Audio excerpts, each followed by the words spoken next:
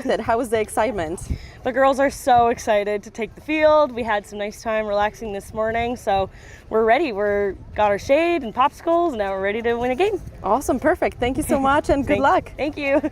And kind of hosting the tournament here this weekend for PI Rugby. Awesome. How has it been organizing this event and having to see it come true to life? Yeah, it's awesome to really see everything come together. Our Atlantic tournaments have grown so much that we've kind of changed our format as of last year. So to see just so many young athletes from around the Atlantic region getting the opportunity to play rugby, especially with our U15 divisions now, and getting to have that experience at such a young age is just super exciting to see. Awesome. And you have your own team playing as well? Yeah, so this is PEI's first time having a U15 team in this tournament. The girls are having a great start so far and looking forward to see what they do throughout the rest of the tournament. Awesome. Thank you. Well, go PEI. Awesome. Thank you. Awesome. And we're here with Dan, one of the refs. Could you tell us about your experience so far? Yeah, I've had a really great time. It's really hot out, but I find the atmosphere here was pretty good considering all the heat and tiredness and all that. It's been a fun time. Awesome. Are you a player yourself? Yeah, I play, I'm currently playing U19. So we were over in Newfoundland not too long ago. I play senior men's, so lots of experience. How is it watching the younger generations get into the sport? I think it's really cool because when I was playing, I was like, wow, these guys are pretty close to my level. But now when I look back, I was doing a U15 game the other day. It was high skill level. Very, very impressive to see that. Awesome, perfect. Thank you so much. Yeah, no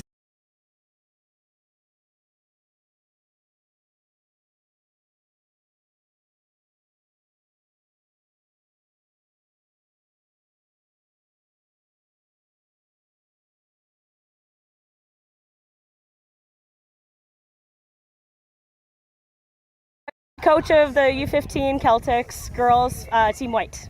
Awesome. Yeah. How has it been going so far game-wise? So far, so good. We played one game yesterday where we tied New Brunswick 19-19. This will be our first game of the day against New Brunswick 1, so we're getting excited. We're looking good.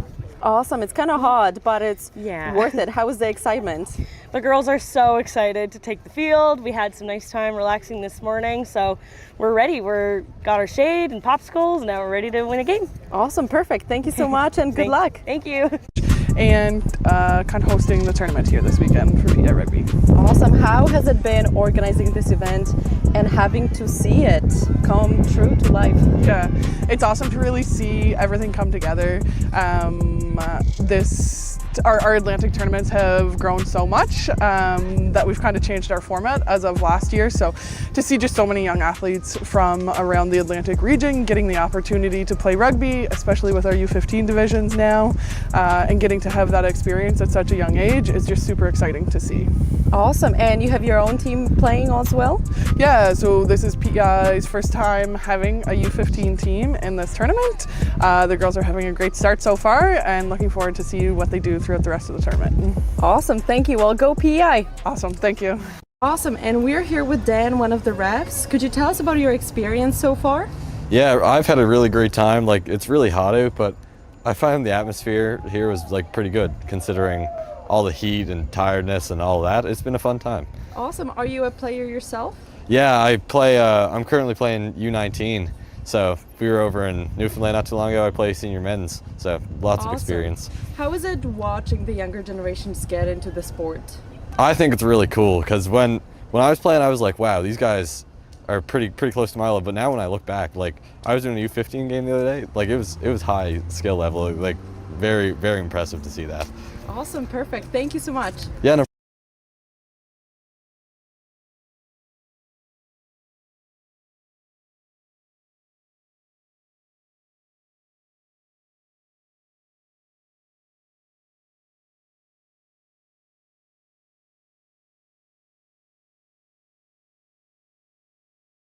Coach of the U15 Celtics girls, Team White.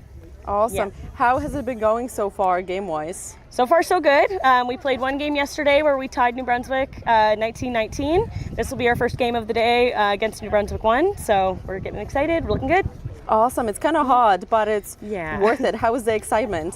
The girls are so excited to take the field. We had some nice time relaxing this morning, so we're ready. We're got our shade and popsicles. Now we're ready to win a game. Awesome, perfect. Thank you so much and good luck. Thank you.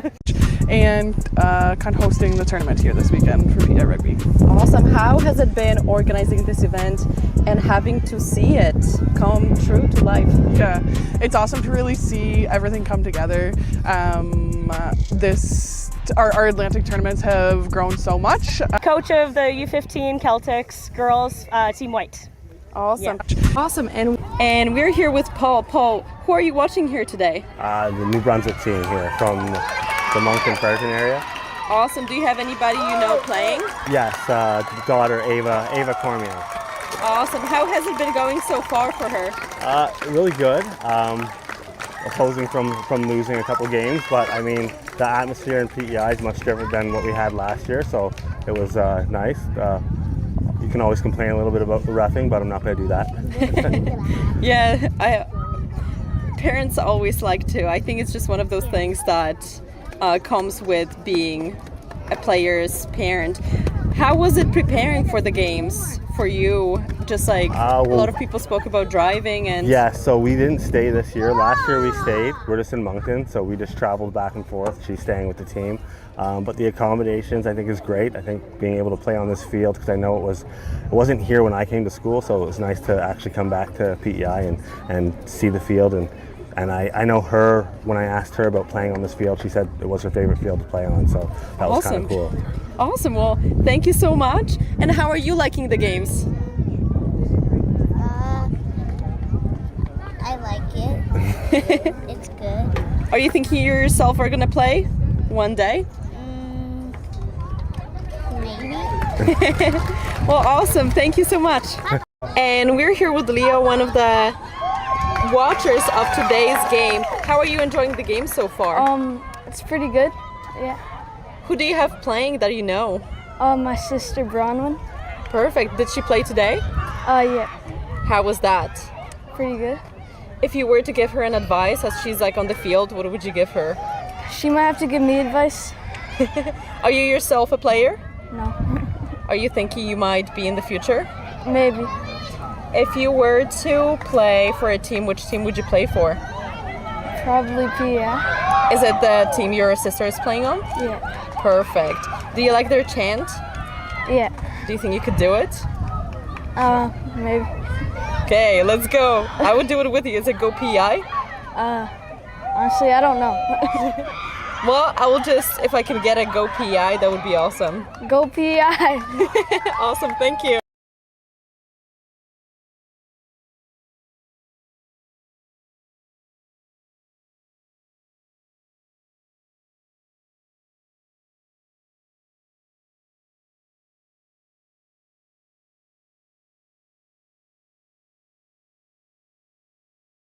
Coach of the U15 Celtics girls, Team White.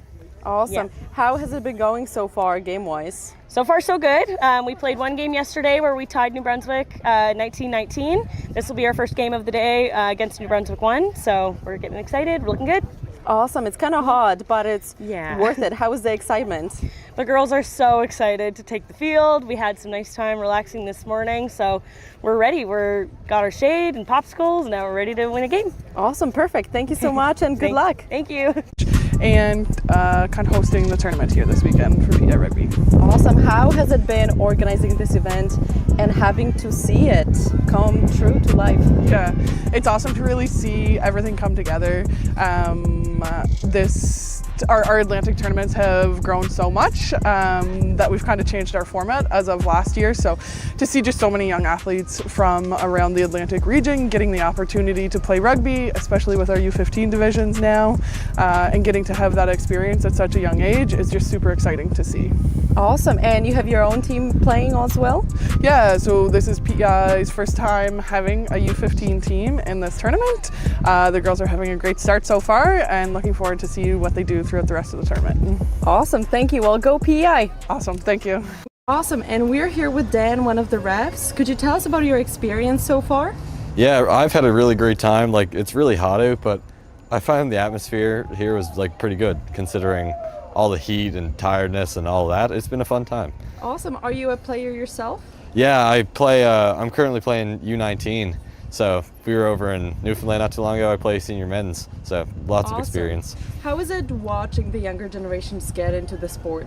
I think it's really cool because when I was playing, I was like, wow, these guys are pretty close to my level. But now when I look back, like I was doing a U15 game the other day, like it was high skill level, like very impressive to see that. Awesome, perfect. Thank you so much. Yeah. No. And we're here with Paul. Paul, who are you watching here today? The New Brunswick team here from the Moncton Ferguson area. Awesome. Do you have anybody you know playing? Yes, daughter Ava Cormier. Awesome. How has it been going so far for her? Really good. Opposing from losing a couple games, but I mean the atmosphere in PEI is much different than what we had last year, so it was nice. You can always complain a little bit about the reffing, but I'm not going to do that. Yeah, parents always like to. I think it's just one of those things that comes with being a player's parent. How was it preparing for the games for you? Just like a lot of people spoke about driving and... Yeah, so we didn't stay this year. Last year we stayed. We're just in Moncton, so we just traveled back and forth. She's staying with the team. But the accommodations I think is great. I think being able to play on this field, because I know it wasn't here when I came to school, so it was nice to actually come back to PEI and see the field. And I know her, when I asked her about playing on this field, she said it was her favorite field to play on, so that was kind of cool. Awesome. Well, thank you so much. And how are you liking the games? I like it. It's good. Are you thinking you yourself are going to play one day? Maybe. Well, awesome. Thank you so much. And we're here with Leo, one of the watchers of today's game. How are you enjoying the game so far? It's pretty good. Yeah. Who do you have playing that you know? My sister Bronwyn. Perfect. Did she play today? Yeah. How was that? Pretty good. If you were to give her an advice as she's like on the field, what would you give her? She might have to give me advice. Are you yourself a player? No. Are you thinking you might be in the future? Maybe. If you were to play for a team, which team would you play for? Probably PEI. Is it the team your sister is playing on? Yeah. Perfect. Do you like their chant? Yeah. Do you think you could do it? Maybe. Okay, let's go. I would do it with you. Is it Go PEI? Honestly, I don't know. Well, I will just, if I can get a Go PEI, that would be awesome. Go PEI. Awesome, thank you.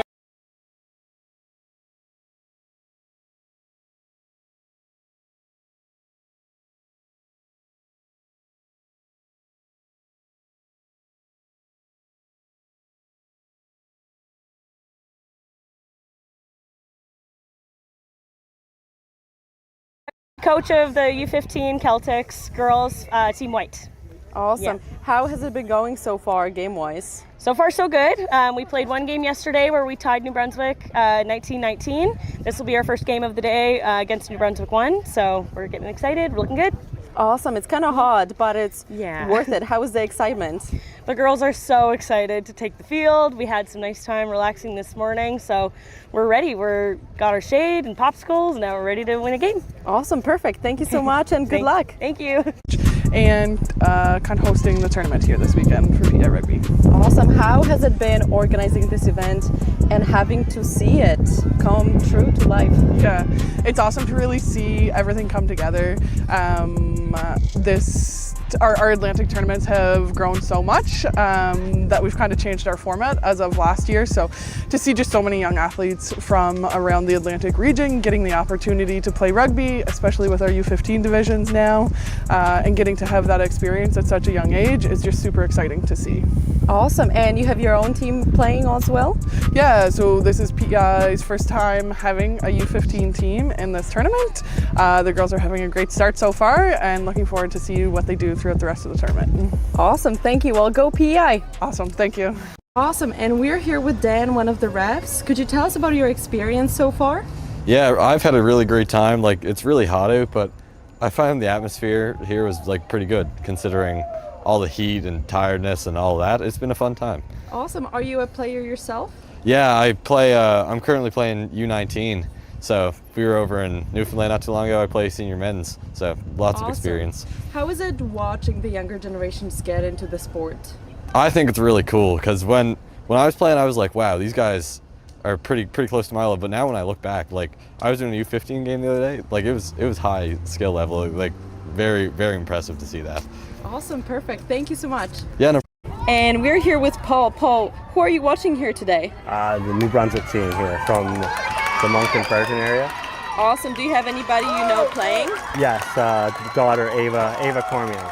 Awesome. How has it been going so far for her? Really good. Opposing from losing a couple games, but I mean the atmosphere in PEI is much different than what we had last year, so it was nice. You can always complain a little bit about the reffing, but I'm not going to do that. Yeah, parents always like to. I think it's just one of those things that comes with being a player's parent. How was it preparing for the games for you? Just like a lot of people spoke about driving and... Yeah, so we didn't stay this year. Last year we stayed. We're just in Moncton, so we just traveled back and forth. She's staying with the team. But the accommodations I think is great. I think being able to play on this field, because I know it wasn't here when I came to school, so it was nice to actually come back to PEI and see the field. And I know her, when I asked her about playing on this field, she said it was her favorite field to play on, so that was kind of cool. Awesome, well, thank you so much. And how are you liking the games?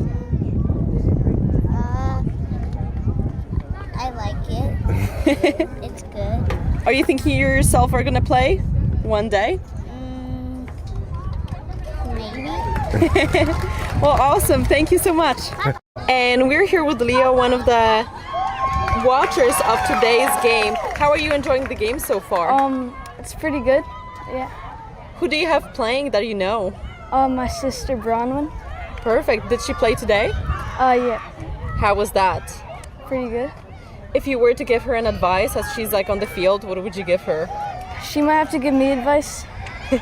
Are you yourself a player? No. Are you thinking you might be in the future? Maybe. If you were to play for a team, which team would you play for? Probably PEI. Is it the team your sister is playing on? Yeah. Perfect. Do you like their chant? Yeah. Do you think you could do it? Maybe. Okay, let's go. I would do it with you. Is it go PEI? Honestly, I don't know. Well, I will just, if I can get a go PEI, that would be awesome. Go PEI. Awesome, thank you.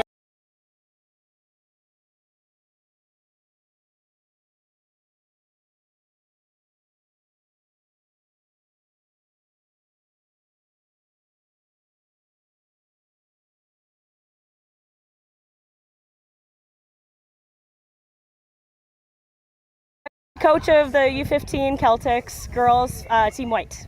Awesome. Yeah. How has it been going so far, game-wise? So far, so good. We played one game yesterday where we tied New Brunswick 19-19. This will be our first game of the day against New Brunswick 1, so we're getting excited. We're looking good.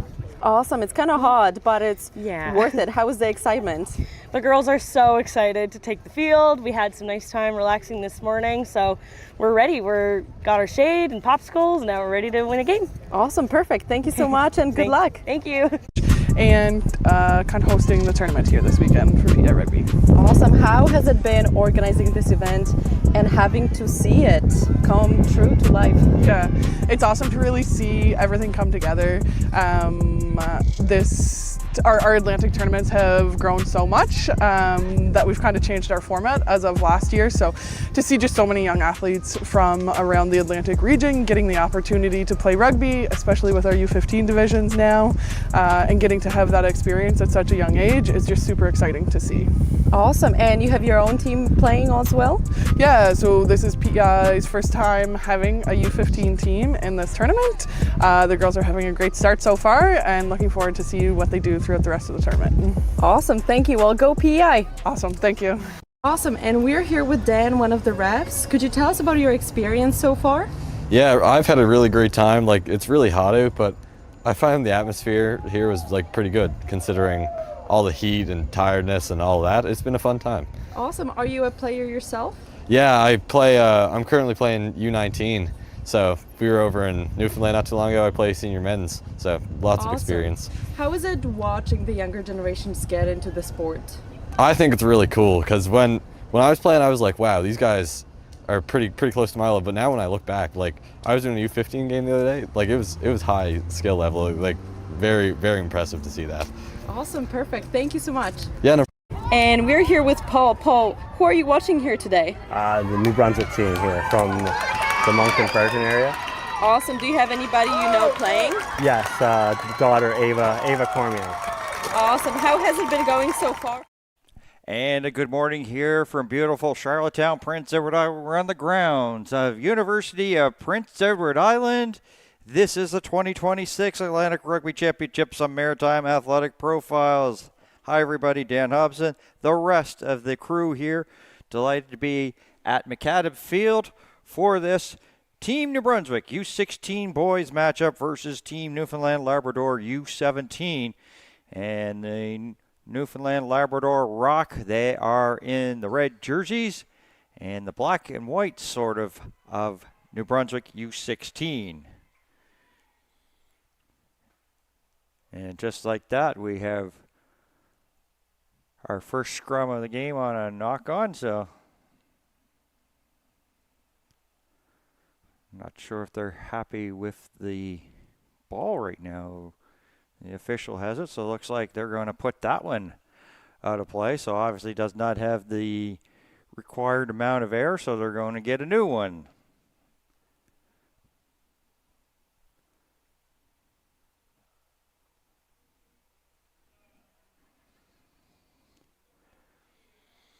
And so after, well, now they got two balls out there, so see if this is sort of meets the requirements.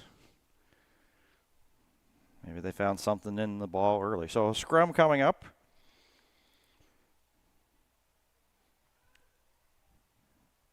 Near the 22. Temperature 22 degrees at game time. Humidex of 28. Not going to be as humid as it was yesterday, but still definitely things to consider as Stymus has difficulty handling that pass a little bit off his fingertips. So New Brunswick U16 is going back to the 10. Henry George. And looks to be a penalty against New Brunswick U16. So will be rock ball and out to go 10 back.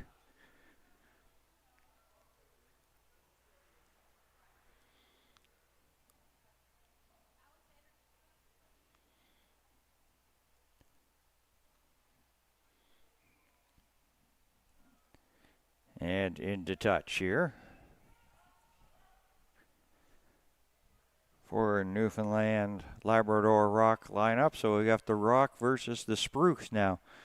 Noon, of course, Nova Scotia was the Celtics, Newfoundland was the Rock, and then get here the championships. The Spruce is what New Brunswick is called, and Abbeys is what Charlottetown or Prince Edward Island is called. So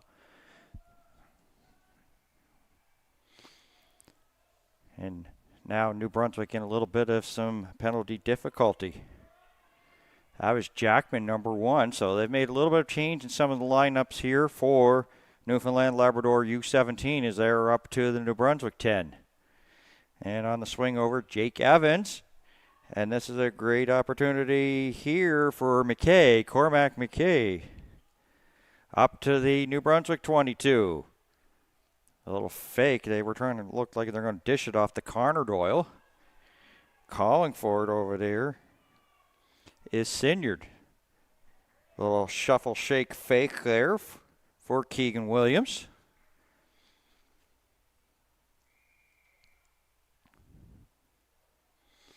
And all of a sudden another New Brunswick U16 penalty. So that's 3 here on this, and it's really helping Labrador, Newfoundland, U17 Rock.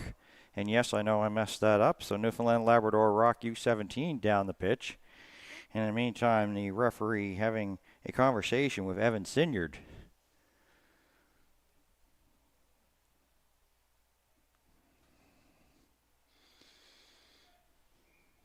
And that one with lots to spare goes into the stands here at McAdam Field. This field's set up back. I remember seeing it in the Canada Games back in 1985. So to finally get a chance to be here after seeing it, because that's where sort of my passion for this business sort of started, was watching some of the coverage of the Canada Games and watching a lot of the coverage that was on CBC. It was just one of the things that sort of helped me pursue this industry, and to be here is just one of the great, sort of check marks in my career. Evans on the swing out, and New Brunswick U16s with a pushback here, bringing it back up here to the 22, but once again, another penalty. So they were doing good, sort of pushing Newfoundland Labrador Rock back, and then they get a penalty. Now the referee talking to Stymus. And as I said, this is more not really much in terms of definitely penalty trouble. This is, I believe, the 4th penalty against him, so that's given up like 40 yards, and you can see that this is going to make things very interesting and tough here for the U16s of New Brunswick. Connor Jackman up there, they're going to do a little tap and go with him. Yes, they are. There he goes, and they're going to try to push the pile, and he gets it in there for the try. So as I said, penalties can get you in trouble as Connor Jackman puts it in for the first try of the game.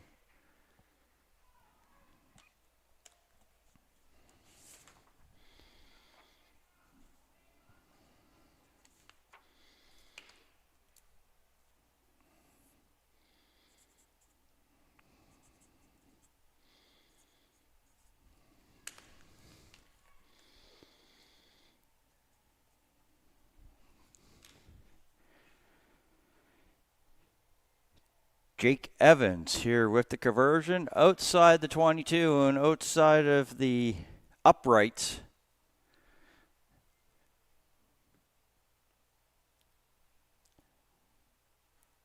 The orange cleat kicker.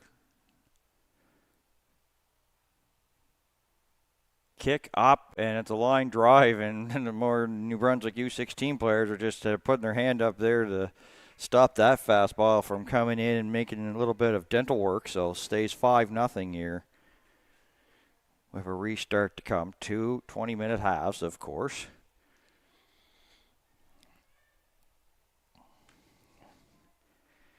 And another day of pretty much 2 games for all the teams. So 1 on Thursday, and then each team pretty much plays 2 here on Friday and 2 today. So very important to stay hydrated. Very, very important to stay also injury-free as much as possible, and make sure you still have enough in the tank, as Jackman has been a force here. He's got the try and got up to the midfield stripe, and they hand it off. Keegan Williams, quick pass to the outside. That's Holden. Luke Holden brought down just shy of the 22. Noftel in the lineup. A little shimmy shake fake there by Allward. A few more passes and a tackle there that Sinyard has brought down as they're pushing it back to the 10. This was the thing that was great about New Brunswick there on the, even though that Newfoundland Labrador Rock scored, they were sort of defending it. It just got into some penalty trouble, and there they are trying to bring down Chase Jackman again. Easier said than done, and another penalty here to New Brunswick, back 10. Penalties, the issue here so far. The tap and go there with Jake Evans.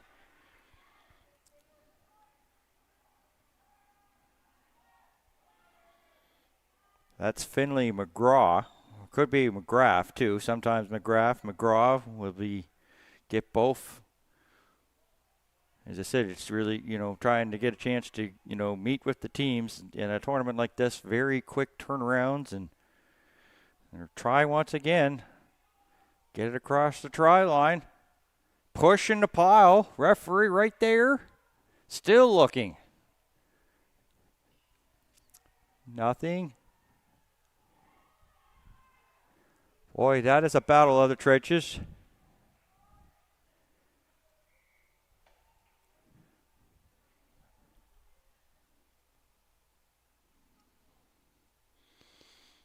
And it's going to be, as the referee talks it over, we'll see what call they make. It looks to be a yellow card, so that makes it even harder here. So New Brunswick now going to have a player in the sin bin. So they're down by 5, down by a man. And speaking of down, as we'll stick with that downward, Newfoundland Labrador Rock down into New Brunswick U16 territory.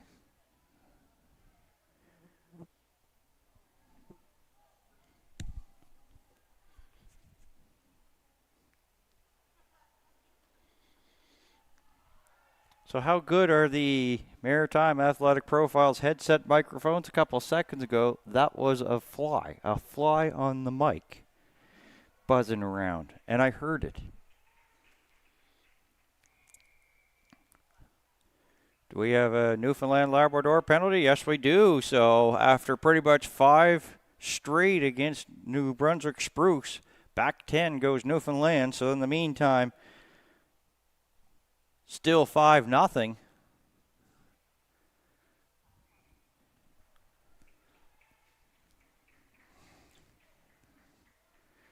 And New Brunswick sending it down from the depths of their try line.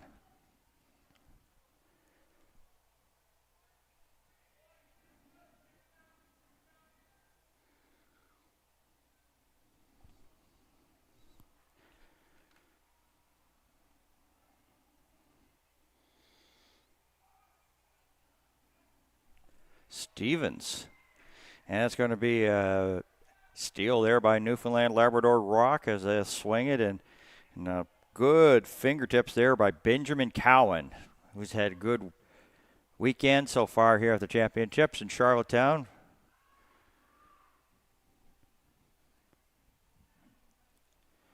Not much going there for Duncan Batten.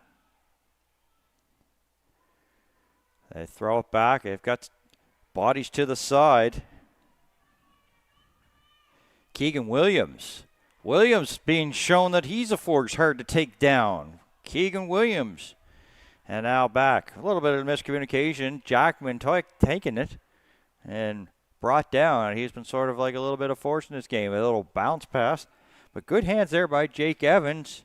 And a tap and go penalty. And there goes Evans again. And I think it was a big tackle there. This game, maybe a try tackle by Clark McCarville, bringing the player down. In the meantime, Dak the other way. The Rocks get it down for the try. They have, of course, the man advantage, and they used it to their advantage, and they get the try, making it 10-0.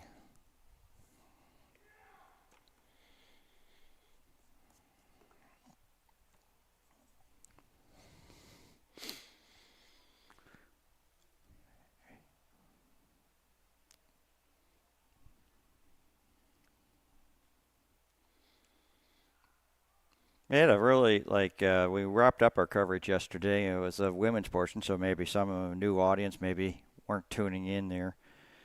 There was a little bit of a water break, and the New Brunswick team was trying to catch Prince Edward Island, so there they were, having to run as quick as they can, carrying the water coolers off the field as New Brunswick was trying to go up-tempo, trailing at the time in that match. It was a very tough one there for the New Brunswick U16, so...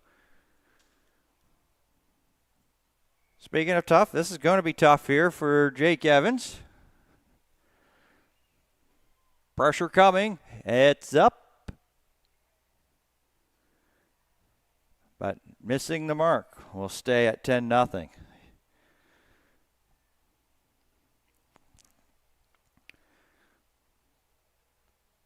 So you best have known that even on these little bit of breaks here after tries, you're going to have to hurry off the field. And both teams, I think, were here, maybe seen that, or maybe heard of that, because everybody's all sort of in the same facility here on the grounds of University of Prince Edward Island. So we've got a restart here coming up.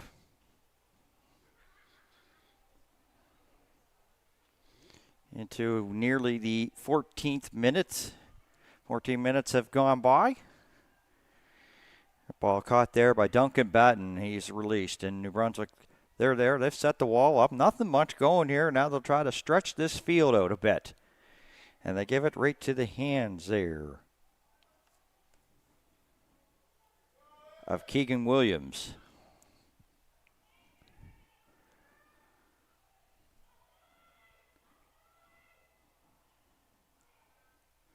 Benjamin Cowan had it momentarily, and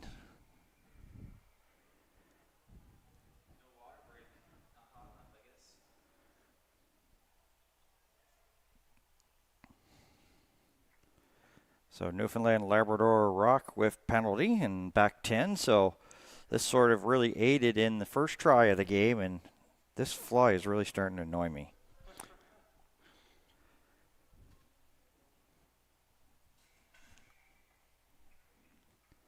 There's the line out, and some of the coaching staffs are looking at it, thinking, and we were sort of talking off air about possible water breaks, and well, we're now at that juncture, maybe just a little bit over the halfway point. We were at the 14-minute mark previously, so here we are, first water break of the day. As I said, with the Hubert Extra 28, this is going to be pretty much the norm, even though we have two 20-minute halves, but it sort of like breaks the game down to like 10s. Right around the 10s, you have a water break, and then 10 minutes, you have halftime, and then 10 water break, and then 10 the end of the game. So, and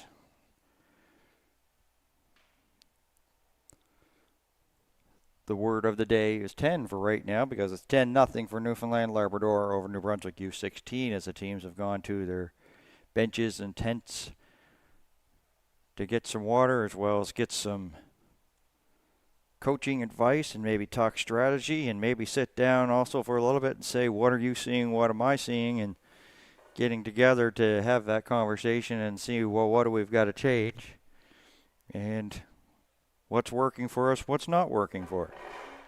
Pretty much normal, usual conversations.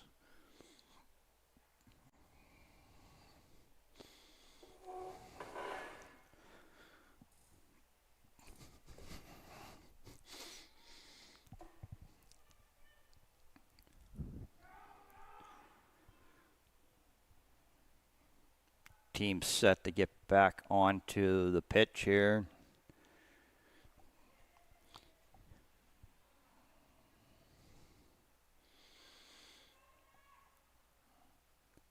Now, we've seen a lot of like the weekend action, whether you're talking girls or the boys, of a U16 team taking on a U17 team, and seeing sort of like the U17s, you know, some of them dominating, and then some of them are just close matchups, but they're, what I'm trying to say basically here is, I'm getting tongue-tied.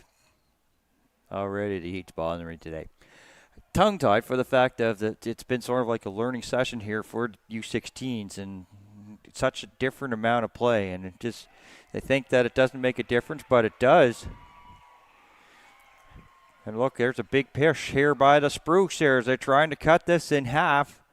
Flung to the outside, picked up on a bounce. Good hands there. And now, once again, they've got something maybe possibly brewing to the outside. Try to get a stiff arm. Thompson, Miles Thompson, was going for that corner as he was trying to get away. So all of a sudden, the defense converging here on this side. And run was Chase Thorne. Thorne trying to put it down. Thorne still inches shy. Now they try to go short again. Referee right there watching.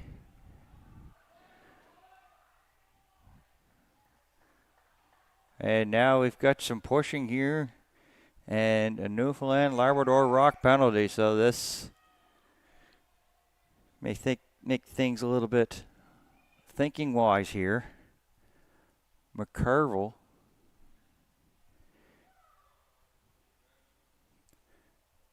Oh, it's going to be a scrum here. What a moment that was for New Brunswick, getting close. Got a good push, and this where maybe where the U17s here at the championships have a little bit of advantage here has been the scrums. But this is a big one here, especially for the team trailing by 10. As we know, we're into the late stages here of this first half, looking here to try to cut this margin down and bring it down to a 5-point game by half. And because sometimes, of course, you get it down to single digits. Doesn't matter what sport you're talking about, whether, whether you're talking rugby, whether you're talking like football, basketball, you get it down to single digits, it may stand a chance. Here's Stymus, and he won't be denied. Stymus puts it down for the try. Griffin Stymus.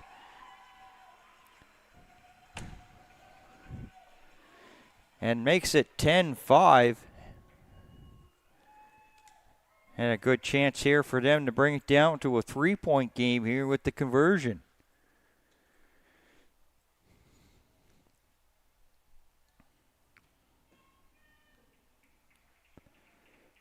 So that's a big-time play that got the response here from the Spruce.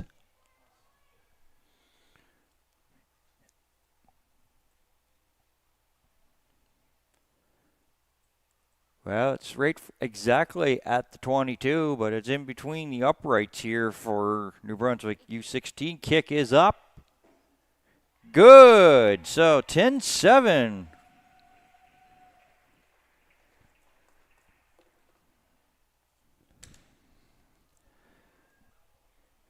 Three-point game. And a restart to come. So now you're thinking here in New Brunswick, maybe can you get it down and maybe get it down within the 22 here and maybe try to go for a field goal to tie it. That's a possibility. Or go down and score.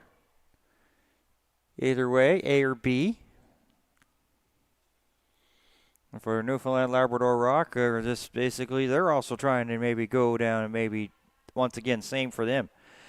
Haven't seen that we're going to look at it to be like one of those things where you're going to try to, take the points if you can sort of game. It doesn't seem to be looking that way yet, but could be later on in the second half. Oh, there's a one right off the head, so that works to be like a scrum and as a knock on, and it's like, as I said, some of the conditions yesterday, very, very wet and with the humidity right around 40 made conditions difficult to catch, and that was almost a case in point this time here.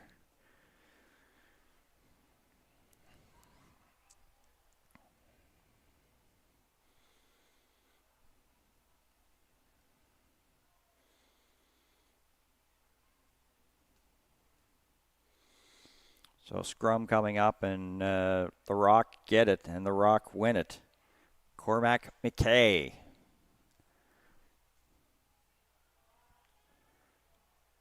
New Brunswick pushing the pile back. They've been getting some great pushes, both on the defending side as well as the attack side here. And New Brunswick's going to come up with a steal and get it up to their 10. So now advantage New Brunswick and a penalty to Newfoundland Labrador Rock.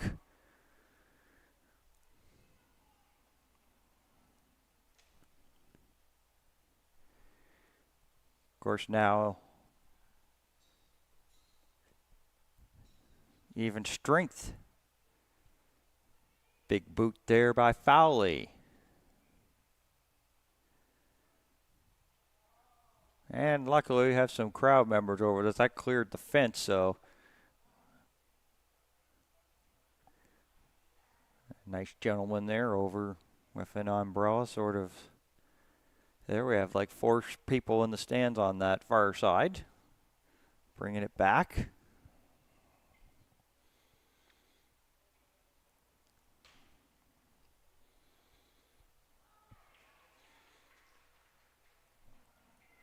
Desmond, Tim Desmond. Fowley, he is met there by Keegan Williams.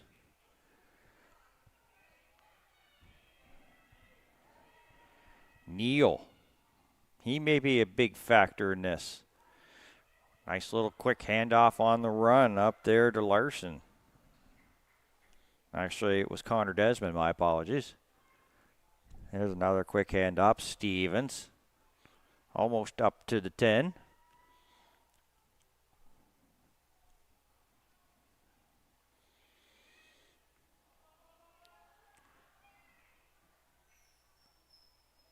New Brunswick U16 trying to get it back up to the 10. We know we're getting to the late stages here of this first half, and plays call. We got a knock on, so there'll be a scrum in between midfield and the 10-meter mark.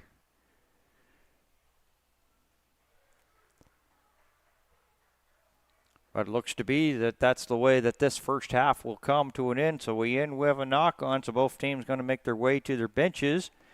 And we will step aside here. We'll be back with the second half of this one. Looks to be in for a great finish between Newfoundland Rock and New Brunswick U16 Spruce, with the Rock leading by 3. This is the 2026 Atlantic Rugby Championships here on Maritime Athletic Profiles.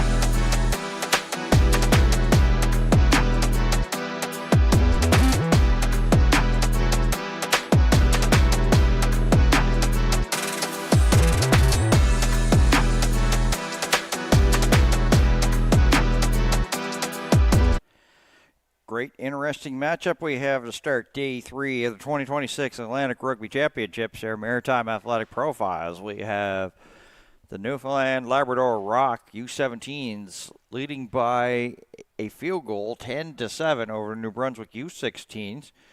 Pretty much the story there for this matchup was the early going, the penalty trouble that the New Brunswick U16s got into. That player got sent to the sin bin. And that sort of really resulted in the first try for Newfoundland Labrador Rock. So they were up 10. And then it seemed like at the water break, which came around about the 14-minute mark of that first half, New Brunswick U16 cleaned up their game, not taking as much penalties, and Newfoundland was in the penalty trouble. So that's sort of where we stand. 10-7, in for a good finish in this one. And now it seems to be that after almost like 5 straight there by New Brunswick U16, Newfoundland Labrador Rock now find themselves being backed up 10.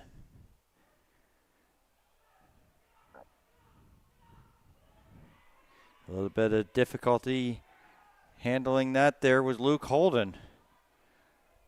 As I said, the kicks maybe a little bit harder to handle here, like on the receiving side, when your arms are kind of a little bit more wet. And there was occasions yesterday that saw players wipe their hands on the grass, and I'm not sure how efficient that was in terms of getting their hands dry. As Kearney into this match, number 25 for the Rock, had difficulty.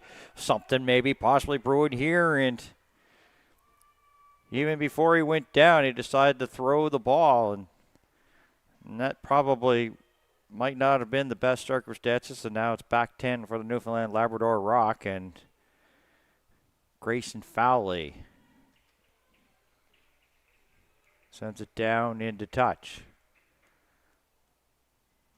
And Parker Phillips in a little bit of discomfort there for the Newfoundland Labrador Rock as he's trying to walk it off. Had his hands on his knees momentarily. He's gone to the flag on that far side of the 22. New Brunswick U16 line out here. And they'll go short there. Dylan Neal. And Neal sort of pushes the pile briefly.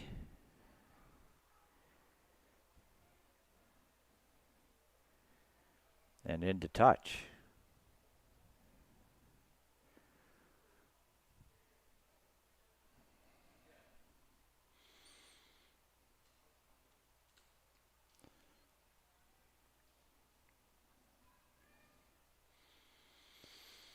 Line out and bringing that one down was Peter Doyle.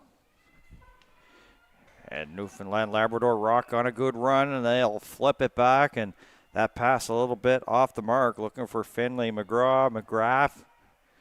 And following up here is Luke Holden. Holden trying to get it up to midfield. Newfoundland Labrador Rock leading by 3, looking here to strengthen this lead. On the run, Jake Evans. It's actually tapped back, and, well, there's going to be a New Brunswick U16 penalty, so back 10 they go. So almost like a carbon copy of the way that this game sort of started. The second half is starting here for New Brunswick.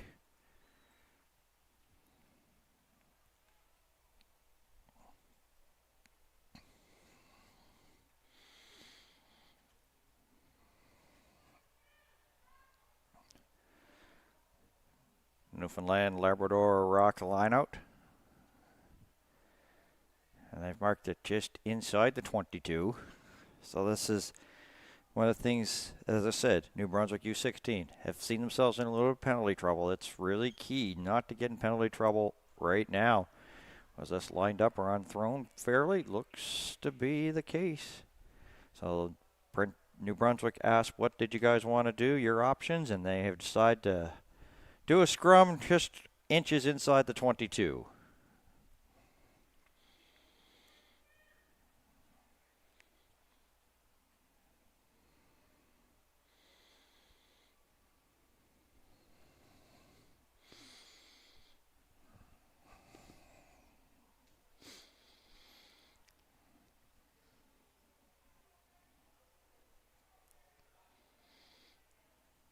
New Brunswick Spruce pushing the pile. Oh, the pile collapses, so I imagine that will be a redo.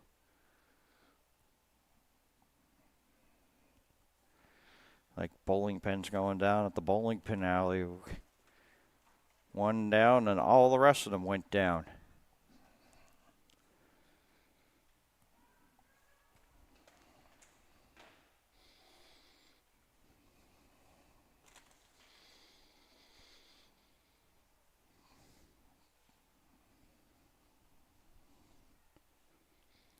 Now, originally on our schedule here today for day 3 of the championships, we were going to have 9 games. We'll have 11. We'll have 2 U15 Rugby 7 matches coming up this afternoon. Originally, they were scheduled to be at the turf field, of course, which is the home of the UPEI Panthers men's and women's soccer team.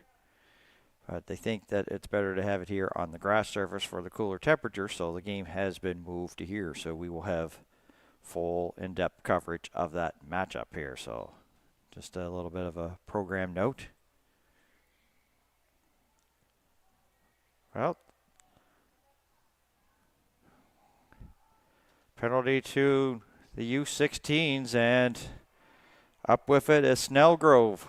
Snellgrove, inches, yards away, numbers to the outside, and getting it down and awarded the try is Parker Phillips for the Newfoundland Labrador Rock.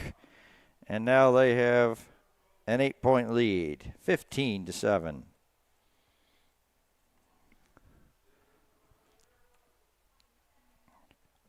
As I said, you get penalties inside the 22. How costly can they be? You've just seen pretty much firsthand, and that's one of the things that I think the, U16 of New Brunswick. So they'll look back at this tape and say, it was just some of these, little penalties that sort of just backed up, and penalties at the wrong time, and they cleaned them up there in that late stages of that first half, and it just sort of has got in again. But I mean, this is a younger team against a U17 team. You've got to really remember that. And like in talking to some of the folks there in between breaks at half times or in between games, and hearing them say that, well, it's a different match altogether with a U16 and a U17 matchup. There is the conversion, no good. So it's a 8-point game, and this is the thing, is that now all of a sudden that has made it so that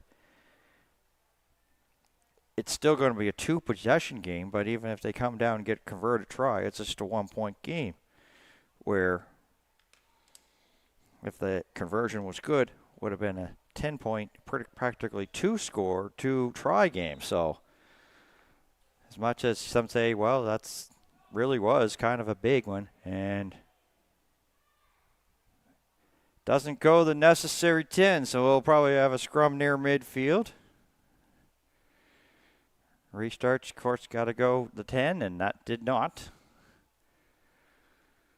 So the Rock discuss it there with the referee of what they're going to do, and they will scrum it out at midfield.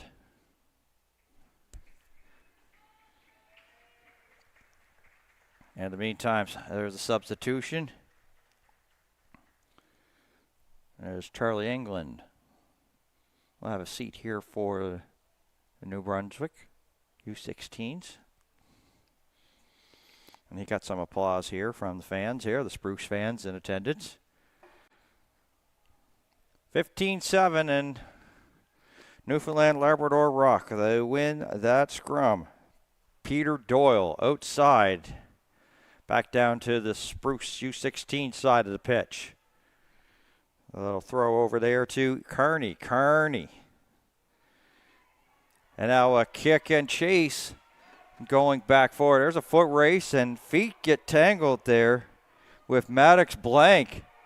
Spruce looking for a call.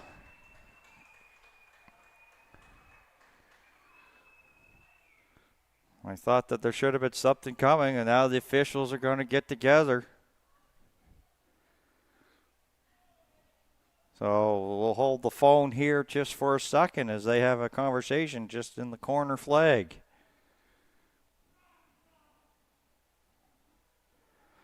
One team is going to make a lot of noise, and one team's going to be mad. One fan base.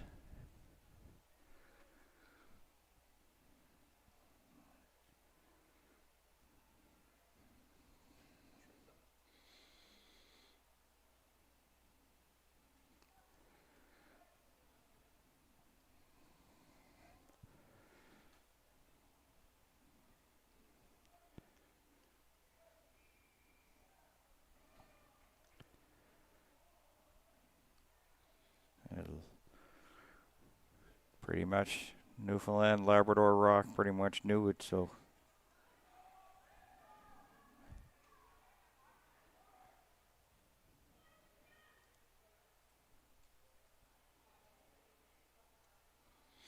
Stymus and the referee having a talk there near the 10.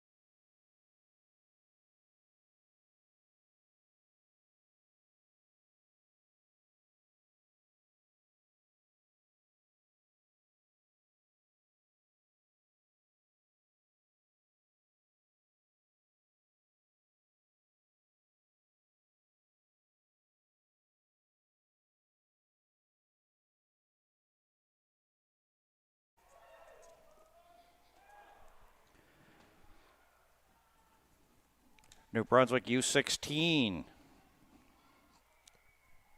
Now down by 13.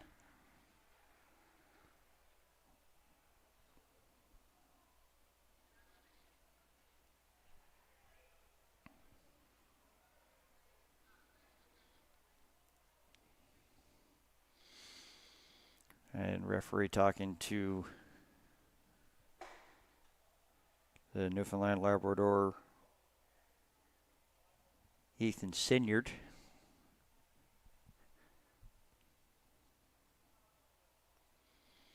A little last look at the watch. Says we haven't had our water break yet here in the second half, and I figured that we would get to this point where all of a sudden, New Brunswick needs points, so they're going to try to go for 3 here, right exactly at the 22, as Tim Desmond is setting the tee down. And you got to like the strategy sometimes if you know that maybe you're in a low-scoring affair where points are points and it helps you. Tim Desmond from 22 meters out. Off the mark. Bounces to the back.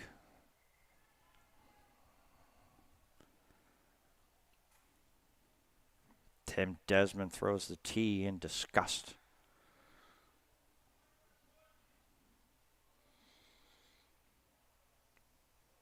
And that's sort of like what the works if it comes across, but then all of a sudden you lose the opportunity to maybe get the try but you're not guaranteed to get the try in the first place. So as you see the teams making their way to the benches, this is the water break.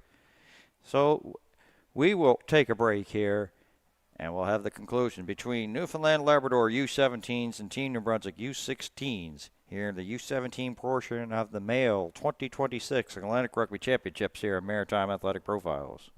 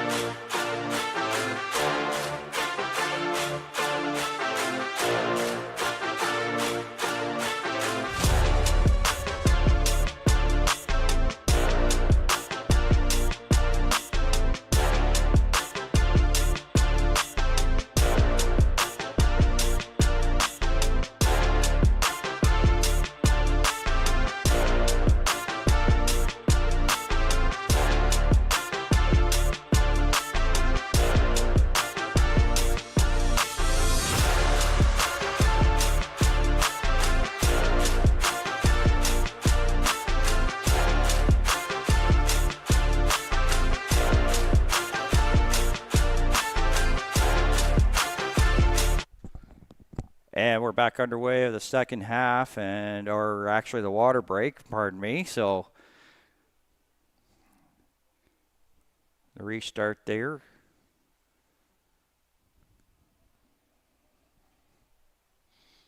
So New Brunswick U16 line out just around the 22 of the Newfoundland Labrador Rock.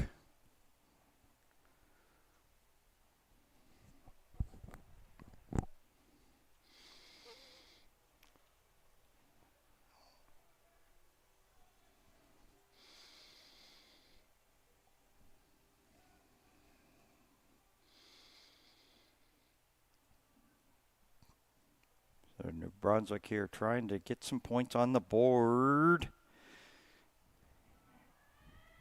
Stymus with a big tackle there was trying to come up with it. There was Ethan Kearney there on the line out. It was tip there back by the rock. And oh, there's a hard one as this. I believe Stuyvesant goes down to the field hard. And no, there's lots of tempers there with that one. It wasn't Stuyvesant, to be honest, pardon me. So I believe might have been Connor Desmond.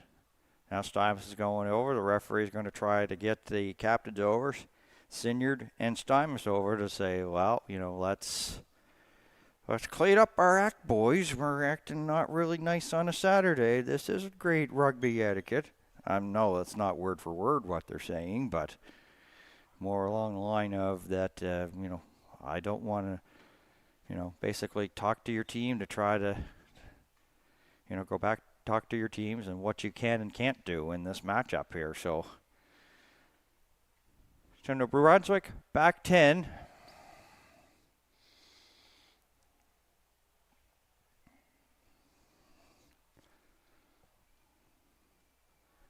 Looks to be that New Brunswick U16 going to try to get a substitution as Gavin Robar is set here on the sideline.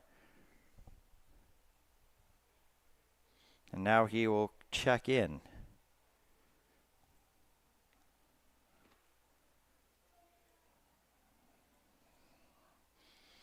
Connor Desmond with the hand slap as Robar gets up there. So, it could be just try to, get it down deep and then give the ball to number 1, Gavin Robar. Maybe the plan for New Brunswick U16 if they get possession of the ball.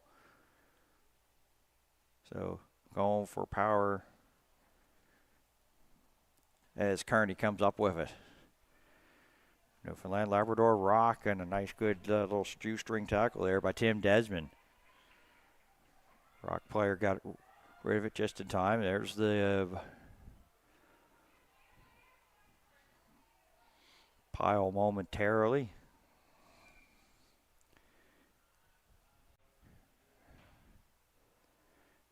And it looks to be that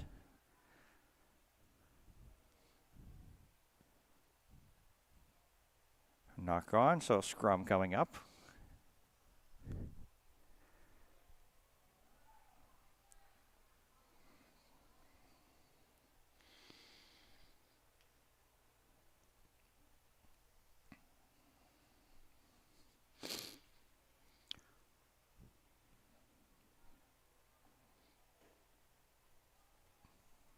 Really, you have to say one of the more competitive U17 versus U16 matchups there this weekend has been this matchup here. So Spruce, they've just been getting better as the tournament goes on, and I know that a lot of teams say, well, that's all you could really ask for. What you play like on day one, you improve on your last day. There's a steal there by New Brunswick U16, so that's a big moment here for them. About to knock on, so here we go, another scrum.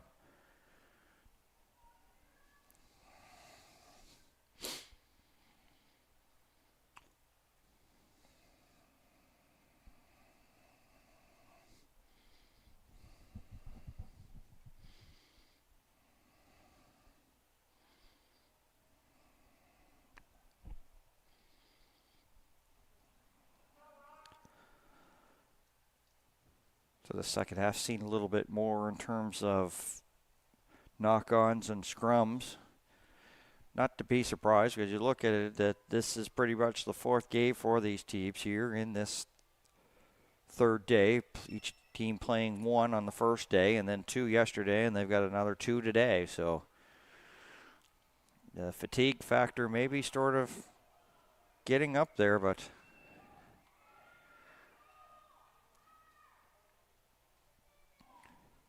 and looks to be another scrum coming up. So, a yellow card assessed here. So it's a penalty and a yellow card. And it looks to be going to William Hayden as he'll go off to the sin bin. Actually, it's not Hayden, so pardon me on that one. It looked to be Hayden. He was in the vicinity of that yellow card. Newfoundland Labrador Rock wanted to make a substitution. Of course, you can't do that. You're down a man, so 2 went off, and 1 man went off, and you can't bring another man on. That's basically be almost like a same amount of players on the field, and of course you're supposed to be down a man. So sin bin, I didn't quite catch the number there.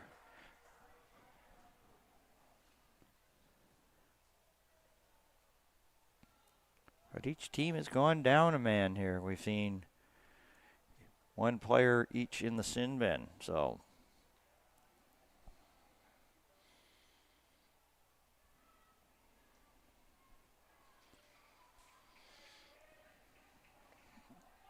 and Newfoundland Labrador Rock heading back down the pitch here.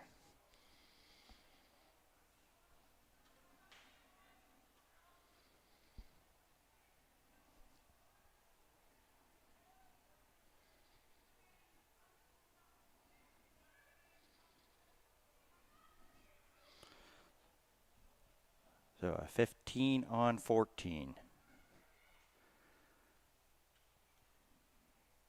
Another line out that hasn't gone fairly, so they've been asked here by Team New Brunswick what they want to do, and they have elected to take this scrum. As I said, we've seen more scrums here in the second half versus the first.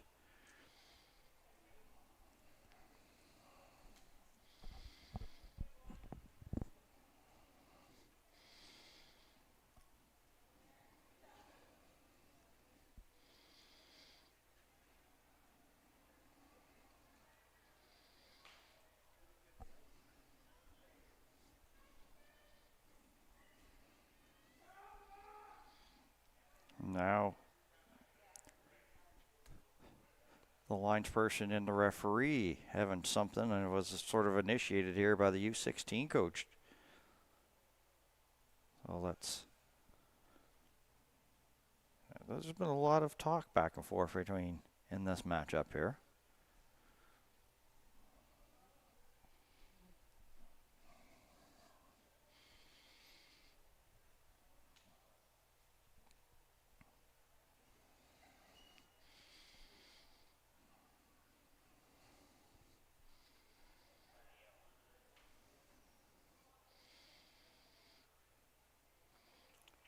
Rock push the pile, get the ball. Doyle, and that's sent down.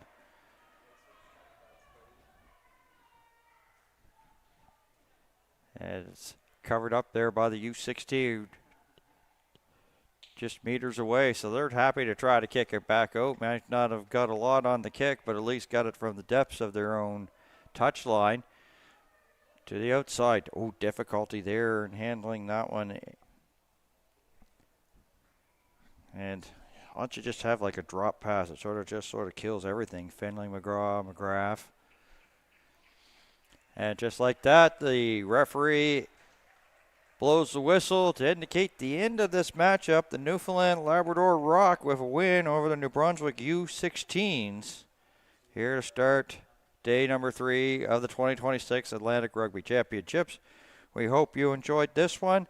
And for the entire crew here at Maritime Athletic Profiles, my name's Dan Hobson. Thank you for tuning in, and so long from Charlottetown.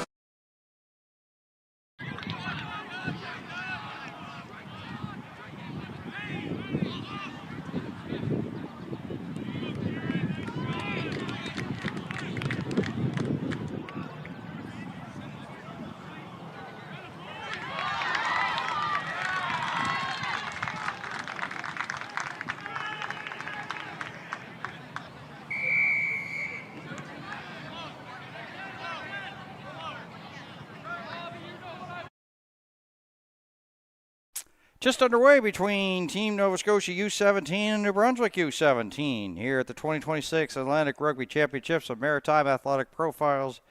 Dan Hobson just getting the last of the lineup information. Only one lineup change.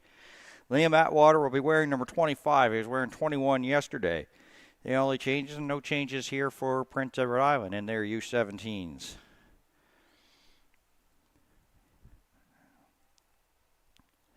Scrum here near the 22. Big hometown crowd here in attendance for this one to watch the Abbeys and the Celtics. Dirk van der Walt here. There's the tap and scrum underway. And up with it there is Foucher, who had a try yesterday for this Nova Scotia team. Last time that we looked, weather forecast, mix of sun, cloud, possible showers. 30% chance of a shower here today. So, of course, with the humidity, the possibility of that. Daytime heating produces clouds and possibly some showers a little bit later on. Humidex right around 28 right now, last that I looked, but not much in terms of sun out. As McDonald will kick it down, and before the Nova Scotia can make a play, referee has called a foul. Looks to be against Nova Scotia, so back 10. So that's a good stance there for the team from Prince Edward Island.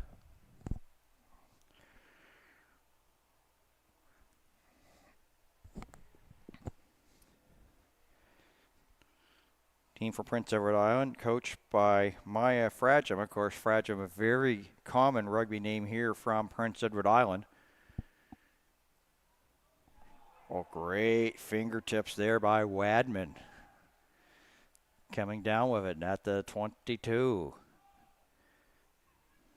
And they flip it over here to Kingston I, who's with the VRU club. That's the Valley Rugby Union. And there's a pitch over to Sam Cross, who's with Tars in the Nova Scotia League. And Prince Edward Island with another steal, so they've turned it over. So Nova Scotia pressing, and once again, Prince Edward Island come up with it. Now hoping to have a little bit of a little more ball control than what they had the first time.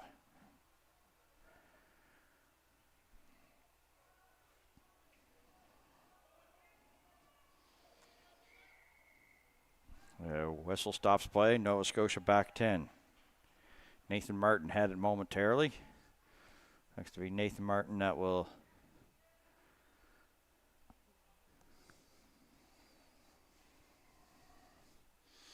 get it into touch.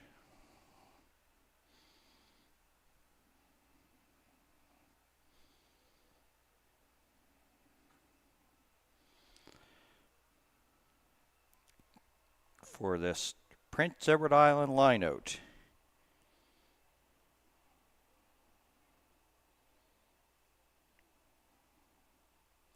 Edison Weeks. And well executed there. Will McElduff swung it out. Has it again. This guy had a really impressive minutes coming in there. Was Liam Moore, based upon our roster here from yesterday, is Prince Edward Island saying there were going to be no roster changes throughout. So we'll see if that's the case.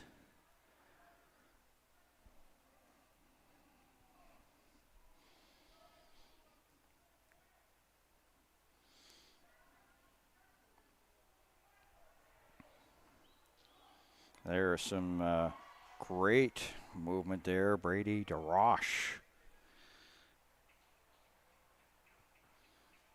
And Breton Hutchison. So now Prince Edward Island finds themselves in penalty. So Nova Scotia have it down. Prince Edward Island territory. About 3 meters shy of the 10-meter mark. And a really good into touch here, as it's going to be down deep in the Prince Edward Island zone. Maybe just about 10 meters from the try line here. As Liam Atwater set to for this line out here for Nova Scotia, as we're looking for our first points between Nova Scotia and Prince Edward Island. U17 males of the 2026 Atlantic Rugby Championships. Bit of a tip drill there by Nova Scotia U17s, and Dirk van der Walt. Once again, Prince Edward Island here have to set up some sort of red zone defense here to stop Nova Scotia here on the press. Anderson not much there, but they're right in the middle, and van der Walt with the throw over there to Sam Cross. Shoestring tackle there made by Gatha Beer.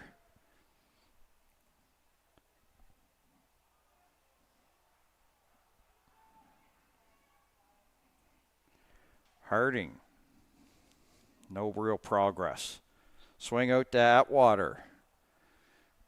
As Prince Edward Island, they're sort of pushing Nova Scotia back, bending but not breaking. Dirk van der Walt. Hugo Montgomery trying to get back some yardage here for Nova Scotia. Oh, difficult pass. And yes, it was knocked on, so that's what defense can do. It'll make you sort of hurry and try to go a little more intense on things and make you probably rush in your decision making, rush in terms of how you're going to execute, and sometimes also maybe running before you have the ball and not taking your eye off the ball results in the knock-on scrum here for Prince Edward Island and Nova Scotia.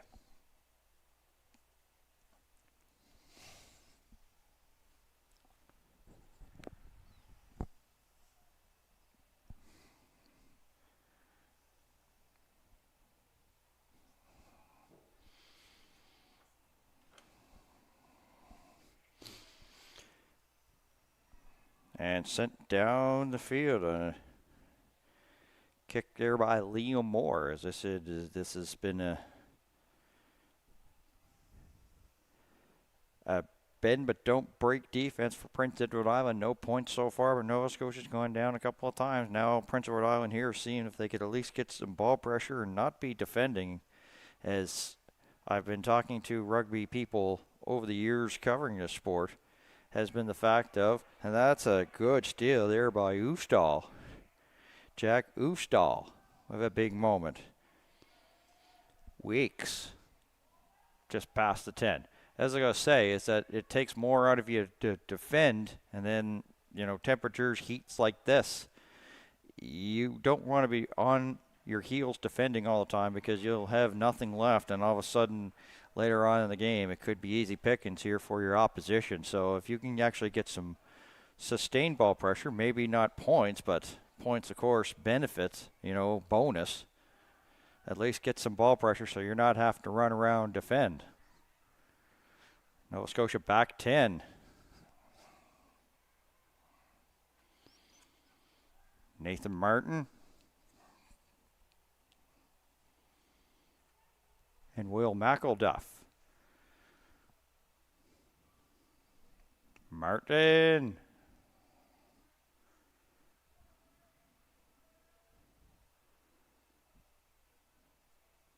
And a good Samaritan over there.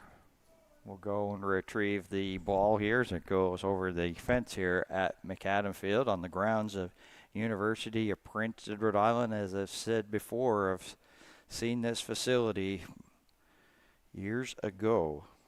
Angus McDonald into the match here.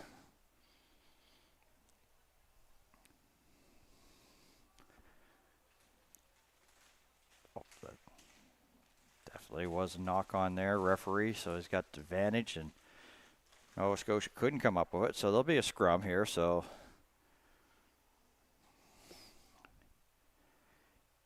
each team gotten it down into red zone territory, and a knock on for each team. So still no points here between Nova Scotia and Prince Edward Island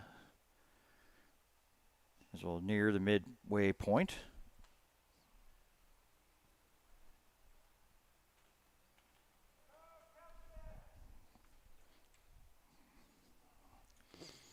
Of course, the clock in the bottom of your corner, not official time. Referee, of course, has that. But it's sort of like used as a guesstimate of where we are. And Nova Scotia with a clean win on the scrum. And look at this. Taking the pile with him. Must have been for about a good 20, 25 meters there. Was Foucher. Chaz Foucher. What a great run that was for him. And now being bounced back there was Sam Cross by Team Prince Edward Island. And now the stiff arm there by Wadman. Just past the 10. Vander Walt.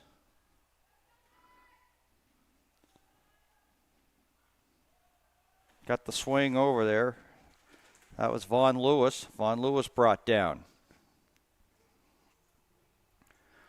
Oh, trying to go for the block there was Nathan Martin on that kick, and it goes right down. Fielded by Prince Edward Island by the 22. There's a tackle made by Michael McIntosh. And as a result of that, it was a knock-on, so a scrum just inside the 10 of Prince Edward Island. And high fives by the Nova Scotia defenders there after that big hit.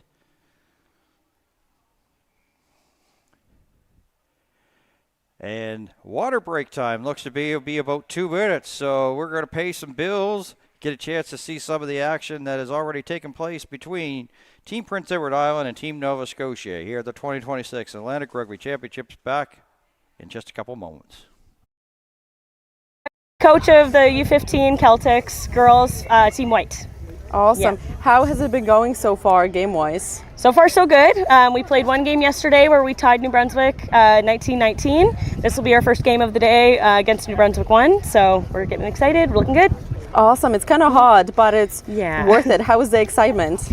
The girls are so excited to take the field. We had some nice time relaxing this morning, so we're ready. Got our shade and popsicles, and now we're ready to win a game. Awesome. Perfect. Thank you so much, and good luck. Thank you. And kind of hosting the tournament here this weekend for PA Rugby. Awesome. How has it been organizing this event and having to see it come true to life? Yeah, it's awesome to really see everything come together.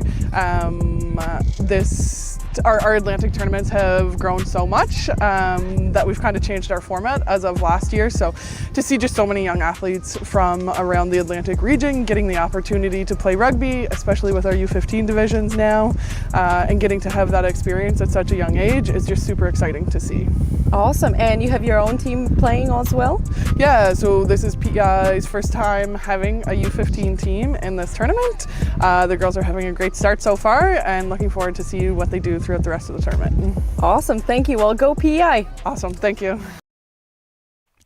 All right, we're back, and of course, you had a chance to see some of the in-behind footage shot there. Of course, our producer, Ella, putting that together. Have an interview there with Elle Murphy, the tournament organizer. We met her last year, Maritime Athletic Profiles crew, when the senior men and women, as well as U17 rugby championships, were at King's Edgehill in Windsor, Nova Scotia. So we've now made the trip over here to Prince Edward Island. Delighted to be here. So she's done a magnificent job of getting these championships already, and this is like a big moment here for the Maritime Athletic Profiles to be in Charlottetown, to be here at these rugby championships, and say we're delighted to be here. So, as you see, playback underway. Still looking for our first points in this one between New Brunswick and Nova Scotia. And if you're Prince Edward Island, you must be happy with the way that this is sort of going for you. You've now sort of cut this game. It's a 40-minute game, 2 20-minute halves. You've survived the first 10, no points given up, because the thing is this is rugby developing here in Prince Edward Island, and they're doing really good here in this matchup, progressing and growing as this has gone on for them. And so if you break the game down, you're giving your team a good chance to win later stages in this. But as I said before, also, you want to make sure that you get ball control. If you're defending, it takes more out of you. And this weather takes a lot out of you, in no doubt about it there, as that's a one-handed catch there by DeRoche. There's a swing over. Looks to be a good, healthy pass there to Nathan Martin. Oh, that's off the fingertips, but right there, Brenton Hutchison had difficulty, but he's upset about that as he's knocked it on. And so momentum there by Prince Edward Island stalled, but it's not really bad news thing, because it looked to be that they were in some little bit of defending mode, and so they get some ball control, makes it a little bit easier here on the bodies later on.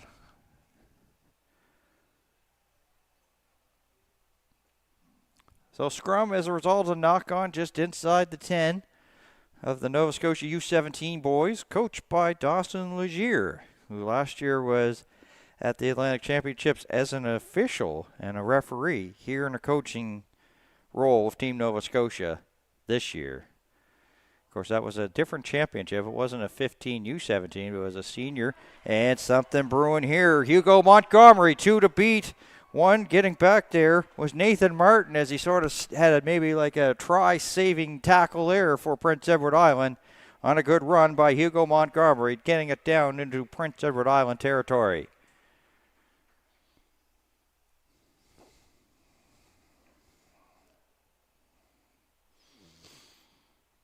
Back near midfield. Is this a successful? No, it is not, as it is blown down, knocked on, and looked to be probably clear advantage here for Prince Edward Island, and the knock-on couldn't take advantage of it, unfortunately. So scrum back onto the Nova Scotia side of the pitch here. And we have substitutions here as Ayrton Stonefield checks in.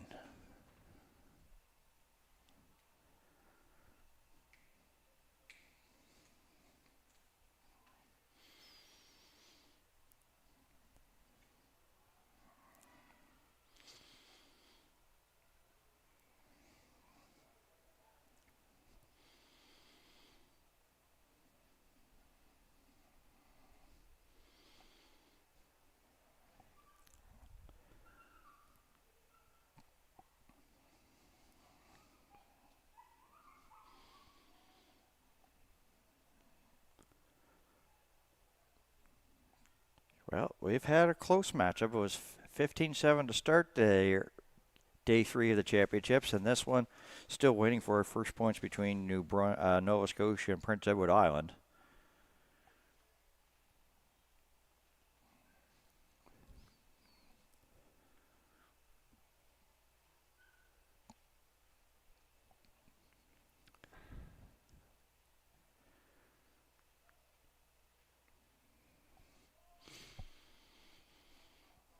Dirk Vanderwalt. Tap to the back as the Hookers get that ball back, and he gets it and receives it. And Hugo Montgomery going to kick it down the field. And one of the first men back is Henry Gatha Beer. Oh.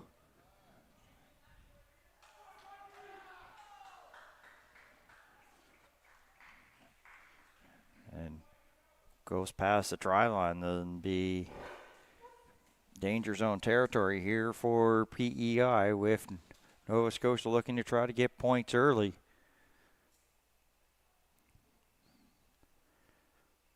They'll play a little bit of a field possession game, you know. Field position game, my apologies. So there it is, a scrum just outside, and Nova Scotia set with 6 wide here on this near side.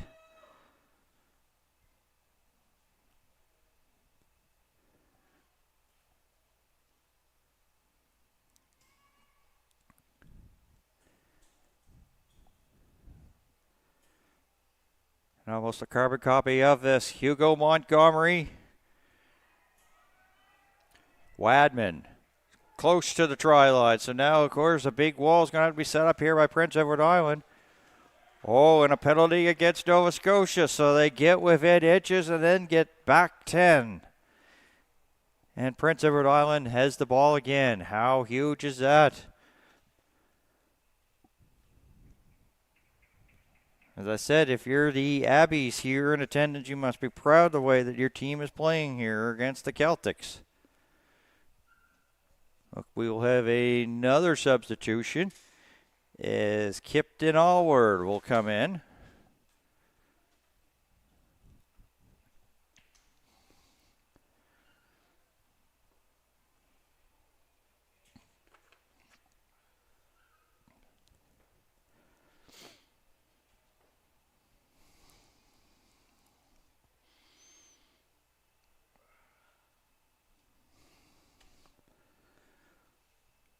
Prince Edward Island line out.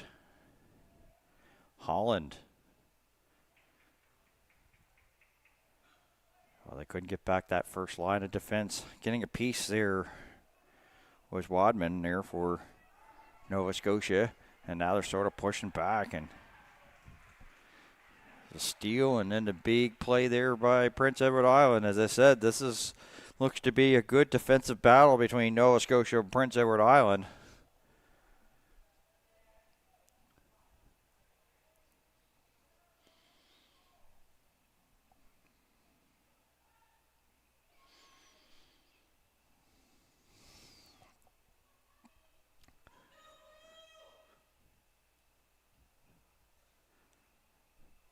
Yeah, it's scooped up off the turf there by Stonefield.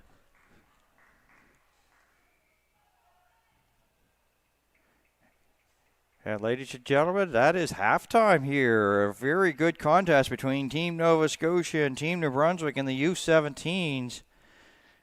And we're right back where we started from, no score. And that's where we stand at halftime. This is the 2026 Atlantic Rugby Championships here at Maritime Athletic Profiles.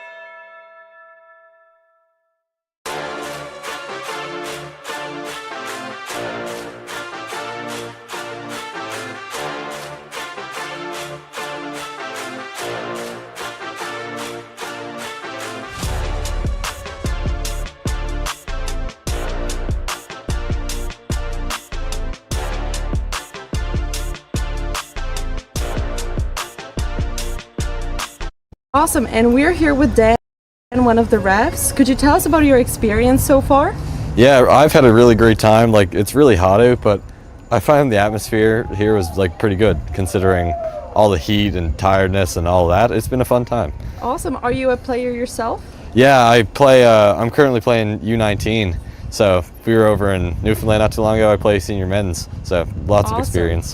How is it watching the younger generations get into the sport? I think it's really cool because when I was playing, I was like, wow, these guys are pretty close to my level. But now when I look back, like I was doing a U15 game the other day, like it was high skill level, like very impressive to see that. Awesome, perfect. Thank you so much. Yeah. No.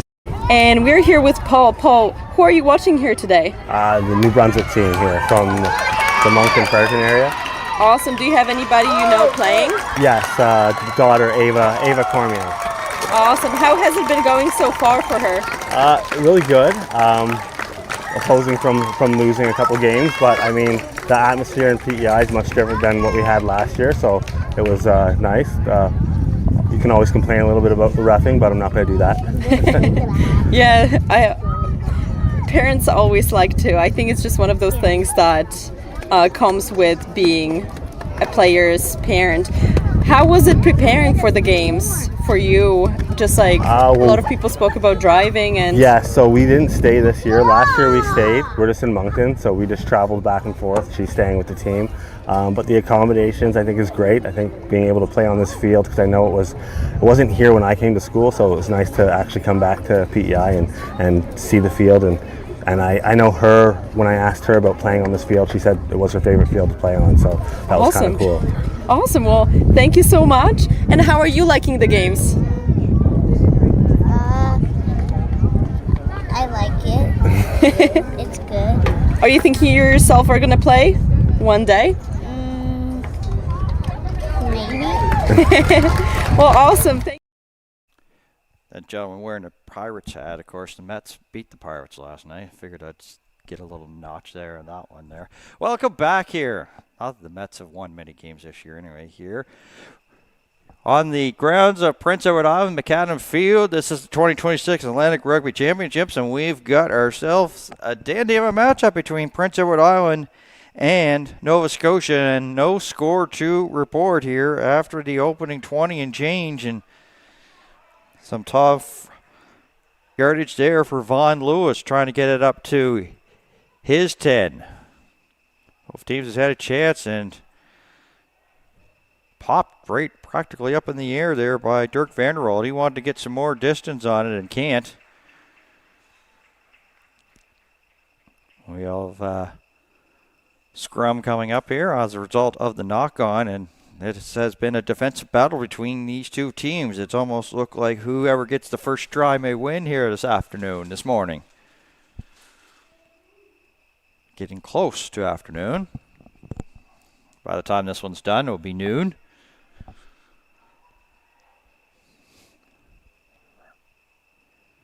Bind.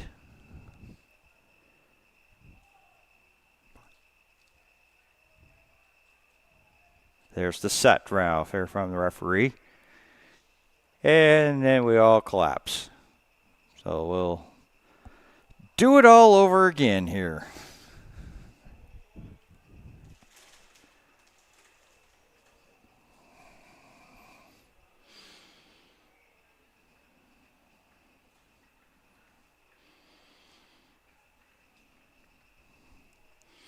Hugo Montgomery went over to the bench. Referee sort of had a little short conversation, so not sure.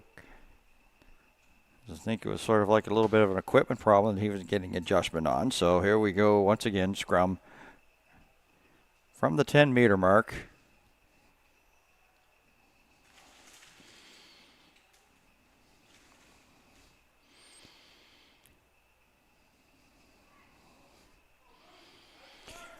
And one there by Prince Edward Island. So Prince Edward Island now on the march. And a Prince Edward Island player down. And really big discomfort. Those battles in the trenches in the scrum. And Nathan Martin, who's been really huge in the success here of Prince Edward Island in this match, down and on both knees.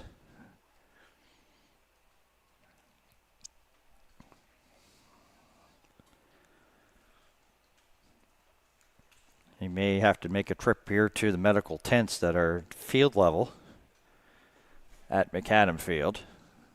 We'll see. He's back up.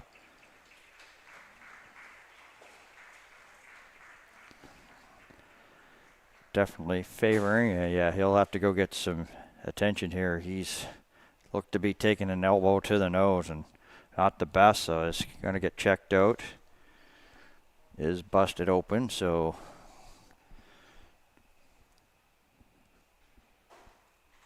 he's not going yet, but he's going to go underneath the tent, so he may be just a quick fix up. But in the meantime, back returning his Ryan Richard. Ryan Richard with the double twos. 22 will take Nathan Martin's spot. Nova Scotia also set to make some substitutions. They've made one, and now they still have three here. That's at midfield.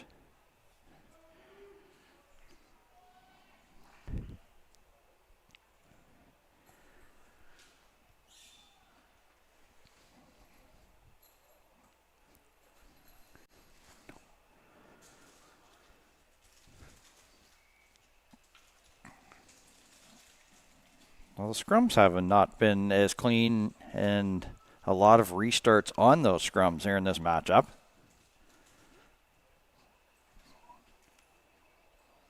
Luca Jean-Noel, along with Seamus McKay.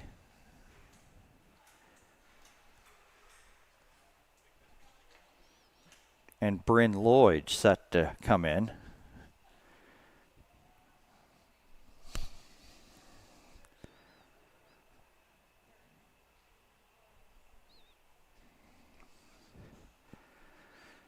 Nova Scotia with the win. Dirk Vanderwalt tossed it back, but right there was Seamus Ryan with the pick. Oh, difficulty handling that for Allward and Prince Edward Island. Luckily, still for them to have possession of it after that fumbled pass. Didn't go forward, so play was allowed to continue on. That pass a little bit more successful. Aiden Green. Green going down. Green. And Prince Edward Island called for the knock-on, so another scrum coming up. So, as I said, the passes, the handling here, very difficult in these conditions.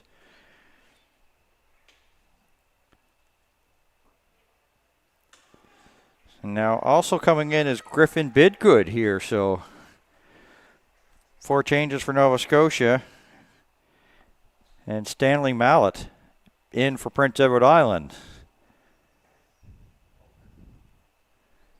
And Dirk Vanderwalt not happy as he slams his headgear onto the ground at the bench. Made a nice little thud, but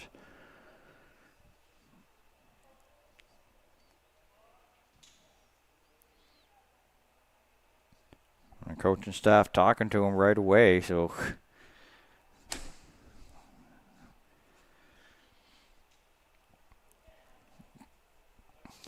you see a very frustrated Nova Scotia team, maybe thinking that, well, as I said, it's like you've got this game sort of shrunken up, and once again, this is going to be a penalty against Prince Edward Island, and Nova Scotia going to get it at the 10.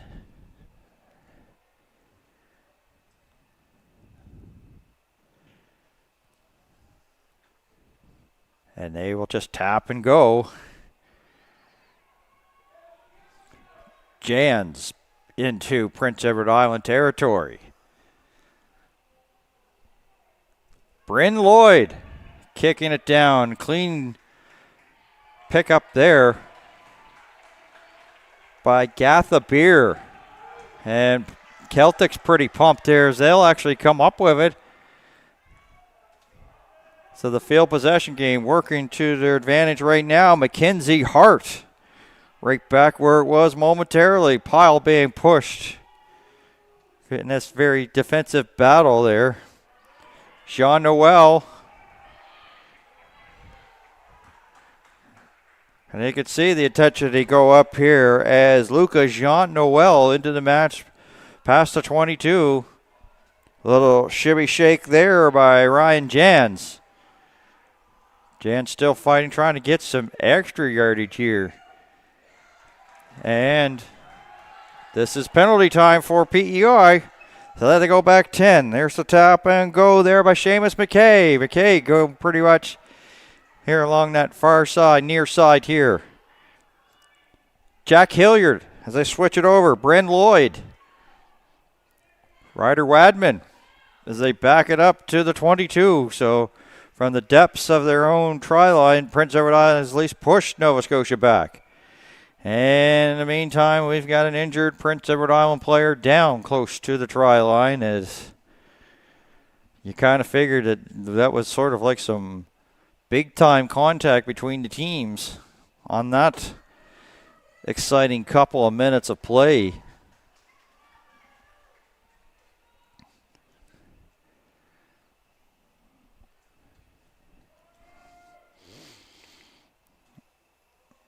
And it's just sort of like for Prince Edward Island, there's the next man up sort of mentality, because they lost Nathan Martin and he's on the bench right now, so they're starting to get like up there in terms of the injuries, and you know, that's this sport. See Duncan Legier having a conversation here with Seamus McKay, who's part of the TARS program.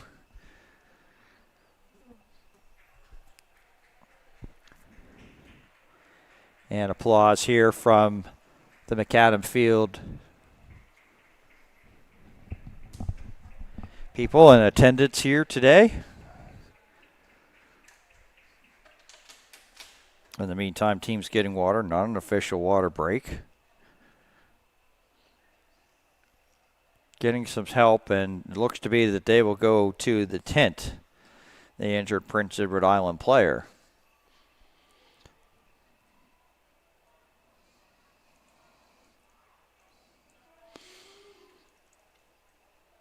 Still didn't quite get a number, so we'll keep an eye and update everybody if we get some information.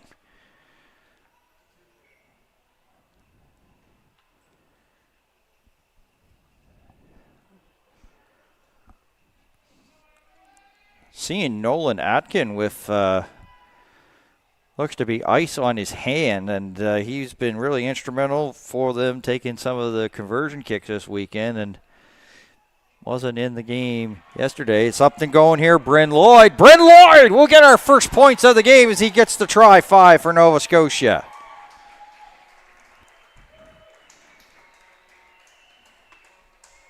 Bryn Lloyd, 5-0.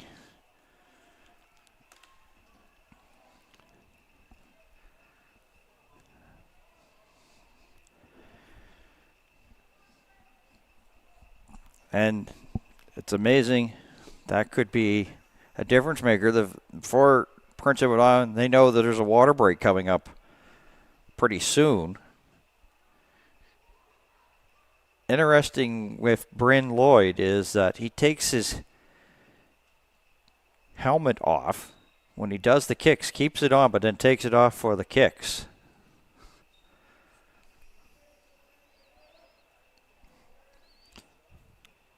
Trying to add more to his point tally for the weekend. Bryn Lloyd. Oh, yeah, he says. And that's a big one, a big-time kick. Not the easiest there from that sideline, but Bryn Lloyd, 7-0.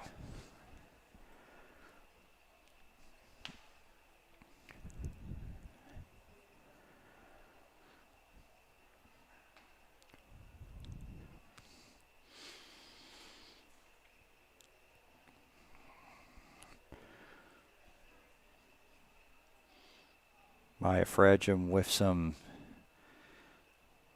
coaching advice here near midfield. Talking to her players. Getting ready for this restart. Liam Moore.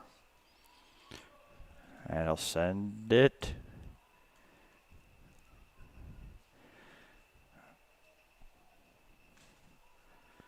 Goes out of bounds.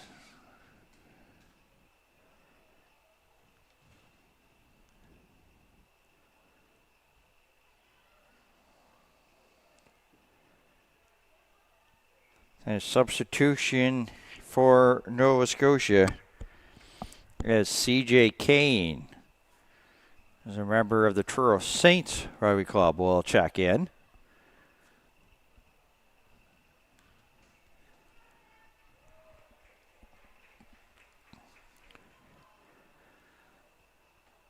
So Nova Scotia line out.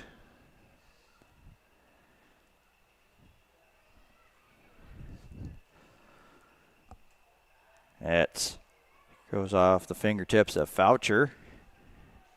And we have a knock on, so there'll be a scrum coming up here.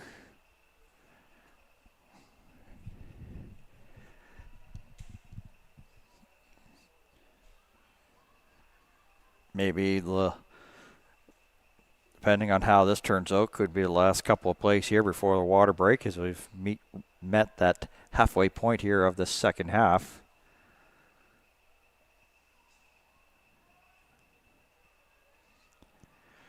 Looks to be soon that Atkin will make an appearance in this match here for the U17s of Prince Edward Island. He's standing up. And Nova Scotia bouncing it back here.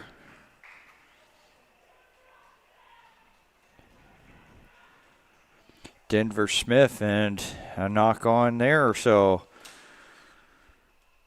Nova Scotia with the pushback, enough to cause a scrum. Midway between the 10 and midway between the try line and the 22.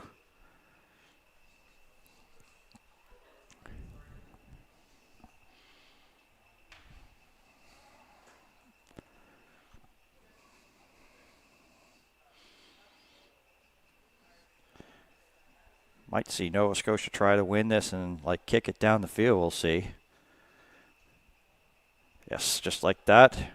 Bryn Lloyd takes a good friendly Nova Scotia bounce up to the 50. That hit the player in the face as blocked there as Gatha Beer was trying to get it up the field. They'll get a second attempt. Now they're in at their 10. Do they have some numbers to the outside? They sure do, as it's caught on the run there. And they get close to the 22. Lincoln Burke with a good run. They had numbers to the outside. As Prince Edward Island here looking here to try to get the equalizer. Dancing around, Stanley Mallet. Not much there for Mallet. Holland trying to go up the gut. Getting a little bit of support and a push there from his players as he keeps going. The pile being pushed. Trying to get it to the 22. Lost the ball in the process, but it could be a Nova Scotia penalty, and it is. So back 10, so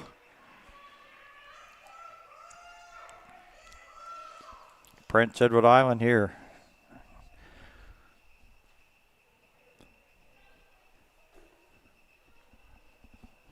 With the foot here of Nathan Martin back into this contest. Looking to pin it deep. Maybe not as deep as you'd like based upon the line judge, so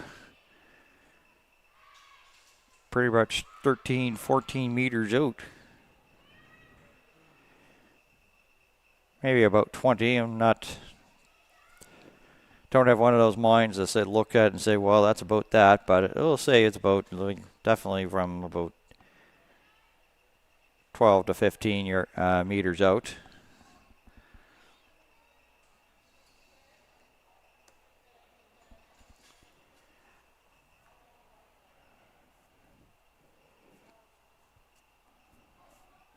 Edison Weeks.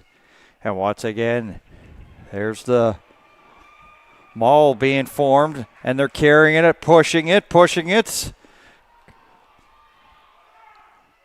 And now down for the try there from Prince Edward Island is Jack Oofstall, but you saw the maul where at work where they pushed the player and had the player right in the middle. Beautifully done, the technique, and they got it down there for the try. 7-5.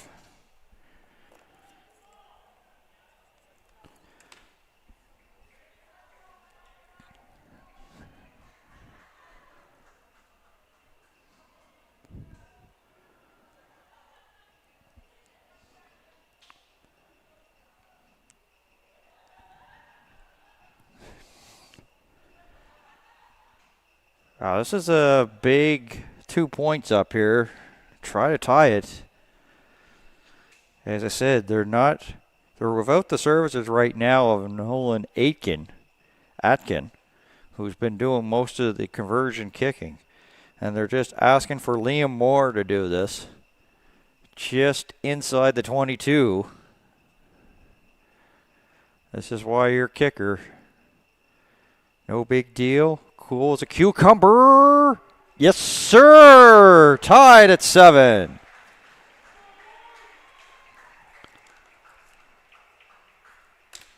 Big moment there for Liam Moore.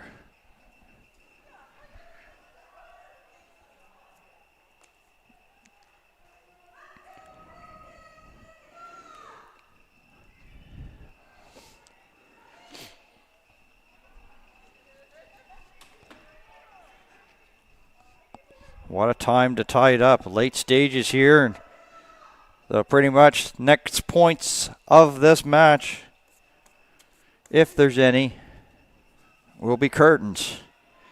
7-7 matchup. So all of a sudden, these kickers, Bryn Lloyd and Liam Moore, may be called upon. Is this going to get the necessary 10?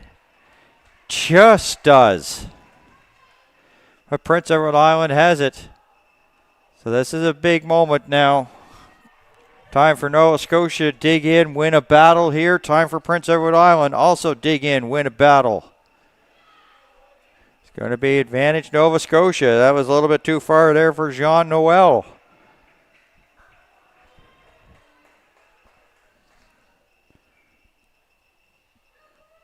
We do have a knock on by Nova Scotia, so scrum to come right at the 10-meter mark. Official looking at his watch.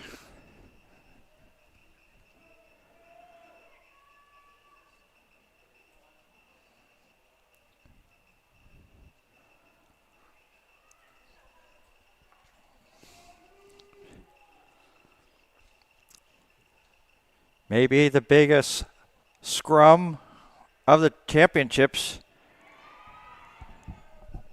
And the ball didn't even get a chance to get put in as the hookers from both teams sort of like blocked out. So they'll reset, redo. One of the things that I'm sure that's probably I was just going to say, and now that's not the case anymore. I was going to say maybe the players were happy that the sun wasn't out. It's not as strong as it was. It's a cloudy a little bit cloudy, still on the warm side though, but sun not as bright, so maybe not making it as warm as it possibly could. As they do this redo here, as McElduff taps and puts it in, and then he'll go and retrieve it. And Liam Moore loses it, but it's going to be kicked down the field, so Nova Scotia now has advantage. So as I said, you look into this sort of thing,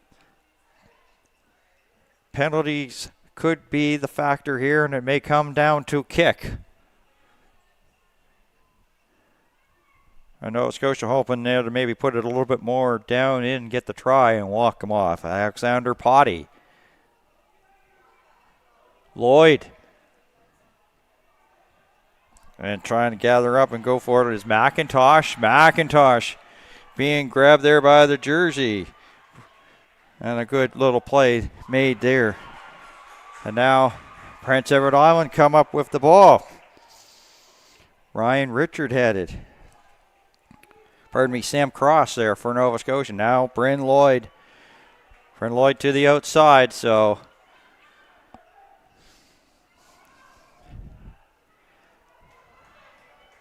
CJ Kane, far side to the 22. So this is a big moment here for Prince Edward Island.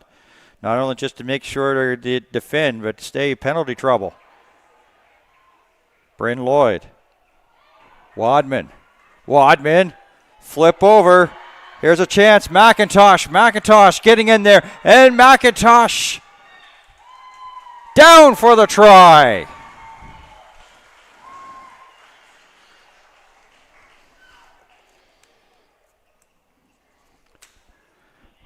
Forget trying to go for 3 to win. Michael McIntosh with the Tars program. And how bad did the boys want it as both teams have an injured member down on the pitch. McIntyre slow to get up, down on one knee. The Prince Edward Island player, haven't seen a number yet. He's also down. So this has been a battle.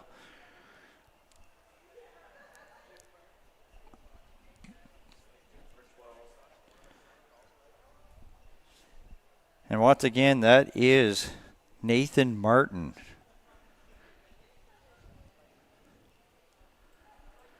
So Bryn Lloyd, more like just trying to add some more points on. Short of the mark.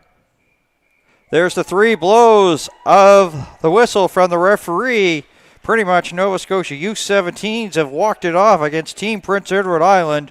12-7, a very competitive, great matchup here in the U17 Atlantic Rugby Championships. Great game. Hope you enjoyed it. Hope you have a chance to tune in throughout the weekend. We've got Championship Sunday tomorrow, so looking forward to that. And we've got more games along the slate. It's day 3 here in Charlottetown, Prince Edward Island. This is the 2026 Atlantic Rugby Championships for the entire Maritime Athletic Profiles crew. My name is Dan Hobson. Thank you for tuning in, and we'll talk to you later.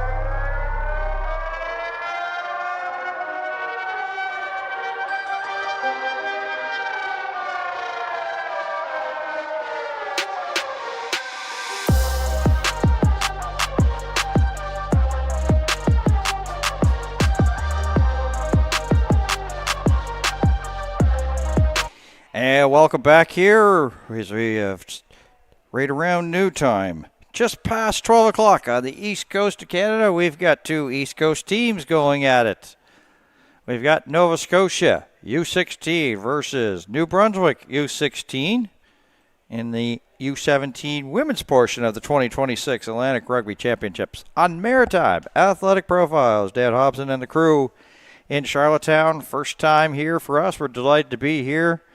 And a shout out to our crew that have been working here in really tough conditions. But I have to say that right now the conditions, as we just passed noon, definitely a little bit better yesterday. Humidex not going to be into like the 40s as it was. So, and sun not as shining as much. So,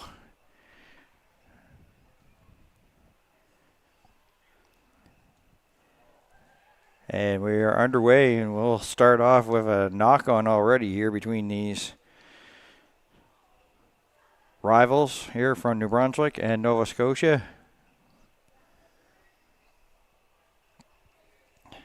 No real lineup changes for both the teams, but one of the things is Ophelia Leslie won't be in the lineup, but I understand talking to Nova Scotia U16 staff, she will be good to go for tomorrow's game. So, and what a battle it's been here for New Brunswick. They had basically 2 leg injuries, and they already had a person on crutches, so they've got like 3 players down bench level. So they've had a deep team that have come here, and now they've got some substitutions. They were looking really sparse in that department yesterday for their game last night versus Prince Edward Island, but they are good to go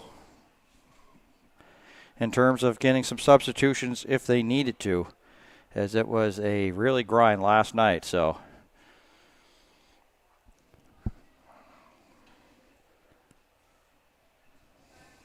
but, you know, kind of disappointing to see that some of these players have their, you know, you fight, you train, you go through your league play, you go through the gym, you go through the camps, you go through a lot to try to get yourself here to the Atlantic Championships, and then have an injury. It's kind of really heartbreaking, but you know, that's the sport that we play, that they play. Ava 4 and up to the 22 here.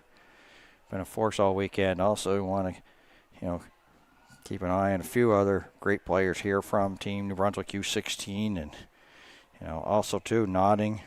Also one to keep an eye on for Nova Scotia, and Nova Scotia going to have to go back 10. And just like that, Woodall will put it down. Will she tap and go? They'll tap and go back, and they'll get a little bit of a formation. Well, they try to do a handoff there to Mattinson, and it just turns into a turnover there, and Nova Scotia comes up with it, coughing. Back out, maybe something brewing here on the sideline for Foot. And a follow up here. Grace Hilton. Hilton on the go, just has one person to beat. That's Casey. Casey can't track down Nova Scotia's Grace Hilton. Going to put it down for the try.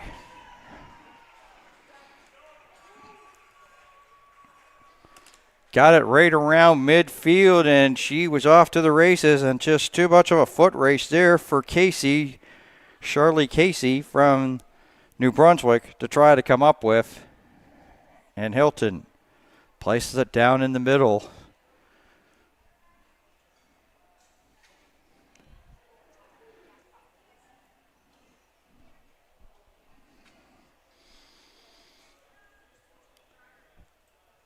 This is Elise McDonald here for the conversion. As I said, it's right down Main Street as Hilton was to the outside, decided to bring it in, and it's not going to be good. So we'll stay 5-0, but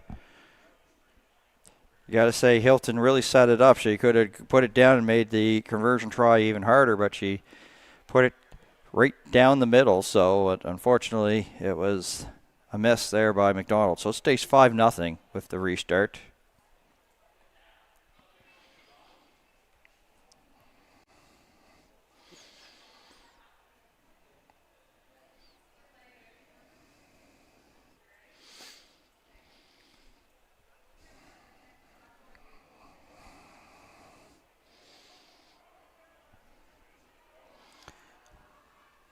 It goes off the foot there of Grace Hilton.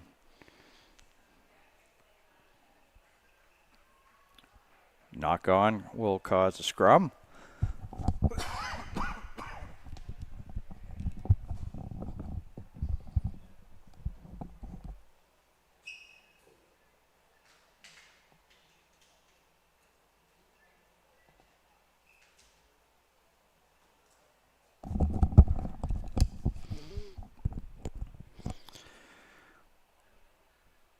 So into the early going.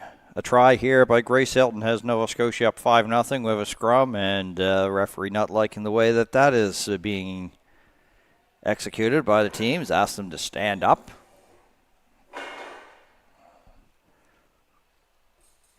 So they'll try again here.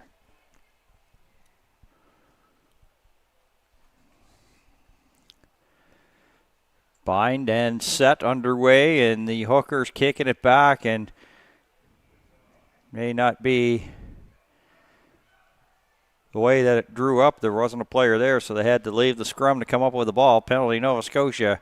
Foreign just going. As I said, you're going to have to get more bodies, and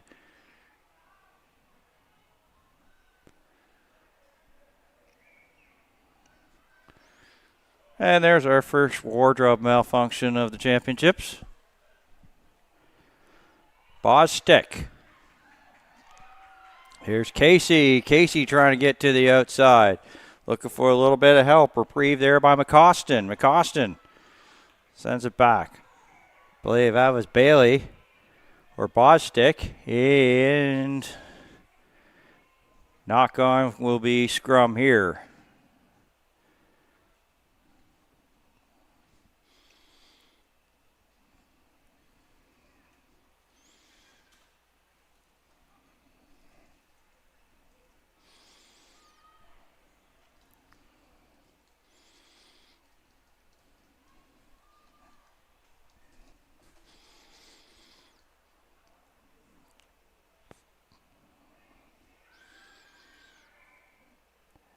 And already not to the liking of the officials, so they'll redo this scrum.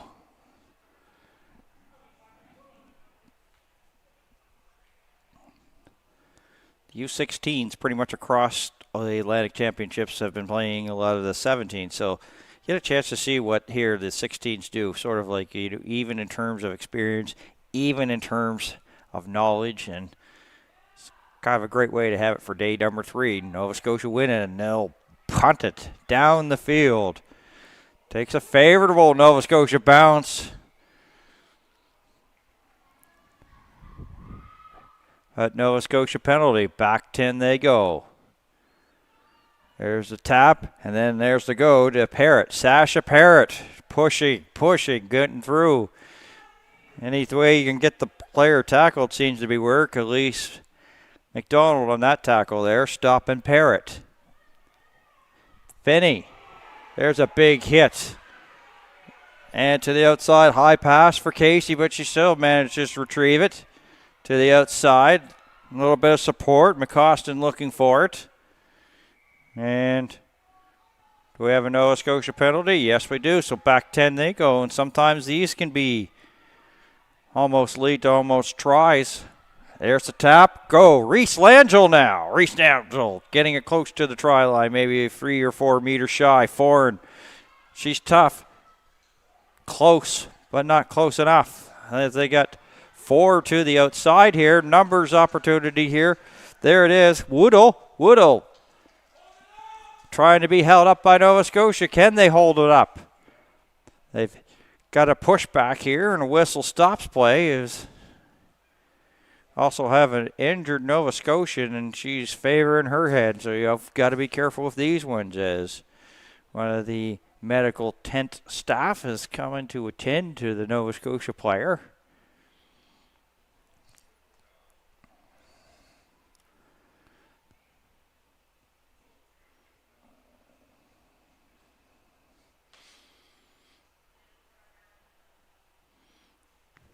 I said water and wet rags, ice. The name pretty much here for the championships, and same here.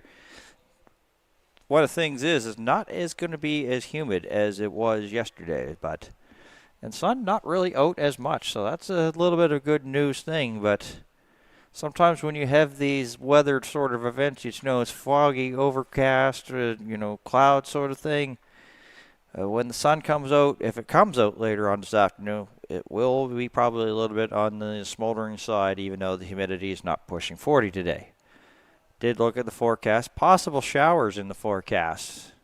The last temperature check was 28 with the humid X. I feel like temperature 28 with a temperature of 22.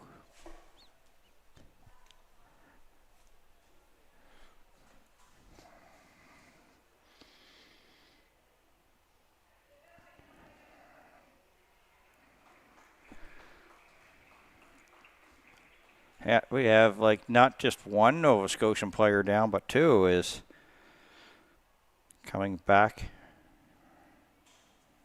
Re-entering is Ava Foote, and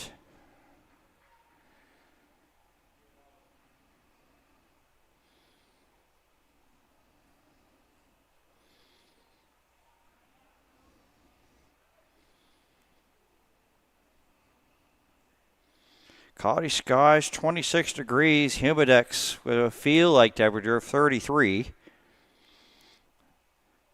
On a cloud over near noon with a 30% chance of showers. They say it's going to be 22 with the exception along parts of the coast, but a high of 26 with the humidex reaching 34.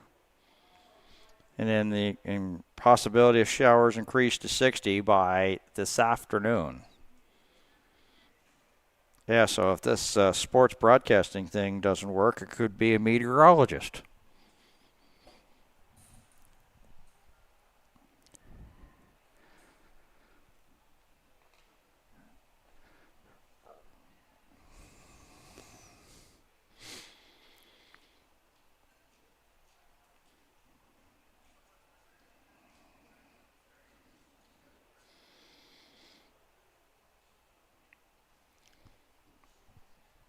Nova Scotia player going to go underneath the tent, and they're going to make sure that do the protocols, of course, because you deal with head injuries these days. It's not like it was in the past. It can be serious, and it's sort of been the progression, and likely, definitely for the best progression in terms of concussions. It's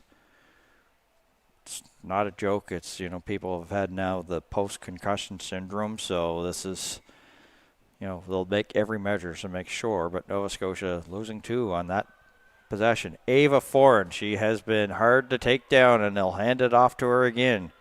Just inches shy of the try line. Referee looking there. And held up by Nova Scotia.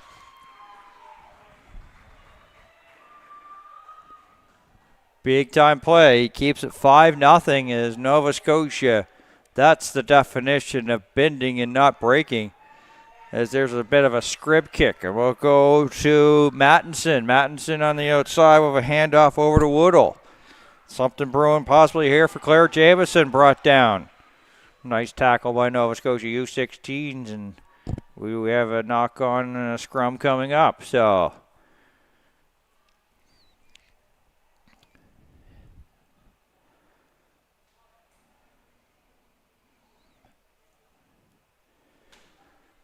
scrum on that far side, and very good matchup here between New Brunswick and Nova Scotia U16s, and a big hold up by Nova Scotia to keep it 5-0.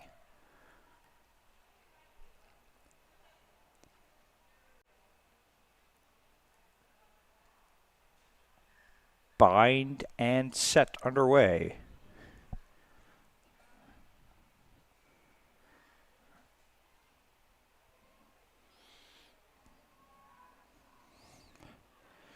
And New Brunswick going to be penalized, and Nova Scotia not taking any, just quickly going up tempo. tempo into touch.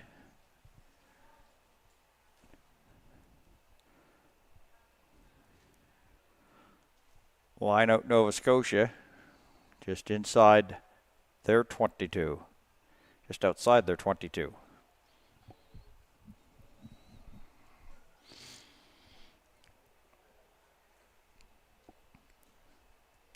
Program note to everybody, we're going to be bringing you some U15 action, not originally scheduled today, but games that were scheduled there to be on the turf field are going to be moved over to here, so we will have those games here, Maritime Athletic Profile. So if you like some rugby sevens in the U15 category, we'll be delighted to bring you those too. Exciting games nonetheless. Mattinson. And they're going back. Nova Scotia pushing back on a nice tackle there by Ella Notting, who's with the Bright and Lying RFC club. And Nova Scotia going to be called for penalty. Referee telling the bring back, and back 10 goes Nova Scotia. And the tap and go there, McCostin. Good pass in the middle as New Brunswick pushing again. In on the tackle there for Nova Scotia is Dawood, number 12. There's a swing over there, Bostic. Maybe a little fake there by Woodall. Lexi Smith. Smith. Past the 22, lost the ball, picked up, and off to the races was Kinsman. She was looking to try to go, but was grabbed by a jersey, and that stopped her from probably going all the way for Nova Scotia. But they still have possession of the ball, bringing it up the middle. Elise McDonald. And New Brunswick penalty, back 10. Elise McDonald now going, and she's going to go right up the gut. Foreign with a big tackle on McDonald. Down into New Brunswick territory is a flip over pass there by Coffin to the outside, Nodding. And Feeney gonna get it in. Feeney, can she get to the middle to get a decent conversion opportunity? Not quite where she wanted, but good enough there for the try. 5 for Nova Scotia and a 10-0 lead.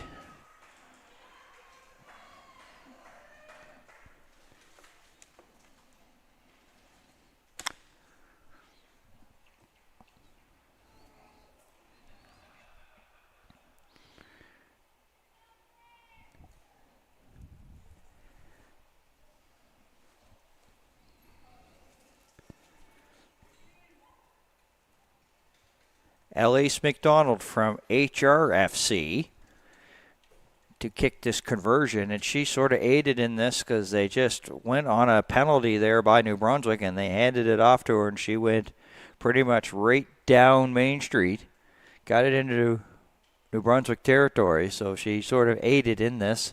Now a chance to help the team out here, going for the conversion, and flags stay down, so stay 10-0. For Nova Scotia U16s over New Brunswick.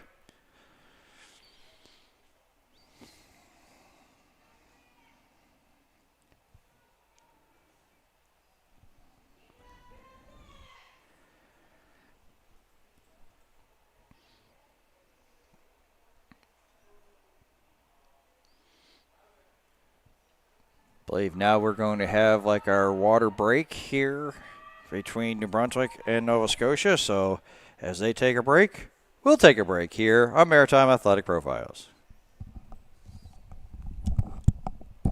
Coach of the U15 Celtics girls, Team White. Awesome. Yeah. How has it been going so far, game-wise? So far, so good. We played one game yesterday where we tied New Brunswick 19-19. This will be our first game of the day against New Brunswick 1, so we're getting excited. We're looking good. Awesome. It's kind of hard, but it's Yeah. worth it. How is the excitement? The girls are so excited to take the field. We had some nice time relaxing this morning, so we're ready. Got our shade and popsicles, and now we're ready to win a game. Awesome. Perfect. Thank you so much, and good luck. Thank you. And kind of hosting the tournament here this weekend for PA Rugby. Awesome. How has it been organizing this event and having to see it come true to life? Yeah, it's awesome to really see everything come together. This our Atlantic tournaments have grown so much that we've kind of changed our format as of last year. So to see just so many young athletes from around the Atlantic region getting the opportunity to play rugby, especially with our U15 divisions now, and getting to have that experience at such a young age is just super exciting to see. Awesome. And you have your own team playing as well? Yeah, so this is PEI's first time having a U15 team in this tournament. The girls are having a great start so far and looking forward to see what they do throughout the rest of the tournament. Awesome. Thank you. Well, go PEI. Awesome. Thank you. Awesome. And we're here with Dan, one of the refs. Could you tell us about your experience so far? Yeah, I've had a really great time. Like, it's really hot out, but I find the atmosphere here was like pretty good considering all the heat and tiredness and all that. It's been a fun time. Awesome. Are you a player yourself? Yeah, I play, I'm currently playing U19. So we were over in Newfoundland not too long ago. I play senior men's, so lots of experience. How is it watching the younger generations get into the sport? I think it's really cool because when I was playing, I was like, wow, these guys are pretty close to my level. But now when I look back, like I was doing a U15 game the other day, like it was high skill level, like very impressive to see that. Awesome, perfect. Thank you so much. Yeah. No. And we're here with Paul. Paul, who are you watching here today? Teams back running on the pitch as we see the New Brunswick Spruce trailing by 10 to Nova Scotia.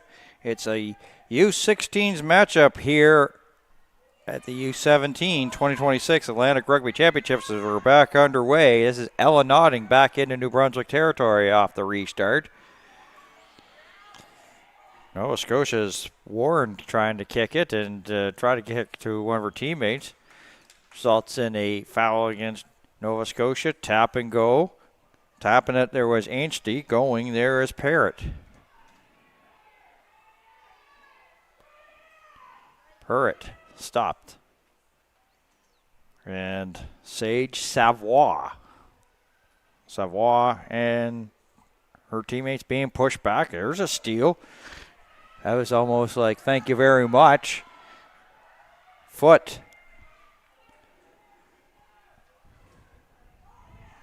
Handoff there, Dawood. Dawood stopped. Looking for a little bit of help. Is it going to come here from Foot?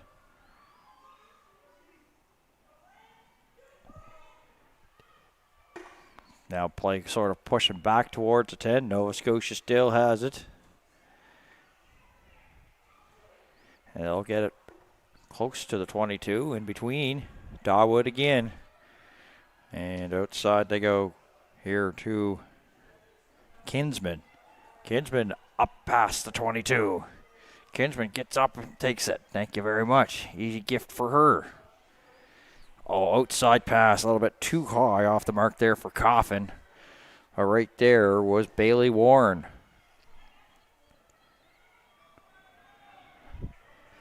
Nova Scotia pressing closer here to that try line. Elise McDonald trying to push the pile back there to give a little bit of separation for Nova Scotia and foreign fighting. She's now going to come out of that battle there. Is this going to be a yellow card? So a player going to the sin bin. One person down here for New Brunswick and for Nova Scotia. Getting into the danger zone territory or red zone territory for them.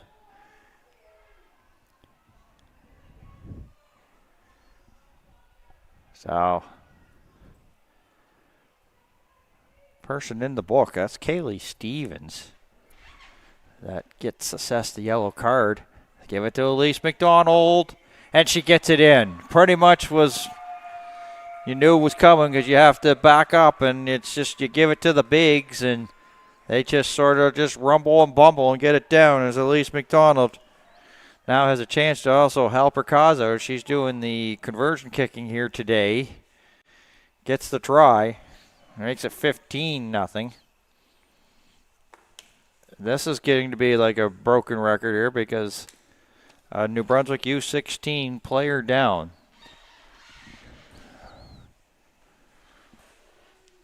And now, as soon as I said that it was going to be Elise McDonald, of course, they proved me wrong. It's Ella Nodding that's back here doing the conversion kick here.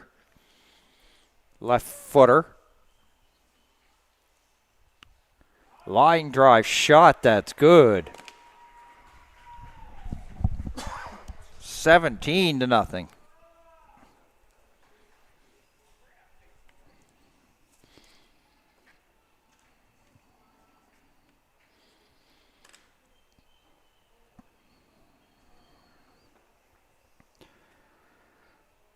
Things going here from bad to worse for New Brunswick. They're down a person and result in the sin bin and an injury. So as I said, who's left to go off this spares?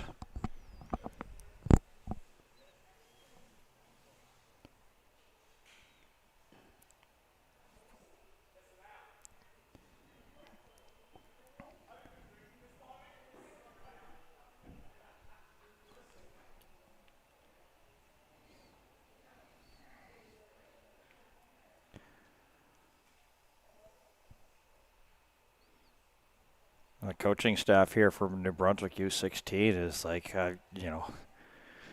they have wondered, has this been something that, you just sort of like shell-shocked? You lose 2 players as a result of a leg injury last night and had one person already with a leg injury on the first day of competition.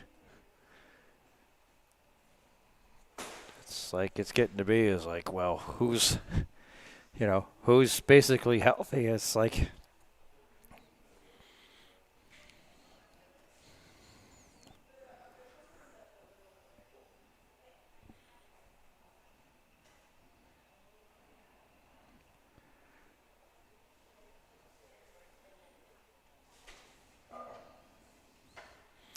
medical staff attending in the meantime. McCostin will come in and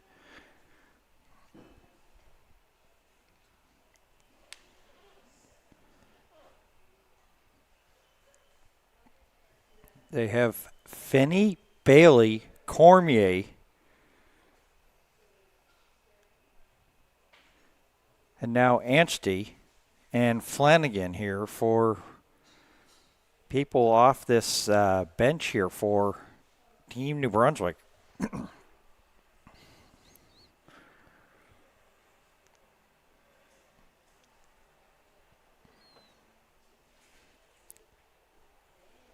So this will add some injury time, of course.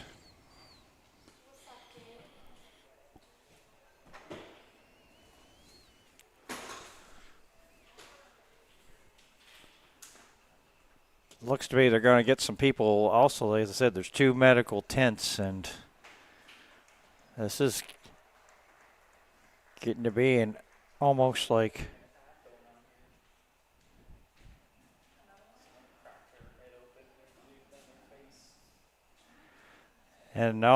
this is sort of like, for the coach here of New Brunswick, she did this last night and has to carry off a player, and it's like, how many times is this going to happen? It's like just the coincidence of it. Now she's going to say, I'm going to try to walk on it, at least put some weight on it. But that's not a lot of comfort, and Flanagan now will come in.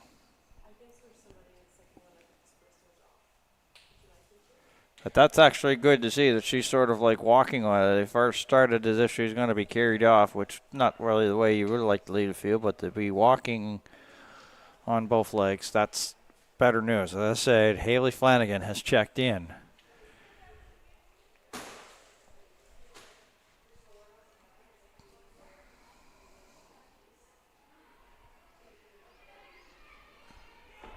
So even strength again, and off to the races. Barry Stevens down into New Brunswick territories. Play back underway. Swing over there by Kinsman. Oh, there's a turnover there by the Spruce. Will be a knock on and a scrum coming up.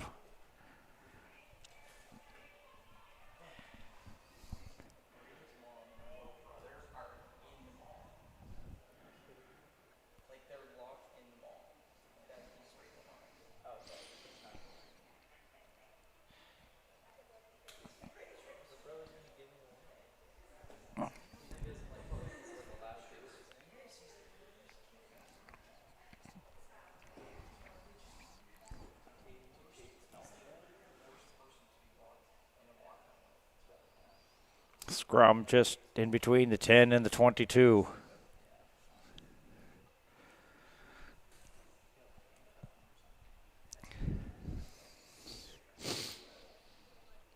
$17-0, Nova Scotia U16 in a game that's a 40-minute game, and we've get to the first half. It's taking a lot of time, and New Brunswick with the advantage there. And Nova Scotia penalty back 10, so Allie. And that is Kinsman now with some opportunities. Kinsman with a stiff arm trying to get to the middle. Tackled there by Sasha Purritt. And McDonald now. McDonald just taking a couple of tacklers and then hands it off to Darwood into the 22 as Casey gets a piece and stops her forward progress close to the try line. There's a throw over there. Coffin had a chance here. Finished. Put down for the try there for Ella Notting.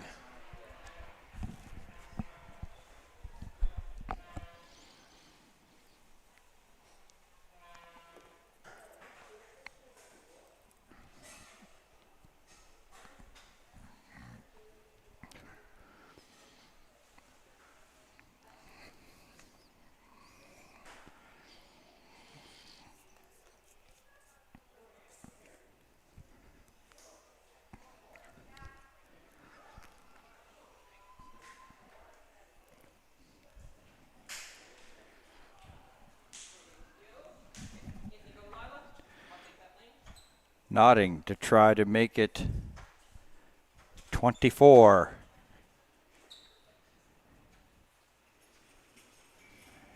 Nope. It's 22-0. It stays.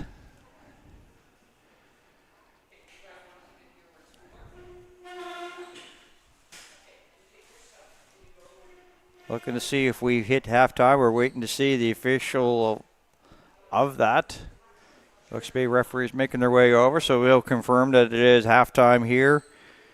22 for Nova Scotia U16, New Brunswick no score. Halftime here at the 2026 Atlantic U17 Women's Rugby Championships. And you're watching it here on Maritime Athletic Profiles.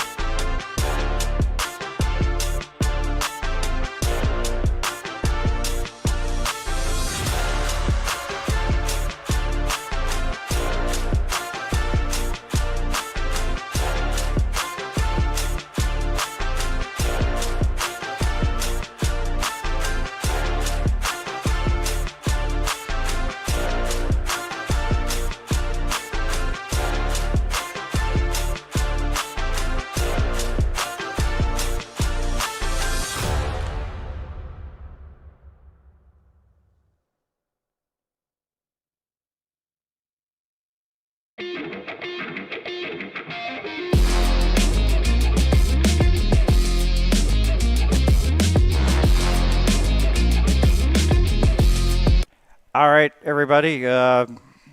We've back here with some action here between U16 girls, New Brunswick and Nova Scotia, and we want to send something because we've got news breaking in Nova Scotia about a active shooter in the Bedford area. So, of course, if you are in the Bedford area, you are watching this, and you're hearing this for the first time, police are asking residents to stay indoors, lock their doors while the search is underway. It last seen at the Sunnyside Mall, and from what we hear, the Sunnyside Mall is on lockdown now. So if you're hearing this for the first time and you're in that area, we ask that you please lock doors, and hopefully that this situation will be rectified and, not some of the news that we would like to do this. And I know that this is sport, and but this is the thing, is that a lot of this is just the news that is breaking right now.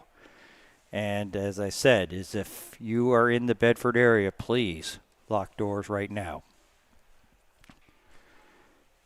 And with that, I have to get back into doing the job of calling U16 here between Team Nova Scotia and Team New Brunswick, 22-0. As we're back underway here in the second half here in Maritime Athletic Profiles. There's a bouncing ball. It's picked up on one bounce there by Comstock there for Nova Scotia.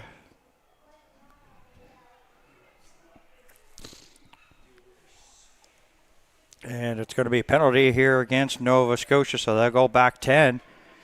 And not really taking much time there is New Brunswick as they get the tap and go. And back down into the 10 of Nova Scotia, looking to try to get some points here in a 22-0 match. Here in the U16 matchup. Stevens ready, set to come back in. That's the thing. New Brunswick is also a person down as Stevens got a yellow card and was sent to the sin bin in the first half. So New Brunswick doing this all with a person down. Sasha Parrott. Pastor Parrott down into the 22 of Nova Scotia. Flip to the outside, Mattinson. A little difficulty handling that there, Woodall. Going to be called for the knock-on as Stevens set to come back in. So we're now even strength here, New Brunswick and Nova Scotia.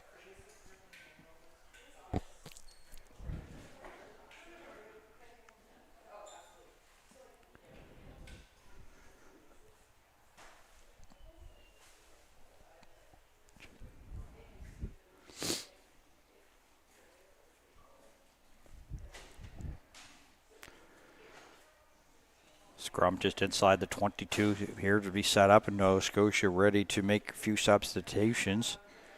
Olivia Fordash set at midfield to come in, along with Alexis Collier. Ophelia Leslie, the only scratch here for Nova Scotia. She'll be good to go tomorrow, from what I understand from the coaching staff.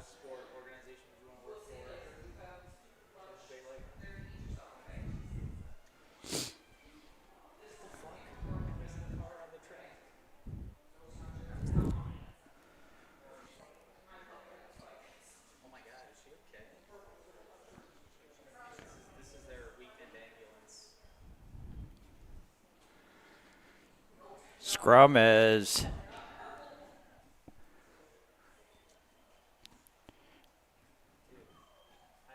Brunswick having difficulty here trying to get points against Nova Scotia. But they are sort of pressing if they can come maybe win this scrum and maybe try to get something positive here.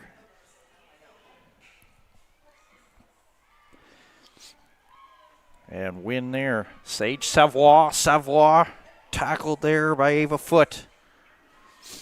Pushing the pile there is Pert. And Nova Scotia is going to come up with the ball. It was Kinsman. And she gets it back up to her 22. So Nova Scotia, they sort of bend but don't break. Olivia Burke into this matchup here for Nova Scotia. And a Nova Scotia foul. New Brunswick ball just outside the 22 as they tap and go. And a little bit of an individual effort here there by McCuston.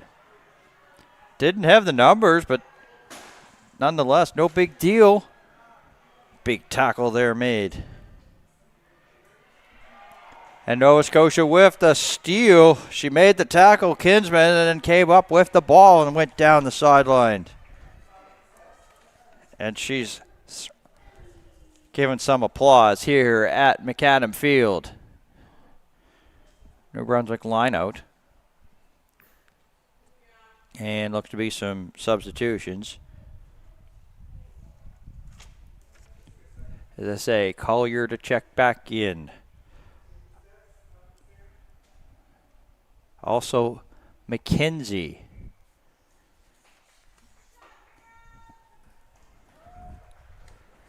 And they get some of this, the ones coming out of the match. Dawood being one of the three, get some congratulations. They come off the field. Jamie McGregor also in on that.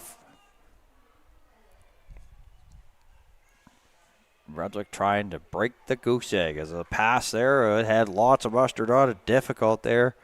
Casey gathers it up, and that's with the passes. Sometimes when you're throwing a 90-mile-per-hour fastball as a pass, how are you to catch that at such a short amount of place? Well, sometimes you don't, and that's the case in point here. Is that had a lot on it there for New Brunswick, so results in the knock-on and the scrum coming up.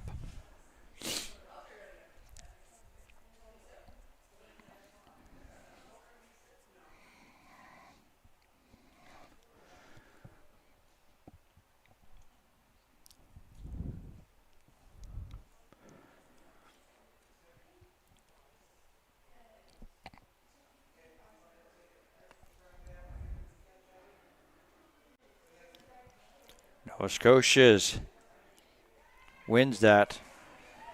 Grace Hilton. And this is just one person to beat. Nova Scotia looks here. They're going to get another try. And they're going to set it up for a good chance to get two.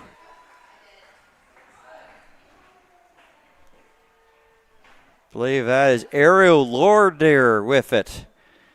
Took off and nothing stops, picking them up, putting them down the sideline. Two defenders from the Spruce and the old see ya, and in for the try. 27-0.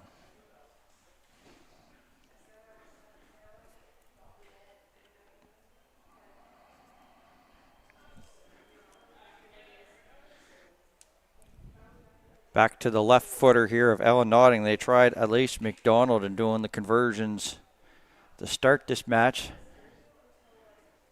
Notting back in with the left foot. Kick is up. Good.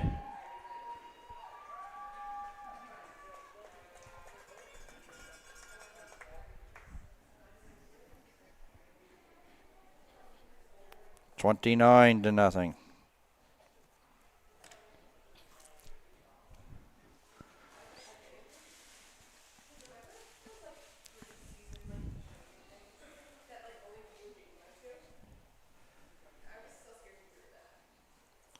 We have Nova Scotia versus PEI in some U17 girls action immediately following.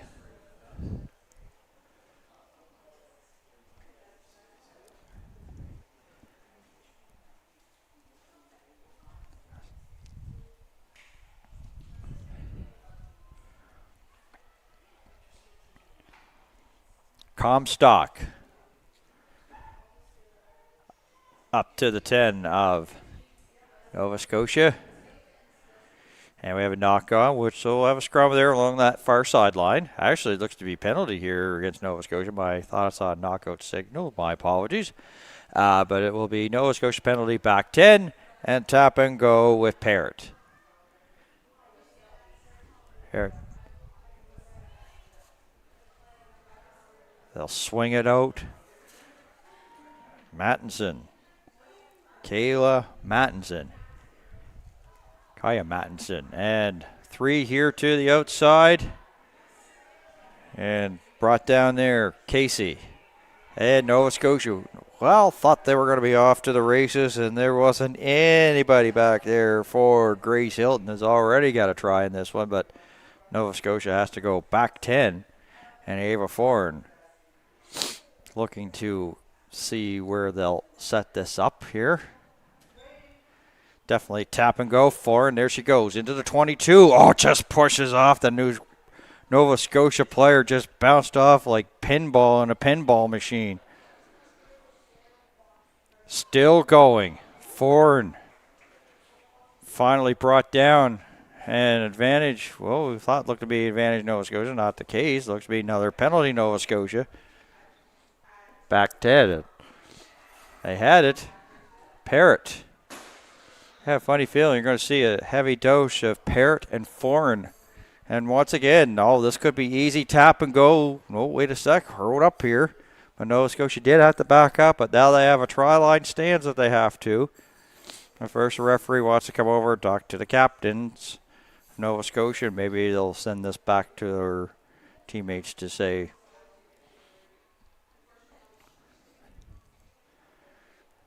one thing about rugby officials in the past, they have been like teachers, pretty much. So explain the game and take their time and explain things out.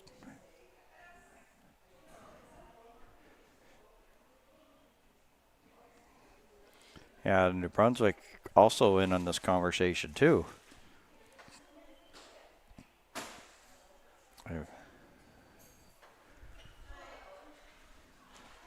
Tap Foran.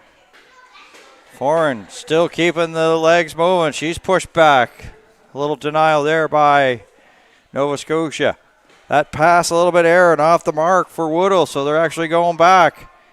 And right there, once again, Ella Notting to stop New Brunswick. There's a knock, which looked to be a knock on, but I guess not. As up the field goes Casey. Nova Scotia with the steal. And another chance there. This was Notting again. As Nova Scotia is bringing it up. This is Alexis Collier. Up to their 10. And ball picked up there by Burke.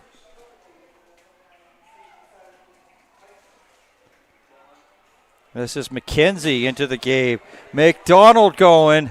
Oh, fumbling is a little bit of a high pass. They were just a little bit off the mark for Becky Stevens, but no big deals. Nova Scotia still comes up with it, and they will tap it down for the try. 5 for Nova Scotia. Almost everybody got a touch on that one.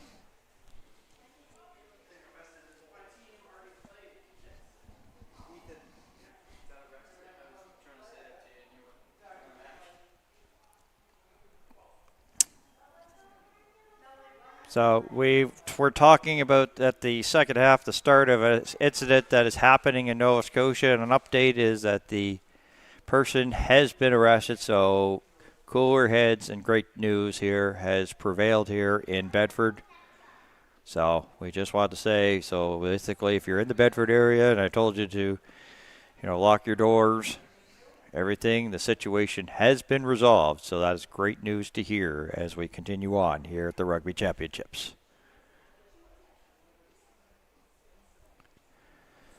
Right down the pipe there for Ella Notting. 36-0.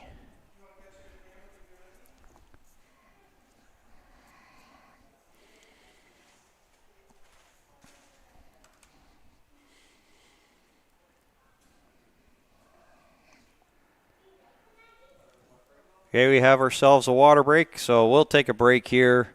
Team Nova Scotia, 36. Team New Brunswick, no score, here at the Atlantic Rugby Championships on Maritime Athletic Profiles.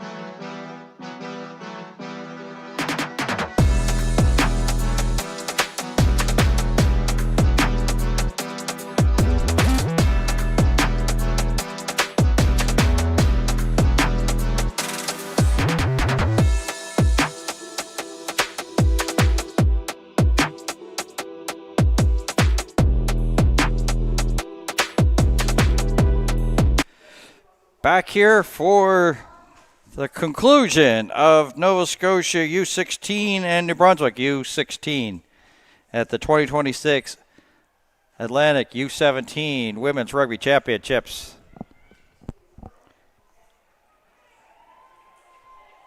And she has been having a stellar of a game for Nova Scotia. Pretty much everybody here has contributed in this effort. That being Kingsman. And another run down the field that is stopped. It was a good opportunity for McKenzie. Has got it down in between the goal posts there. And do we have a knock on? Yes, we do.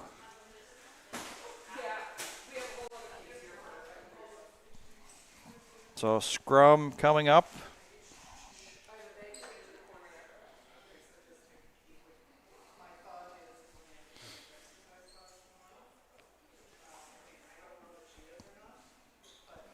So teams getting into the trenches here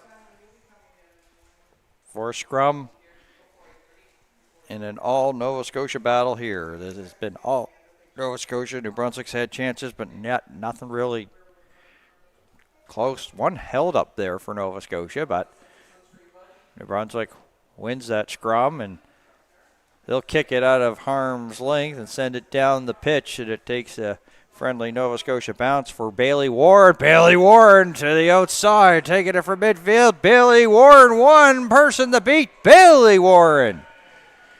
Try 5, Nova Scotia. Takes it back pretty much all the way for the try. 41-0. Pretty much did there, Bailey Warren.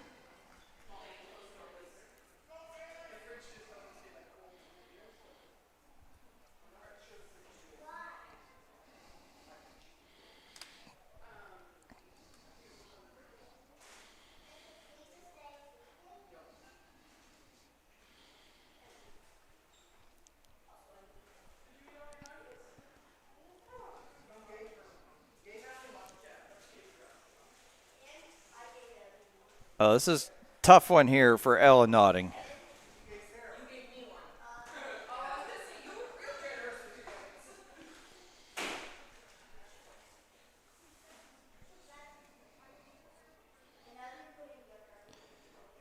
Sometimes you have to put a little more on it. It was more of a line drive and didn't have enough to get there, so it stays 41-0.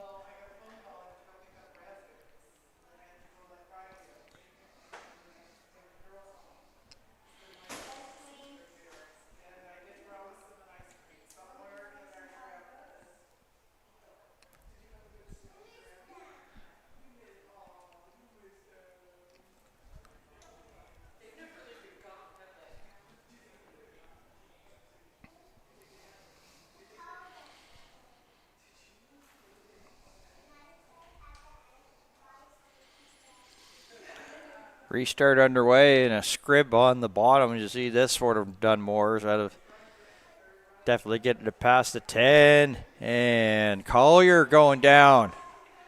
And a handoff there. There's the follow-up. McKenzie with the try. 46-0.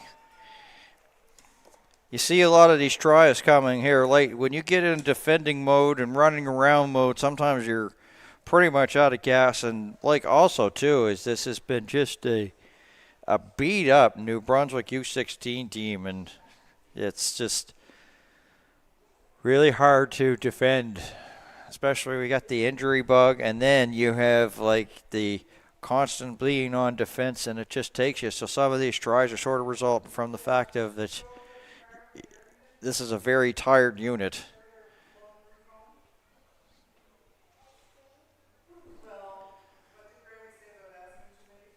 Here's Notting again. This would be right down the pipe there. Of course, there's no gimmies. No gimmies with conversions here in rugby, but the left foot of Notting. Chip up. And she bangs off that top upright. To keep it at 46.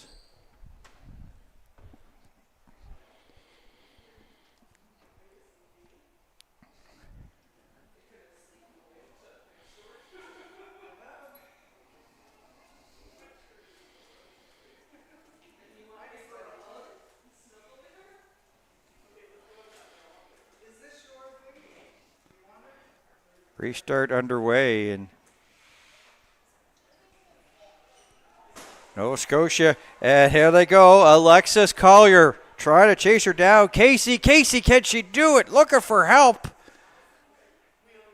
But easy for her to just pick up the rest of the way. There's no New Brunswick players back, and Collier gets up, picks up the ball, puts it in for the try here for another 5 for Nova Scotia, 51-0.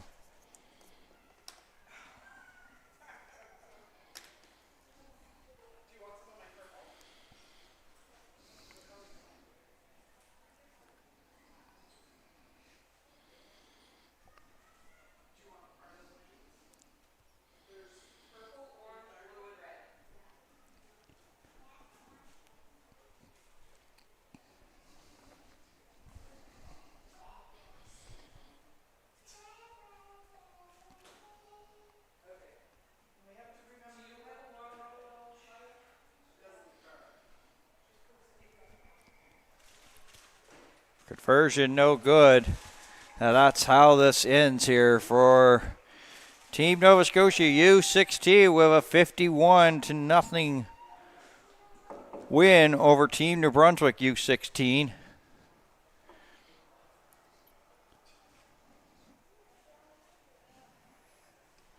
So that will do it here. We'll still stick with some U17 women's girls action. We've got Nova Scotia versus Prince Edward Island coming up. But that will do it for now. So for the entire Maritime Athletic Profiles crew, my name is Dan Hobson. Thank you for tuning in, and so long from Charlottetown.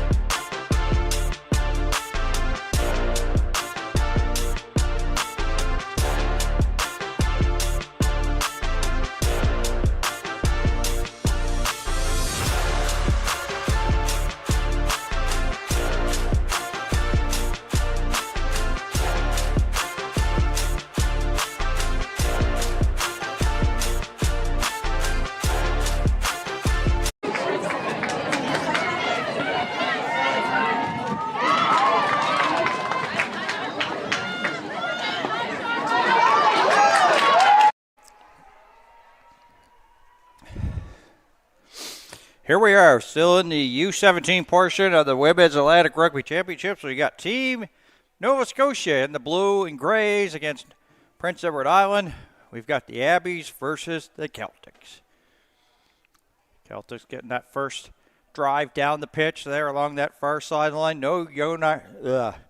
Easy for me to say. No uniform or lineup changes here for Nova Scotia. Watts.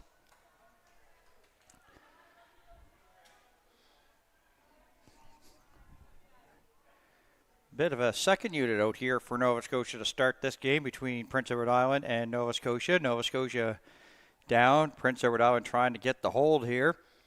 Hiltz gets it down as rewarded a try for Nova Scotia.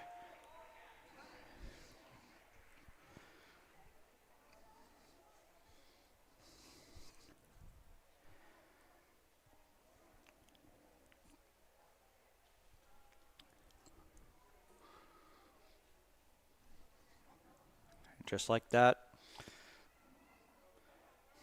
Refreshments being brought out here for Team Nova Scotia, and in the just outside the try zone there is Prince Edward Island trying to talk things over, gather up here, trying to get this extra 2 points up on the board, and they are asking Leah Watts to do it. Down mid, kick up. And good. 7-0 Nova Scotia. Come down the field, first chance, and you strike early.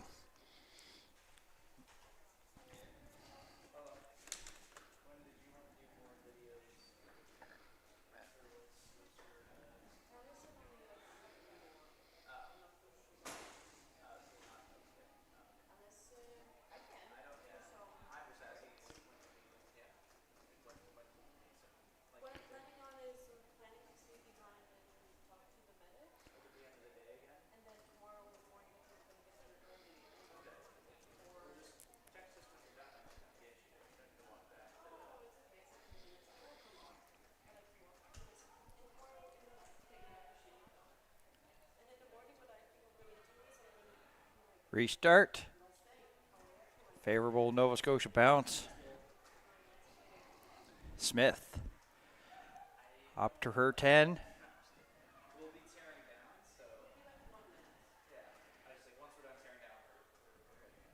And a swing over there by Hiltz. Back up to the 10 for Nova Scotia. New Brunswick in defending mode. And that's going to be knock on as actually before the knock on there was a Prince Edward Island penalty, so back 10.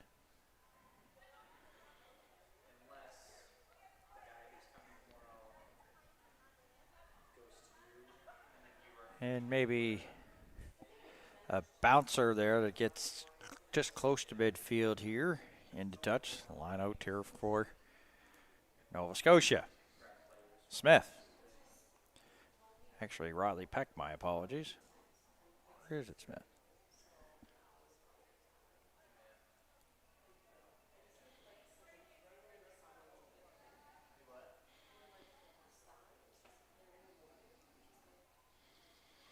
Yes, it was Addison Smith with the throw in. Nova Scotia bounce. I mean, shirt tackle there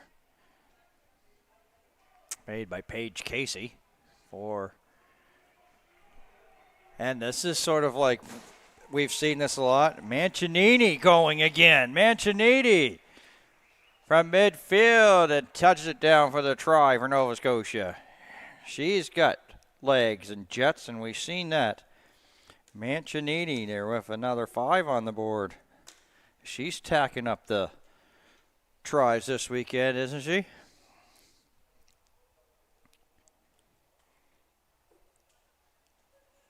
Envy Mancinini made it 12-0.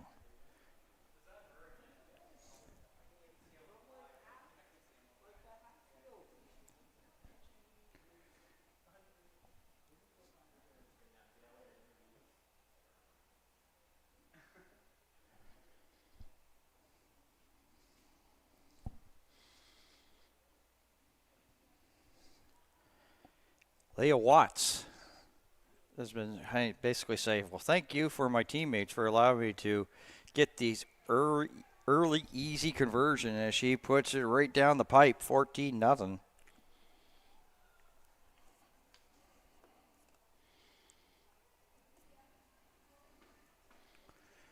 Prince Edward Island yet to get an offensive opportunity so far. Maybe hopefully change here, need to try to cut this down, but got to get the ball, and that's one of the hard things. That once you get down, of course, you do the restart, and then you're defending, and you either got to come up with a turnover or penalty's going to, or just come up with a steal or a penalty, and right now not coming to fruition here for Prince Edward Island, and not the start they would like to have here as the home team here at the championships.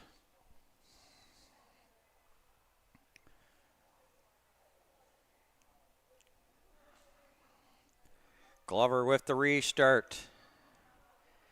Mancinini, maybe not the person you want to give the ball to again. Mancinini with a couple of misses. Mancinini up midfield. Mancinini another miss.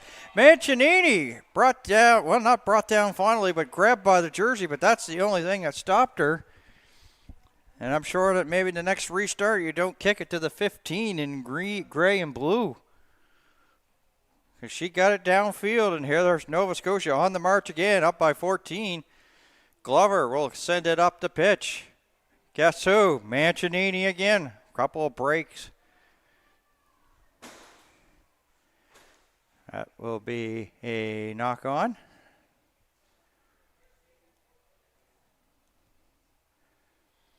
So scrum coming up, but sometimes she just makes you miss. You're just standing still, and she just blows right by you. That's Mancinini. We've seen her with, multiple try games, and almost had her second of this match early going. Scrum coming up, and this is kind of big for Prince Edward Island. They kind of need to win this one here to at least maybe get some, cool the jets and try to stop this Nova Scotia Celtics club from coming down the pitch. And they do win this scrum, so that's big. Glover. And there's a pass, and a good pass right up there to Nicole Harrison into the lineup here, as Elise Martin is a scratch here for this one. She was a scratch yesterday, but so she was inserted into this championships this weekend as Nova Scotia once again on the march with Hiltz. Else she quickly handed it off to Felderhoff, who had a try. And here's a steal by Prince Edward Island. But Mancinini's the one that's going to have to come back, so not only getting tries, but preventing tries. Mancinini with a tackle and gets the applause here from the faithful that are the Celtic fans. And a little bit quiet there for Prince Edward Island. They were thinking, well, we may get our first points of the game, but Mancinini doing it. Prince Edward Island keeping possession of the ball. Penalty will back Nova Scotia 10. And a tap and go. Jordan Josie up to the 22. Tess McLeod. McLeod has her pocket picked. Is stealing that as Potty there for Nova Scotia. Just grabbed it as if it was a loaf of bread at the grocery store and said, thank you very much, and goes the other way for Nova Scotia. And now on the run with some speed there. This is Felderhoff, and Felderhoff will get it down for another try for Nova Scotia. Felderhoff making it 19-0.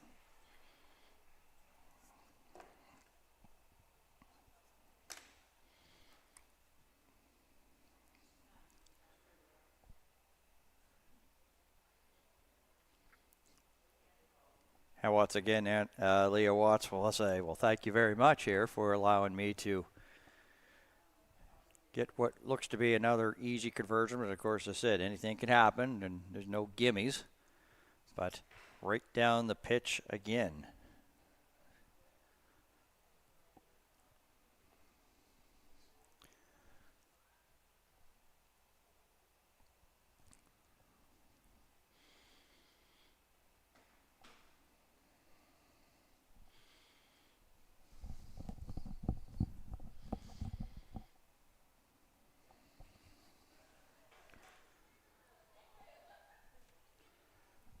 Leah Watts, right foot. As I said, no gimmies as doiks it off the uprights. Keeps it 19-0.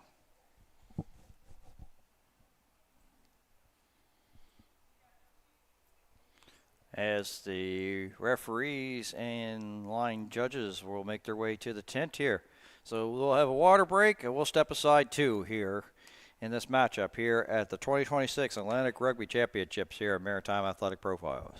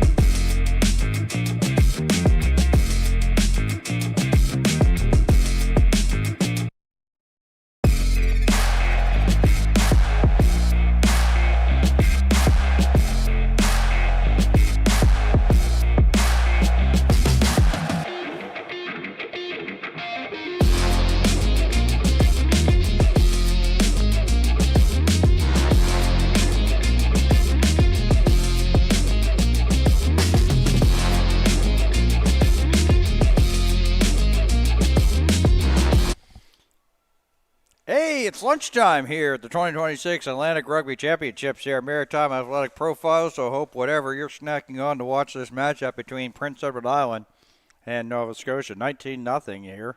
Just had the water break here in this first half, and it has been all Nova Scotia here in this one. Pretty much scoring the bottom of the corner tells that. Leah Watts. 2 for 3 from conversions here. Addison Smith. Smith keeps on going. Mancinini in the area there for Nova Scotia. This is Addison Smith again. A flip over.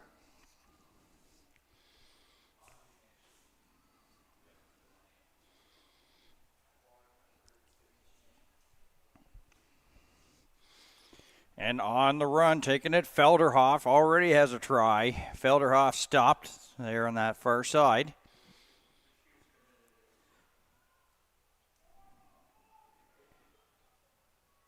Potty up to, and Potty brought down.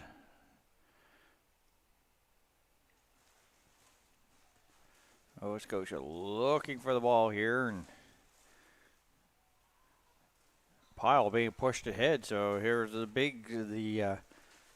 pile being pushed by Nova Scotia. Numbers to the outside. And this will be Lainey Hiltz that gets it down for the try for Nova Scotia.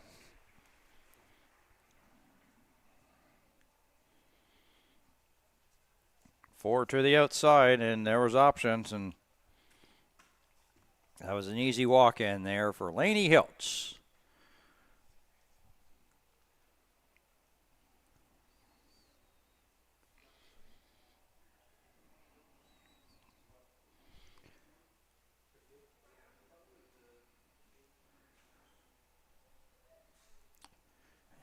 And of course, this will be Leah Watts' conversion time, and after the ladies putting it right between the goalpost here, this conversion outside on that sideline.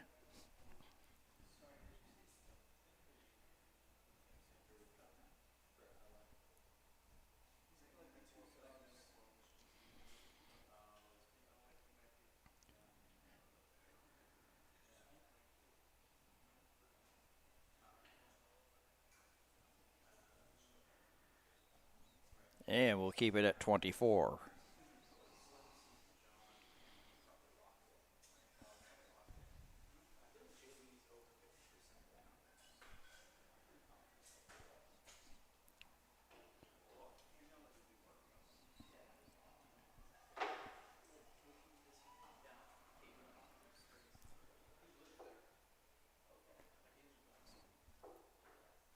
So 24 unanswered points here by Nova Scotia PEI, trying to.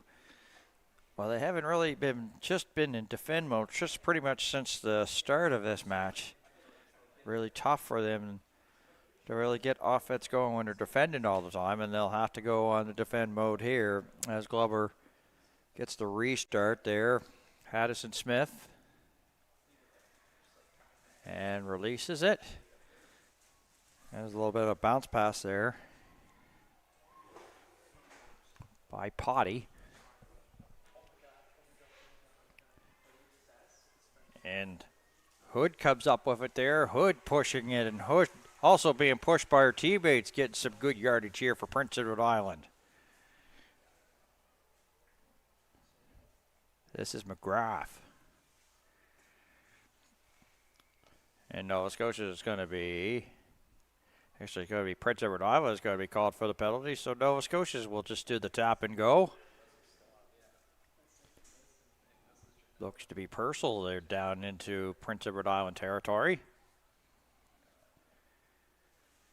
And on the run, there's Felderhoff. Felderhoff, two defenders. Felderhoff trying to get away. Pushed down. Nope, keeps on going there. And finally takes a double team to tackle her just shy of the try line. And they put it off here. Young. I believe that was Riley Peck that put that the rest of the way there for the try for Nova Scotia. Nonetheless, they'll take the 5 points, 29-0.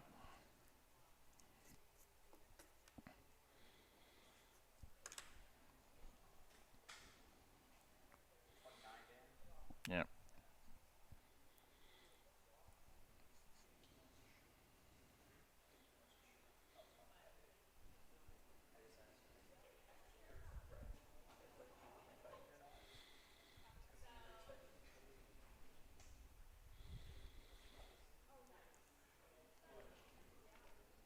Been a busy first half here for the place kicker, Leah Watts, the conversion kicker.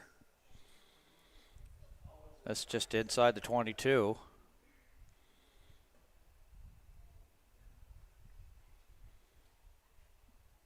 Down Main Street it goes, or University Avenue. If we want to have a local feel to it, that's good for 31-0 lead for Nova Scotia.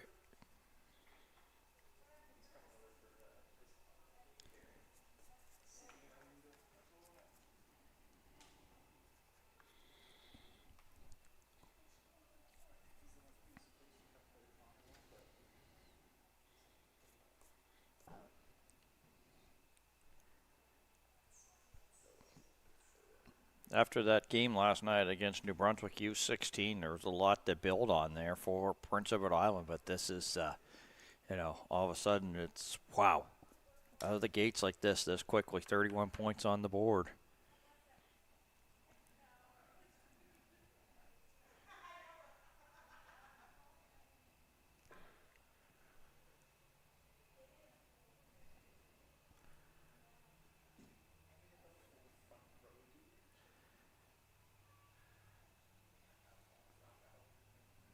And you see that they sort of changed it up here, and they're not kicking to Mancinini as Purcell gets it up past the 10, up close to midfield.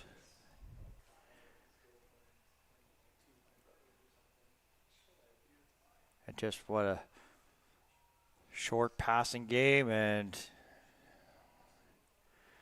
Nova Scotia on the march again, just allowed to go down pretty much.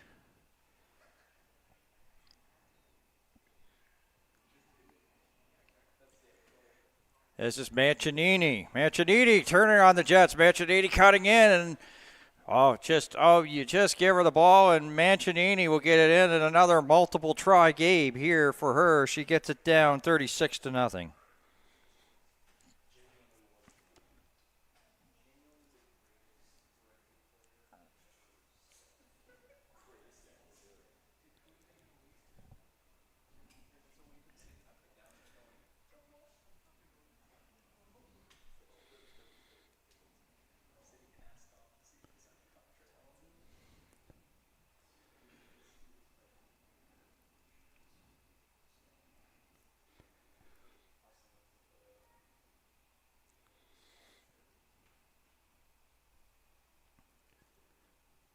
Referee telling Watts to move the tee back here on this conversion opportunity to make it 38-0.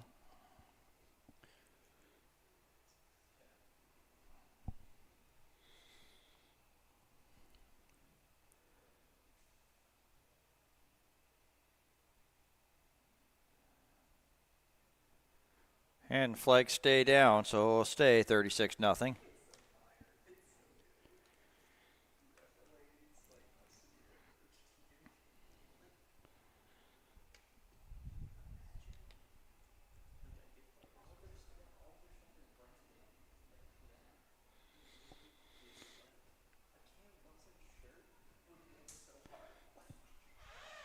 It's a very tough game here for Prince Edward Island, coming off the lift of that win against New Brunswick U16 yesterday in a hard-fought battle, and here running into a very tough Nova Scotia team. And as I said, the Prince Edward Island had that game, and it was like the late game, as it was the 7 o'clock start, so it was asking a lot here for this quick turnaround. And Nova Scotia, here they go, back on the march again. Prince Edward Island trailing by 36. Smith.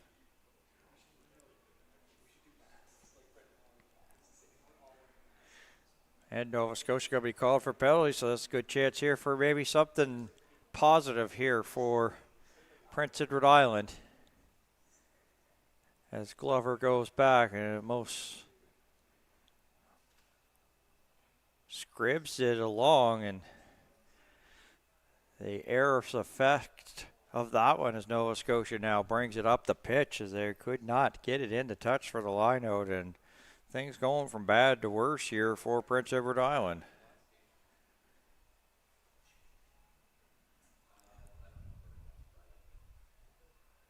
Nova Scotia releases, Hiltz. And a knock on here by Nova Scotia, so that's a rare missed pass. In the meantime, of course, that will conclude this first half, and it's been all Nova Scotia. 36-0 here at the half, here at the 2026 Atlantic Rugby Championships here on Maritime Athletic Profiles.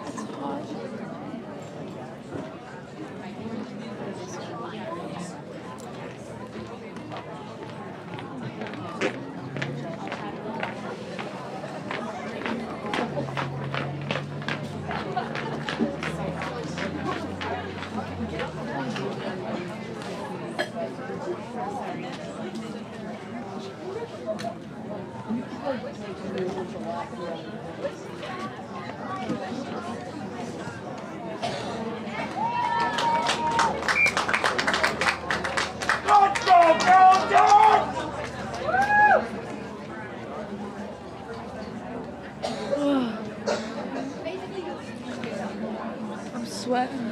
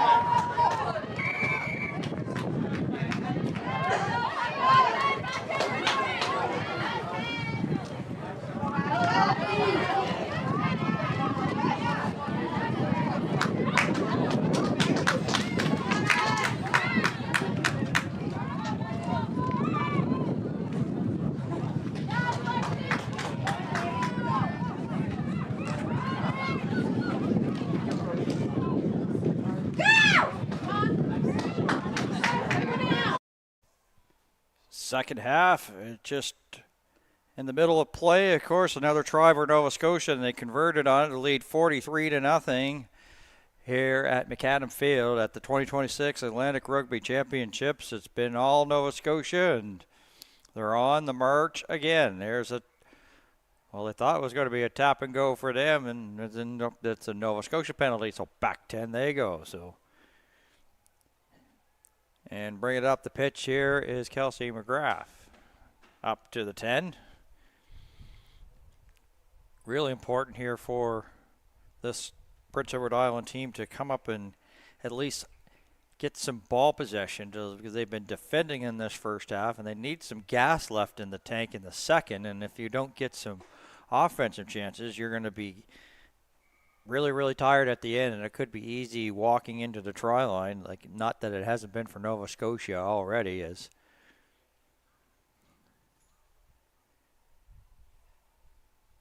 Nova Scotia will be back 10 again. Clover had a little bit of difficulty, and this time it takes a couple of lucky bounces there for the end of touch here. Prince Edward Island lineout. Sarah Newcomb coming in, as well as Abigail Arbors and Alyssa Brown.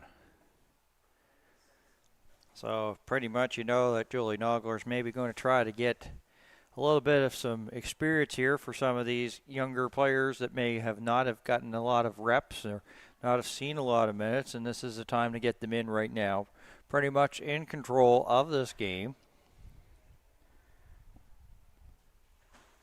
So we could see a little bit of some second unit players as they try to hold up and try to make sure to have no injuries. This is where you get to this, as the championships are moving on, you want to have your full bodies and your full weapons at your disposal here for Sunday.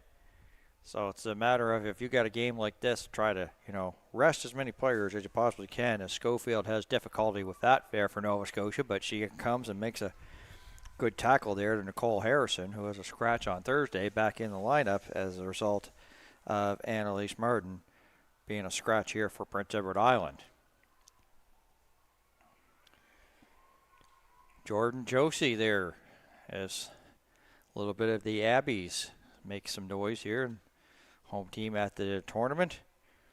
Macy Corrigan trying to get it. So as I said, trying to break the shutout here is Prince Edward Island.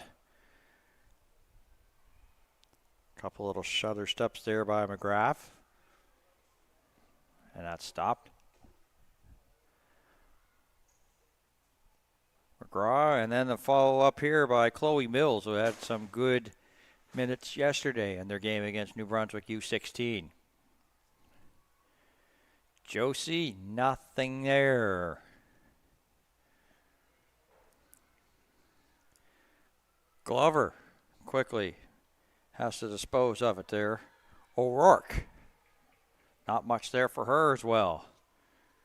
And Nova Scotia going to be called for penalties. Back 10, and O'Rourke here trying to shake the cobwebs out. She seems to be okay, but looked a little bit stunned on that one.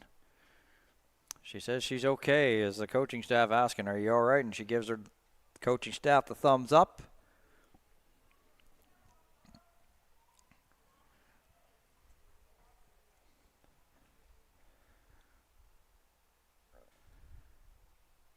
Glover putting it into touch.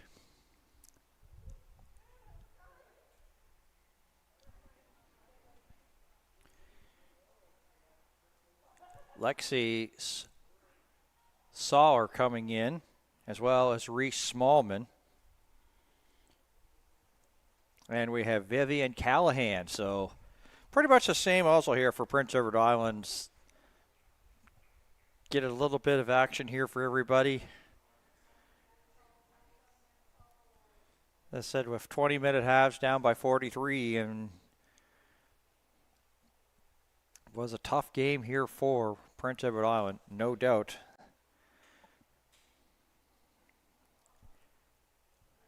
Line out done unfairly here, so looks to be that they will have the option here, and Nova Scotia will choose to take the scrum over the line out. Of course, it has to be thrown straight, and if it's not straight, then this, of course, results in the stoppage of play, and then when that happens, the team that had the unfair advantage can make the choice, and pretty much 90% of the time they opt for the scrum on the, and Nova Scotia going to be called for the penalty there for that scrum, and so before it even gets underway. So back 10 they go, and it's a tap and go Glover. And she throws it to Mills. Mills, good open field tackle there by Nova Scotia. Sending it over here. McGraw. McGraw can't really go anywhere. Nova Scotia has pretty much a grab of any of the clothing you get that can stop the forward progress. Glover with a couple of nice moves. A little shake and bake towards the middle and getting it down to the 22. And here's a cough up, and Nova Scotia capitalizing. Osdreck. And Nova Scotia just happy just to go right straight up the middle. Was pushing that pile there. Was Purcell there for Nova Scotia.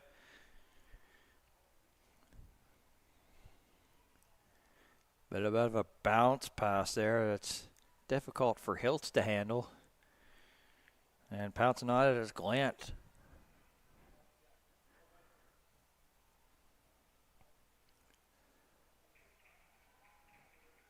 As once again, here is Prince Edward Island trying to get their first points of this match. McGraw. Shoestring tackle there by Purcell.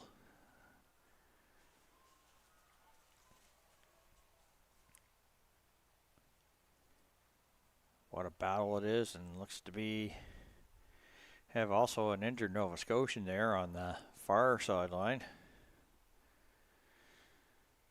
So this will halt things for the meantime.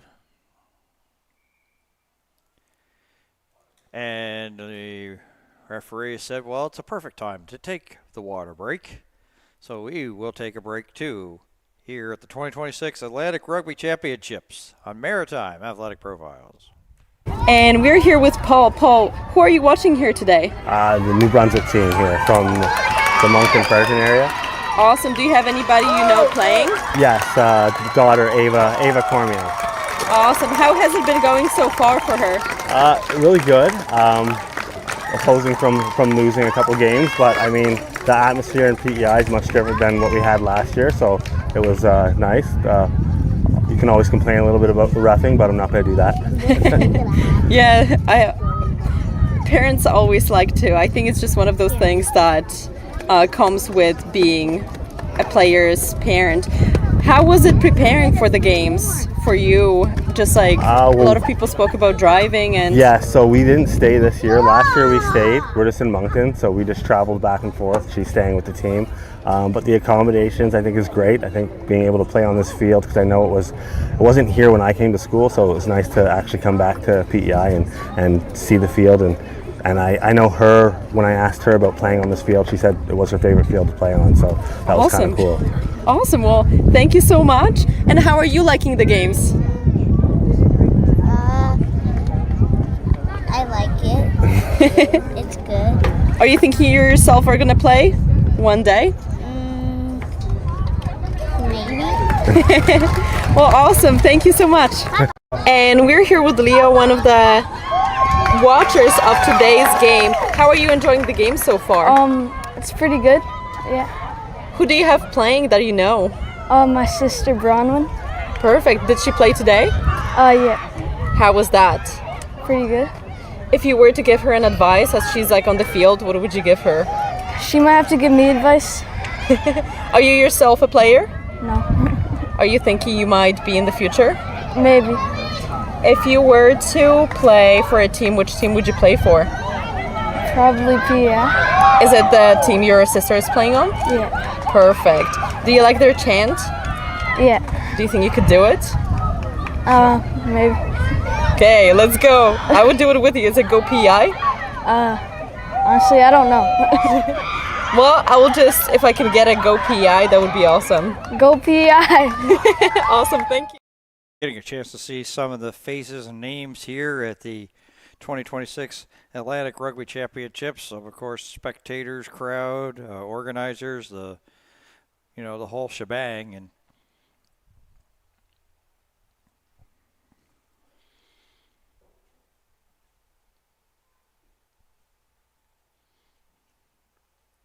so it's been a fun few days. It's going by pretty quickly. We've had 11 games yesterday with 11 games on the slate. Started off with 5, so we're making that homeward turn and determine who will be Atlantic champions in the U15 and U17, both the men and women, boys or girls, whichever term you want to use.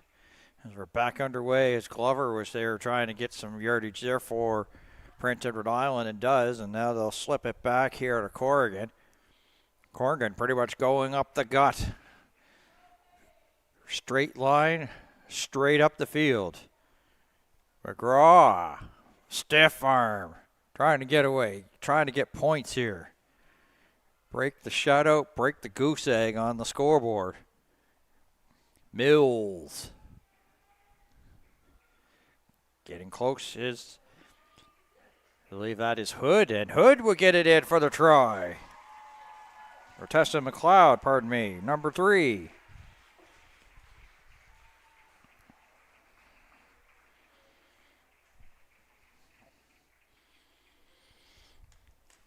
Breaks the shutout, 43-5. And most importantly, on that offensive possession, a little bit of a breather, sort of speak, where you not have to run around and chase defenders. That wears on you more than, of course, playing offense, and that was the case in point that time. So Glover's going to have not a gimme here for the conversion to try to make it 43-7.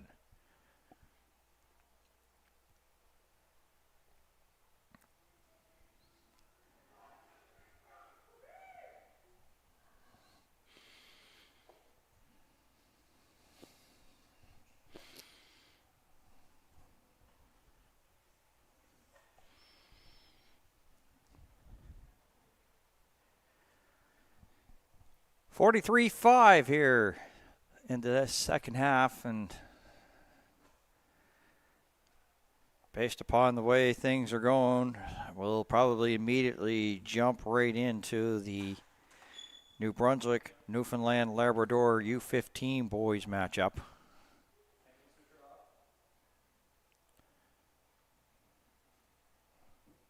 They've already sort of had like a meeting of the captains on the track, and so there won't be much time in terms of turnaround here for the teams to hit the pitch here in this one.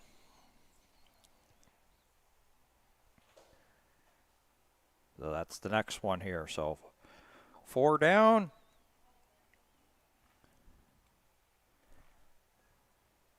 And 7 to go here is Printer out here on the restart, looking to try to get some more points here to try to make it.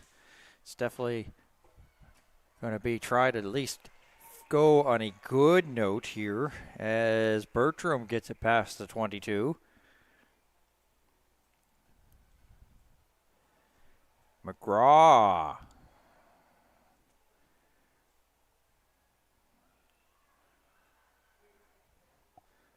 There's the handoff, Corrigan. Corrigan on the run, a good run by her. She's tough to bring down, brings it up to the 10. On a good run there by Mercy Corrigan.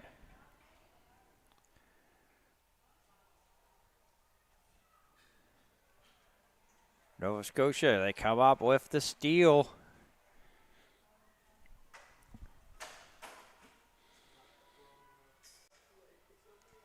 Peck with that steal for Nova Scotia. Lukinda trying to be dragged down by Mills, and Lukinda stopped. Got a quick little handoff there. Arbors. And down for the try for Nova Scotia.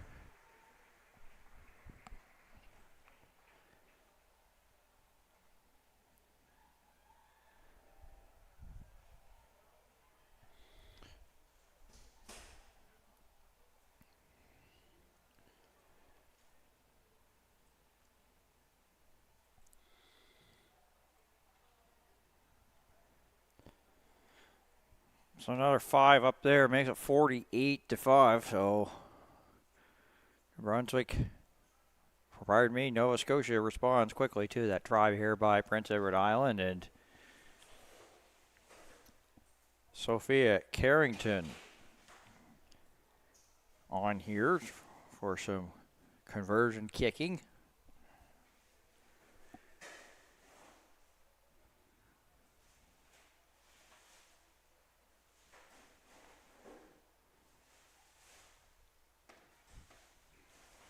And good. 50-5.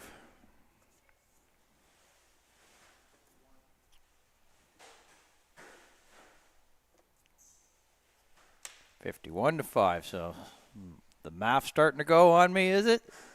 Yes, sir.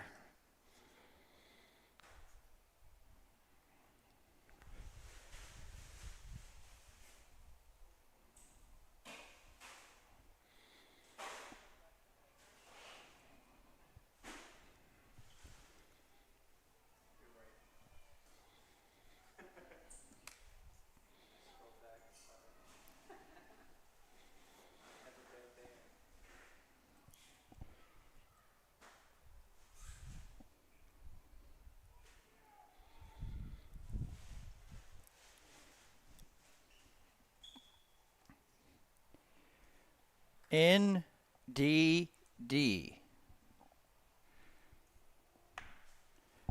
Came up with by our producer Dylan Jones. He says, "Never doubt Dan." I was right. He corrected me, and he's like looking back on. So basically, after further review, we have determined that Dan was right on the score. It is 50-5. Dan Hobson has still got his challenge and timeout left.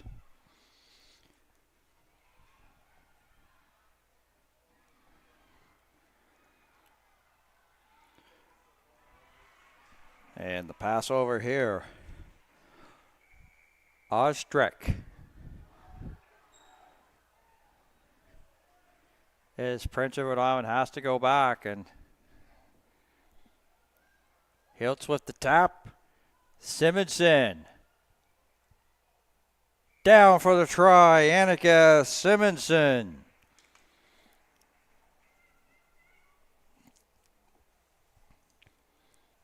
Score brought to you by the number 5. 55 for Nova Scotia, 5 for Prince Edward Island.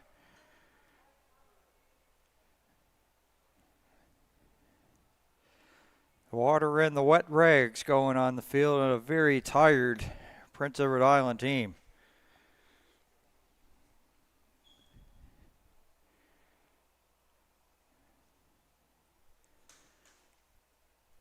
Carrington.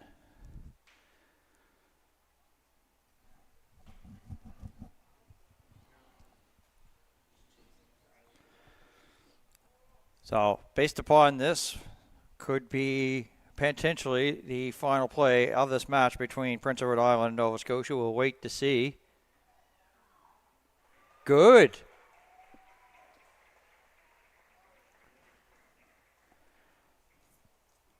Not the easiest of odds, but Carrington coming up big. 57-5, and we'll play on just a little bit longer here.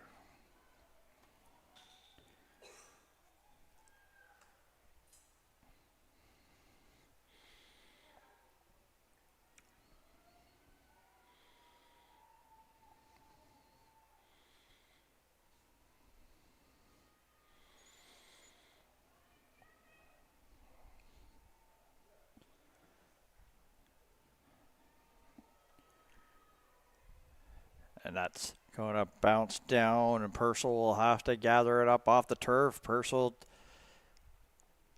bring it up past their 22. As they're on the march again, that's going to be an easy knockdown. So scrum to call, maybe. Referee looked at his watch, and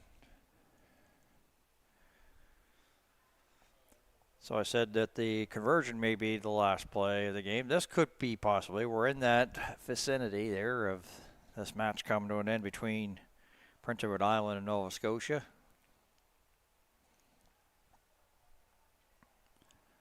I'm sure the Nova Scotians and the Prince Edward Islanders know that time just about winding down on this, so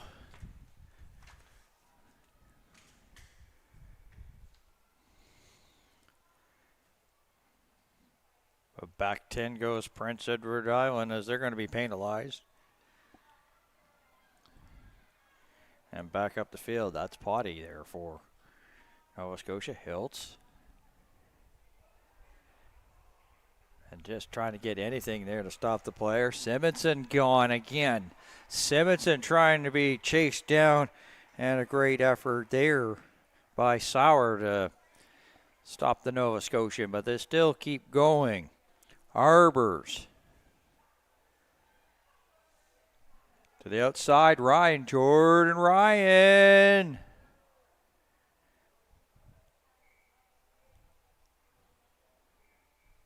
Oh, there's the three blows of the whistle there to end this one. 57-5 for Nova Scotia over Prince Edward Island here.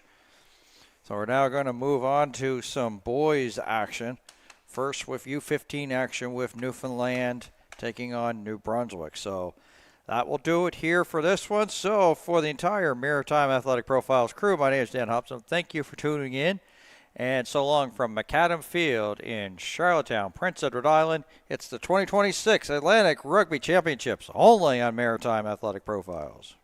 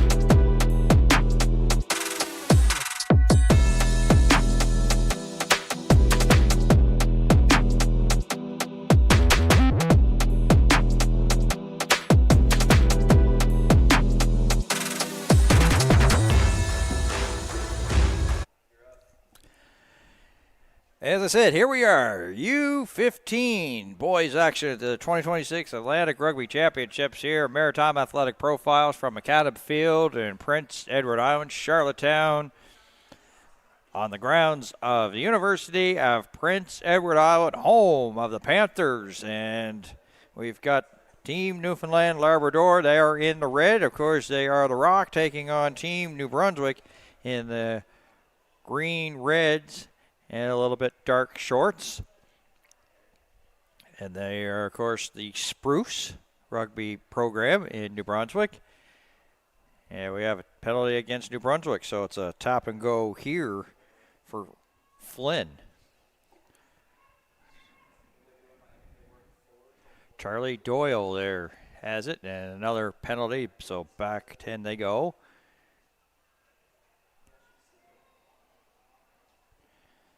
This is based, of course, on the lineup yesterday. As the other game we had some injuries that have sort of put us a little bit back in terms of schedule, so they're just trying to hurry things up. So pretty much this one was starting pretty much as soon as the ladies' game wrapped up here. So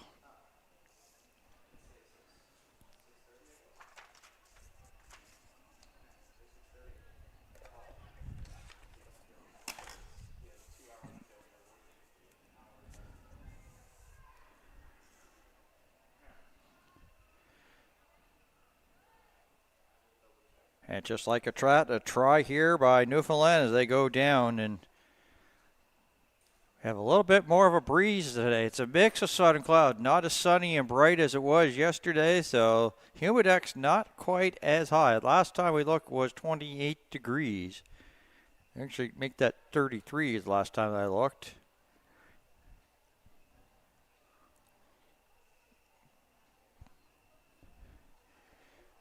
As Newfoundland Labrador U15 here trying to get this conversion. 40-minute halves, of course.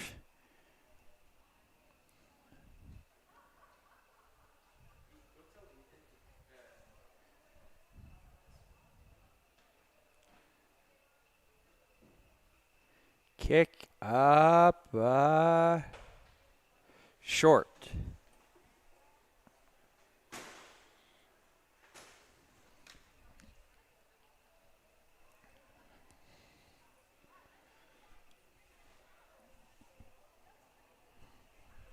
So 5-0 it will stay here.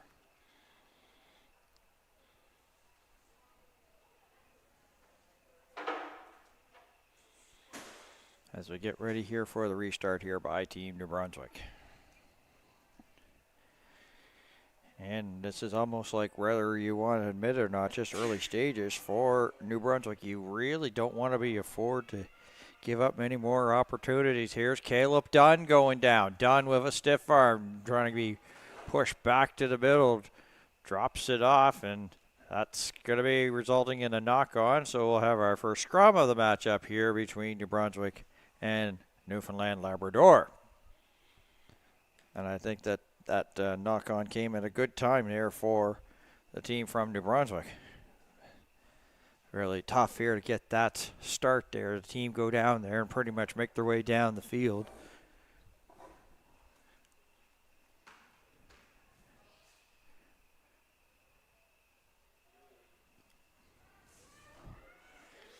And a ball that's up for grabs and rolling around and coming up with it.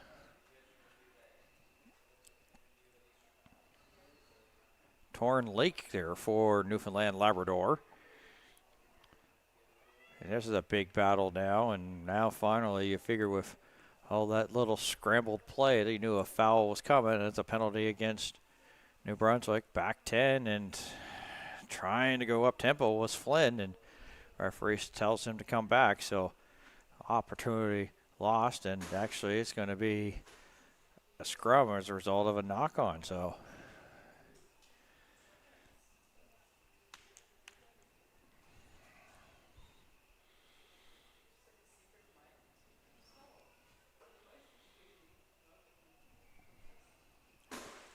Referee not liking the lineup, so of how they're set here for the scrub, so she asked them to stand up.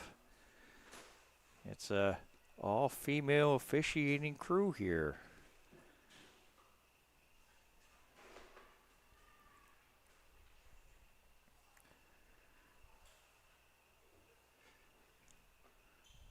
Brunswick comes up with it. This was Riley Miner. He was getting looked at there by the medical officials before this game. That was about an hour ago. There's a big time hit there as New Brunswick was going back, and back 10 Newfoundland Labrador Rock. But at least a little bit of a stand nonetheless.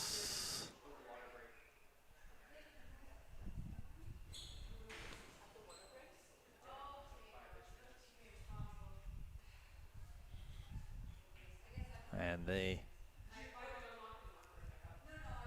successfully get it into touch. New Brunswick line out. Stark. And just before he was about to throw it in, there's been some referees just asking for a little bit of position change here from Newfoundland Labrador Rock. So now Stark ready once again. Matthews, and there's a knock penalty here. New Brunswick. There's a tap and go. Flynn. Here's Bolger. Bolger trying to push it, get it down. And we've now got an issue where the side judge and the referee are going to come and talk here. So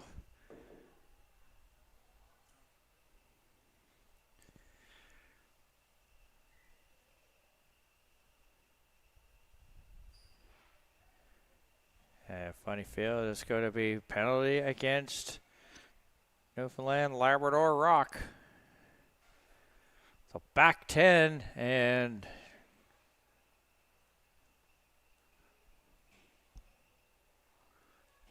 line out coming up.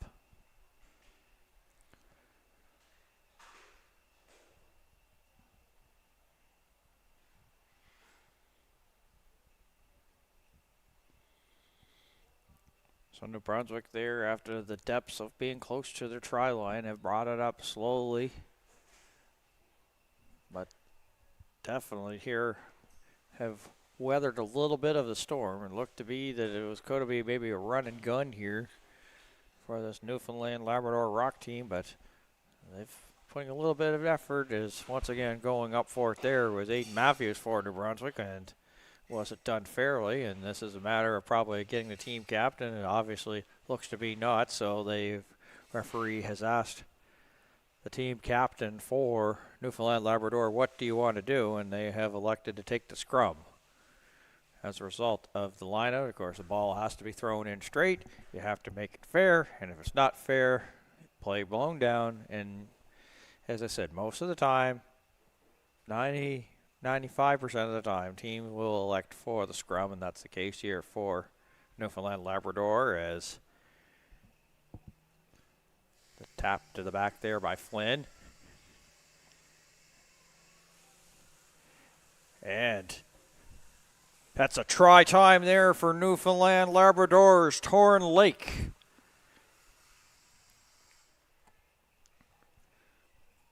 Put another 5 on the board there for Newfoundland. Make it 10-0.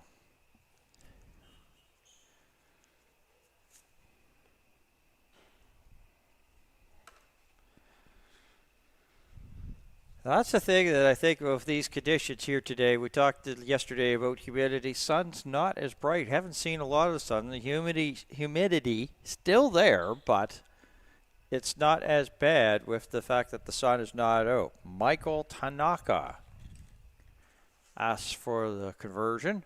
And flags are up. Good to go. 12-0.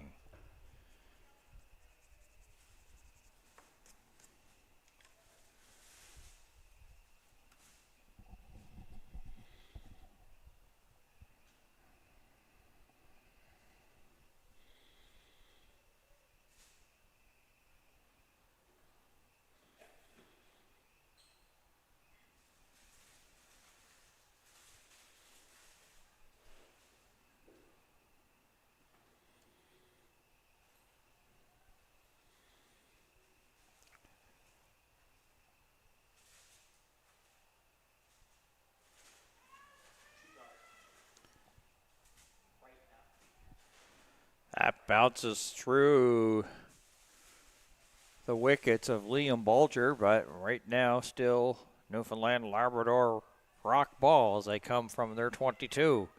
Little slight handoff. Tanaka. He'll throw it back. Not sure who he's intended for. Bartlett was in the area. Jacob Bartlett, 15 for the Newfoundland Labrador Rock. Spruce trying to come up with it. And Spruce do have a turnover. Minor.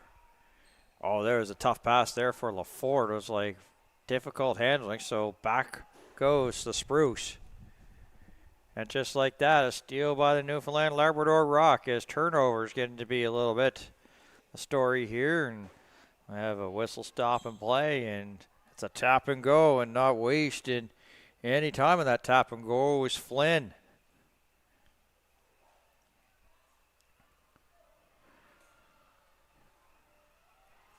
Oh, it's wait a sec here, so hold the phone on this as referee got to come over. Ask the line judge what a scene.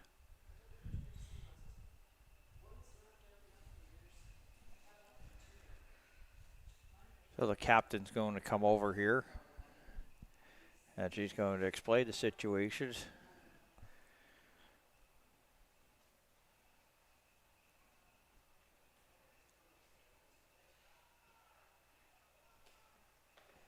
Looks to be that they have rewarded it.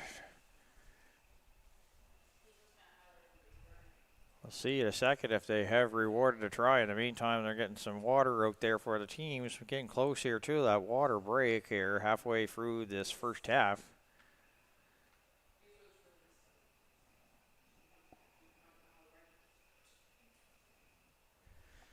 Now the referee coming over to talk to the coaches here from the Newfoundland Labrador Rock.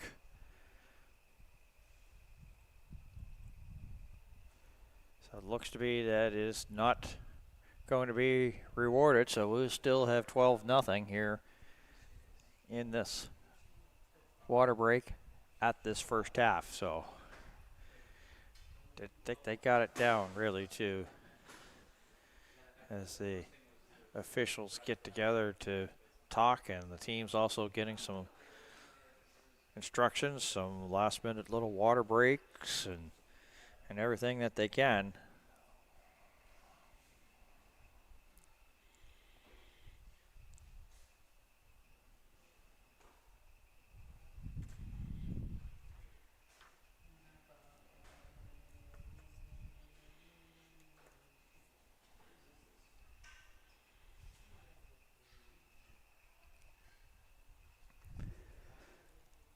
So if there's anything that sort of made this day a little bit more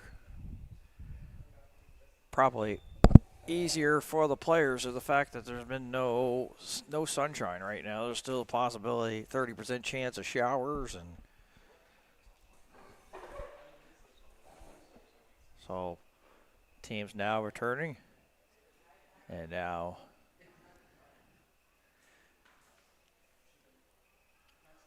so the hold here by New Brunswick as we get back underway, and a very, very short return to action as the ball goes up there. Colvert has it. And penalty, New Brunswick. That won't help the situation. And a little stiff arm to the outside by Torrin Lake. But he's denied of the try line, but they're going to get that pile going and pushing. And in the meantime, another whistle stops play. It's going to be a tap. Well, they tried to go tap and go was Flynn. Has to slow down. Does tap, goes here. Pile try to be pushed in here by Newfoundland Labrador Rock. I believe that's 7. Jordan Young, he's on the denial. And that time they weren't denied. They had the numbers, and just it's almost like you get down there, and that's the case in point. So another 5 points on the board here for the Newfoundland Labrador Rock, 17-0. Over the New Brunswick Spruce.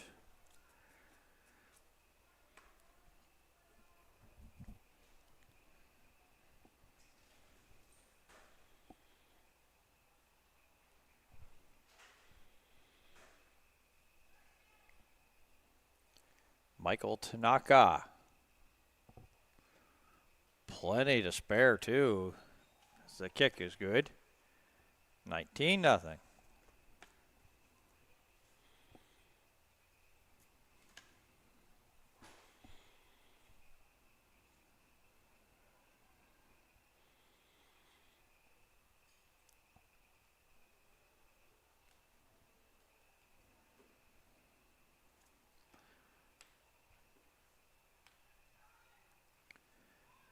Well, if New Brunswick wants to have something to say here, this is pretty much a moment where they have to rise to the occasion and at least come up with a steal or something. Get possession of the ball, get some offense going. Trail by 19, restart City again, and they've been sort of been on defend mode, and you're just asking for trouble later on in this match here. So this is big time here for New Brunswick. Really can't afford to give up any more if they want to make a match of it.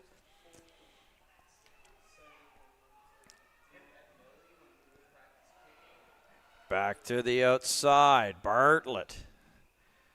In the meantime, the referee halts play. Have a knock on, so there'll be a scrum coming up.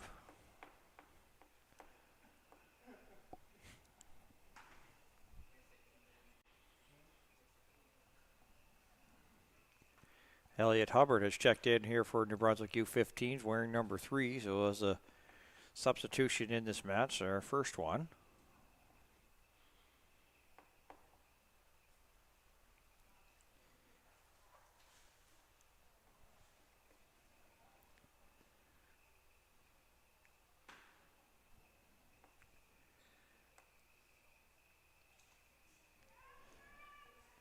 Flynn, and just like that, out the other side, a clean scrum win there by Newfoundland Labradors. And back they go the other way. And they're just having a little bit of a gym contest right now. Is down with authority is the try there for Newfoundland Labrador.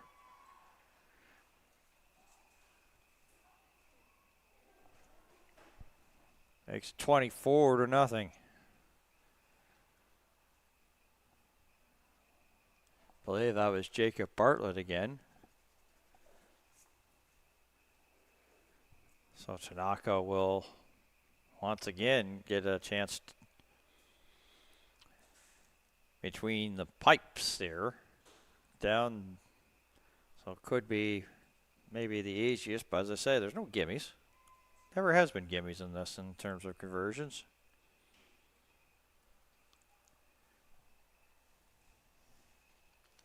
Tanaka to make it 26.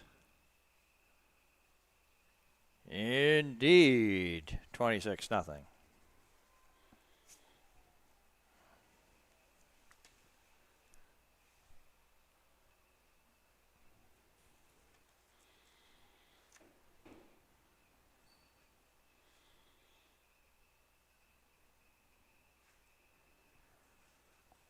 Well, said that New Brunswick needed to stop, and now this is getting to be a bigger hill to climb here for them.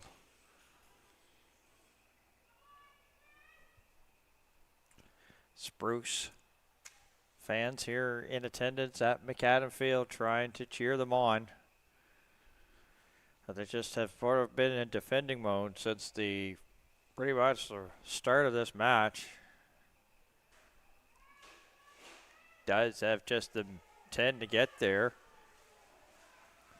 This is Colford. The push over there. Flynn. Stanley. Down once again into New Brunswick territory. Bit of a bouncer there. Has to be handled by Parfrey. Parfrey. Here's Tanaka on the run. He says, I've done a lot of conversions. I might as well go score. Thank you very much. Tanaka. Jogging. Downs it and slides afterwards. Maybe try to freeze frame that on replay of the slide, but Tanaka with the try, 31-0.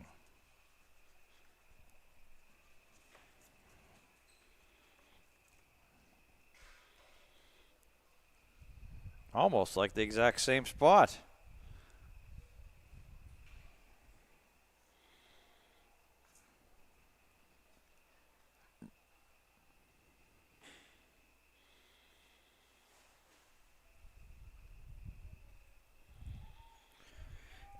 and does 33-0.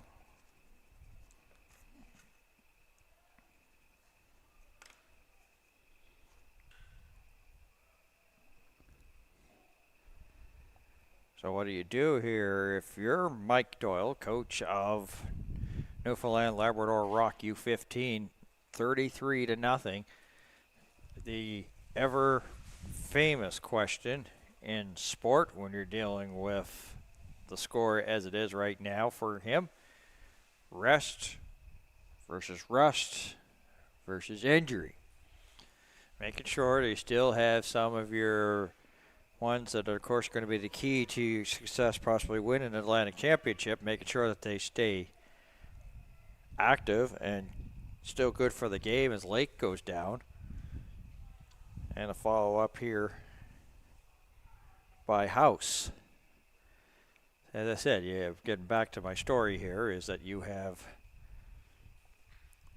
make sure that you want to keep your players ready to go. Don't want to take them out too much that they're rusty for like action tomorrow. And for some of them, they still have a second game later today, depending on who you are.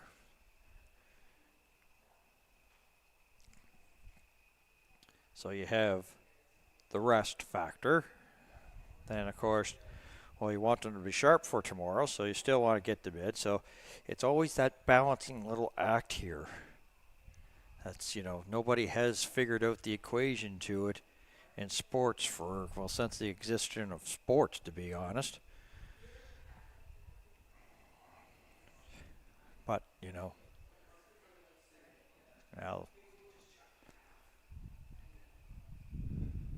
we have a line out coming up and a little bit of a wind coming up, so have a little bit of breeze here at McAdam Field.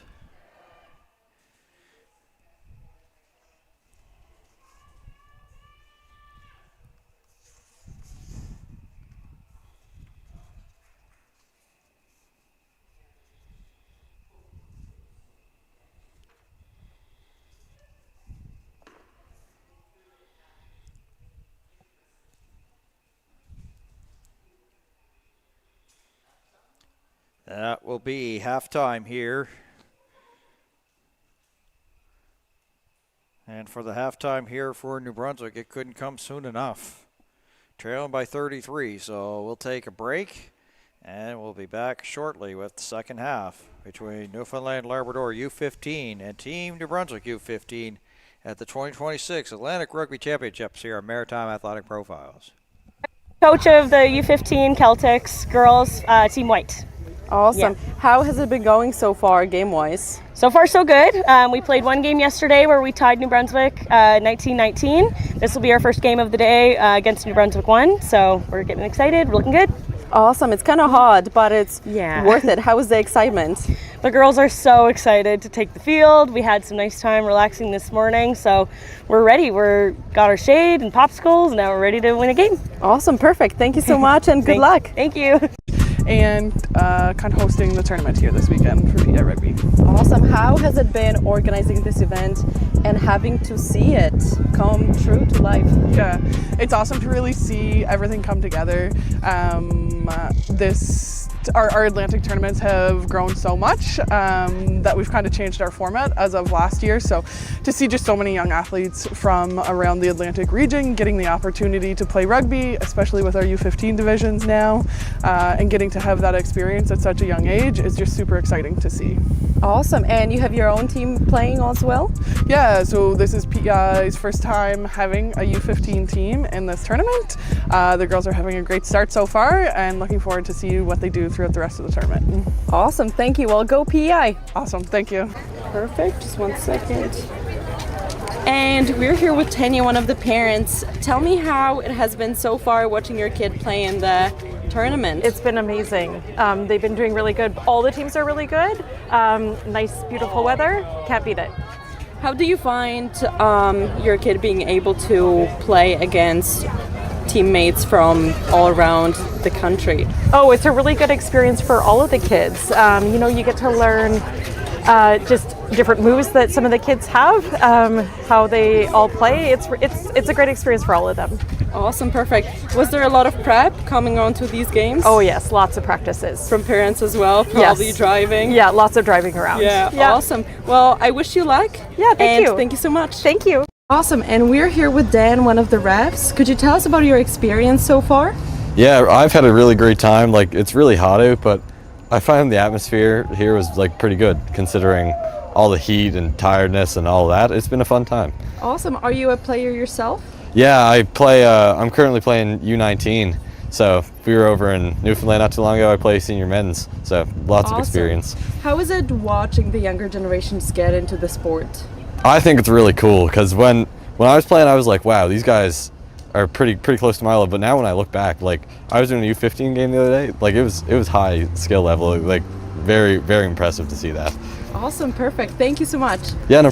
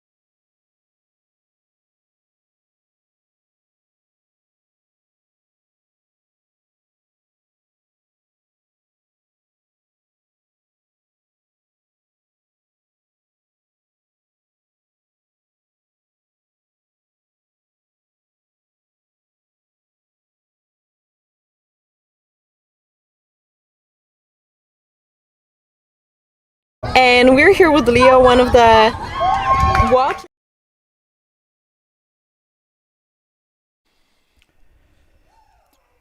Team Newfoundland Labrador Rock leading by 33, and well, this will be a restart here as they will have to do the scrum from midfield. It doesn't go the necessary 10. So what options here? I said scrum right away. The referee asked, and then most likely, as I said, that's what they'll do. They'll scrum it up at midfield here. Third time in my career that I've had the chance to be here at Atlantic Championships. There's Atlantic Championships hosted in Truro. That was my first. I was get a chance to getting to know the sport. My first time calling it. Hard to believe that was like almost nearly like 10 years ago. And then last year there was Atlantic Championships at King's Edgehill. And for King's Edgehill, Nova Scotia, School Sport Nova Scotia, successful rugby program. Akinwo back with it. That really was tough for him. So that's going to result in a New Brunswick penalty, and they'll go back 10. And Newfoundland Labrador Rock on the march again.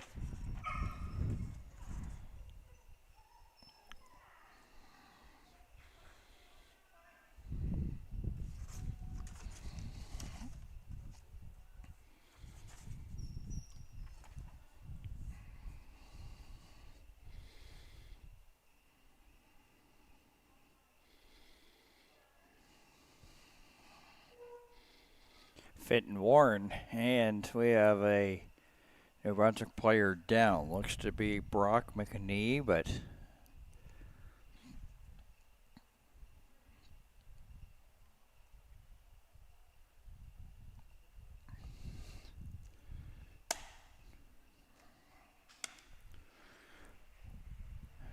Knee going to get up without any assistance. It gets applause here from the crowd. So for the meantime, a little bit of a hold here for New Brunswick.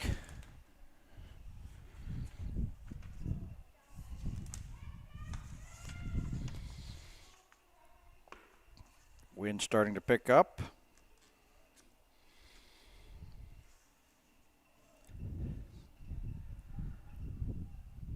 I didn't see if they have made a substitution. Here's the tap and go, an unclean pass and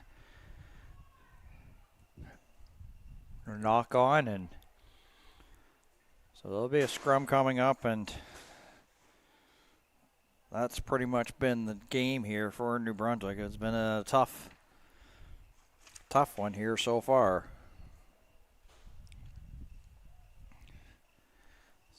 As I said, what is Michael Doyle's coaching strategy the rest of the way here for Newfoundland Labrador Rock, knowing that they've got this one in control, and you want to make sure that you set yourself up here for Championship Sunday to be in good shape. And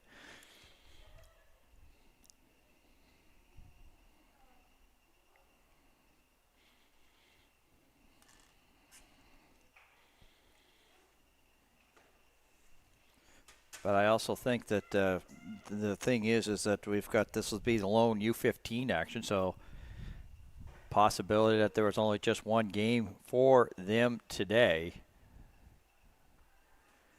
There was action, of course, at the turf field where the Panthers play their soccer games.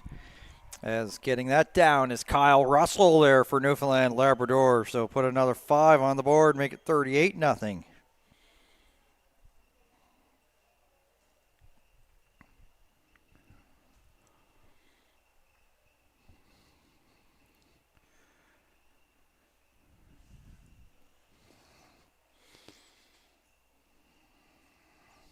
Liam Bulger here to the conversion.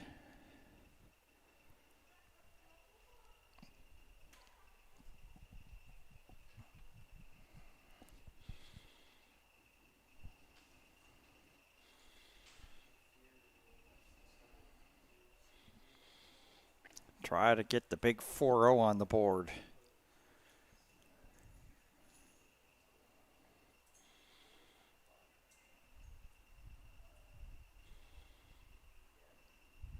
Kick up. Flags up, 40-0.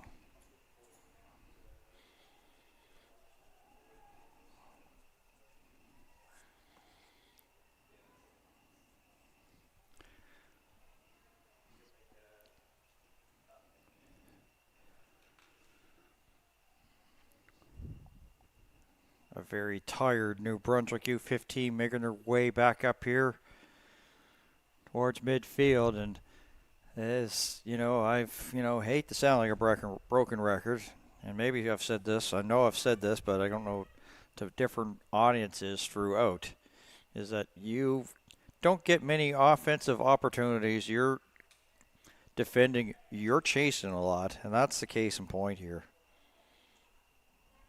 Stephen Squires.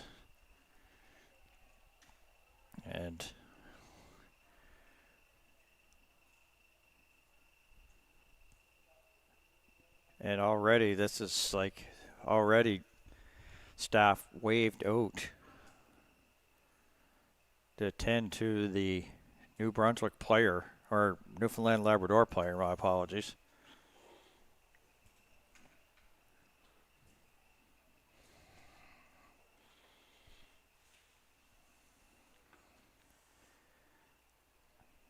And Nate Scott will come back to this matchup here for New Brunswick for Elliot Hubbard.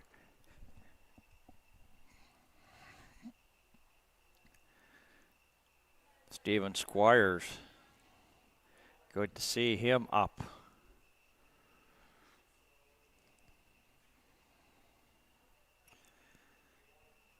It was down for a bit, and now back in a sitting position.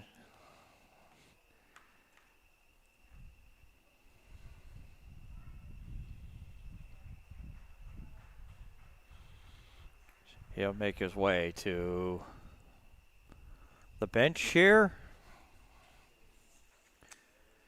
And Jordan Young will return to this match here for Newfoundland Labrador U15s.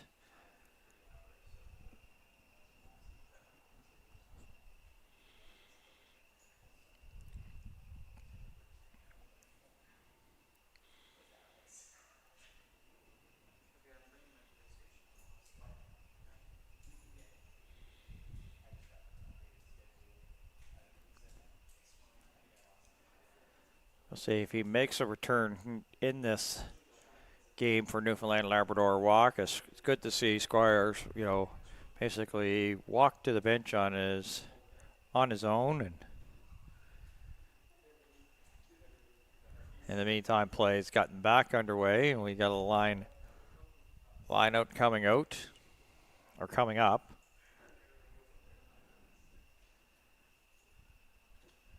And Kyle Russell was over there with a little conversation for the official.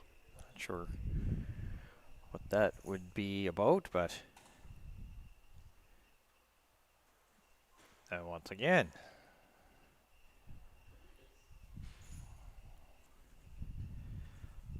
Colford will go in, and it didn't. Nobody was really that eager there for Newfoundland Labrador Rock there to be throwing this line out here, but. And here's an opportunity here. Riley Miner. Miner trying to go down. One man to beat. Miner not stopped. Miner hands up in the air. Try time here for Team New Brunswick. And Miner, I like the celebration just before. It's like, put your hands up. It's like, yeah, baby, finally.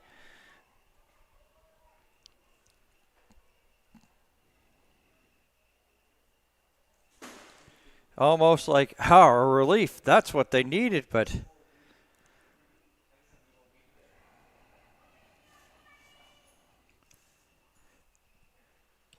had just one man to beat. And Miner did, and then with the celebration, here's the conversion here. Maxime Tessier. Kick up. No flags, so it will stay 40-5.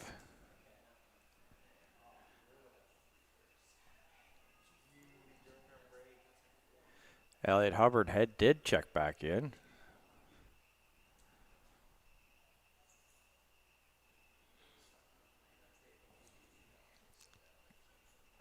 So maybe New Brunswick can get some points here.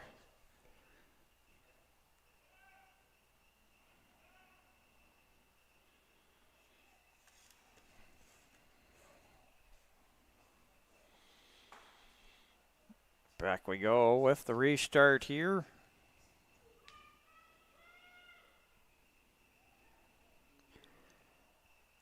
Caught on the run. And here's something brewing here for Kellen Fletcher. Fletcher trying to get down there. Fletcher going, pretty much gets it. And that's back-to-back strikes, so hold the phone. Don't go anywhere yet if they keep this going. 40-10 with a chance for two more. 12 quick strike points there for New Brunswick.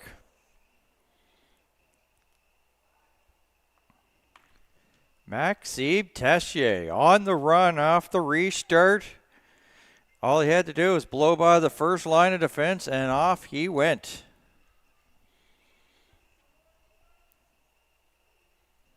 And the coaching staff says, oh, by the way, that was a great run there, Maxime, but can you go kick this conversion for us? Thank you very much. I don't think he has any problems trying to add to his points tally. Of course, you get the try and you also get the conversion. So sometimes those who are the conversion kickers can be some of the top point getters here at the championships. Yes.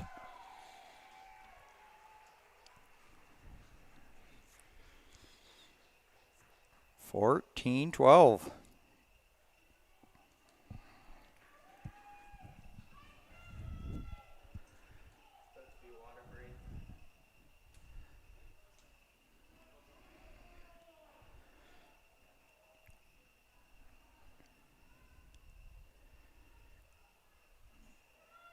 Might have changed numbers, but Jonah Cudner is into this match here for Newfoundland Labrador.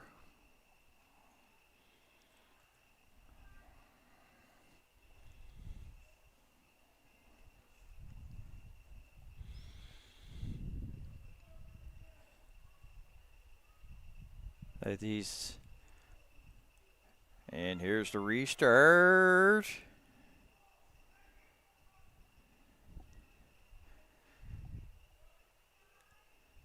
And it will be a New Brunswick line out here.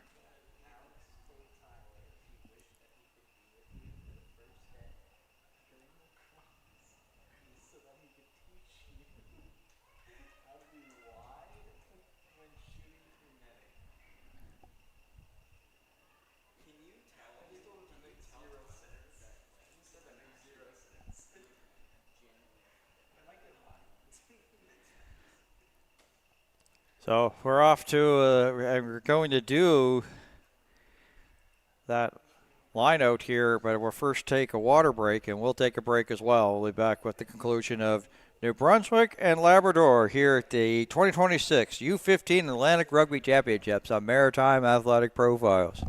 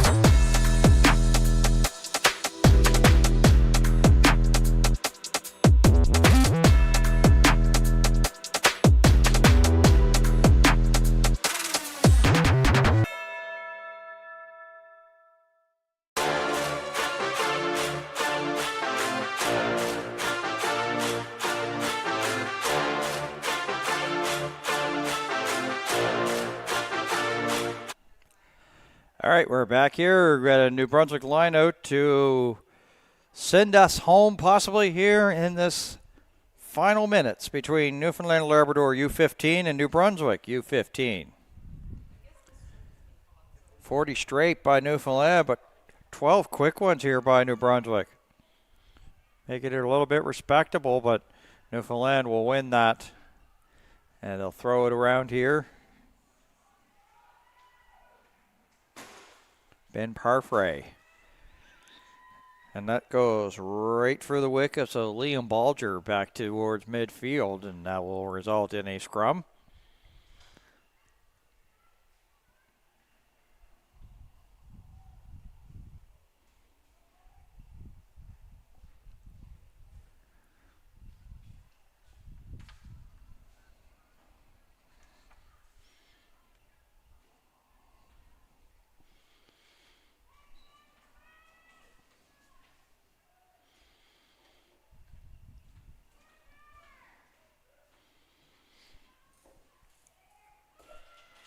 Flynn looking there for that loose ball there, but the scrum not done to the liking of the officials, so he'll line them all up once again here.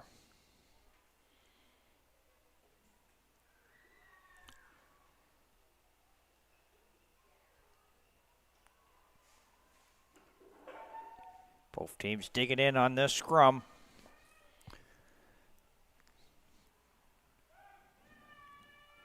Spruce making some noise. This guy's made a lot of noise. Minor, but he actually goes back with it. And there's the handoff. And there's Akinwo. And he just keeps on going. He's taking the pile with him. How many Newfoundland Labrador Rock players can you take with you there, Akinwo? Gets some applause there for that one as he gets it down the pitch. It like was a numbers games, but he just kept the feet going and kept pushing, and that is a big time run for him. He gets applause, but of course it was going to be a line out here for Newfoundland Labrador. Colford.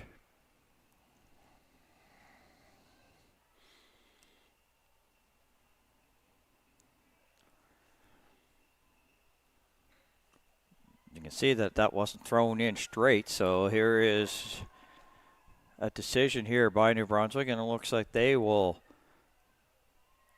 take the line out here as opposed to the scrum. As a result, with the, you can see with the referee say that it wasn't thrown in straight, unfair advantage, so now New Brunswick, line out. Up we go, and down with it. Eli Cook, well, they say that this wasn't done fairly either, so let's see what Newfoundland Labrador decide to do. Looks to see that they will scrub, so back-to-back unfair advantages on the line out.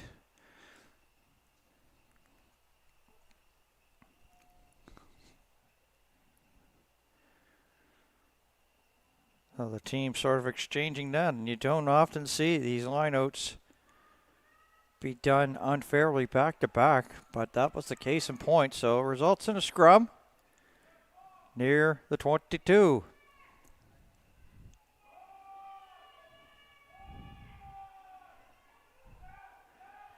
And Newfoundland wins, and this guy has been all over the pitch. Bulger here today. This is House. Numbers to the outside. Oh, what a big play that is by Ackenwall as he takes the player down. Otherwise, it might have been off, but play blown down, so it would not count. Anyway, so I see referee going, and yellow card. That's could be the end of the game here for that gentleman. So he's off to the sin bin. And now a player down here for New Brunswick, and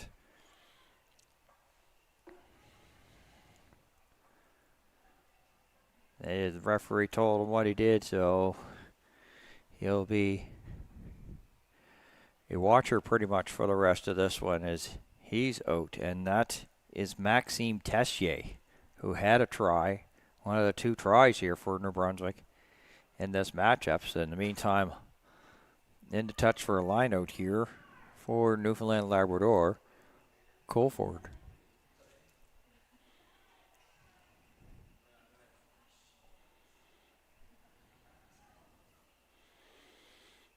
And that one was done fairly.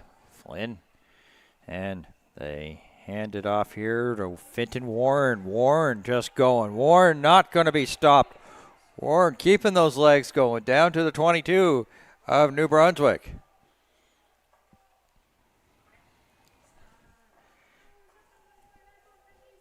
And before the kick can even be sent down, whistle stops play.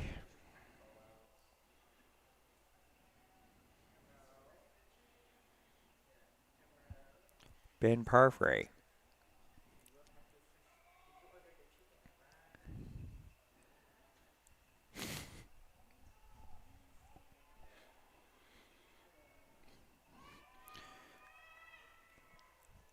Oh, and Deschênes has come back in. In the meantime, they go fast pace here. The pass was too far for Jacob Tobin.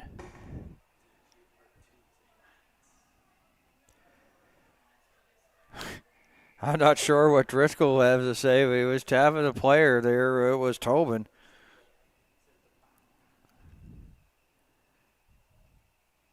And now the officials bringing the captains over to say, let's try to end this game cleanly. I'm no lip reader.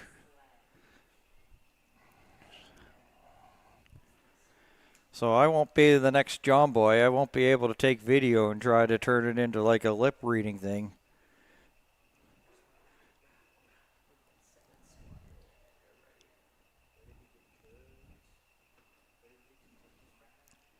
In the meantime, the captains, of course, have to go back and talk to their teams here. So where the official brings both teams' captains in, the message gets sent back to the teams here, and that's the case in point. Jace Stanley has come back in for Newfoundland Labrador U15.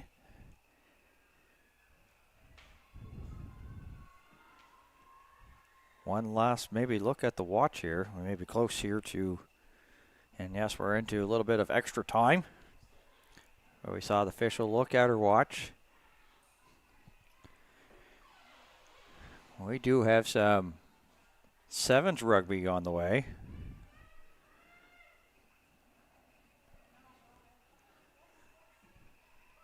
Let's see if the Rock here win this and put it into touch to maybe end this matchup. They push the pile, push the pile. Miner has it. Spruce trying to, oh, there's a fake there to Akinwu. Akinwu has it. Can he tiptoe that sideline? Gets up, and they're going to say that he was, did he touch the line? Looking to be possibly. Also, was there a knock on there? Looks to be.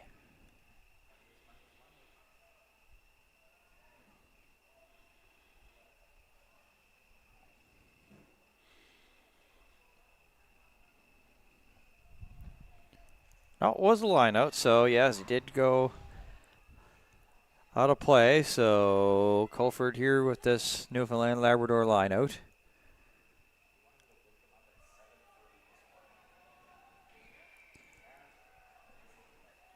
And will be a Newfoundland Labrador Rock penalty.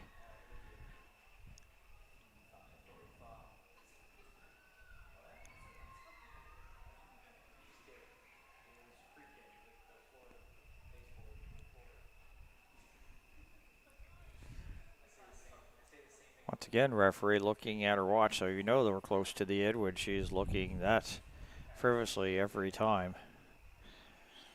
Well, Tessier did take long there. He's got his hat on. He's like loving life now after giving the yellow card.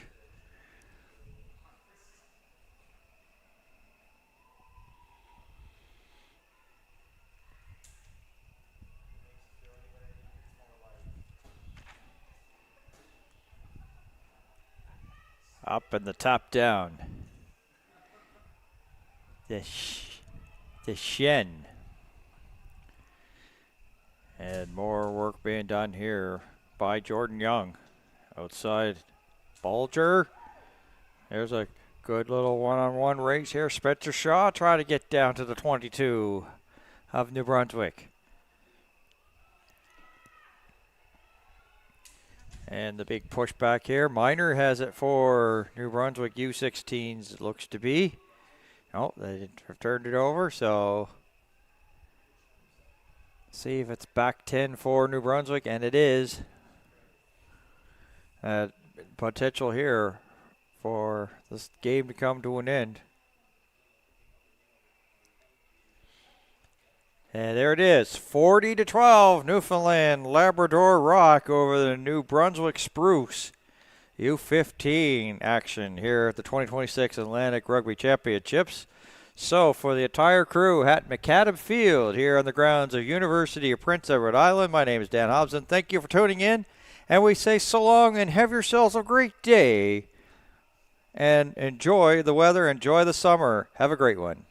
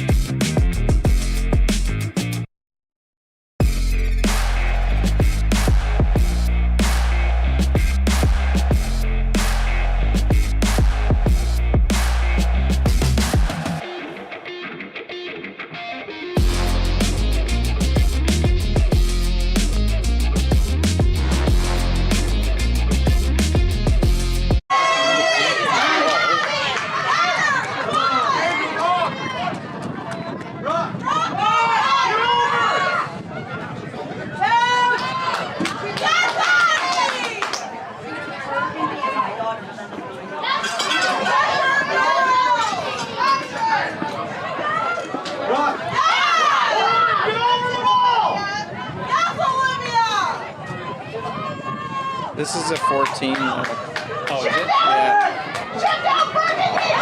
Which means we have another one after this, I think, as well. Or 14.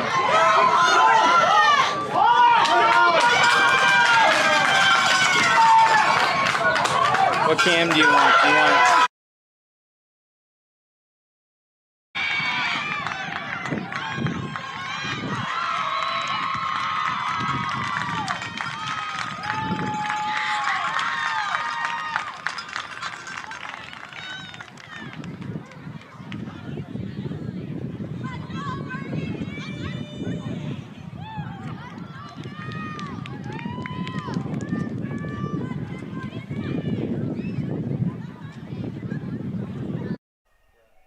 All right, here we are. We're just underway, and Burgundy didn't take long to score against their counterparts here. They were into the sevens action, 7-minute halves, and 7 players on the pitch here, and it didn't take long for Burgundy to strike here. And the conversion not good there, so still 5-0 here. We apologize there for a little bit of the delay in getting on air to this one. You've had a chance to see the sights and sounds. We had a game that was plagued with injuries, and we are just trying to get caught up here. So very, very, turning around quickly here in terms of broadcast to get ready. So we're into some sevens actions. This originally was supposed to be on the turf field, but they have moved it up to here, so that's why we are watching these New Brunswick here, Burgundy and Green. So, and Burgundy scored twice, or has scored early here to make it 5-0. And a mini scrum, of course, a scrum of 4 here for sevens.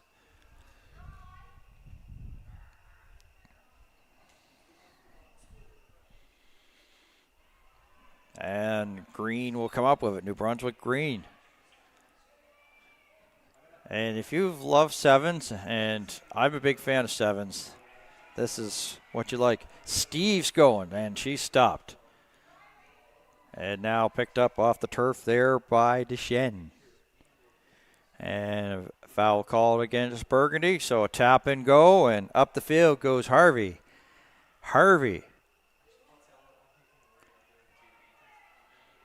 Some good, solid yardage there for the Greens. And a turnover there, Zoe Cameron. And a big open field tackle there by Kruger. And there's a swing here, Chase. And now Sarah Steves again. Deschênes. Oh, shirt tackle there. Canestro was trying to go the other way there for the Burgundies. Steves. Up the gut. Not much there. Deschênes. And it'd be pulled down there with Zoe Cameron, and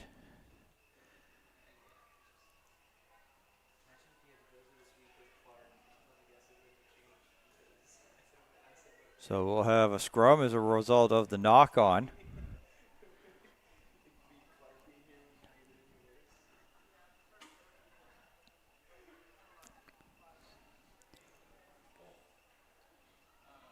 Burgundy pushing the pile, but Green come up with it. Charlotte Kelly. Kelly trying to get into the second line of defense there. Gets the Burgundies. Gallant with a pass there. Merdekian up to the 10. Still going there along that far sideline, and this is sort of where it gets a little bit difficult. Then when you're out to the sidelines, there's not much room, and when you got sevens aside, it's sometimes can make it that it's really difficult to get a pass from down here. But we're out in the middle field, pretty much fair game. Line out here for the Greens.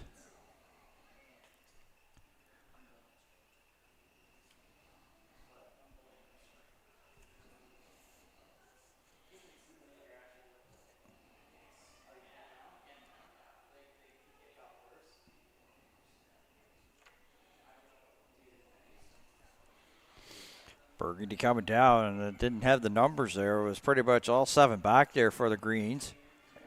And this is where you make your real estate here. You have to make a tackle. Couldn't make the tackle there.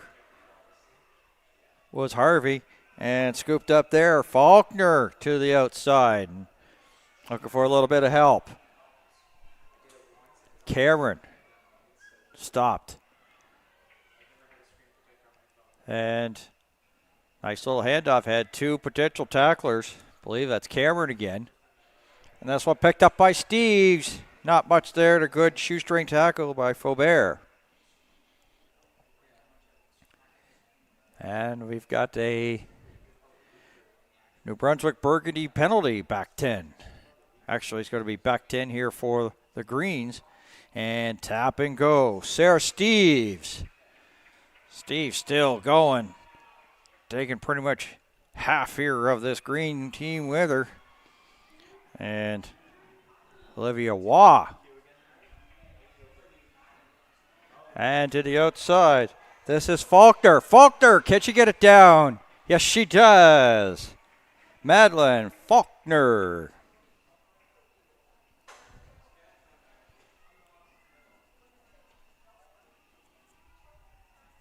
$10-0.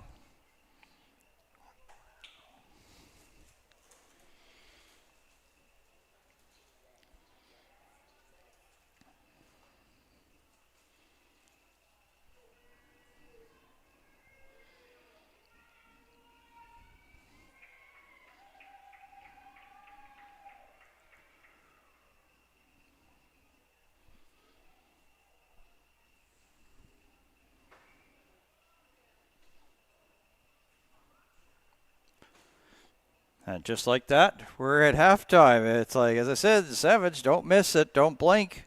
You'll miss something. Burgundy up over the Greens in the Battle of New Brunswick here at the U15 Atlantic Rugby Championships. Sevens action here on Maritime Athletic Profiles. Back in a bit. Coach of the U15 Celtics girls, Team White. Awesome. Yeah. How has it been going so far, game-wise? So far, so good. We played one game yesterday where we tied New Brunswick 19-19. This will be our first game of the day against New Brunswick 1. So we're getting excited. We're looking good. Awesome. It's kind of hard, but it's worth it. How was the excitement? The girls are so excited to take the field. We had some nice time relaxing this morning, so we're ready. Got our shade and popsicles, and now we're ready to win a game. Awesome. Perfect. Thank you so much, and good luck. Thank you. And kind of hosting the tournament here this weekend for PI Rugby. Awesome. How has it been organizing this event and having to see it come true to life? Yeah, it's awesome to really see everything come together. Our Atlantic tournaments have grown so much that we've kind of changed our format as of last year. So to see just so many young athletes from around the Atlantic region getting the opportunity to play rugby, especially with our U15 divisions now, and getting to have that experience at such a young age is just super exciting to see. Awesome. And you have your own team playing as well? Yeah, so this is PEI's first time having a U15 team in this tournament. The girls are having a great start so far and looking forward to see what they do throughout the rest of the tournament. Awesome. Thank you. Well, go PEI. Awesome. Thank you. Perfect. Just 1 second. And we're here with Tanya, one of the parents. Tell me how it has been so far watching your kid play in the tournament. It's been amazing. They've been doing really good. All the teams are really good. Nice, beautiful weather. Can't beat it. How do you find your kid being able to play against teammates from all around the country? Oh, it's a really good experience for all of the kids. You get to learn just different moves that some of the kids have, how they all play. It's a great experience for all of them.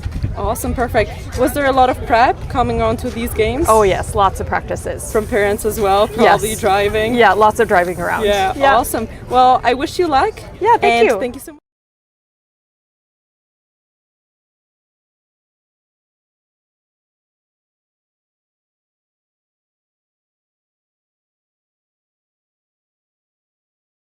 Burgundy's back on their way, and they're not wasting any time as we get this restart going there. Kidsey Chase coming down, but the Greens are going to steal the ball, and they're coming up the sideline here.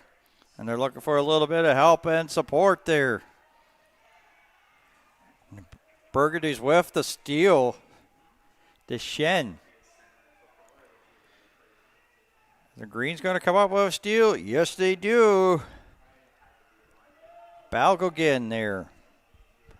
Balogun there for the Greens. Has it. And a little stiff arm there. Mardikian.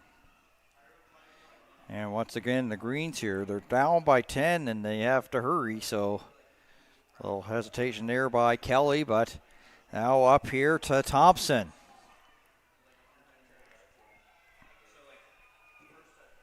Balogun pretty much brought down by her shorts.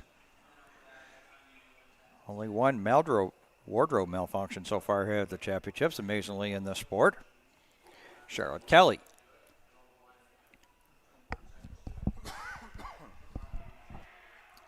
And here come the Burgundies once again, led by Deschênes. And Greens pushing their New Brunswick counterparts back a bit, right back of the 10. This is Waugh. Olivia Waugh.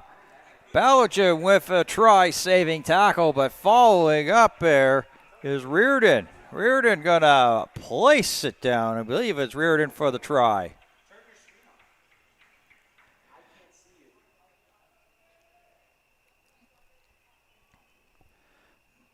Might have been Cunningham. Double digits, so it's not possibly Reardon.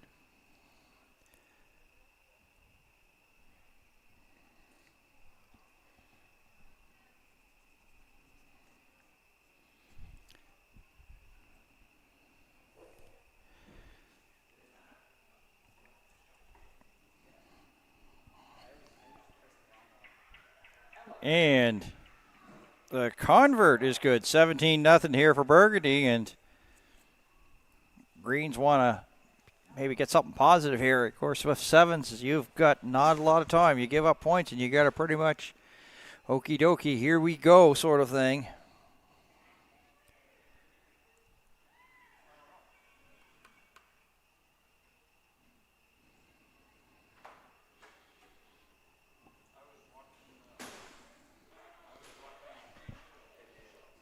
And gets, and on a bounce, fielded here by Mardikian. And did we have a knock on? Looks like we do. So scrub here just outside the 22 of the Greens. And they need points. And 7-minute game. Whew, that is tough to get 17 all back.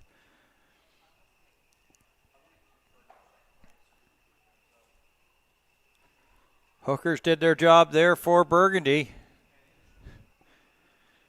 McDermott. Cunningham. Big time hit, and she, oh.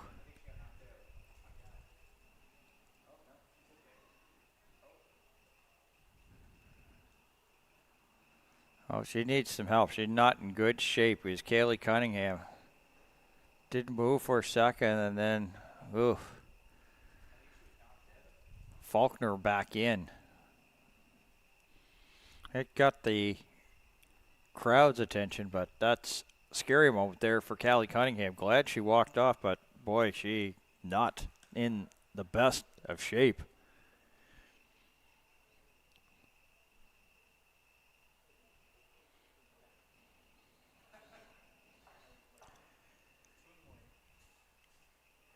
So we're set here, a substitution. That's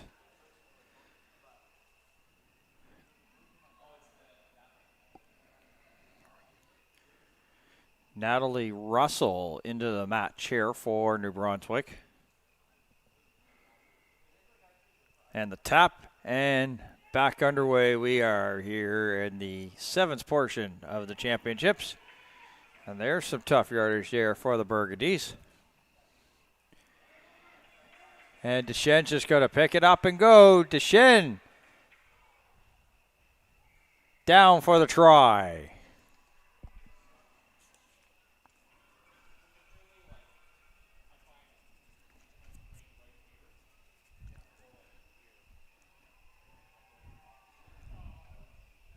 So the Burgundies in this all New Brunswick battle look to be going to come away here with the victory. Very tough to get 22 points in probably in a matter of about a minute, maybe even less than a minute. I said these games are pretty quick. Here's the conversion opportunity. Kingston, no, 22-0.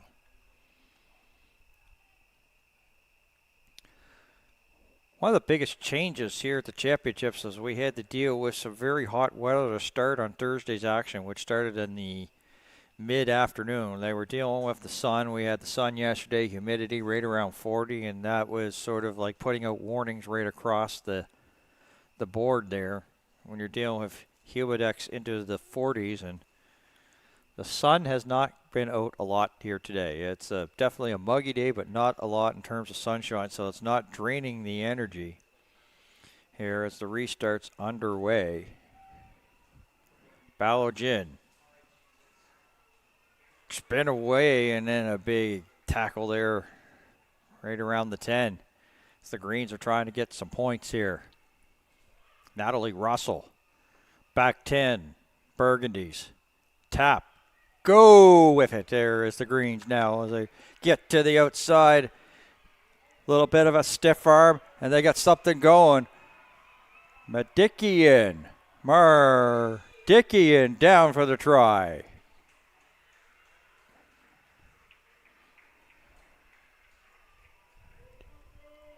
And that's a big one there as they'll get some points here, 22-5 as the Greens on the board. A stiff arm there by Nadine Mardikian, and off she went.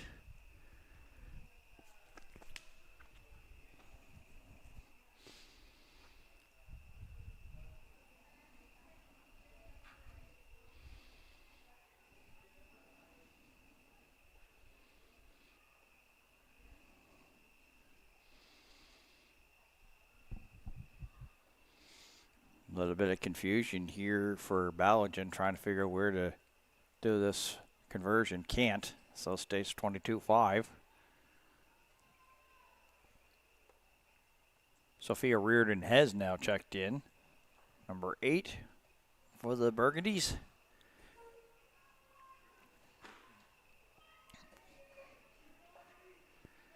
I like calling the New Brunswick game Burgundies Greens. You can go back and forth with that. It's kind of fun. Restart time.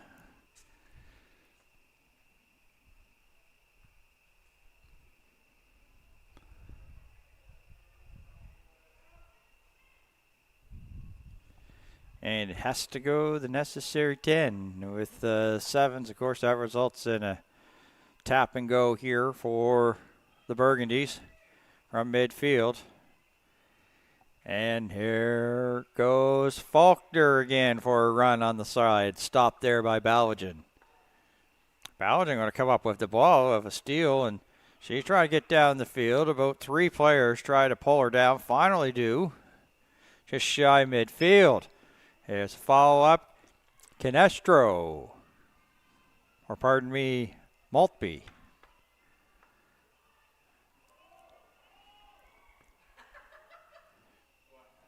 Maltby again.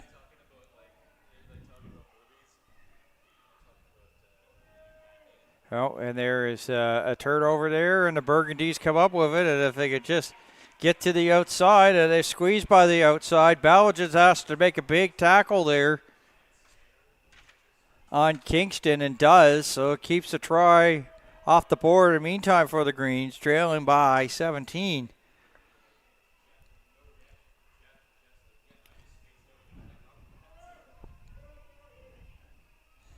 Gallant. And this is Finney. Finney looking for help. Goes back to Carpenter. Anything there for Carpenter? Gets a little bit. Ballogin picks it up. And Ballogin on the run. Rebecca Ballogin taking 2 Burgundy tacklers with her. Then throws it up to Russell. And Russell looks for help. Carpenter back there. And I'm not talking Sabrina Carpenter. Here is Maltby. Maltby rewarded for the try.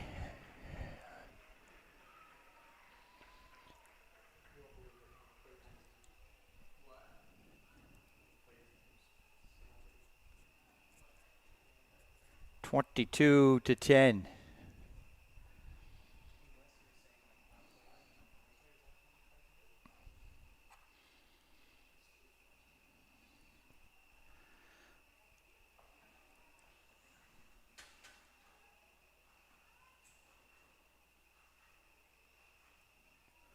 Ballagin here, try to convert this, make it a little bit closer, bring it down to a 10-point game.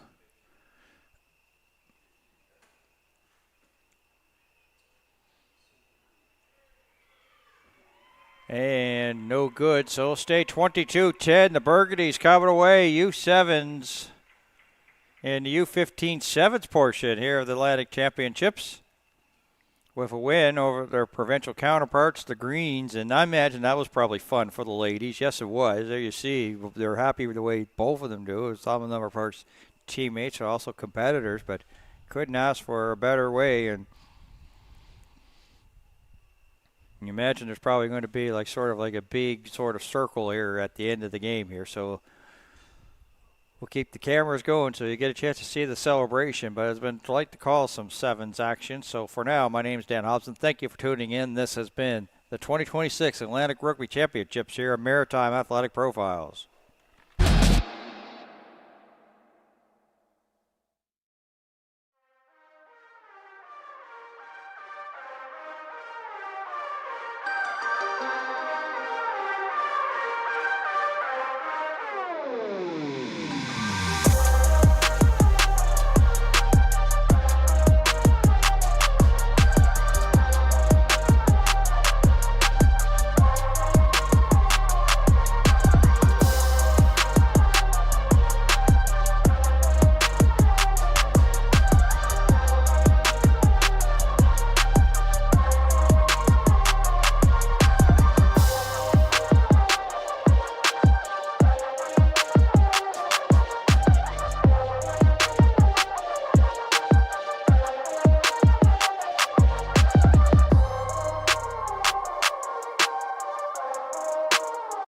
Coach of the U15 Celtics girls, Team White.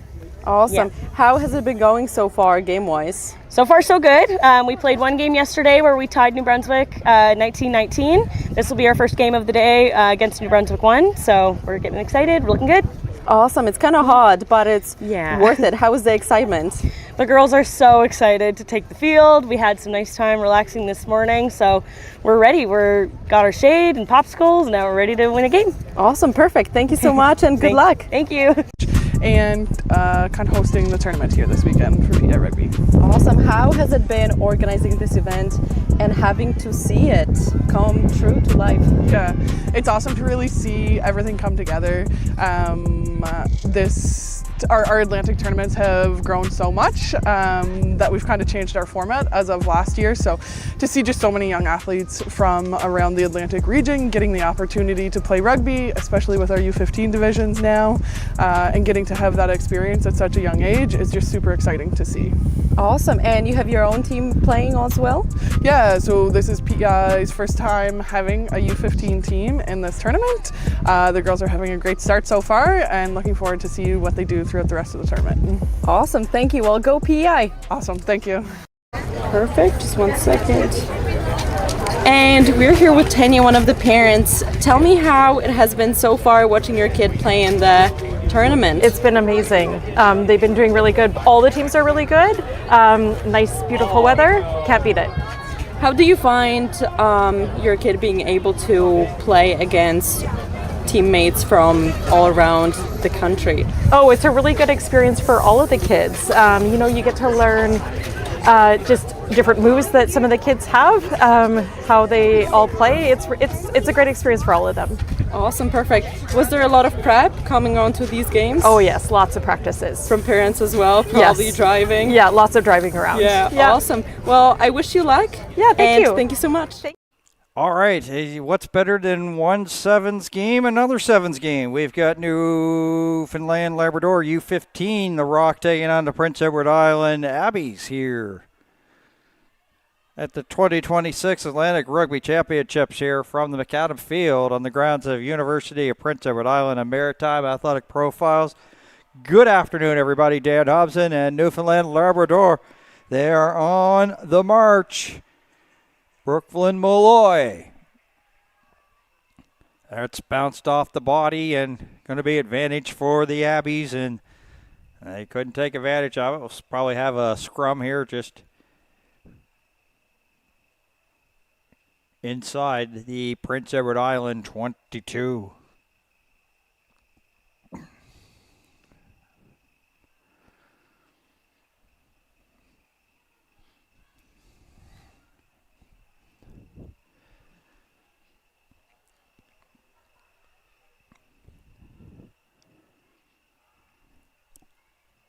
Win here, clean win. Ball going back. Newfoundland Labrador. Big tackle there in the field of play. Fitzgerald looking for that loose ball. This is Marara. Up the ring. Chloe Ring. Marara again. And to the outside. This is Bursey. Have Bursey me here as Marara. Near getting close there to danger zone territory. A handoff there. Fitzgerald. Nothing going there, and we have penalty, and yes, it looks to be that Prince Edward Island will have to go. Actually, we have a scrum there, sorry, so it was a knock on there by Newfoundland Labrador. And a big scrum coming up here.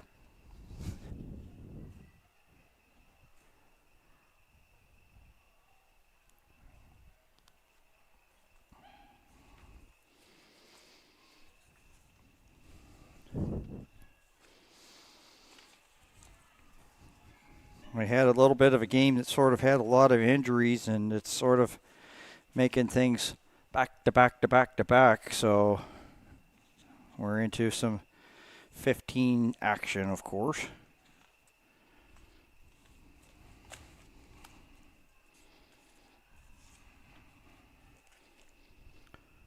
So scrum coming up, and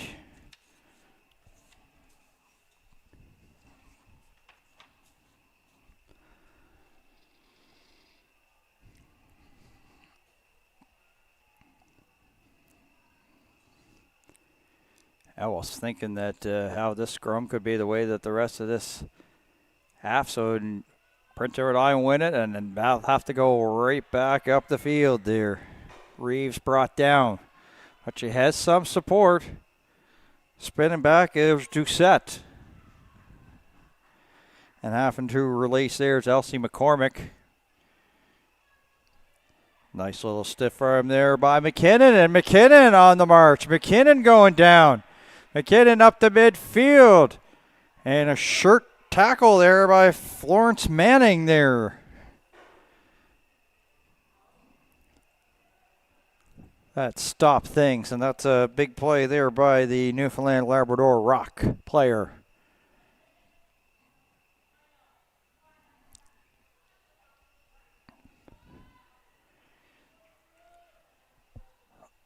Scrum upcoming.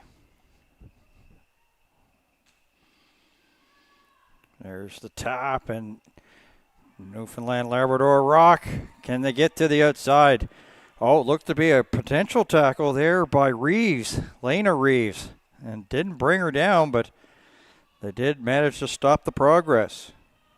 This is Chloe Ring. Ring with a bouncer there on the turf.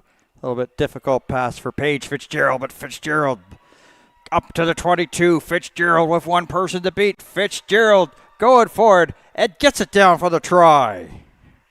Paige Fitzgerald. As Lawless could not get over there in time for Prince Edward Island.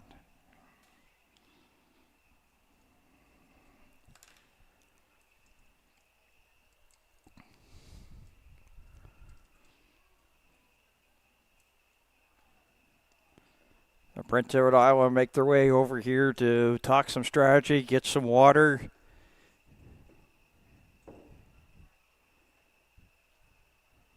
And we've got the drop kick here by Fitzgerald trying to add more points here.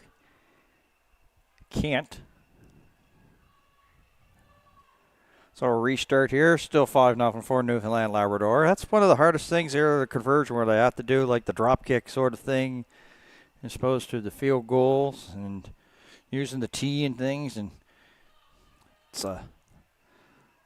definitely a really harder task here as McCormick will scoop it up off the turf here at McAdam Field. Really important here for Prince Edward Island on this possession to score. McDonald can't get to the outside. There's a shoestring tackle there by the Rock. And there's a big battle there. McCormick going down, but it looked to be advantage for Newfoundland Labrador. So it'll be a back 10 penalty, or actually a knock on here. And so results here in this scrum.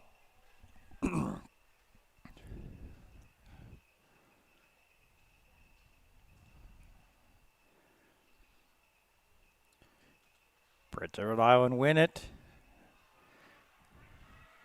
Oh, and they managed to split, and once again a shirt tackle there by the Newfoundland Labrador Rock. They get it down there, and Doucette trying to get going, and she's brought down once again by the shirt. It seems to be a common tackle help here for the Newfoundland Labrador Rock as Sophie McDonald is stopped. And like that, we have halftime here, and a good one between Newfoundland Labrador Rock and the Prince Edward Island Abbeys. We'll step aside, and we'll be back briefly, and I mean really briefly, here on Maritime Athletic Profiles, wall-to-wall coverage of the 2026 Atlantic Rugby Championships.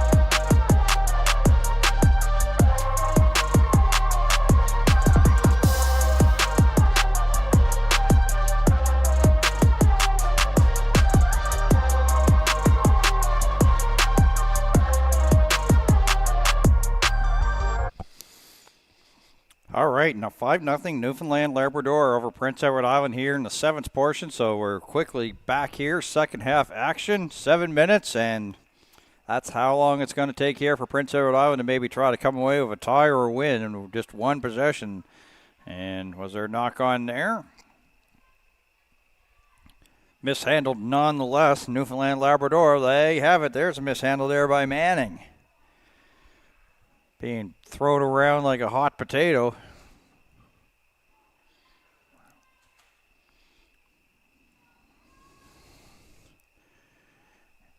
And knock on results in the scrum.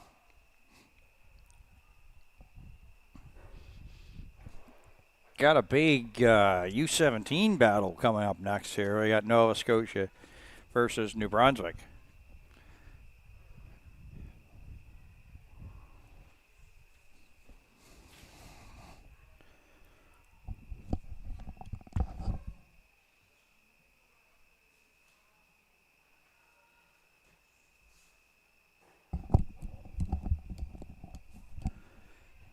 And with a 4-person scrum, it kind of makes it really, really quick, and it looks to be that they'll have to redo it.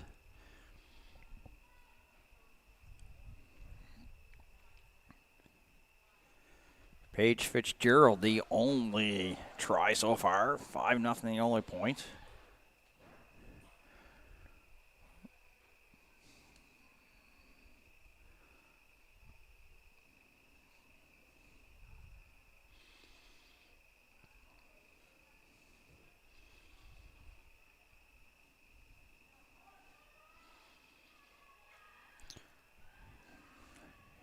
Labradors batting again.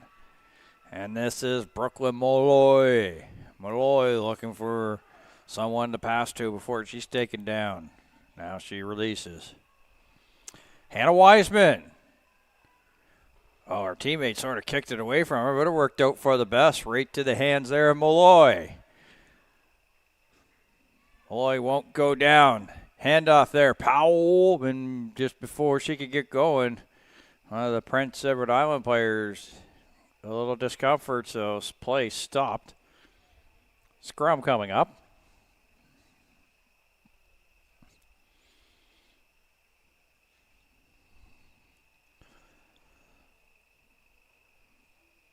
Most likely there'll be a substitution for the injured player, so this will be added on in terms of the injury time. So the two of these games were originally scheduled to be on the turf field, where the PEI Panthers men's and women's soccer team, also field hockey's played there as well, is played. So they move these games over here just to give them maybe a little bit of more some maritime athletic profiles love too, possibly. So well, in the meantime, Newfoundland Labrador Rock and Prince Edward Island Abbeys, they're down on having a little huddle, a little bit of a break.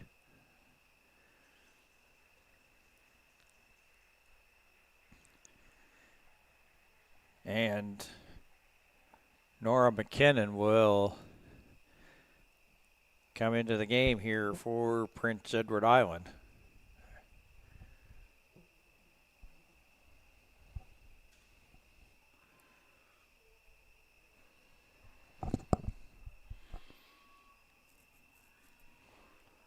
And in the meantime, scrum.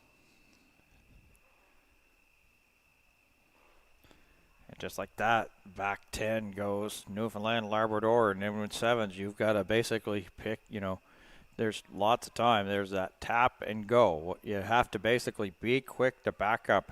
You get penalized, and the tap and go, that could be huge, and you could be off to the races and down for an easy try. So Newfoundland, Labrador, Rock, we're pushing everybody back, telling everybody to go back.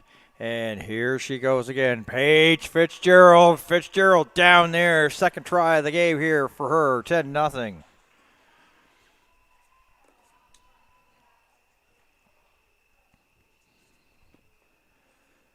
And that might be curtains here.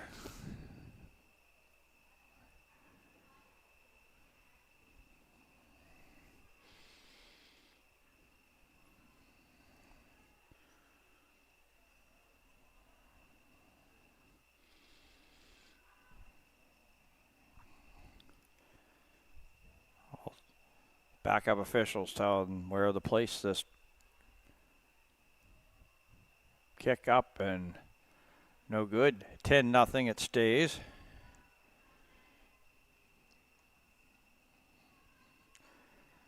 Referee looked at her watch one final time here, so you're getting really close. I remember watching sevens a couple of years back. I wanted to see how this went. That's caught on the fly there by Elise McCormick. To follow up that story, they were playing in England, so of course that's the home of Big Ben, like the tower with the clock and everything.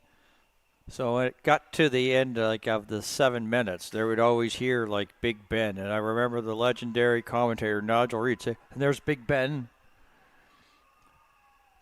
So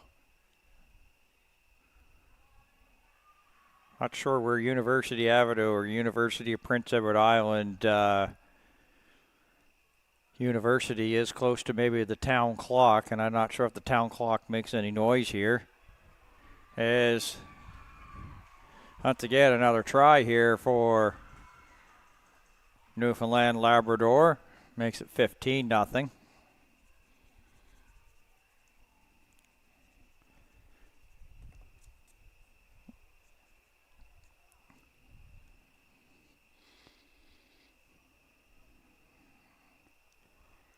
Paige Fitzgerald. And that's under the bar.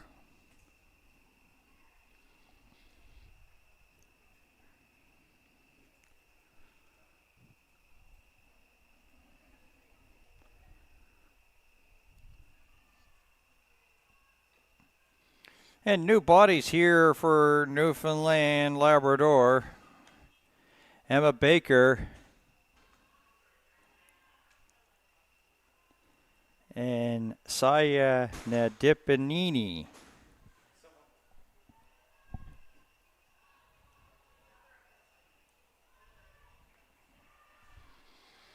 As Prince Edward Island try to come up here, maybe try to get a little bit respectable.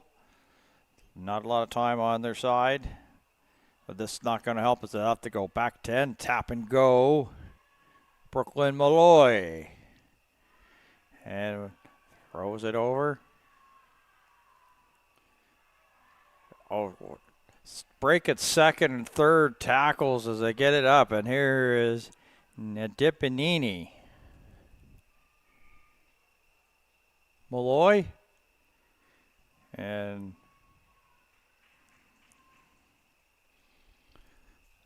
be a scrum here as a result of the knock-on.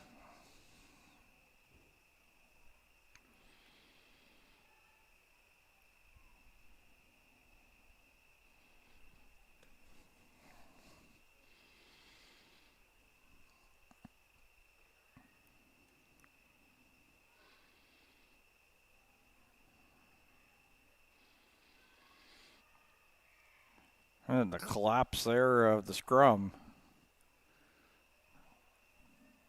So will result in a Newfoundland rock penalty and tap and go. And Prince Edward Island, they may take advantage of the tap and go. Here they go. Nobody back here going down the field.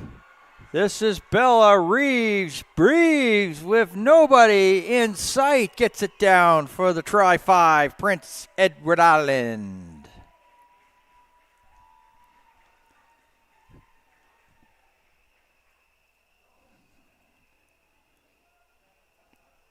$15-5.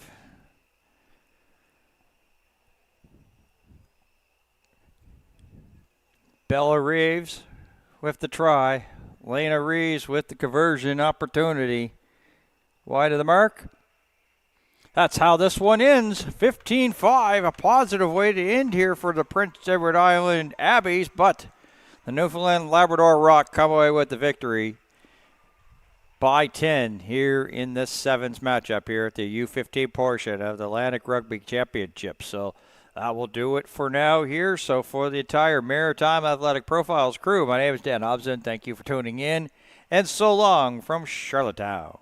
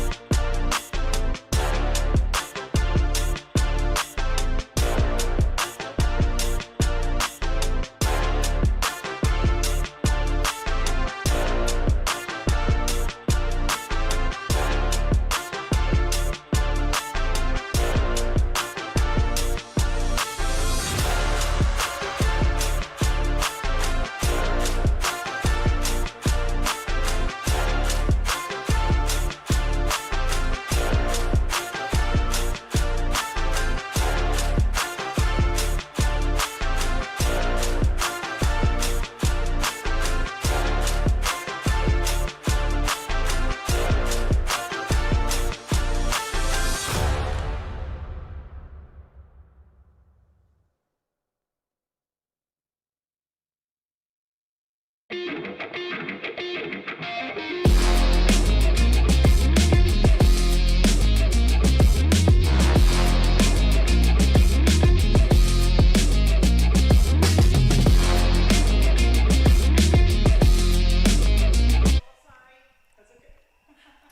to some U17 boys action. We've got the U16 New Brunswicks on the pitch taking on Nova Scotia U17 as we're just underway. And we'll have a scrum just seconds into this matchup here between the provincial rivals. Overcast, cloudy day. Sun not really been out a lot. There's possibility of some showers later on. The also improves to about a 60% chance tonight in the forecast. So the sun not being out. Still humid, still pretty up there in terms of the humidex, but the sun not out, making it a little bit more bearable conditions here for the teams to play here on day 3. And Championship Sunday just about around the corner. Stymus. And that's his first touch, but he's tackled there by his number 12 counterpart, which is Hugo Montgomery. And New Brunswick here trying to get this first little bit of pressure here. That's Neal, Dylan Neal. And straightforward progress for him. Fingertip catch. Numbers. Stymus too high for him. He has to field it on a bounce. In the meantime, Nova Scotia penalty. Back 10 they go. Will be a tap and go here for Connor Desmond.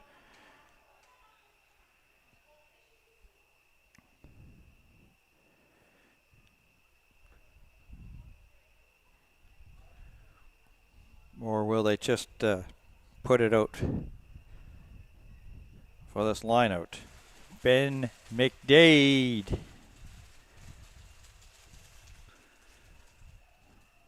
So first pressure belonging to the U16s.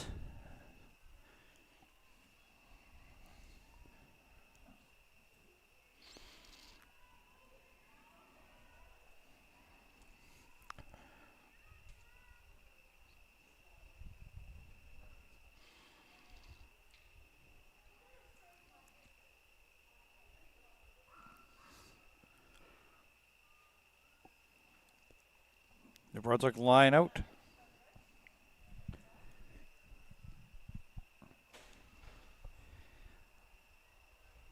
Then a little bit of a tap back there by Carson O'Toole, but was it thrown in properly? Doesn't seem that way, so of course Nova Scotia had the options and they have chosen the scrum. You have to throw it straight. So Scrum City, one of the first here in this matchup. I was going to say the first one, but it's the second one, so quick recovery there. Pat myself on the back for that.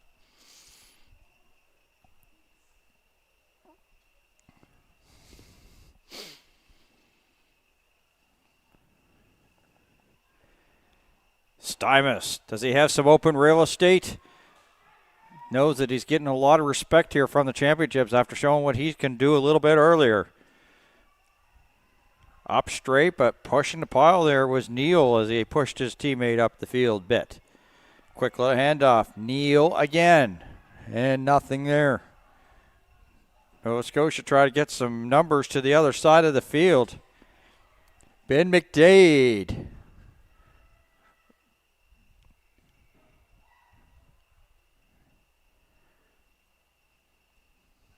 And just a tap and go here. Penalty. Numbers to the outside. And it's down there for Ben McDade. Try 5, New Brunswick.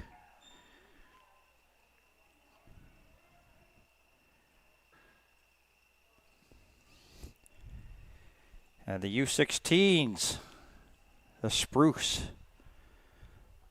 off to a very successful start. Looks to be Tim Desmond here for the conversion. Also watching is Grayson Fowley there.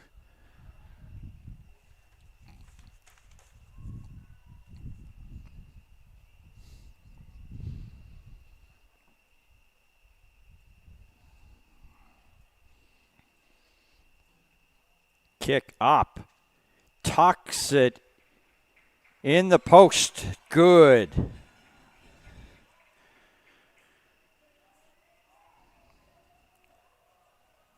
Advantage, New Brunswick.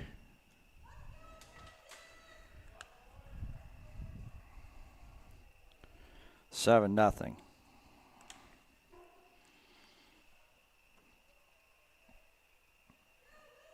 Well, it's getting to be that point that in this tournament is like they knew that Stymus is one of the ones to keep an eye on, and for Nova Scotia, you got to consider that a little bit of a victory, is that you didn't let Stymus beat you, but there's others there. This is caught there by England. Not quite, as he's now knocked it on for the scrum, so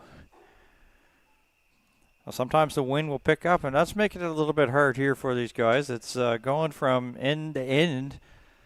Little bit of a breeze, not much of a factor, and we do have, as I say, going into the end, the flags, which weren't really moving at all yesterday, moving today.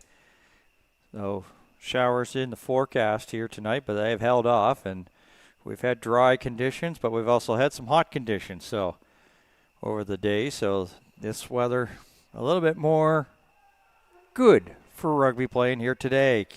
Kane managed to tip it back, getting some help here from the teammates, is up there with it. There is Atwater as well as Sam Cross for Nova Scotia. Oh, there's a big time hit there as Maximilian Loosely with a big time hit there on the New Brunswick U16 player. And he is slow to get up. That's Carson O'Toole, but he's back up and back into the play. And in the meantime, back going the other way. Here goes New Brunswick U16. Believe it's Tim Desmond. It is for the try. Tim Desmond with a quick strike. 12-0, and all of a sudden, maybe the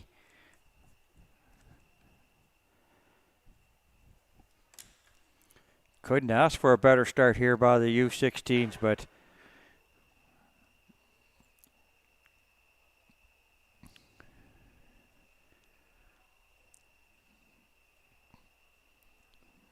Tim Desmond going to try to help out his own cause, get some points here, trying to get this conversion.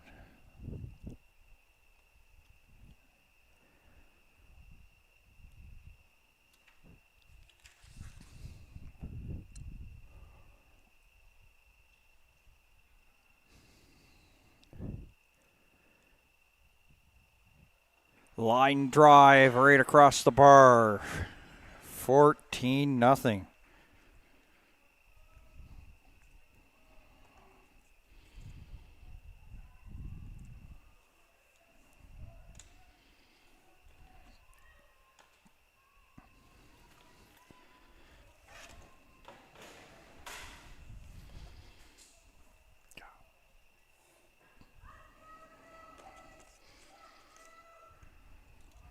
Celtics fans trying to cheer them on. 14 straight by the U16s of New Brunswick.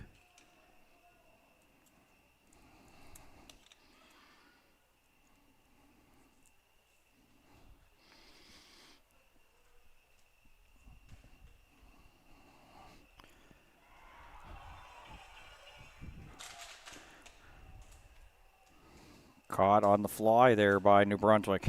Had a little handoff there from Weatherly. 19 there for New Brunswick U16. And now New Brunswick penalized 10. So this would be first chance maybe of the match here for Nova Scotia U17.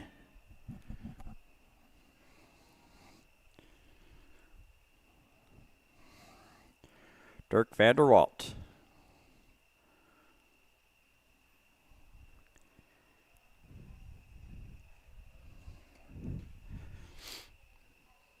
So here's Nova Scotia on the march, trailing by 14.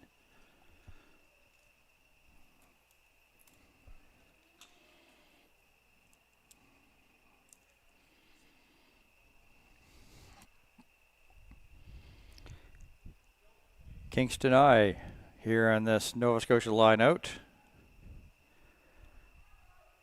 Is it straight? Didn't look to be. So here, New Brunswick's choice here for scrum. And they've elected to do that.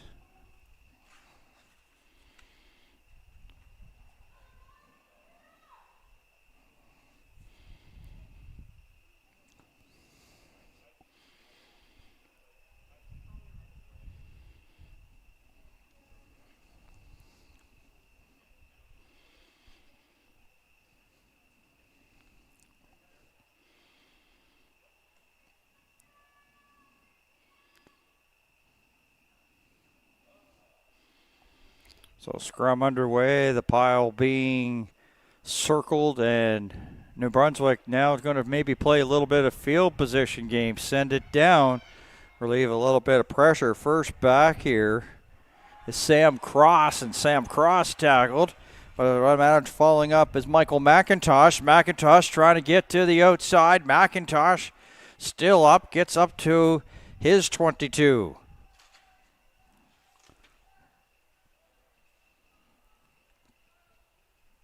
And Hugo Montgomery kicks it up, doesn't get much on it, and trying to get it up more up the field was Bryn Lloyd, trying to do it on a bounce, sort of kick it soccer style.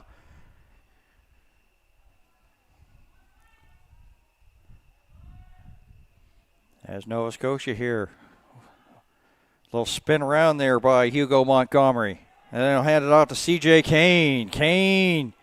Oh, they had him by the shirt momentarily. Kane with a little bit of separation. Kane trying to get away. Kane taken off. Kane down for the try for Nova Scotia. CJ Kane, a member of the Truro Saints Rugby Club. Making it 14-5, a chance to bring it down to a try and conversion contest.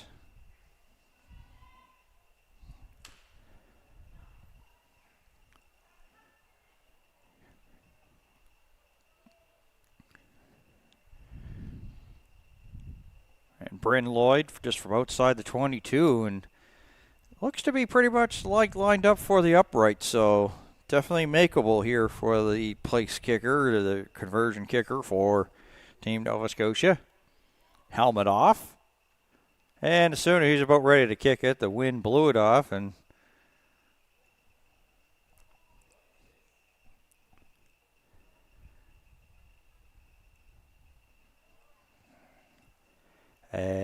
short of the mark, so it stays a 9-point game.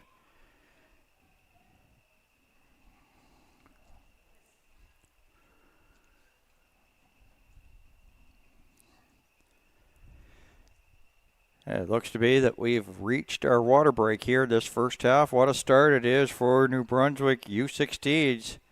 Nova Scotia struck back, but they are down by 9. So we'll take a break, and we'll have the rest of this first half here on Maritime Athletic Profiles. Coach of the U15 Celtics girls, Team White. Awesome. Yeah. How has it been going so far, game-wise? So far, so good.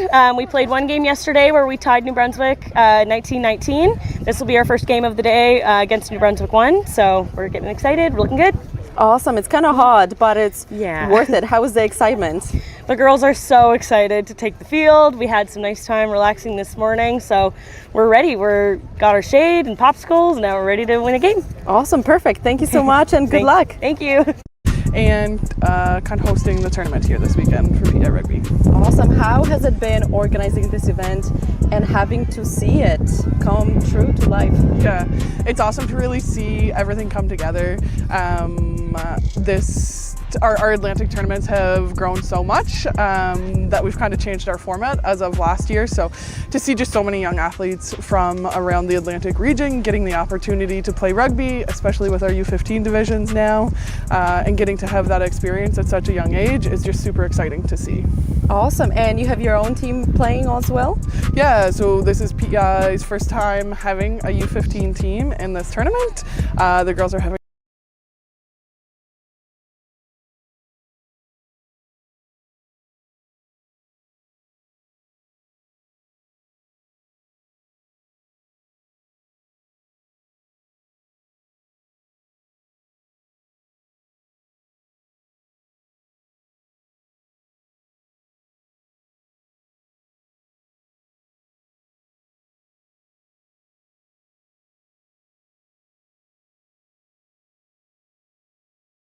Was it going to be advantage New Brunswick? Imagine it would be as a result of the knock-on, and they couldn't take advantage of it. So we'll have ourselves a scrum here. Midway between midfield and the try line. Just exactly. So the teams start to dig in. Into the trenches they go.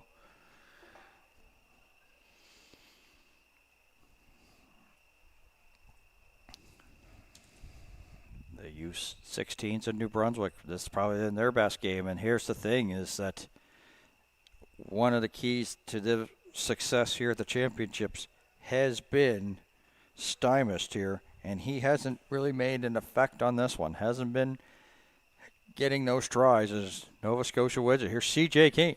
He got the last try, got Nova Scotia on the board. He's brought down in the center of the pitch. And New Brunswick will be penalized 10, so Nova Scotia going to get some free access to the come-up field here. They've got choices.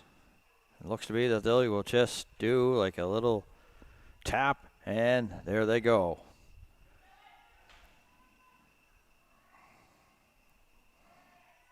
Kingston Eye stopped. A little bit slow to get up, and Hugo Montgomery cutting in. And Stymous with a tackle, and we said Stymous will, if you get a chance to see what he can do in this matchup, he will basically, blow you away with his speed offensively, but he also made a big tackle in their game a little bit earlier today, and he made a big tackle there on Hugo Montgomery. So Stymous doing it both sides of the ball here for New Brunswick U16. So Nova Scotia's knocked it on, so we got scrum here, midfield.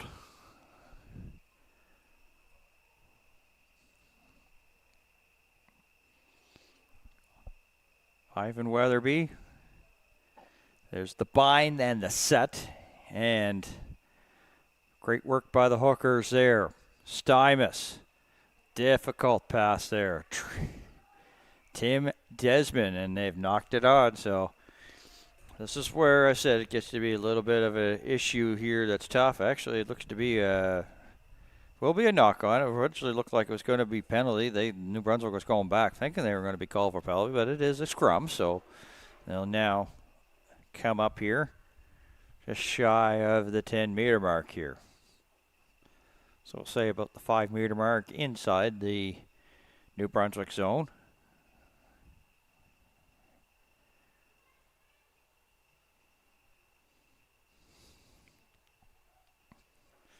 Who scores next could be big in how this one's turned around. If Nova Scotia does, they're back in it. If New Brunswick does, maybe a big hill to climb here for the U17s of Nova Scotia. Nova Scotia gets it. Bren Lloyd, Kane, Montgomery. Montgomery with a little shimmy shake and then crossover move. And then the follow-up there by Sam Cross. New Brunswick got a big line of defense there. And now they will have to back up 10. And this is where they sort of got in a little bit of trouble earlier. They got like 5 fouls in their game early going. Can Nova Scotia capitalize? Joseph Anderson. At least he's pushing the pile back. And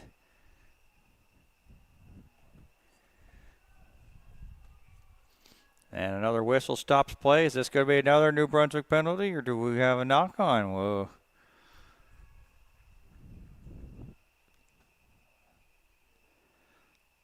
Look to be a knock-on by Nova Scotia, so a scrum and a very important one.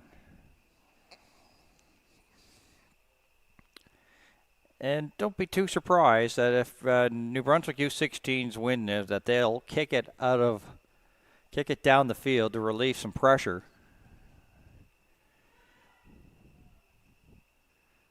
Nova Scotia gets it, maybe an easy one. They've got Hugo Montgomery here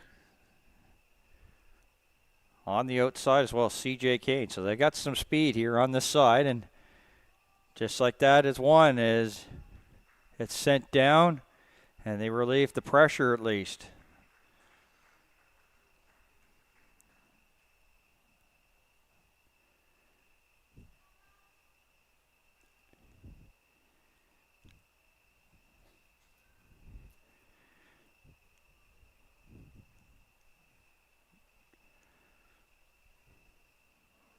Nova Scotia line out here.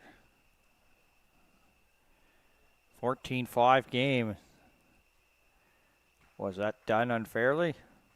Looks to be, and pretty much like no hesitation here. Scrum here going to be, was pretty much right out of the words of New Brunswick even before you had to ask the question what the unfair line out.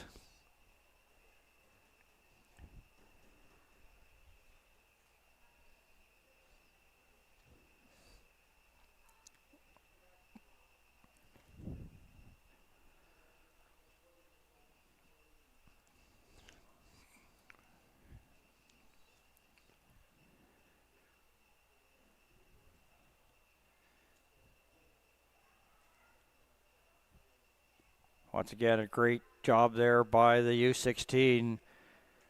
It deflects right to Thompson. That's CJK right there. He holds him up there. And Nova Scotia back 10. Tap and go. Here goes Stuyvesant there. This is dangerous territory. That's his best run of the match. Stuyvesant into Nova Scotia territory. Sometimes when he had that opportunity, he was off to the races. Stuyvesant now trying to get back, set there. And turnover here by New Brunswick. Bryn Lloyd gave a little bit of a fake. He had options. And it was going to be advantage Nova Scotia as there was a penalty there to New Brunswick U16. So back 10 they go. Nova Scotia couldn't take advantage of that. So referee's blown play down. And it'll be Nova Scotia ball. Tap and go. And they gave it to Harding. Ball's up for grabs. Kicked along the ground. And another New Brunswick penalty. So this is what sort of hurt them in their game earlier. They took like 3 to 4 and almost gave their opposition earlier today, field position as a part of it. And the same holding true here as they're getting into a little bit of penalty trouble here on this drive by Nova Scotia, trailing by 9. Bryn Lloyd. Kingston I. Throw back, and there's a big tackle there made by Ben McDade there for New Brunswick. And shirt string tackle. Maximilian Lucy brought down. Hugo Montgomery looking for a little bit of help here. Chase Foucher. Foucher with some good yardage. Nova Scotia now in the red zone opportunity. Bryn Lloyd with a quick throw over Kingston I. Hugo Montgomery options. Hugo Montgomery will take it in for the try for Nova Scotia.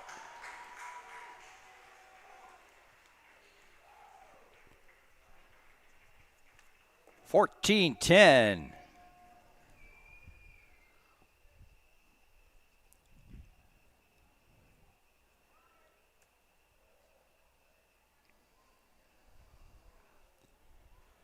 A chance to bring it down to a conversion deficit. Bryn Lloyd, 22 meters out.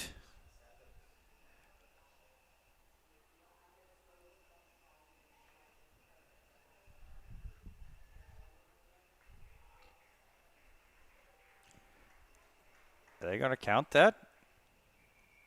No good. That was really unfortunate. At the time that he was going, the ball blew off the tee, and that, it's just almost like the worst timing there that could have happened for the teams here, for Bryn Lloyd and Nova Scotia. So it keeps it a 4-point game. So it's still going to be a 1-possession game.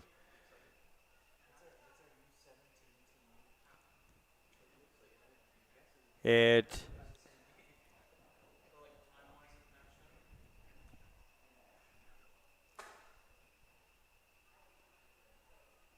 that was a really good first few minutes. What do we have in store for the rest? We're going to find out here in just a couple seconds here on Maritime Athletic Profiles.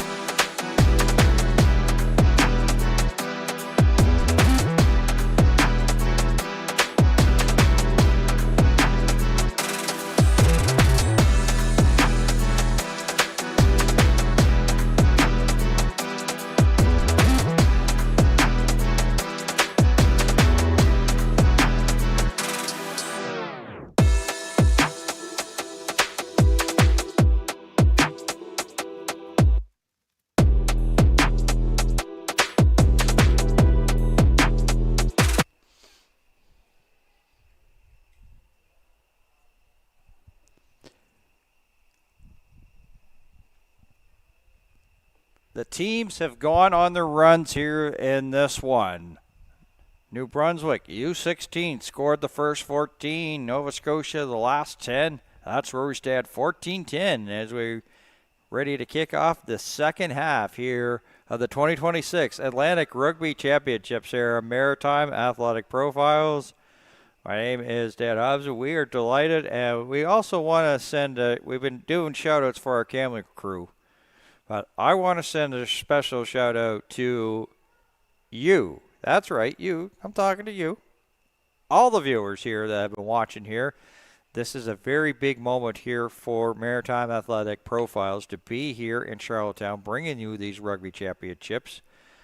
We have appreciate the feedback both here in person as well as online, and you know, we basically want to show your love. With no you, there is no us. So we want to thank you from the bottom of our hearts. And the ball's bounced back there in the New Brunswick zone, and Tim Desmond has to do some fancy footwork, and then he's brought down there by Bryn Lloyd. In the meantime, a knock on, and this is a big scrum here. So here is New Brunswick, got the first 14 on the board, and Nova Scotia has now sort of put a little bit of pressure here on the U16s and looking possibly here if they can win this scrum to maybe punch it in and take their first lead. Very competitive matchup here.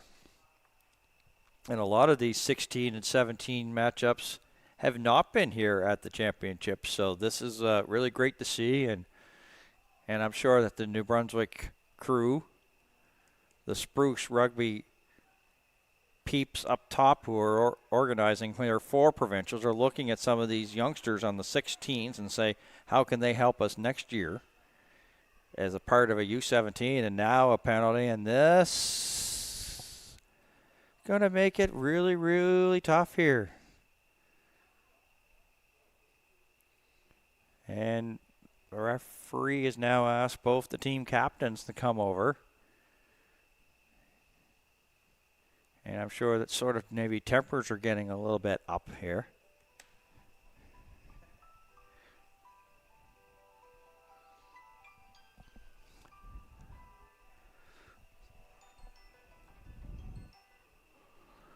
So this could be a really almost maybe like a walk-in for Nova Scotia, but New Brunswick's going to have to put up a big stand here. They've got everybody lined up against the try line.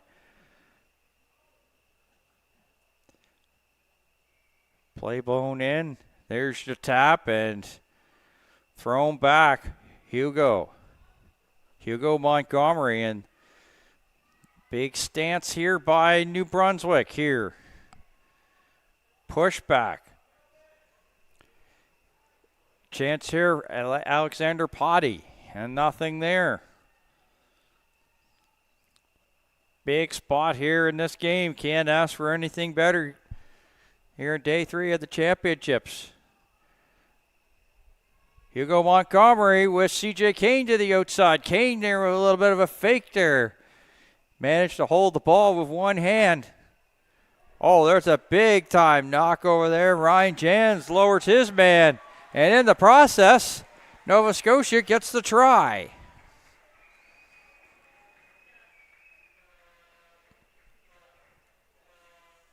"14 straight by New Brunswick. And now 15 straight by Nova Scotia.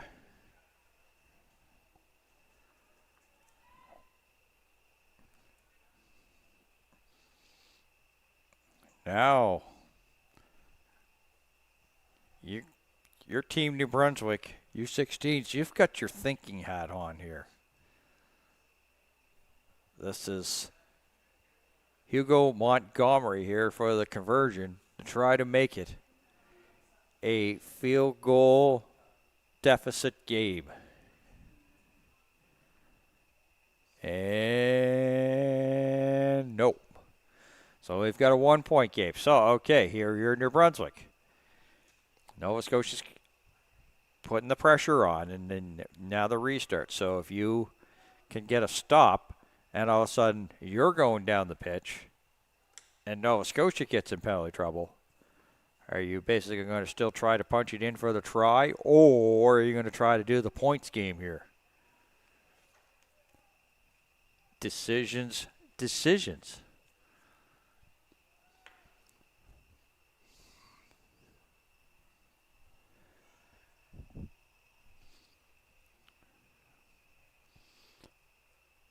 Tim Desmond with the restart.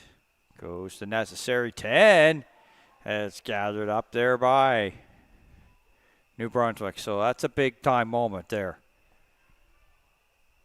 I look to be Harry George there for the U16s. So here, that's Dylan Neal. Neal right up, straight up the pitch. Nova Scotia trying to get the strip, and they do successfully get the strip. Giacomo Pagliani with that steal. In the meantime, Nova Scotia sent back 10. And this is where I thought, maybe thought process, but you can see that still this is a little bit more early than anticipated. So I'm sure that it's just going to be like a little bit of a line out or a tap and go. We'll see here from New Brunswick if they can pin it down. And that's Ben McDade. Almost put it into the chair. There's not a gentleman sitting in it right now, but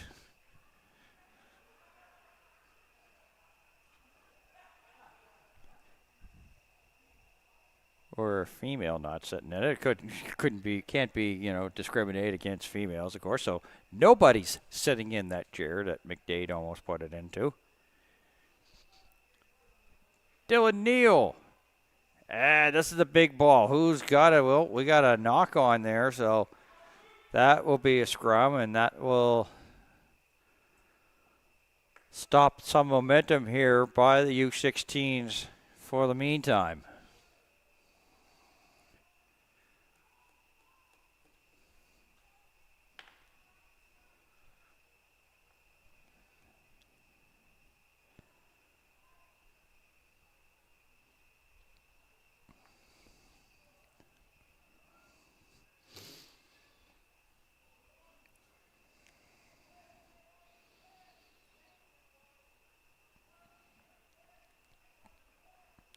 Could we be looking at the biggest scrum of the rugby season here for these respective provincial teams?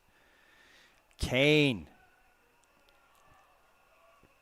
Shoestring tackle there by New Brunswick as Nova Scotia comes up with it.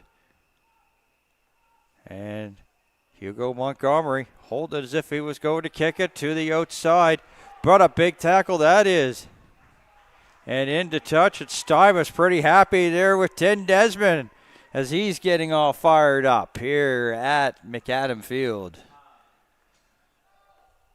Oh, there was hesitation. The players just like was frozen momentarily, and it's like when you're in the sport of rugby and you're not moving, somebody hits you. That could be some dental work for you. That's for sure. Up to the 10 goes New Brunswick U16 as they're fighting again. George in on that contest here. Back out. Ben McDade. Stymus. A little bump. CJ Cade with the tackle there. And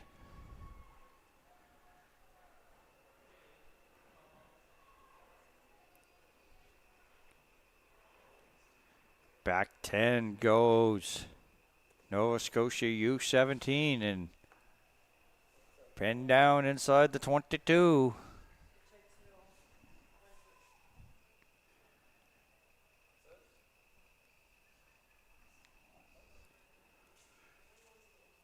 Looks like we will see the return of Griffin Bidgood and Ryder Wadman as they are entering this contest.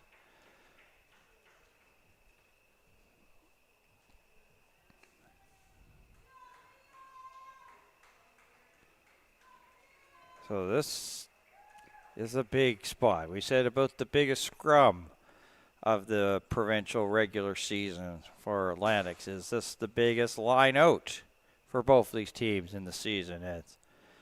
We're into the stretch drive, and of course it's standings to determine if you get a chance to play for some medals and some hardware on Sunday. As the line out was done fairly tipped off by Nova Scotia, but it works for New Brunswick U16. Here's Stymus.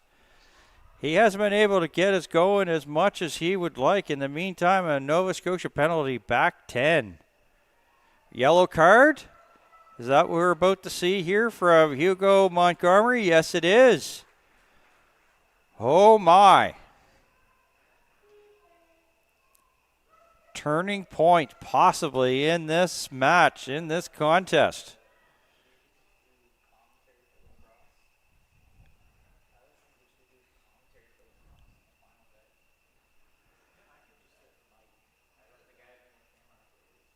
Hugo Montgomery.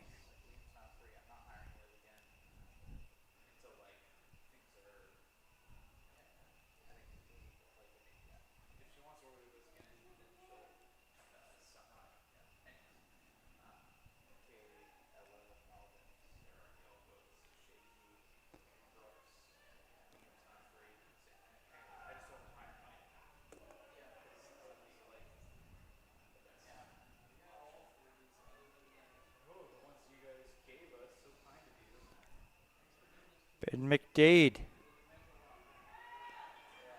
And spit it away. Connor Desmond. A cut to the outside. Brock in.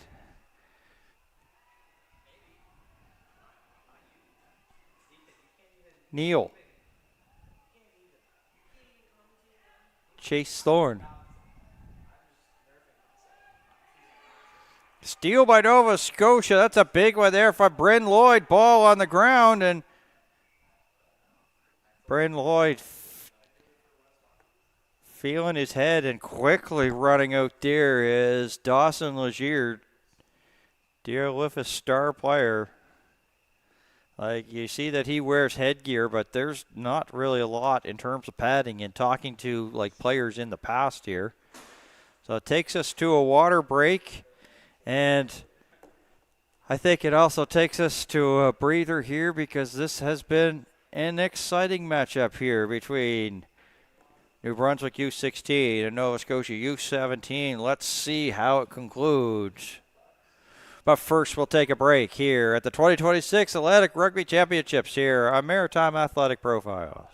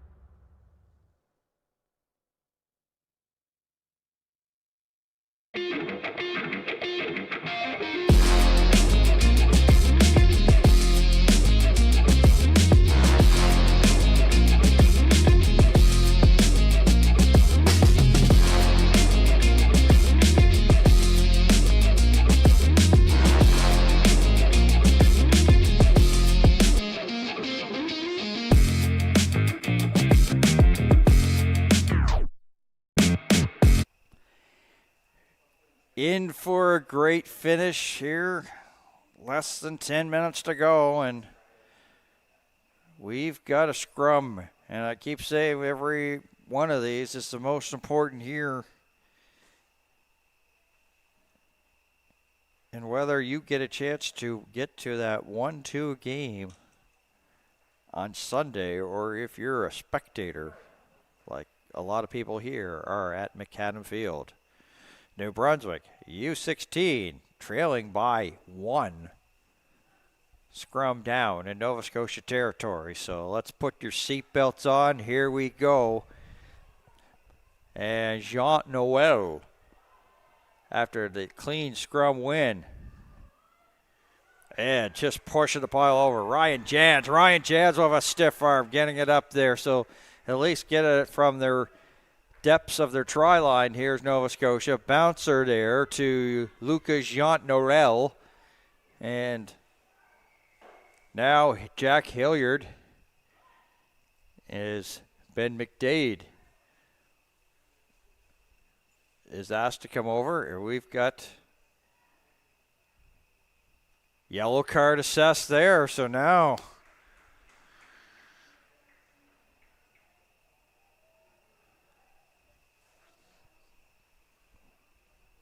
gonna see what we have on the field here.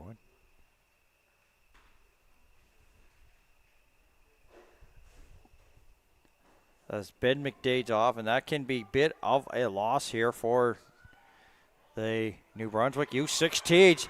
And down goes Ryan Jans. Jans down as he gets some positive yardage, about good 20 meters there. The spin over there by Bryn Lloyd. Fouchert on the run there, Vaughn Lewis. Nova Scotia looking to try to get themselves some extra points here. Try to get a little bit of some separation, a 1-point advantage. Not much of a comfort zone for them as New Brunswick has to go back 10. Tap and go. Ryan Jans again. Jans down for the try.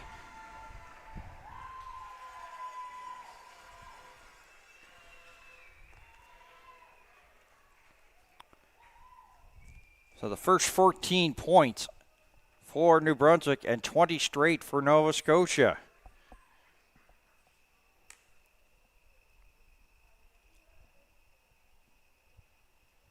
And the conversion here.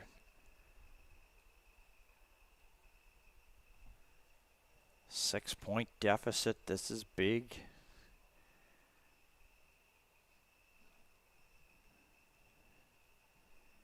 Bryn Lloyd. Kick up. Flags down. And I think that gives a little bit of life here for the New Brunswick U16s. They first got to get the try first and then try to get that conversion and maybe walk off this Nova Scotia U17s, but they have some work cut out to do that. The plan, pretty simple. But they're going to have to do it pretty much with a man down here as McDade's off in the sin bin.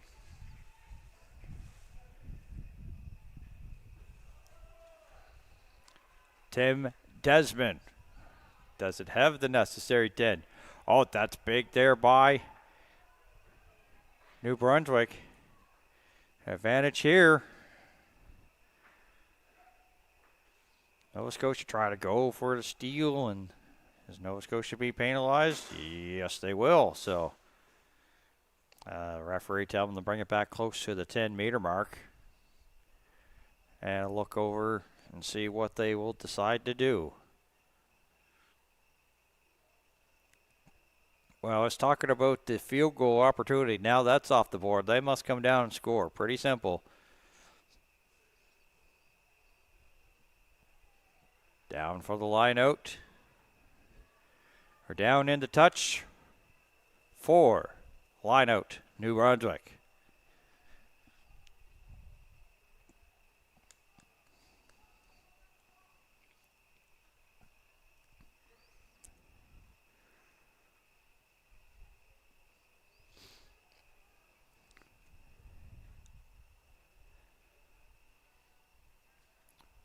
Nova Scotia asked to make a stand in a game that probably, if you people saw it on paper, would might be, you'd think, shouldn't be this close. Oh, Stuymus there, difficulty. But he's recovered there by Connor Desmond, his teammate. It has been not much going for Stuymus here in this one. He had a good long run, but able to get a try, but he's already have had some try games and multiple try games too, and Nova Scotia, it's going to be New Brunswick that's going to be going back 10. And that may hurt as back into the fray. So we were having like 14 players aside as Hugo Montgomery comes on. So it's 15 versus 14, and McDade hoping to get checked back in. Ryan Jans saw it on the last drive down, which resulted in the try for Nova Scotia. The bouncing pass right into the feet of Michael McIntosh. Michael McIntosh tried to be brought down. Michael McIntosh will probably put the final touches on this, but his way to suck with that one as play is stopped, and Dawson Legier was doing push-ups of all things.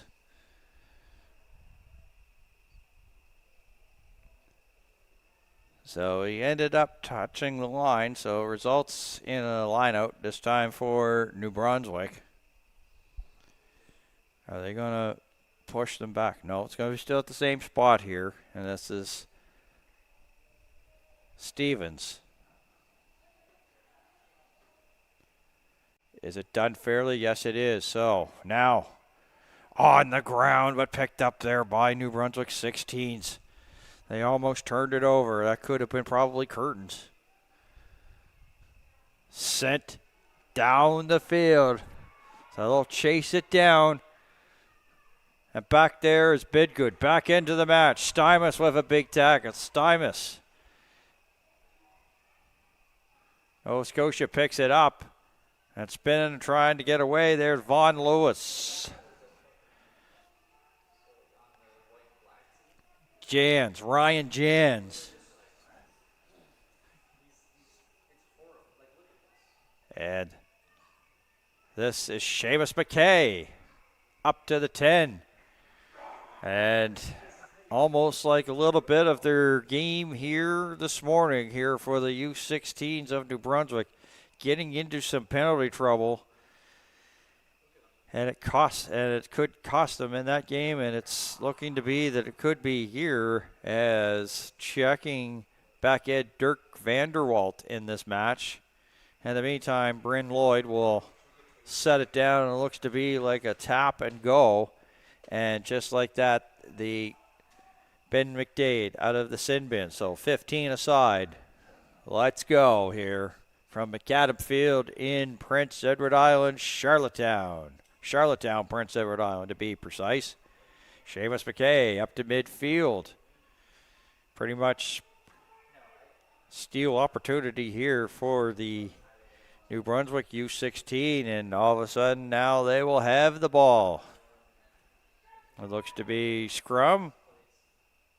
No, it will be back 10, Nova Scotia. And sent down. That's pretty much try or nothing here for New Brunswick. Points game not in play anymore. Line out New Brunswick, Stevens. Big moment, making sure it's lined up right. Done fairly? Yes. New Brunswick win, double yes. Picked up there by Morrison, nothing much there. Now Nova Scotia will have to go back 10. Desmond, does he have enough time? Wait a sec, a sin bin and a yellow card. Wow.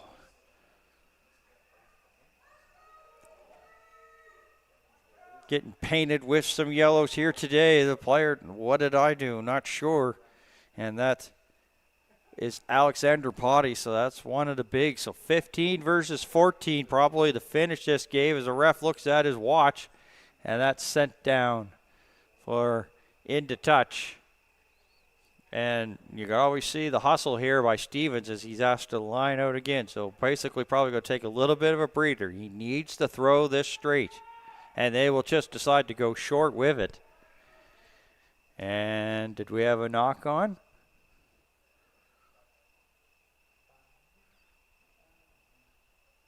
Yes. So scrum coming up. Actually, it looks to be a New Brunswick penalty, and it's a tap and go. And Bryn Lloyd just happy to get out of their own depth. Get it up to Wadman, up to midfield. Wadman with a couple of nice moves, still dragging a couple of would-be tacklers with him. Swing back, Lloyd. Sure tackle there by New Brunswick U16s. They need a steal. They don't need just the stop points, but they got to stop them and get some. There, is that a knock on?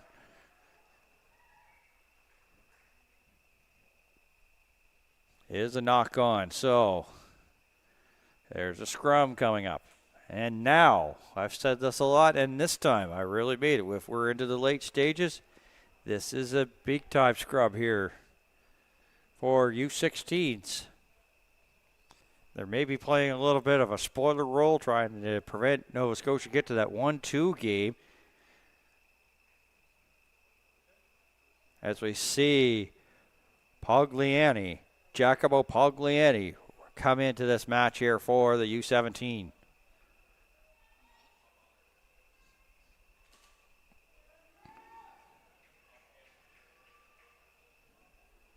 Wonder if the thing for Nova Scotia here is to win it and put it into touch here and see if they can end this game. Well, not quite yet, as we'll get them to stand up, regroup.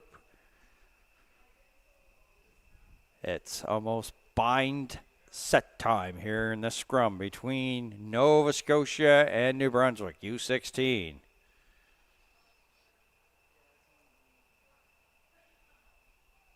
And not formatted right again, so all of a sudden it's going to be penalty Nova Scotia, back 10. Tap and go, Tim Desmond. Desmond, Stymus. Is this Stymus time? No, they'll get it out to Connor Desmond. Back into Nova Scotia territory. New Brunswick here. Could be their last possession of the match. They need to score.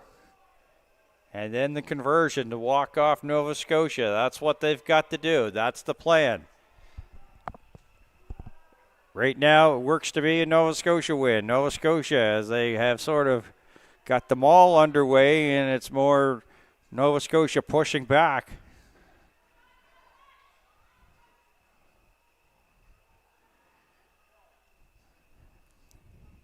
And New Brunswick going back. And just like that, New Brunswick, after scoring the opening 14, gave up 20 straight to Nova Scotia U17. A very thrilling U17 matchup here on Atlantic, on a Maritime Athletic Profiles. And what a game. Fantastic. It was a delight to call. We hope you enjoyed it wherever you're watching around this World Wide Web. And that will be the match here for us. So for everybody involved here in Maritime Athletic Profiles, my name's Dan Hobson. Thank you for tuning in, and so long from McAdam Field in Charlottetown, Prince Edward Island.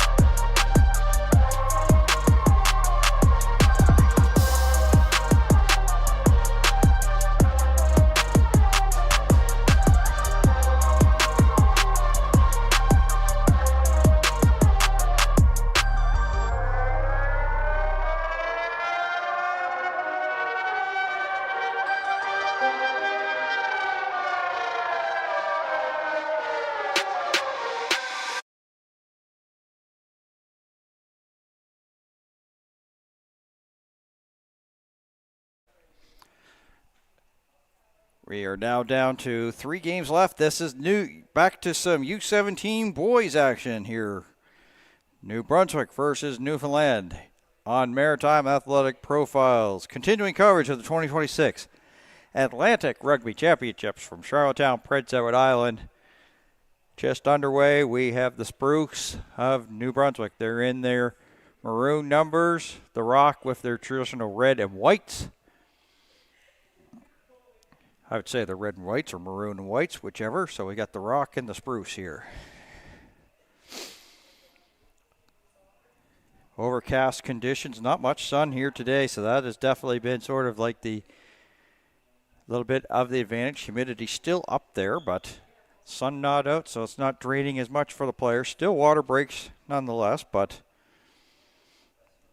and changes for Newfoundland this morning.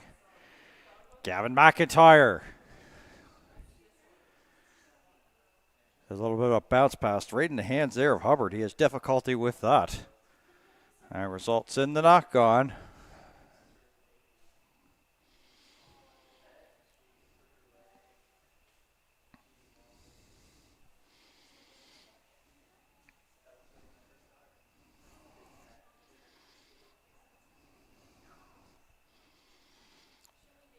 So we have a scrum here in the early going. As I said, a few changes to the Newfoundland Labrador U17 lineup as opposed to earlier.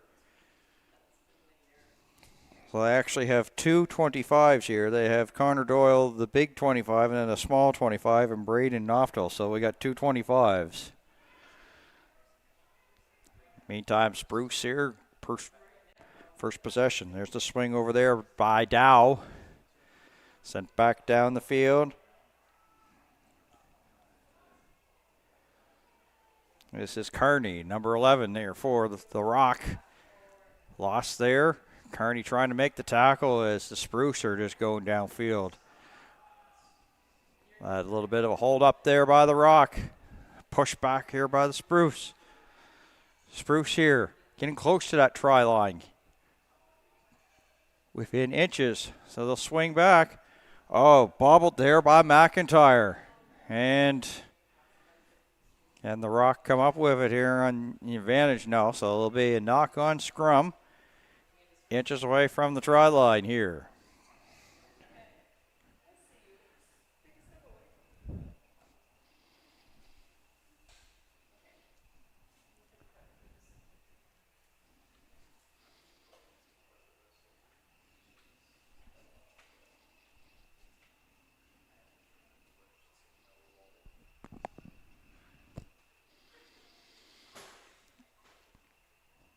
The bind set here. Newfoundland Rock, they had options. They think maybe, there's a big time hit that's coming down with that one. There was Luke Holden. He may have felt that one and slow to get up here to the turf, and does get up, shaking off that wrist. Does this Taylor Swift and shakes it off.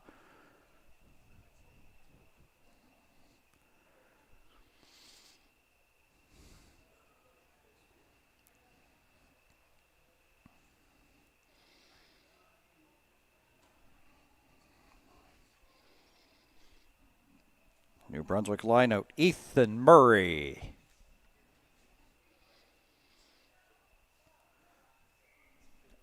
Not done fairly, so I imagine right now team captain will go right over to the referee and say scrum, and then just as soon as I say that, that's the case. Not thrown in straight, so unfair. Scrum.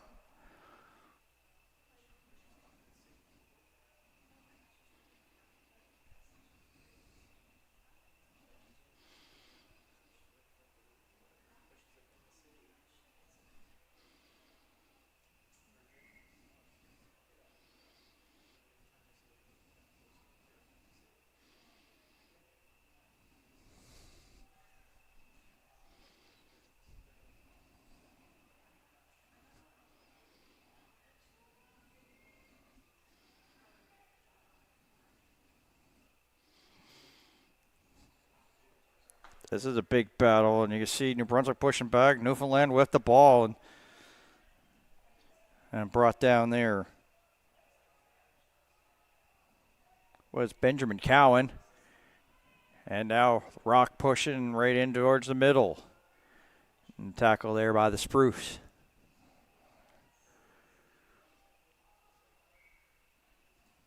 And whistle stops play. We have a knock on there by the Rock. So Spruce keeping it down here in the Rock territory, unable to get up to midfield yet in this matchup.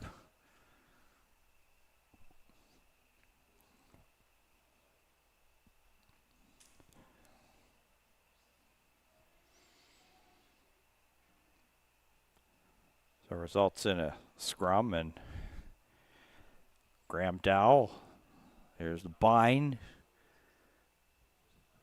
set, and there's the pickup. A little fake to the outside. Outside they go, Leland Scott.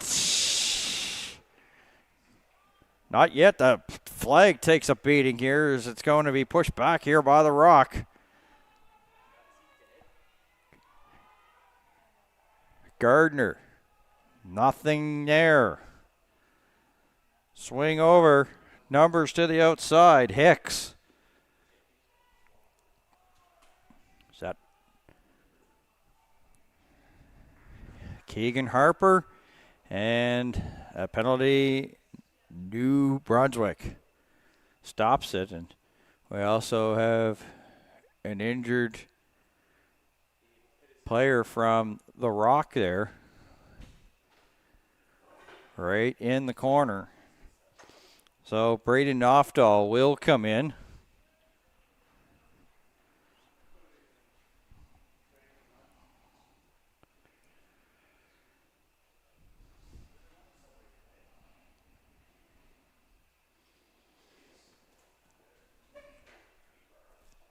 So the substitution made, so 15-15 aside in terms of players here on the pitch. This play is back.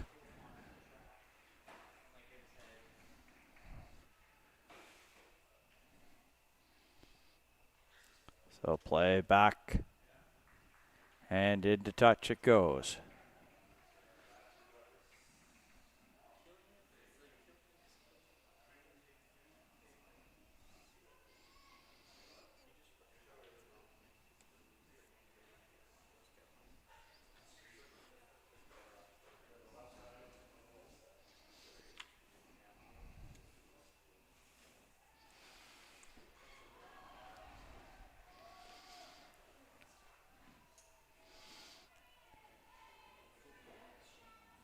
Bit of a mixed up sort of tide ball here for both teams, and Newfoundland Rock trying to really fit in like not much in terms of any real estate to get that kickoff, but nonetheless they do, and they get it into touch.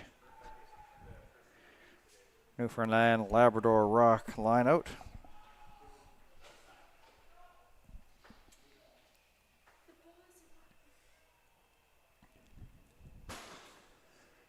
Actually, it's going to be line out New Brunswick.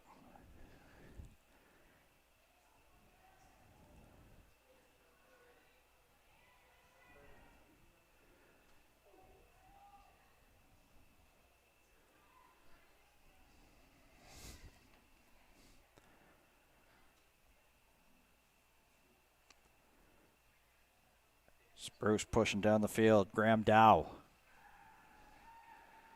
And Rock will have to go back 10.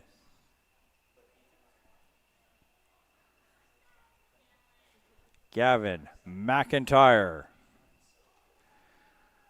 airs this out. Into touch.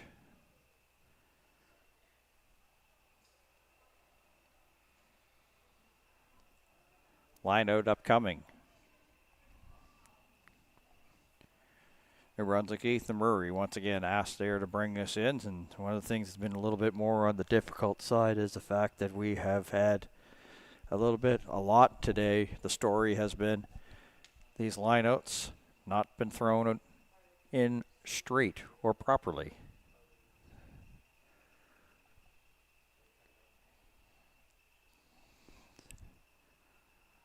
So this is big moment here for the Spruce And they're going to go short with Godden. Gage Godden. Not much there. Dow. Graham Dow. Looking there is Gavin McIntyre to come up with the loose ball. Swings it out here. Keegan Harper. It's not Harper time yet. Stiff arm. Riley Hicks. Jacob Curtis in a roll there. Godden just up against his number one counterpart there, Roman Brake.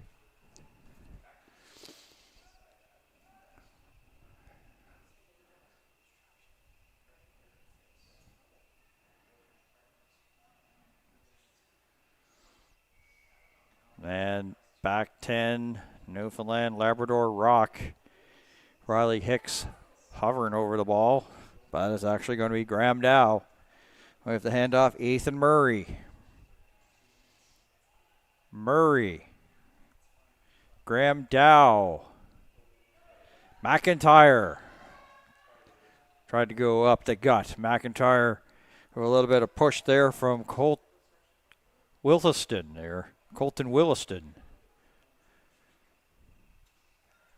There's a bouncer right there. Jacob Curtis. And the Rock with the steal. Was advantage, I think, for... No, it wasn't advantage. It was going to be penalty Newfoundland Labrador Rock. So now they've backed up against the try line, and Colton Williston and crew have to think. Here's Graham Dow, and he'll hand it off to Riley Hicks. Is Hicks down? Not yet. Short yardage here for the Spruce against the Rock. Still not rewarded as being held up here by the Rock momentarily. And now they finally get it in for the try.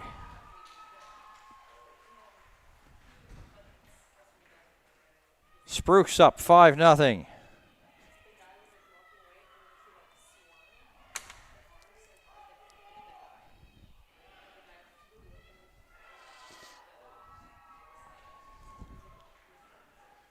Looks to be the team captain of the Newfoundland Labrador Rock getting an explanation here from the referee. She's written in the who got the try into her book here that she has in her pocket, and also in that pocket is some yellow and red cards. In our previous matchup, we've seen a lot of them. 3 in the previous match between New Brunswick U16 and Nova Scotia.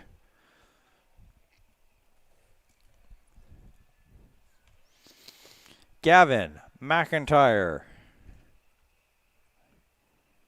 for 2. And it's good. Almost landed into the high jumping crash mat, which I have been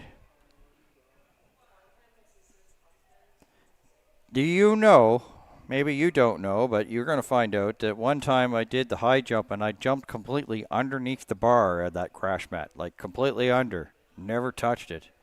Of course, you're supposed to go over, not under, but still a great moment for me in track and field, as in funny. Water break time here between the Rock and the Spruce, U17, here at the 2026 Atlantic Rugby Championships. And we'll be back here with the conclusion of the first half in just a couple of seconds.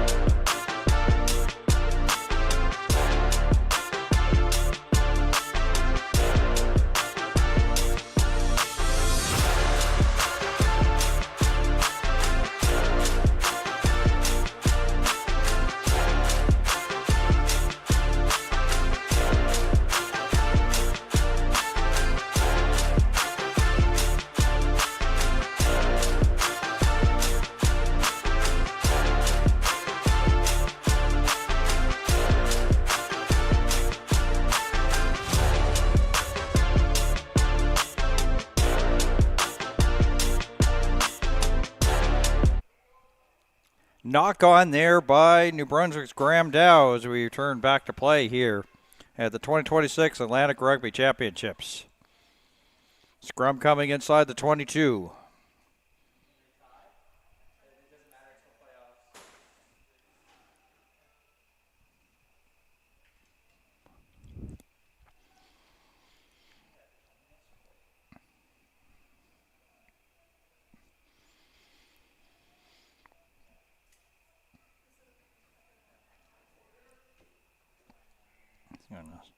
Started the day with some U17 boys action. Going to finish with some U17 girls action. New Brunswick versus Prince Edward Island, and then Nova Scotia U16 versus Nova Scotia.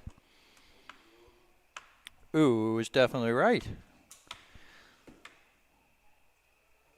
A lot of people are probably saying back home, I'm hoping for Nova Scotia in that one. And Nova Scotia people watching. Rock, hand it off. Luke Holden. Rock starting to press again. Roman break.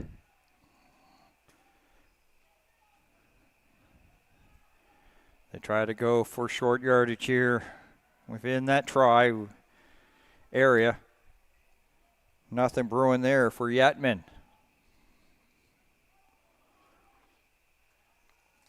Newfoundland Labrador Rock trying to push it over that line. A big line of defense. The Spruce all there. Trying to deny that try line. Trying to hold it. And a push back here by the Spruce. The Spruce come up with the ball. Was punched out, and one of the Rock players in very discomfort.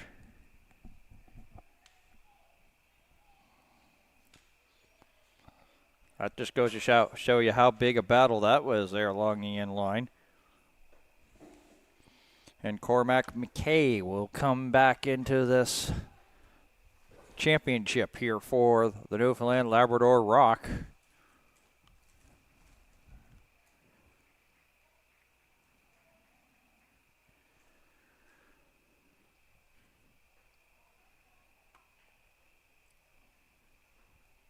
Doesn't look like that's the case as he's now make his way back in, so not a substitution. So sticking it out is Alex Coles.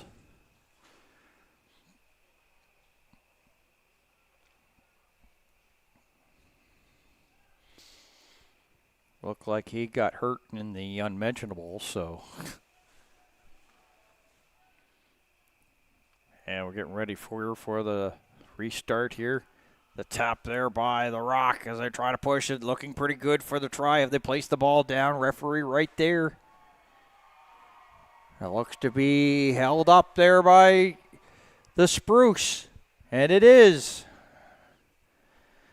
Try line stance for them.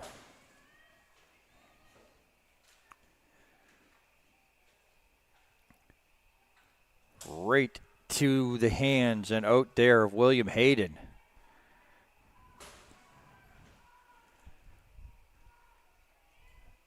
Numbers on the outside.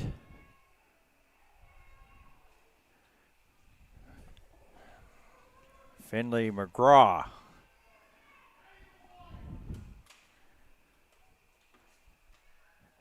Is the Rocker trying to push it ahead. Also at a supporting role up there is Yetman. This is going to be tap and go time, so this is big time stance here. They've already got one held up. Can they do it again? Oh, denial there by Sinyard. He's pushed back. Spruce fighting.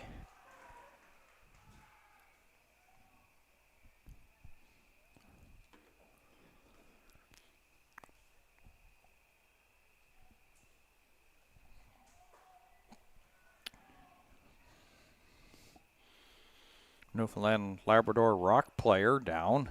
That's going to get some attention. We'll see what coaching staff here for Newfoundland Labrador do, if they will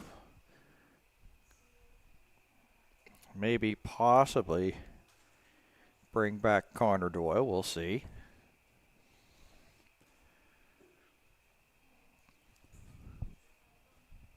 play comes to a halt.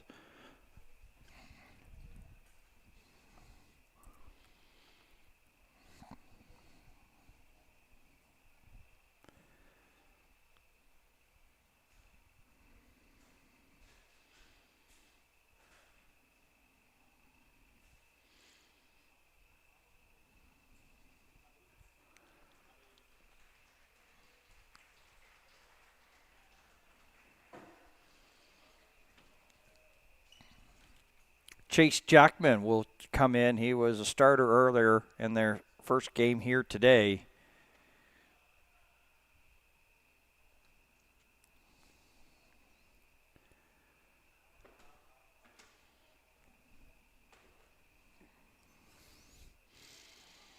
See, he hasn't gone to the bench, so it looks like maybe he could possibly just be coming out just for a second and going back in. We'll see.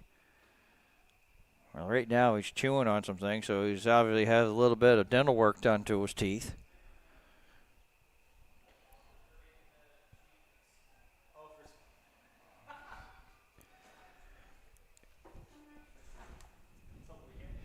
Chase Jackman.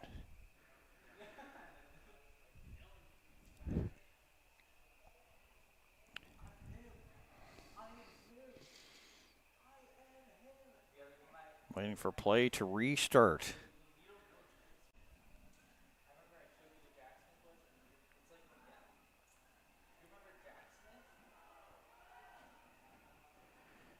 Couldn't come in was Yako. Mateo Yako. Ruts Jackman in for the try. Come on in, big man. Chase Jackman in for the try.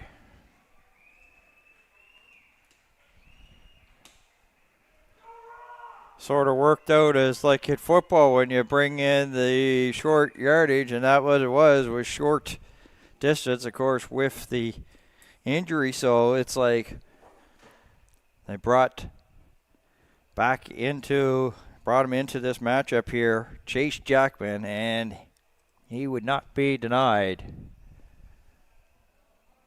Conversion definitely makeable here.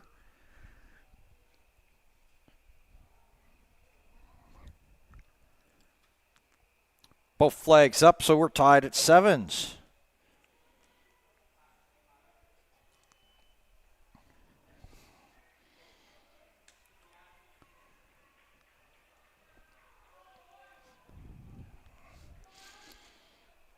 Saw a lot of trips out onto the field with water breaks. As I said, it's not as humid and not as hot. The sun, not as shining. Sun has not been out a lot here today in Charlottetown, and I think that's more of a blessing in disguise. William Hayden was at the tent and now going to make his way to the bench. He was the previously injured Newfoundland Labrador Rock player as the restart. Oh, Fivk, a little shimmy shake. It was nice, some dance moves here by Evan Sinyard. Down into the Spruce territory. The Rock on a little bit of momentum. Spruce here in defending mode. Pass goes up a little bit high there for break. And little fake again here by Sinyard. Sinyard. Is this going to be a knock on here? Was possible advantage here for New Brunswick as the play's blown down. So it's got the scrum coming up here, just barely inside the New Brunswick side of the pitch.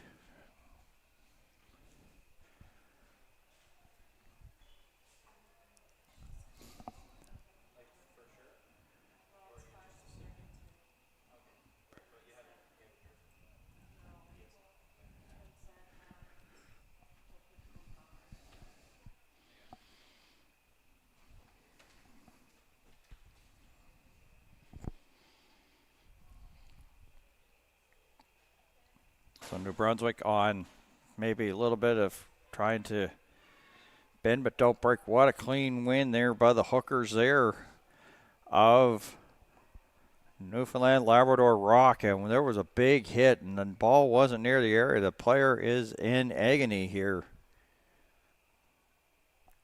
that Maddox blanks. That's Maddox blanks. You guys saw the play. It was where he was hitting. He wasn't ready for it. Ball not really around, but he felt that one. So this is what sort of like was happening a little bit earlier today. We had some injuries, and it's made it sort of like as soon as one game ends, another one goes on to the pitch here. So as this is starting to show some attrition. And Ethan Carney looks to be coming back in.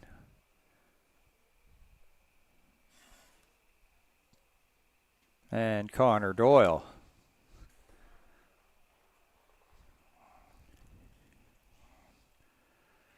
I go out to hand some water here, so.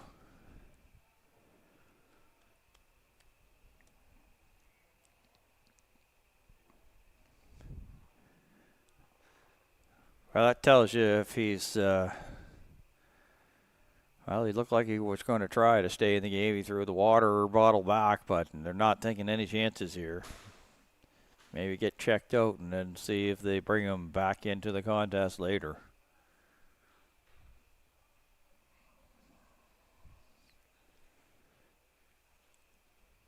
Ethan Carney. So we'll see if he returns.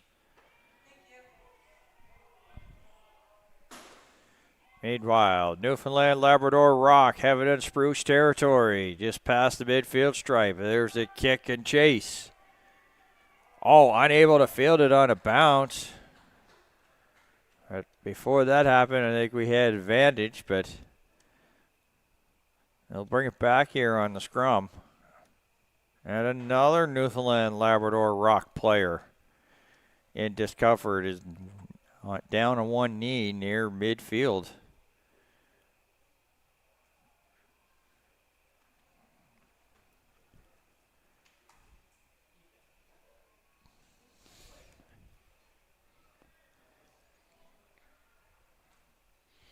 This is why you have a full roster that you bring here to the championships.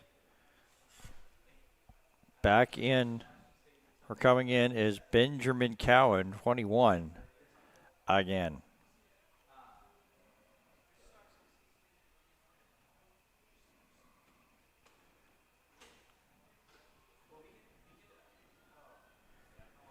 So here's a scrum just outside the Spruce 22 here as a result of the knock-on.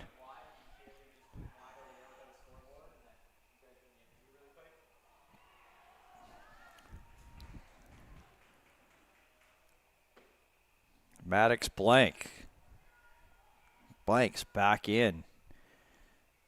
Boy, this has sort of halted here in this first half, so it was sort of like a almost turned into an NBA game. Takes 5 minutes, or takes about half an hour, maybe approximately, and of course that's being sarcastic. Half an hour to play the last 2 minutes here of this first half between New Brunswick and Newfoundland. And right now it's even at 7 as we are at halftime here at the 2026 Atlantic Rugby Championships from Charlottetown, Prince Edward Island on Maritime Athletic Profiles.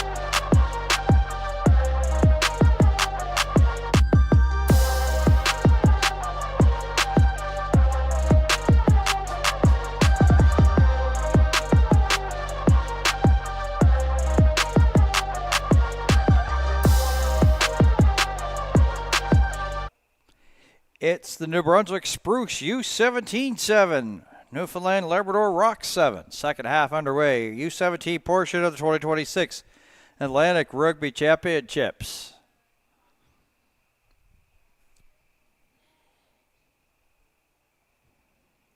Maddox Blanks kicks off the second half.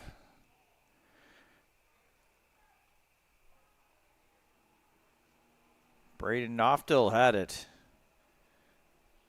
And this guy had a big moment. He's got the lone try here. Chase Jackman for the Newfoundland Labrador Rock. He came in for an injured William Hayden, and they put him to work right away, and he got it in for the try for the lone mark here for the Newfoundland Labrador Rock.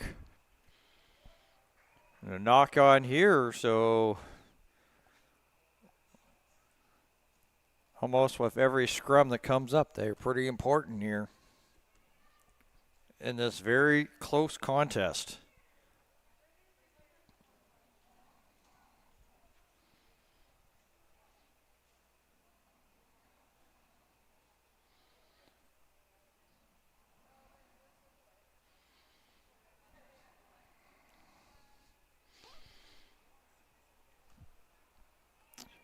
Newfoundland Labrador Rock pushing that pile ahead. Bit of a stalemate ball, long time coming out. Spruce have it. Kicked up the field by McIntyre. First back, Luke Holden. Holden trying to spin away. Brandon Noftil. Noftil just past the 10. Spruce up with the ball. Getting into the secondary main defensive line there for the Newfoundland Labrador Rock. Darius Garner pushing ahead. McIntyre stripped there off of Ethan Murray.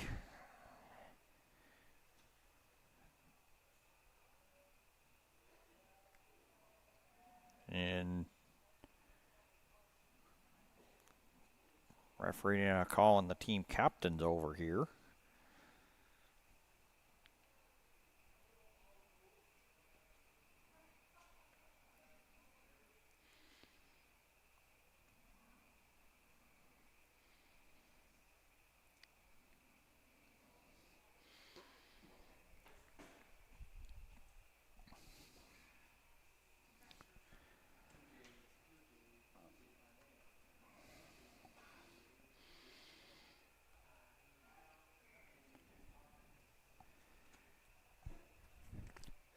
And back 10 goes the Newfoundland Labrador Rock after the conversation.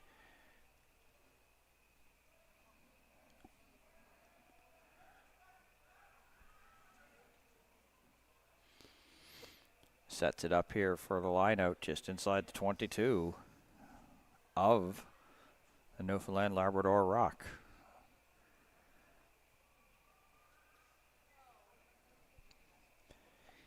Ethan Murray and referee giving Chase Jackman a little bit of where to position here on this line out.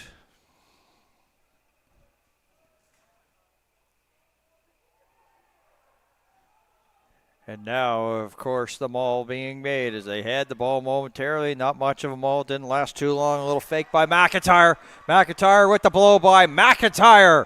Down for the try for New Brunswick.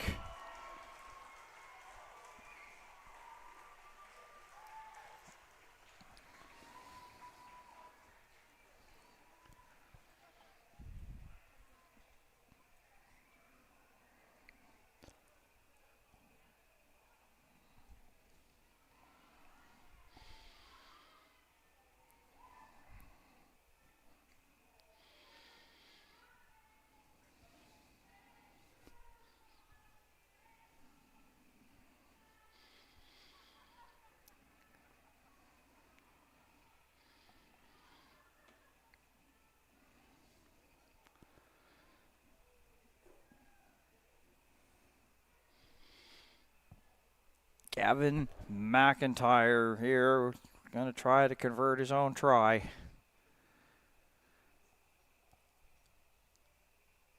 Kick up.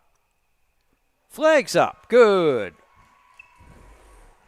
Back to a 7-point lead for New Brunswick, 14-7.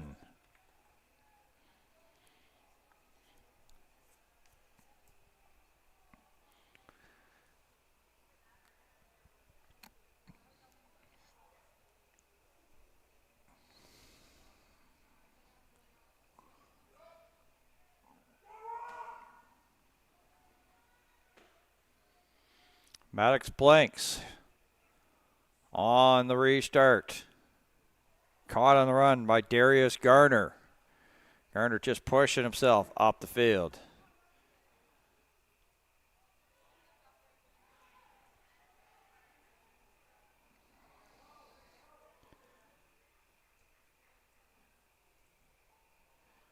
And there was a penalty going to be coming here to the Spruce, and it's a tap and go here by Newfoundland Labrador. Keegan Williams. And play comes to a stop. A little bit of scrum this time. So he knocked it on.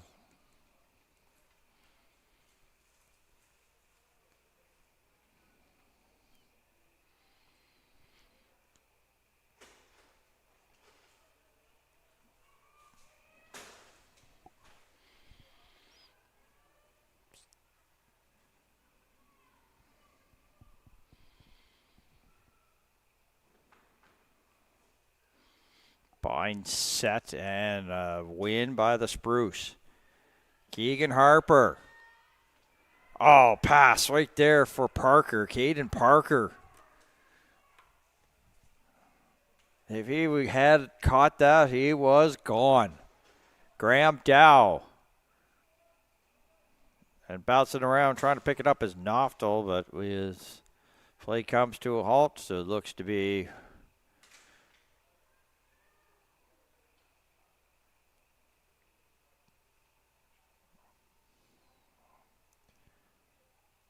back 10 here for Newfoundland Labrador Rock.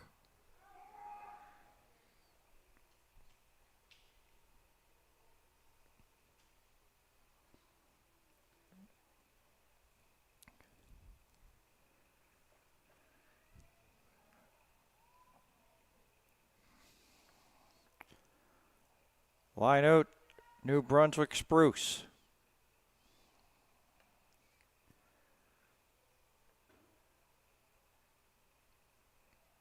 Moisture on the ball, and as I said, for Ethan Murray, again, he's managed to keep it straight. Like, it's been a day where these lineouts have gone fairly, so they've resulted in scrums afterwards.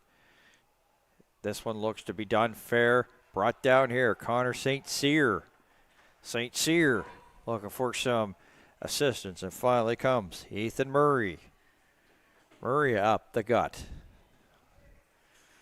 Stolen there by the Rock. So big time stand by them as they're looking here to try to get some equalizers. Blanks. Maddox blanks.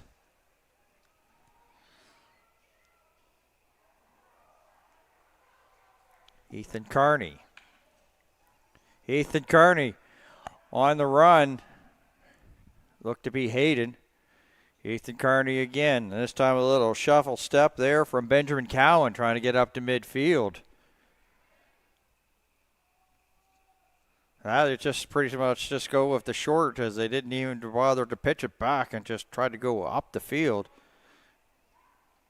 Chase Jackman. And this time they'll get the pitch as they've got 4 here on this near side. Benjamin Cowan. Oh, little fake there. It's possible Luke Holden was going to kick it downfield. Didn't get the opportunity. Duncan Batten. Yellow card, New Brunswick.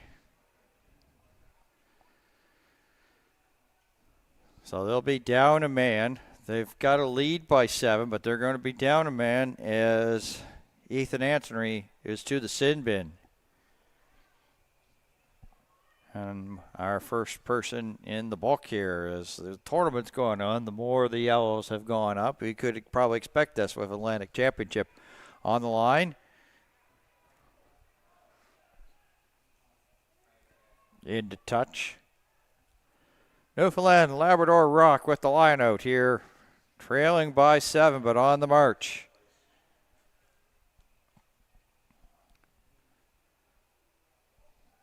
And the dump back to Ethan Carney. Difficult pass to handle there for Cormac McKay, and he's knocked it on. Nick Griffin comes in for the Spruce, and also Owen Suley.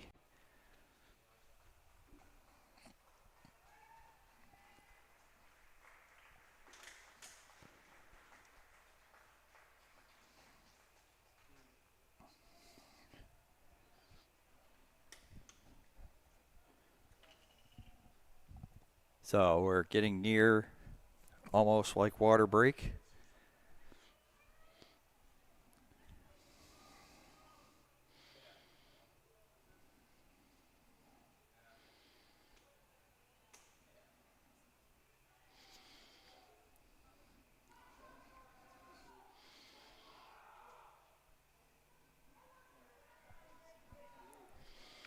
Fans starting to make some noise here, so even before they can even get crouched there for this scrum, referee asks them to stand up here.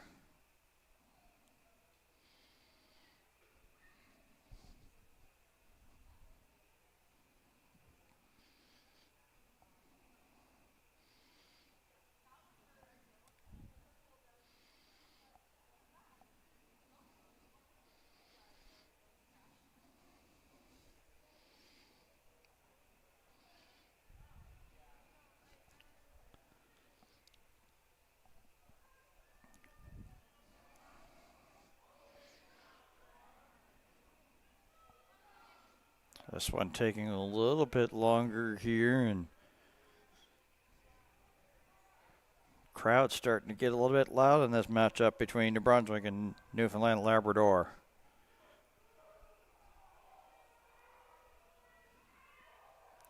And the hookers did a great job, and Stooley will punt it, and caught there on the run there by Luke Holden up to midfield.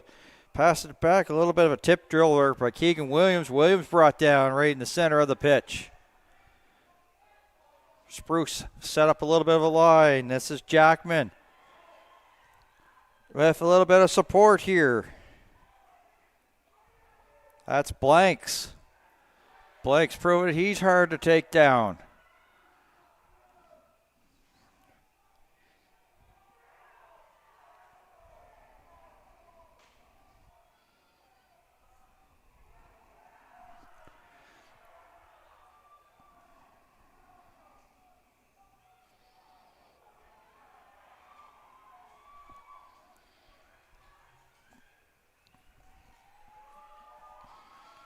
But a big stand there by the Spruce as the Rock were making their way down.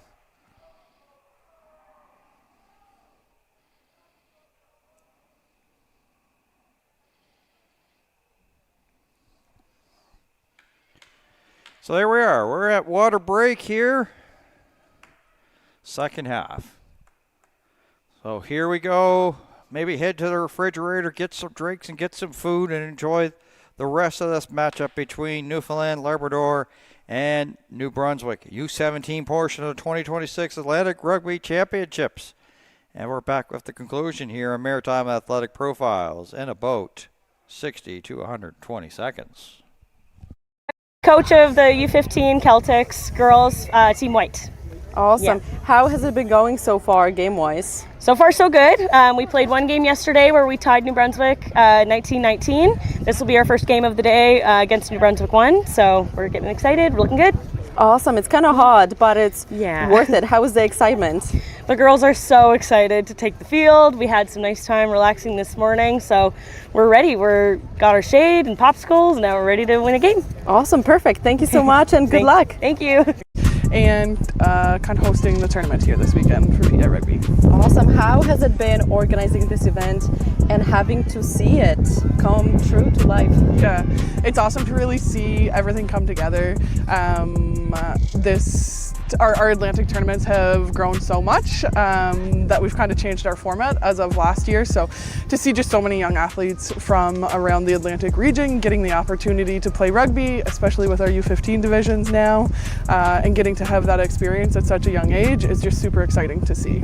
Awesome. And you have your own team playing as well? Yeah, so this is PI's first time having a U15 team in this tournament. The girls are having a great start so far and looking forward to see what they do throughout the rest of the tournament. Awesome. Thank you. Well, go PI. Awesome.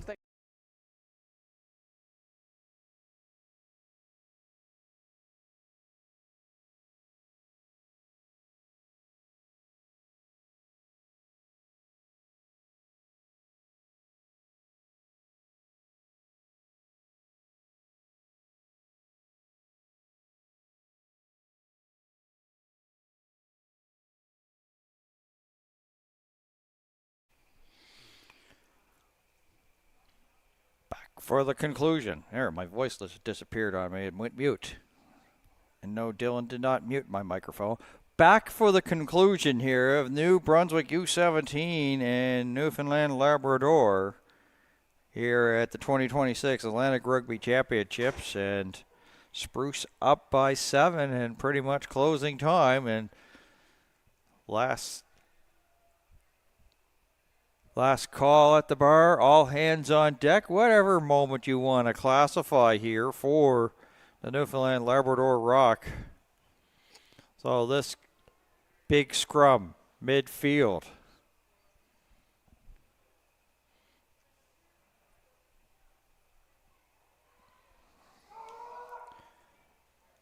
New Brunswick, Prince Edward Island, and girls U17 action coming up next. As the round robin is getting and winding down. So you know that it's just going to be a matter of attrition here of who's left standing as the Spruce. There was McIntyre trying to go for it and fumbled it, and the Rock pounced on it.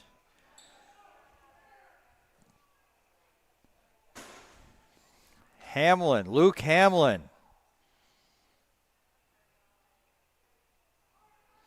They go back to the middle. Brought down, pushed back. Big tackle by the Spruce. Finley, McGraw, big hit. Part of that one was Graham down, one of the two tacklers there for the Spruce. Evan Sinyard. And this is Benjamin Cowan, and he had nothing going. And now Jake Evans. At first, before he could keep on going, the play is blown down. And New Brunswick will have to go back 10. And just like that, they opt there to tap and go. William Hayden back into the match. He had a little bit of a mouth injury, but he seemed to be back here for the Rock. There's a handoff over there. Jake Evans. It's Blanks. Maddox Blanks. Up past the 10. Newfoundland Labrador Rock. They're slowly getting up the pitch here. There's a handoff over. Evan Sinyard. Might have got a couple. Spruce in there sort of fighting for it. Jake Evans goes back. Cormac McKay. A big tackle there made. And now Spruce will have to go back 10, so this is dangerous time. In the meantime, the Rock are going to go. They got a man down, but they'll keep going down the field. Evan Sinyard. Goal ball right there along the try line. The posts are moving, and they finally get in for the try.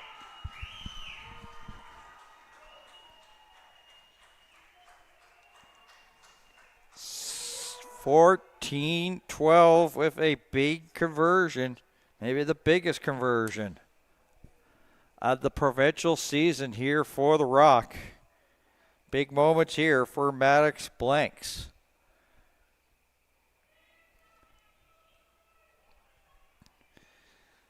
In the meantime, they had to do that pretty much with a man down, so it was 14 versus 15 as they have an injured Newfoundland Labrador Rock player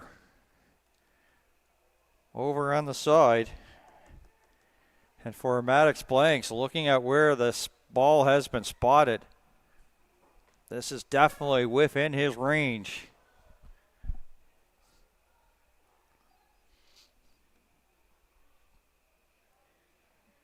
For the tie.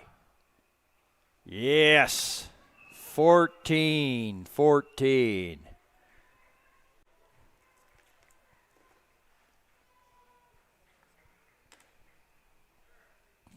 Now, for Newfoundland Labrador Rock.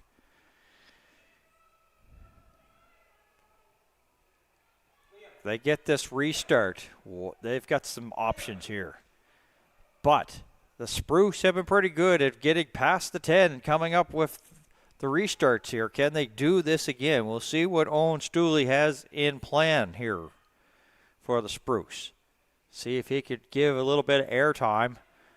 And they were just about ready to go, but they're now just about, as the injured Rock players, just making his way to the sideline.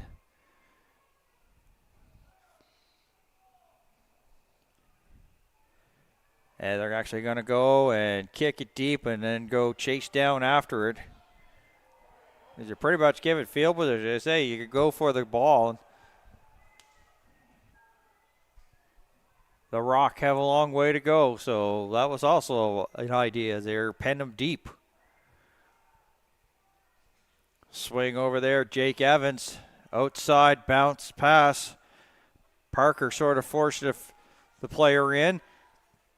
And with every play that comes up, it's almost like a big game saving here pretty much rest of the way for both these teams.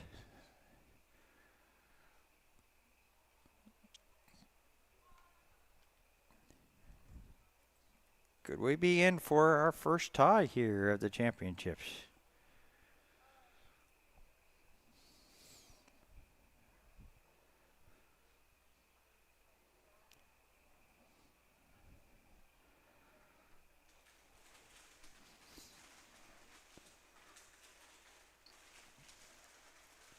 Ethan Murray, he's been good with these lineouts, keeping it straight. Is this straight?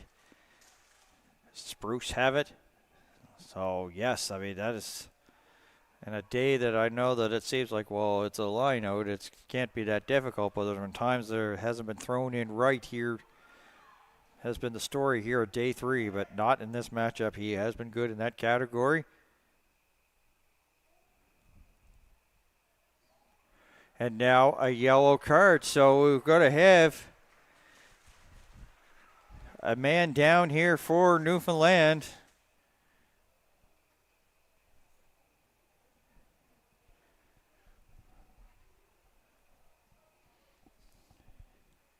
Waiting to see. We're going to do like the head count. There could be just about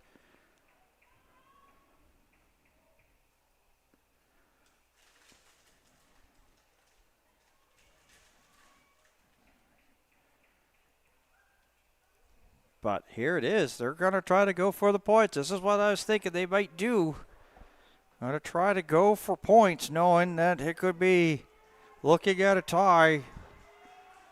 So this is a big spot here for the Spruce. Field goal deep.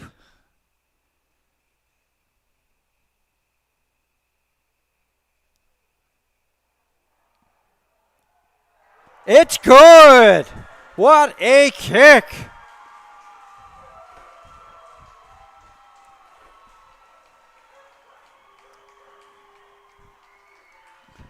They went for the points game. And it's 17-14. Here's the restart. We'll have a scrum probably as it has to go 10. And it will be a scrum. Referee looking at the watch.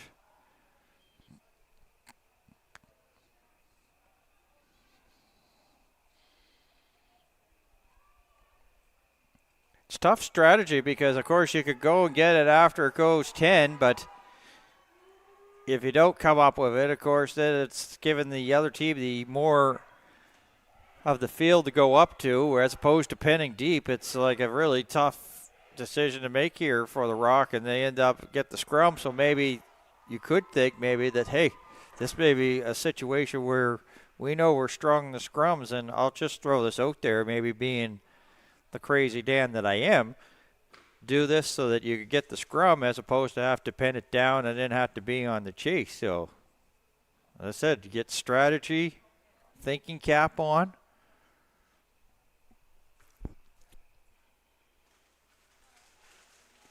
Either way, so that's kind of works out for the better for them that they didn't really pin it deep or kick it short. But not done fairly, and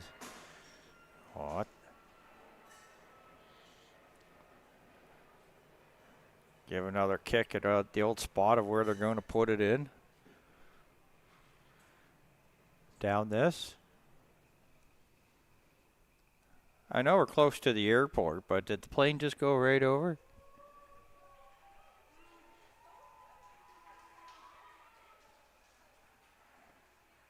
There's the tap. Bind and set.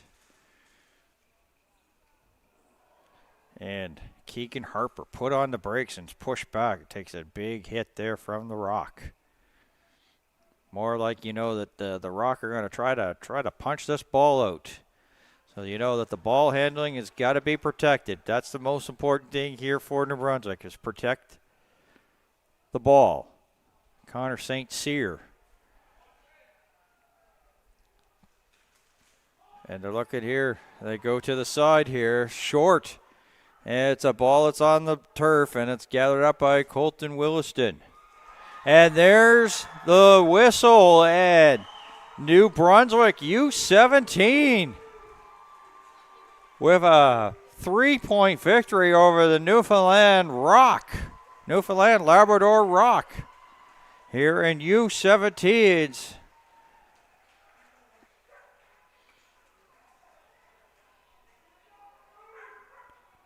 Disappointment here for the Newfoundland Labrador Rock. But a big one there by the New Brunswick Spruce U17s and their rugby programs, 15 and 17. Boys and girls have been improving as the championships have gone on. And they have managed to, as a big, long kick,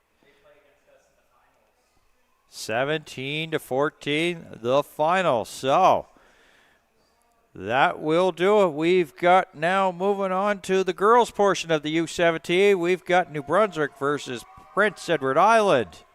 So for the entire Maritime Athletic Profiles crew, my name is Dan Hobson. Thank you for tuning in, and so long from Charlottetown. You've been watching the 2026 Atlantic Rugby Championships.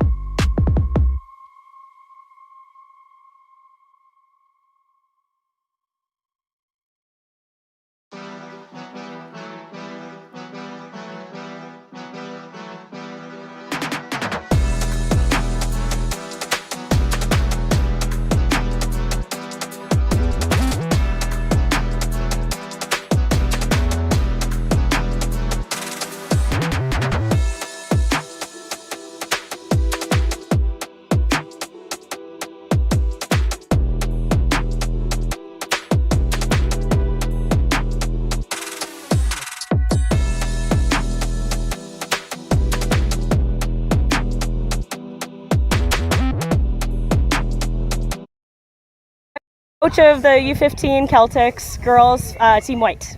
Awesome. How has it been going so far, game-wise? So far, so good. We played one game yesterday where we tied New Brunswick 19-19. This will be our first game of the day against New Brunswick 1, so we're getting excited. We're looking good. Awesome. It's kind of hard, but it's worth it. How was the excitement? The girls are so excited to take the field. We had some nice time relaxing this morning, so we're ready. Got our shade and popsicles, and now we're ready to win a game. Awesome. Perfect. Thank you so much, and good luck. Thank you. And kind of hosting the tournament here this weekend for PI Rugby. Awesome. How has it been organizing this event and having to see it come true to life? Yeah, it's awesome to really see everything come together. Our Atlantic tournaments have grown so much that we've kind of changed our format as of last year. So to see just so many young athletes from around the Atlantic region getting the opportunity to play rugby, especially with our U15 divisions now, and getting to have that experience at such a young age is just super exciting to see. Awesome. And you have your own team playing as well? Yeah, so this is PEI's first time having a U15 team in this tournament. The girls are having a great start so far and looking forward to see what they do throughout the rest of the tournament. Awesome. Thank you. Well, go PEI. Awesome. Thank you. Perfect. Just 1 second. And we're here with Tanya, one of the parents. Tell me how it has been so far watching your kid play in the tournament. It's been amazing. They've been doing really good. All the teams are really good. Nice, beautiful weather. Can't beat it.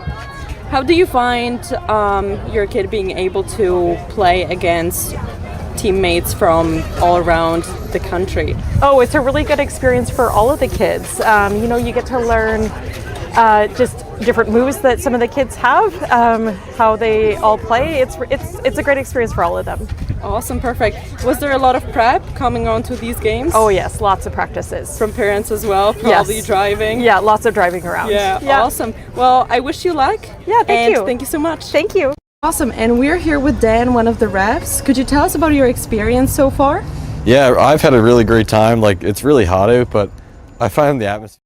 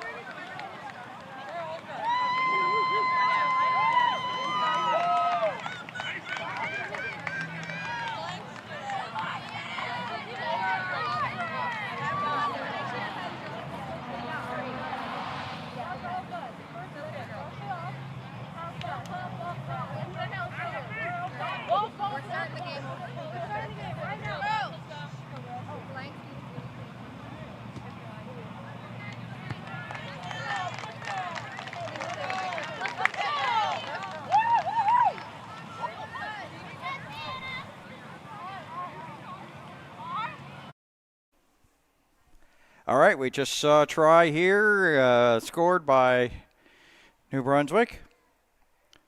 U17, so they take a 5-0 lead.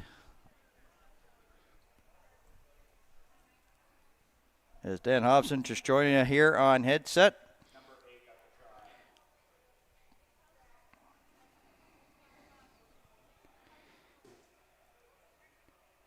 Newick, the try there for New Brunswick. As I say, we are just close to the finish line of the round robin portion. So teams trying to get to that Sunday finals, Sunday matchup.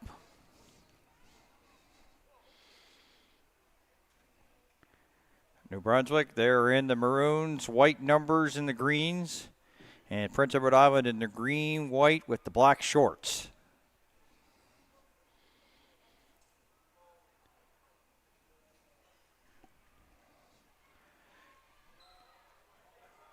And the Spruce, they've been getting better as these championships have gone along. And I think pretty much all the teams can pretty much say that as well. And New Brunswick once again back down into Charlottetown territory. Chloe Mills there.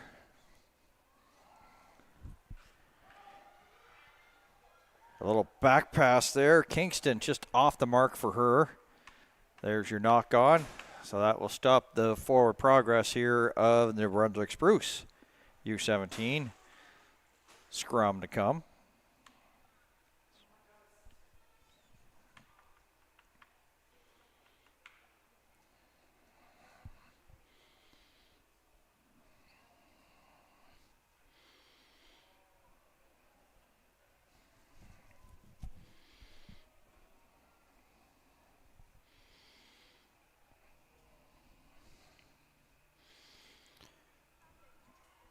Tapped in by Lexi Gallant for Prince Edward Island. And she'll get it. And they'll throw it there. Glover. Very quiet game last time for her. So looking here maybe to bounce back.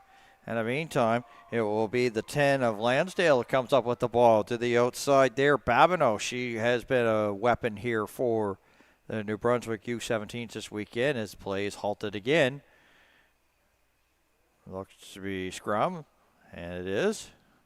So they'll line up here just inside, just outside the 22 of Prince Edward Island. And New Brunswick already with a 5-0 lead.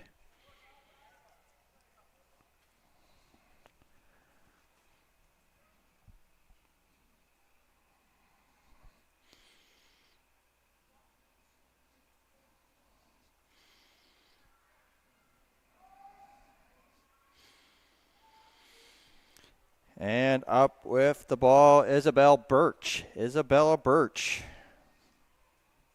As Prince Edward Island here trying to look maybe for a little bit of an equalizer in the early going here in this first half. Trying to get it up to their 10. Lots of bodies all over the place, and it looks to be that it's going to be a foul against New Brunswick. So back 10 and a tap and go, and they're not wasting any time. Isabella Birch. Correction on that. It is Jordan Josie near midfield. Chloe Mills. Mills just going and just keeping going. Took 2 New Brunswick Spruce players to bring her down, but a good run nonetheless. Glover calling for it. She got a little bit of room. A little shimmy shake. Trying to blow by that first line of defense. Can't do it, but she managed to get a little progress, so that's helping Prince Edward Island down the pitch here. Tessa McLeod. McLeod going, so she, of course, a shoestring tackle there by Dunfield. Well, the big time hit that gets the reaction, and slow to get up there is Hannah Hebert. Oh, she is up, and that's good to see. I believe actually it was Lillian Savoie, but it was a big hit, but going to result in a penalty and looks to be a tap and go. There goes Dunfield with the tap. They'll swing it outside. Lansdale. Ball on the turf. And back 10 go Prince Edward Island. Another tap and go. This is Pitzner.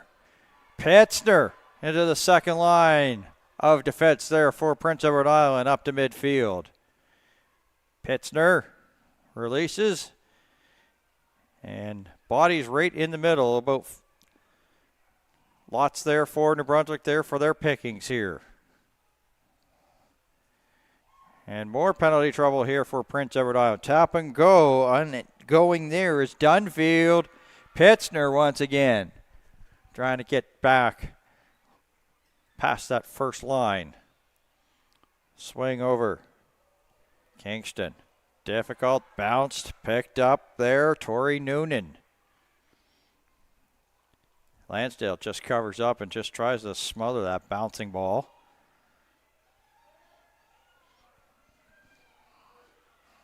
Tessa McLeod with the tackle there on the New Brunswick Spruce, and Newick, difficulty, has knocked it on. So pressure will do that. Scrum upcoming.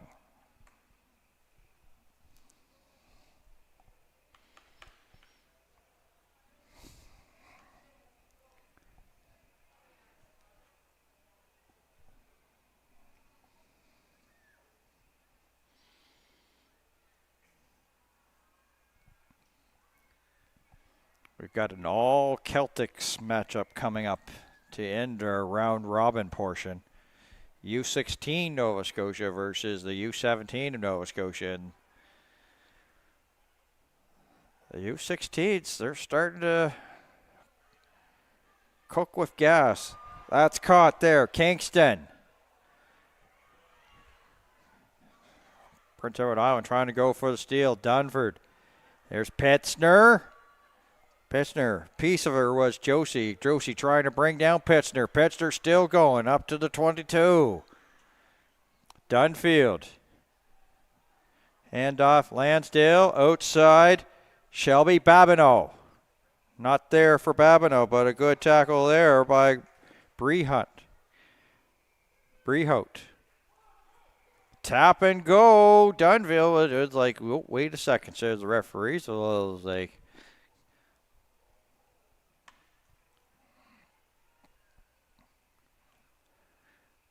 that was a classic country song. Come on back to me is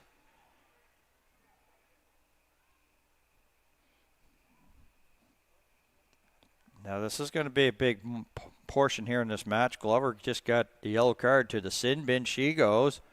Ball on the surface. Close. RST. It's close. Well, turfus is a thing, but it's not what this is. This is actual grass, natural grass.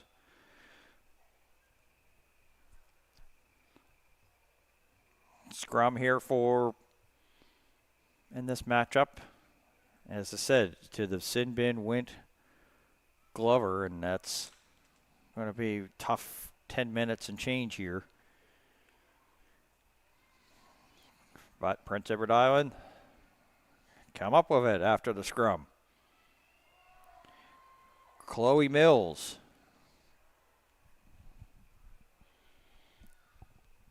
And they put the handoff outside. This is Harrison. Harrison up to the 22. Big line. Tessa McLeod. Just got to try to push that first couple of would-be tacklers there. So it gets a little bit of some short yardage gained on that. Back over to Birch.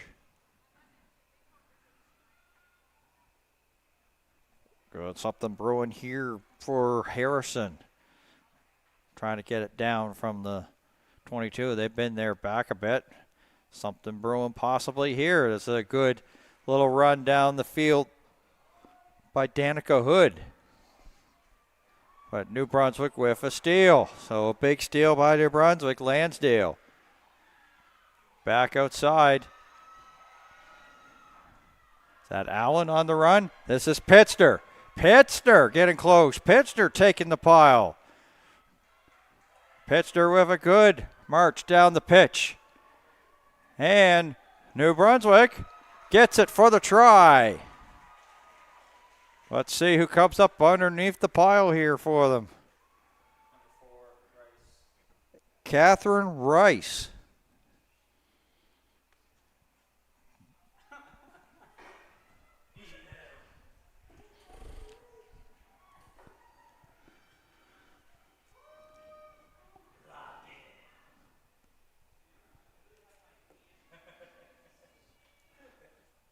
Nothing. Lillian Savoy has been doing the conversion kicking this weekend for the New Brunswick U17s.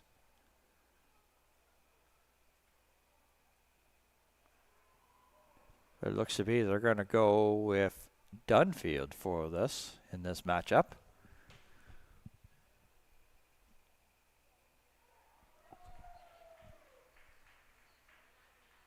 No flags, so 10-0. It stays.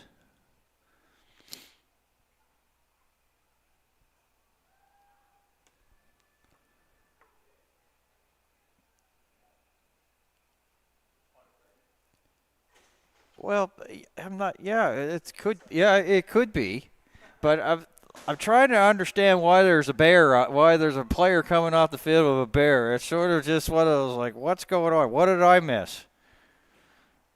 Was there like I just don't know what I've never seen that. This has been one of those championships where you've seen anything possible here. They do the Dave Hodge pencil throw. And we are at water break here and winding down the round robin, getting ready for the championships tomorrow. I'm going to step aside because clearly I've either seen things or I need a break. Back with more here from Charlottetown.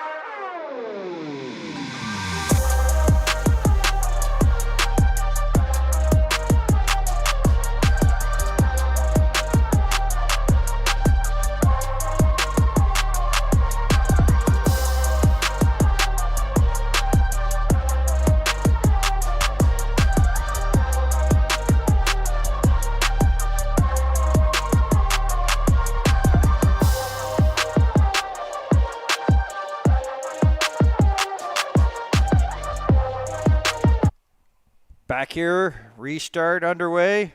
10-0 New Brunswick over Prince Edward Island here as we are the second to last round robin game.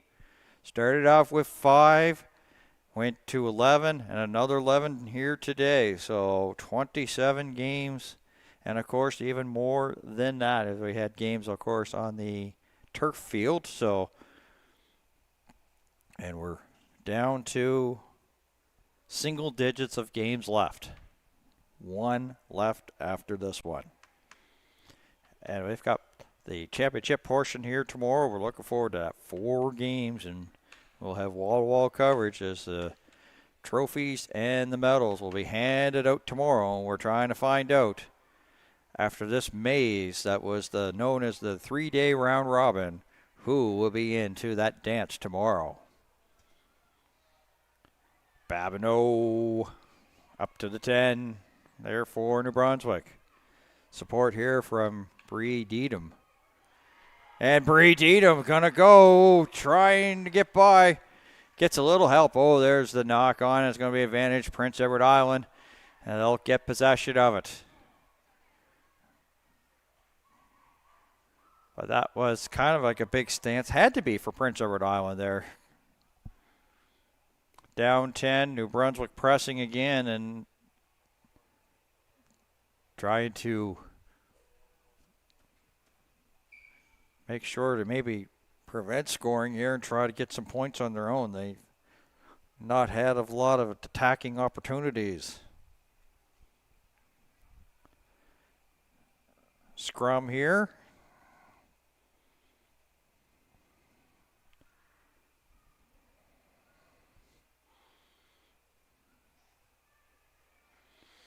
And Babineau there with a tackle. They're the first line of defense for New Brunswick Spruce. On the win there by Prince Edward Island. They need to get something offensively going. Trailing by 10. Nearing the end of this first half. Is there something brewing this time? Got to the outside, just 2 defenders. And they'll cut towards and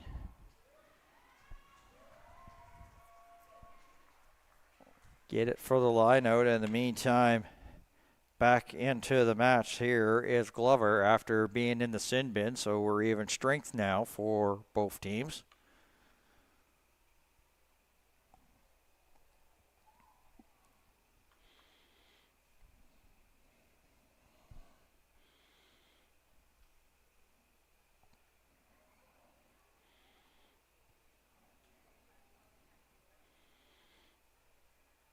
Glover having a talk there with the referee.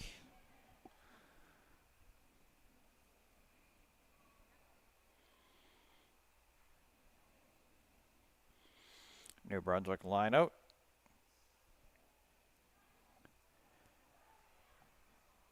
Difficulty there for Dunfield. Was it done properly?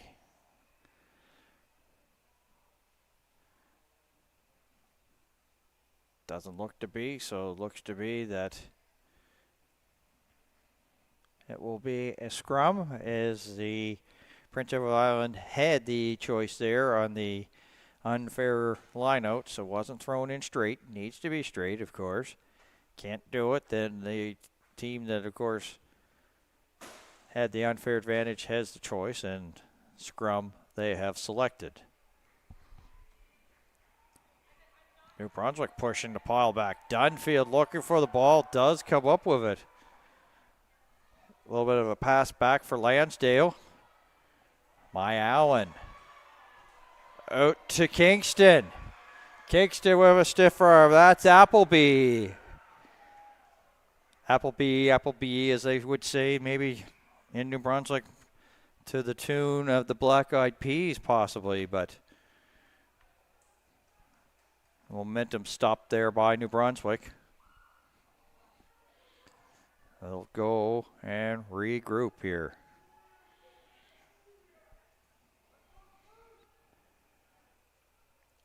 So they've knocked it on. Big scrum here for Prince Edward Island. Need to really come up with this one. Do something, come up with it, get some offensive chances, and maybe at least try to put even 3 on the board here to have some points there just before the half. Here on the line out. Tipped, but was it done fairly? Looks like no. Scrum probably coming. Dash McLeod says, here's the ball, guys. What do you want to do with it?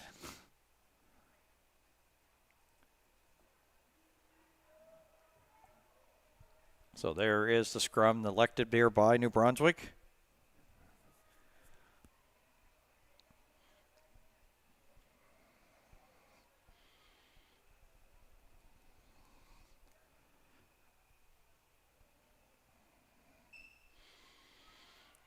Petzner looks for help.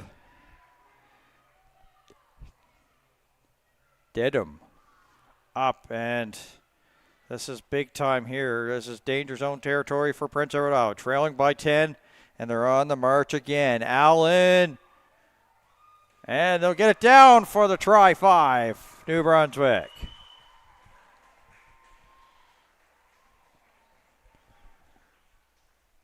Put another 5 on the board, 15-0, and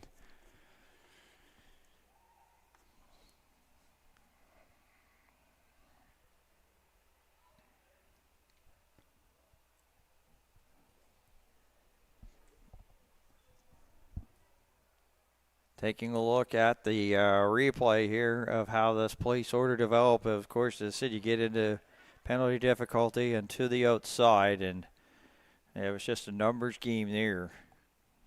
And just options. I put it in. Dunfield. In what possibly could be the final play here of this first half, looking to make it a 17-point lead after 20 minutes and change, and no, we'll stay at 15. And looks to be that we'll play on for just a little bit more.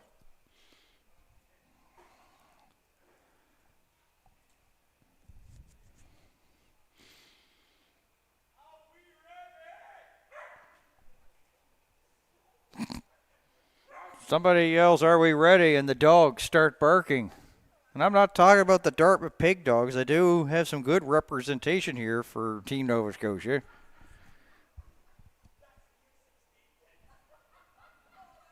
Glover here to the restart. And what New Brunswick may do, knowing the time run out here close to halftime, may just put it into touch. We'll see. They'll milk and try to get some points, try to get more onto the board. We'll have to wait and see. Why not, says Appleby, as she comes and has a good run. And the lady who started it all, Newick, almost off to the races. Shirt tackle for her. Allen back down to Prince Edward Island territory, so they're looking for more. Of course, the clock in the bottom is just sort of a guesstimate of where we are here. That's a big time run there by Izzy Trenholm. Her best of the weekend. Here's Newick. Not much progress there. And Dedham was supposed to go on the run, but that's blown down. It looks to be that that's how the first half will come to an end. So New Brunswick 15 on the board, and Prince Edward Island still looking for their first try. It's halftime here at the 2026 Atlantic Rugby Championships on Maritime Athletic Profiles.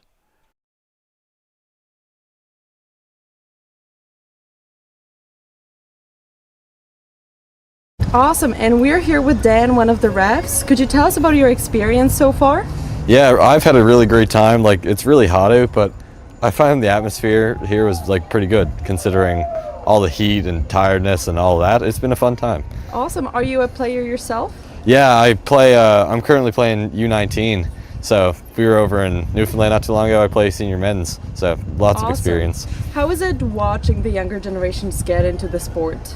I think it's really cool because when I was playing, I was like, wow, these guys are pretty close to my level. But now when I look back, like I was doing a U15 game the other day, like it was high skill level, like very impressive to see that. Awesome, perfect. Thank you so much. Yeah. No. And we're here with Paul. Paul, who are you watching here today? The New Brunswick team here from the Moncton Ferguson area. Awesome. Do you have anybody you know playing? Yes, daughter Ava Cormier. Awesome. How has it been going so far for her? Really good. Opposing from losing a couple games, but I mean the atmosphere in PEI is much different than what we had last year, so it was nice. You can always complain a little bit about the reffing, but I'm not going to do that. Yeah, parents always like to. I think it's just one of those things that comes with being a player's parent. How was it preparing for the games for you? Just like a lot of people spoke about driving and... Yeah, so we didn't stay this year. Last year we stayed. We're just in Moncton, so we just traveled back and forth. She's staying with the team. But the accommodations I think is great. I think being able to play on this field, because I know it wasn't here when I came to school, so it was nice to actually come back to PEI and see the field. And I know her, when I asked her about playing on this field, she said it was her favorite field to play on, so that was kind of cool. Awesome. Well, thank you so much. And how are you liking the games? I like it. It's good. Are you thinking you yourself are going to play one day? Maybe. Well, awesome. Thank you so much. And we're here with Leo, one of the watchers of today's game. How are you enjoying the game so far? It's pretty good. Yeah.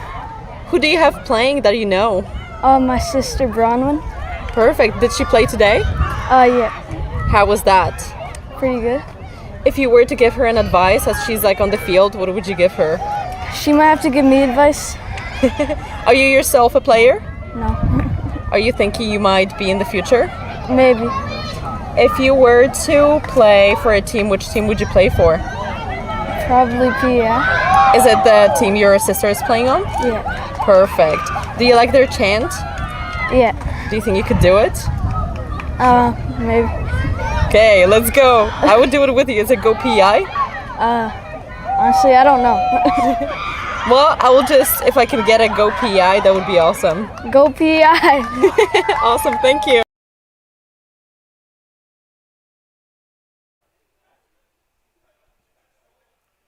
Back with the restart here. Second half between Prince Edward Island and New Brunswick.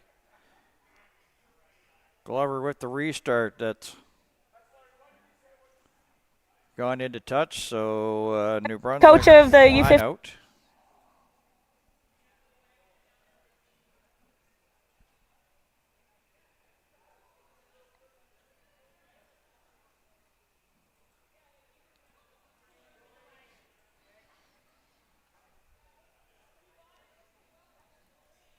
And right now here pretty much could be your ball game here if it's not already. 15-point deficit, New Brunswick leading, or New Brunswick has a 15-point lead with Prince Edward Island. They need to either score or stop. Pretty simple here to try to give themselves a chance in this match. Glover back in. Glover there trying to get a push there onto LeBlanc. Irving. And looks to be a New Brunswick penalty back 10, so this will probably give Glover a chance here.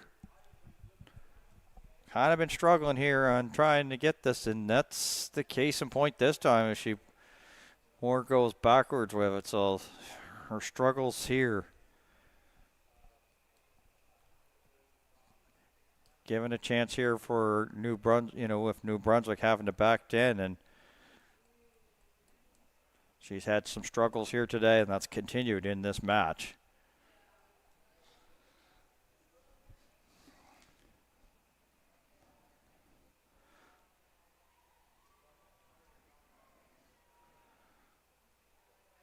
Well, just did get just enough, but not much there, so leads to a line out, but that was definitely a little too close for comfort. Oh, Prince Edward Island mistimed it. Looks to be done fairly, so no whistles, but Prince Edward Island backing up here. Glover.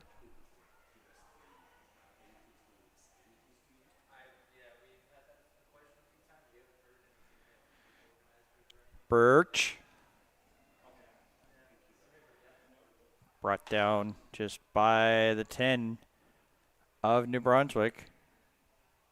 And New Brunswick going to be called for penalty here. So a tap and go. This is Corrigan. She's usually seen some second half action here for Prince Edward Island, and case in point. Glover. Not the cleanest of passes there. Very difficult for Birch. And going back.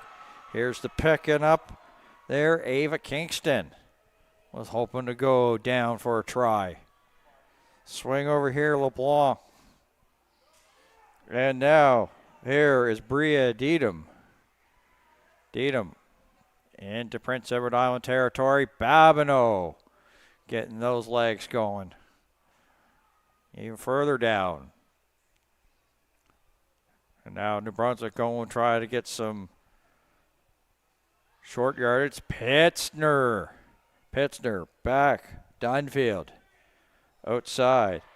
Here is Lubin in the match. Babineau again, and that time New Brunswick called for penalty, so that stops their progression. And Glover this time a little bit better there on this into touch line out for Prince Edward Island.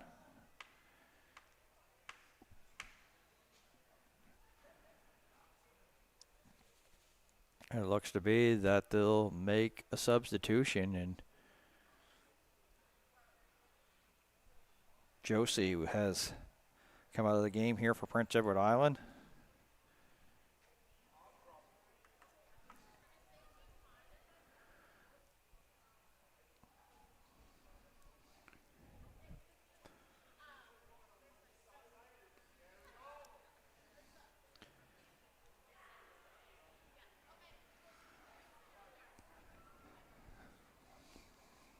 Ball battle won there by Prince Edward Island here, Corrigan. Had to do a little bit of a tip drill to come up with it. Arbing Irving. Some tough yardage there for Prince Edward Island. Birch. Steal there by Kingston. But going to be resulting in a penalty here to New Brunswick, so not a steal. Still Prince Edward Island ball, and Glover will go back to the position, and that one a little bit better down the field here for this lineup. So mark just shy of the 10-meter mark on the New Brunswick 10.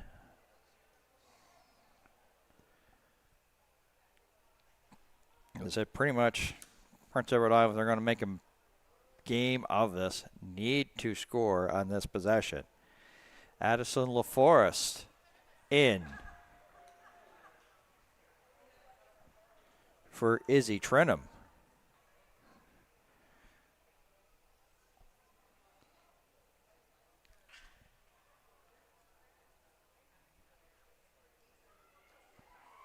Bree Holt wins it.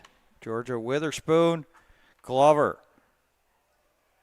And Lubin brings down Glover right at the midfield.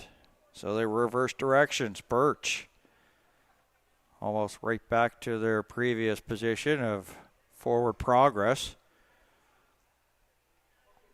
Pass over there. Harrison. And we have a knock on.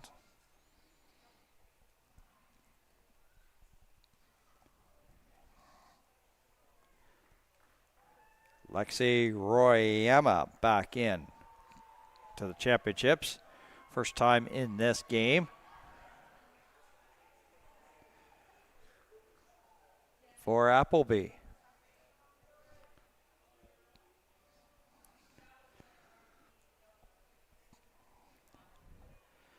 Alexis LeBlanc here will do as they do the bind set of this scrum.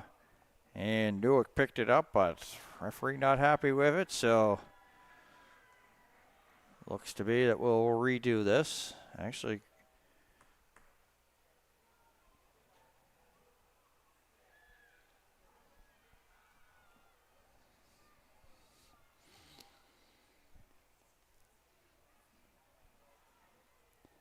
we have a injury situation first here we have to deal with. Looks to be that Olivia Fournier will also make her way in here, so imagine it's just 1-for-1. But a lot of discomfort.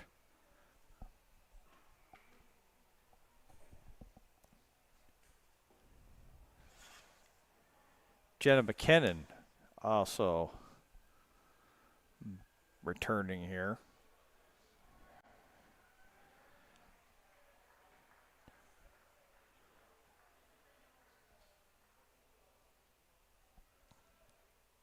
Teams will get refreshments.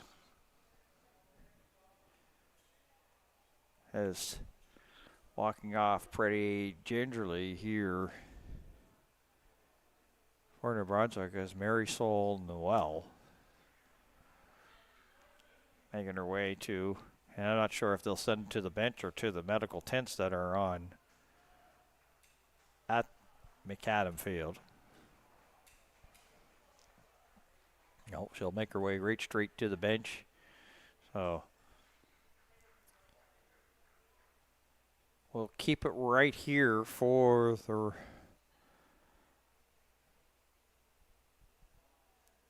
as we're about set to get play back underway. Not really what you call an official water break, but more of a, an injury timeout. So as you see, teams have done their huddle up, and we're ready to get play back underway here with Prince Edward Island and New Brunswick.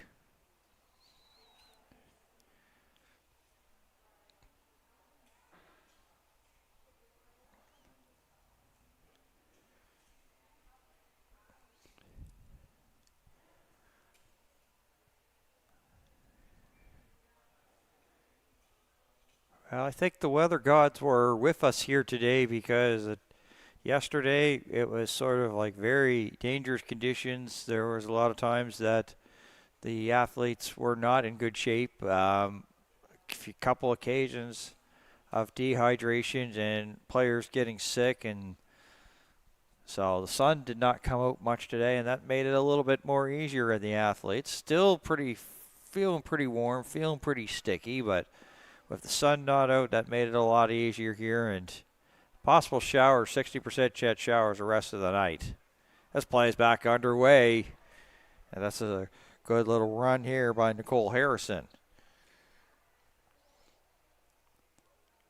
And passing it back here, McGrath. Down into New Brunswick territory.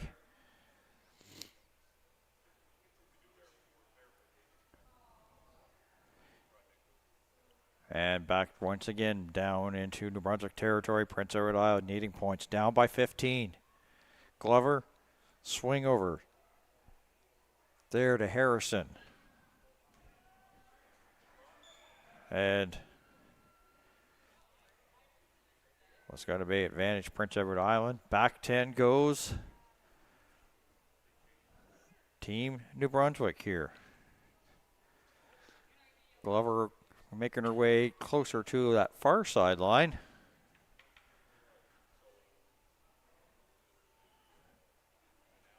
Low live drive sort of thing, and a little bit of a worm burner.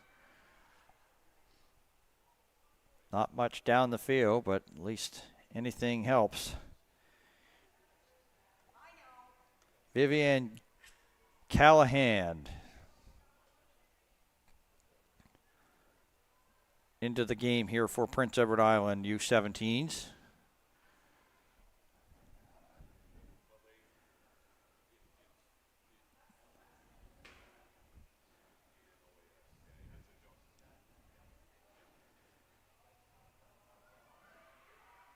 And New Brunswick, pass behind Pitzner, but there was still 3 bodies back there recovered. May work out for the best. Trying to get away, there's Levine. Chloe Levine.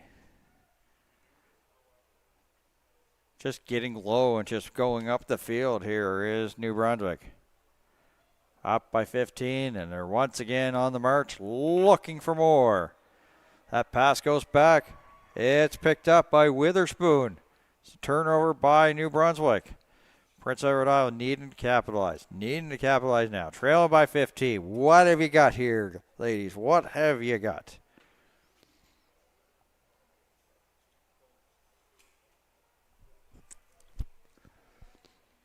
Glover. Brehat. As more they're going back than they are going forward here. Paige Casey had a touch there a few seconds ago for Prince Edward Island, number 22. Big tackle there by New Brunswick, just shy of their 22. And that's like a loose ball. New Brunswick has it. That's Babineau. If she gets by the first line of defense, look out, but she stopped. Unable really to get much going. Babineau. Newick, who started the game. Newick, one person back to beat. It was Brianna O'Rourke. Newick going for a second. Newick down for the try.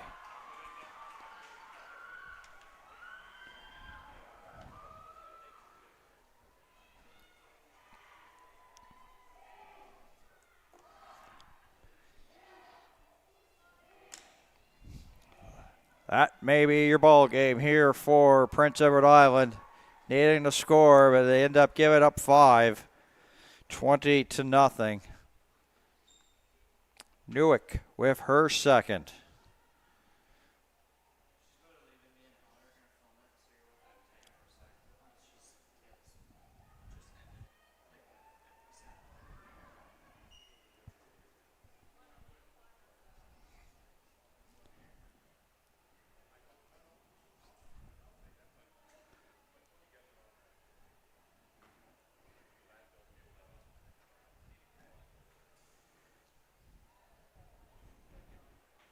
for the drop kick here. And that's good there for Abby Lansdale.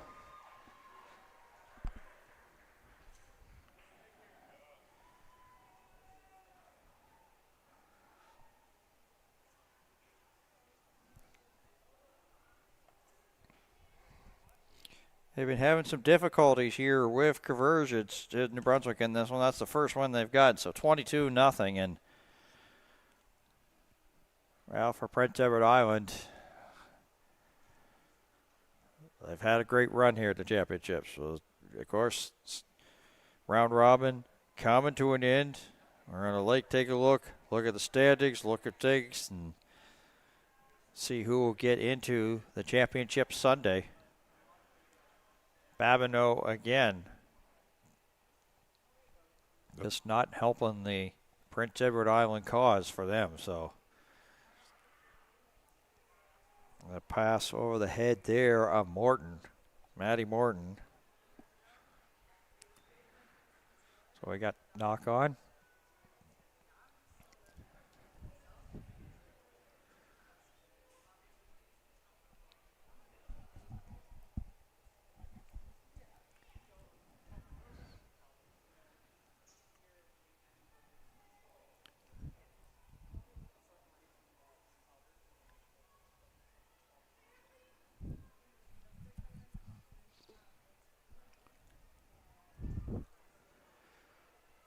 On the march here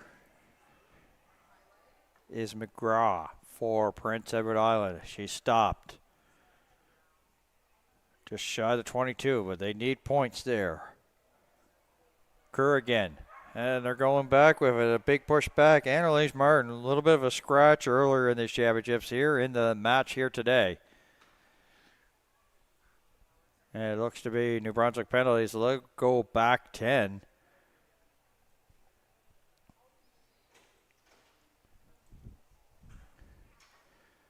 Glover with a line drive, and the side judge just puts his hands up as the line drive there by Glover.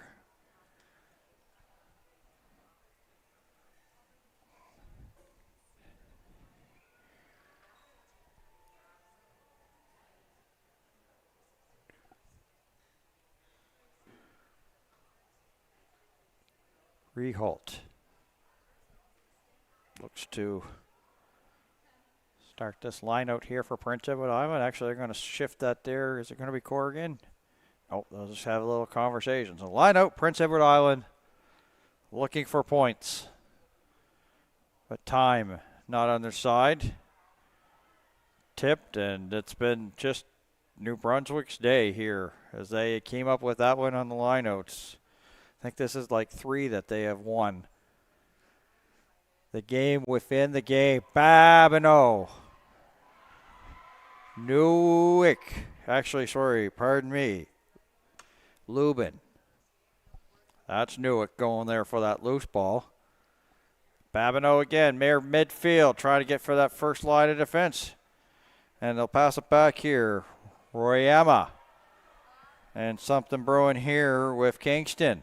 Kingston, solid game for her. This is LeBlanc. Down to the 22. New Brunswick pressing again. Kingston. Looking for help. That was Lansdale with a swing inside.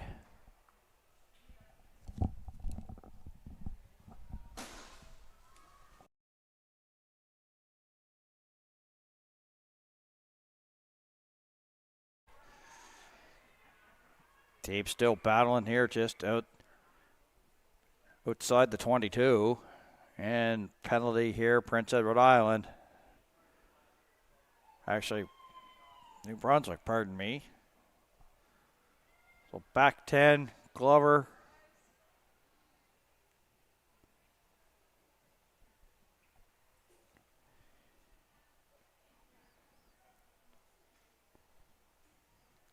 Line out here, Prince Edward Island.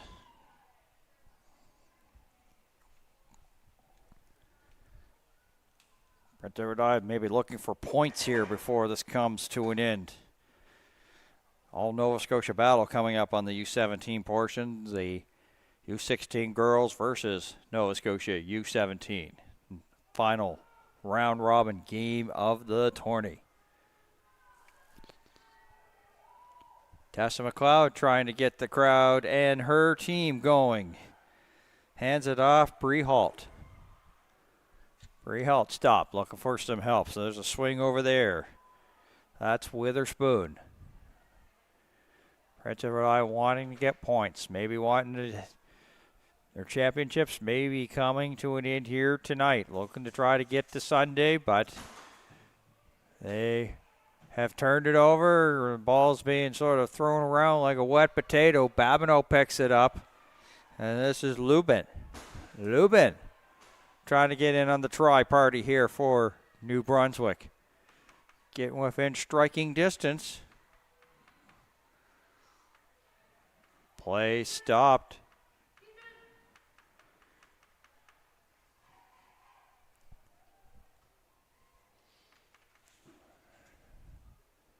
Looks to be knock on, so we'll have a scrum.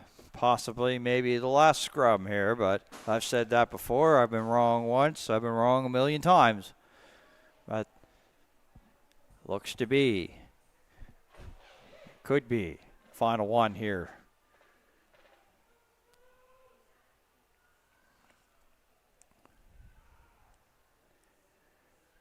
Prince Edward Island Glover having difficulties with it.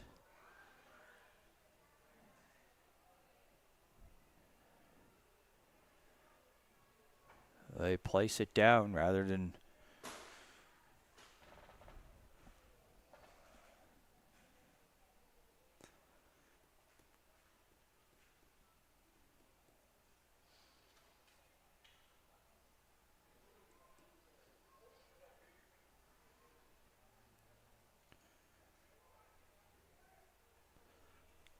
they told you that's been wrong sometimes and wrong again here. So another scrum.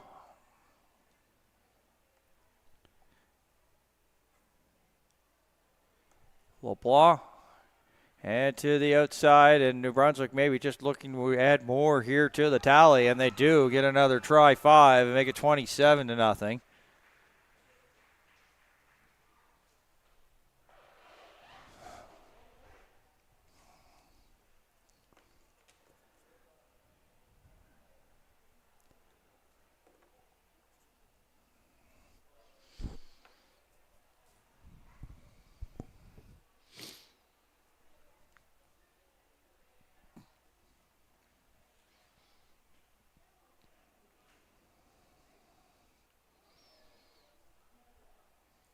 They try for the drop kick. And there it is. So that was the final play here of this matchup between New Brunswick and Prince Edward Island. New Brunswick gets the shutout over the hometown team, 27-0. Well, folks, feel free to stick around. It's going to be a Nova Scotia battle, so we're going to have Nova Scotia U16 versus a Nova Scotia U17. Feel free to stick around, but if you can't, we want to thank you all for your viewership here so far at the championships. Without you, there is no us. So right now, we'll sign off here between this matchup between Prince Edward Island and New Brunswick. And for everybody with Maritime Athletic Profiles, the hardworking crew, and director and producer Dylan Jones, my name's Dan Hobson. Thank you for tuning in, and so long here from Charlottetown.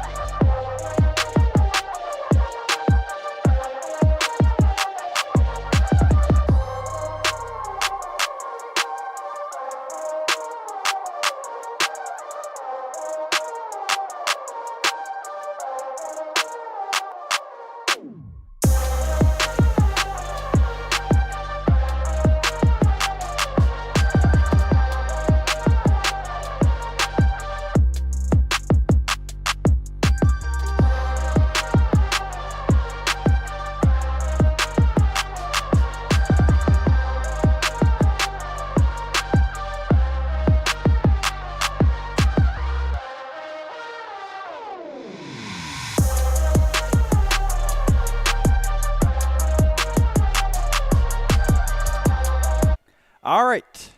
Round robin, one game away from being done here at the 2026 Atlantic Rugby Championships.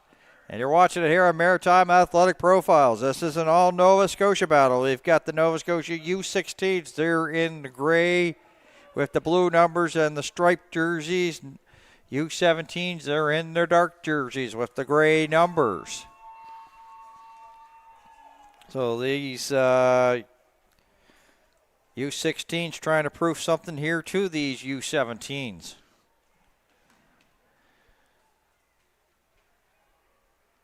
Last year, as part of the championships that was in Kings Edgehill, Windsor, this is sort of what started the championships, the 16s versus the U17s. Fast forward a year later, and it's the way that the round robin is going to end here at the championships in Prince Edward Island. And this is a big weekend here for Maritime Athletic Profiles. First time in Charlottetown. We've brought the dream team over, and we're here. We're delighted to be here for this big matchup here. Pretty much no changes to lineups here. Ophelia Leslie will be good to go tomorrow. So this is and this is Stevens there trying to get to the outside. 15. She's with the Bright and Lion RFC club here for the U16s. In the meantime, Grace Hilton.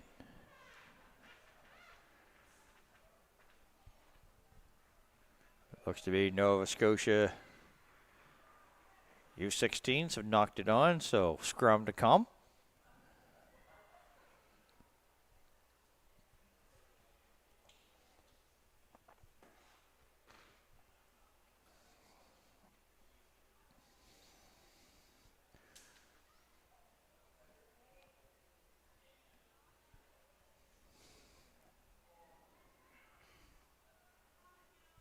And Nova Scotia's, they look to be knocked ahead, so it's got to be advantage.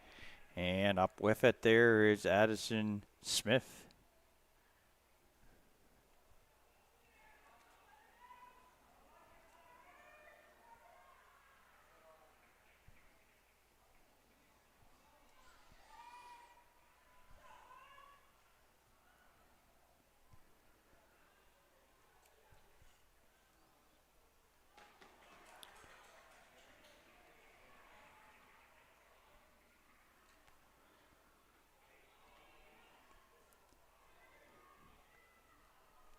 The U17s in the stripes. I mixed this one up. U16s are going to be in the darks. My apologies on that one. So it's like we've had quick turnarounds here today.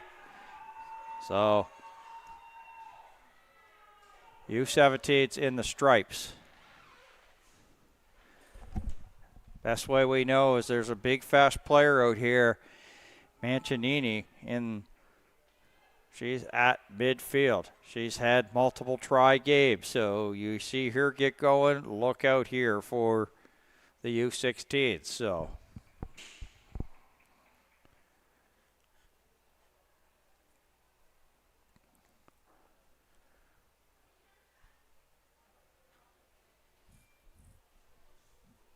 it's the new 16 girls in the grays and the blues and the stripes here for Nova Scotia U17s. My apologies on that, as Carrington and Mancinini are in that backfield there for Nova Scotia. So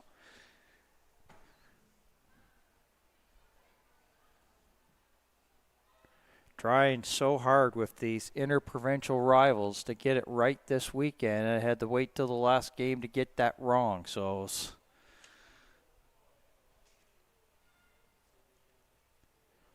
always, always the next time, Dan. Always the next rugby championships for you to get it right. Kinsman. And that was a swing over there by Coffin. And the U17s have to go back 10. Tap and go. As they get lined up, Smith there looking forward, trying to fight off. Maybe look for a little bit of a turnover, but none forthcoming here by the U16s of Nova Scotia.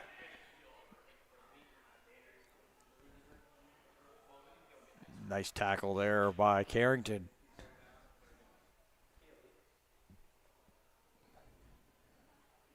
Tackle there on Ella Notting, and we'll have another scrum here. And you know that the Rugby Nova Scotia folks watching on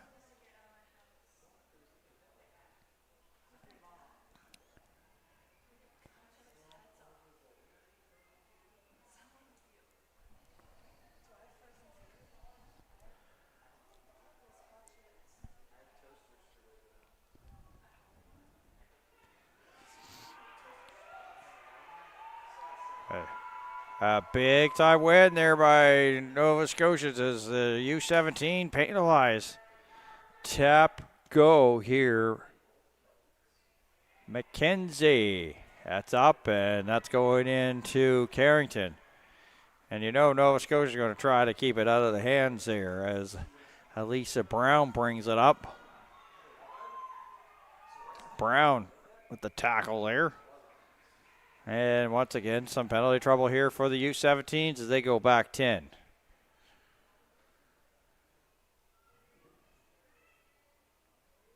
Ella McKenzie with just happy just to chip it up there. A little line drive kick.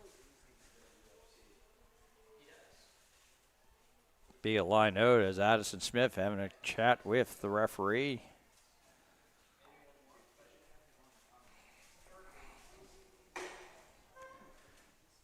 Olivia Furdas to throw in for Nova Scotia on this lineout. Nova Scotia, U16. Tap back. Warren. And not much going as they got to pass up to Laura Bishop White. And knocked on by the U16s. Scrum. I didn't think I was going to do that one again. Scrum here between U16 and U17. And not done fairly, says referee. So let's get everybody all reorganized and lined up once again.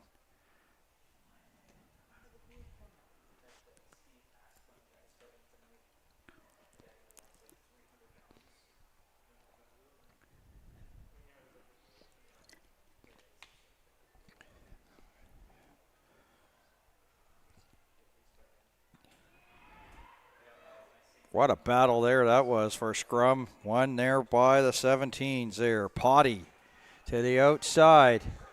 Is this Mancinini? And that's a big time play for the 16s to take Mancinini. She has been a thorn in the side of all the U17s here this weekend. Denied her first chance to down the pitch. But of course, the thing is that there's not really, there is no unknown factor here. Like Nova Scotia knows how good each other is. They're on each team here, so you know there's not an unknown factor. You know what you're getting here in this matchup. Simonson. We got Mancinini on the outside, and it's Carrington as well.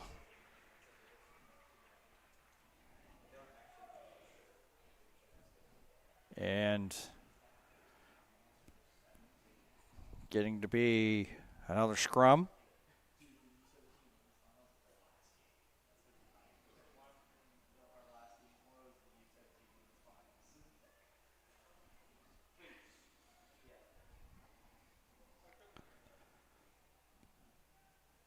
Teams dug in, bind, set. U16s. What great hands on being able to hold on to that one there for Nova Scotia. Coughing. It's like didn't really want to cough that up and just fought to keep a hold of it. And 17s penalized again, back 10.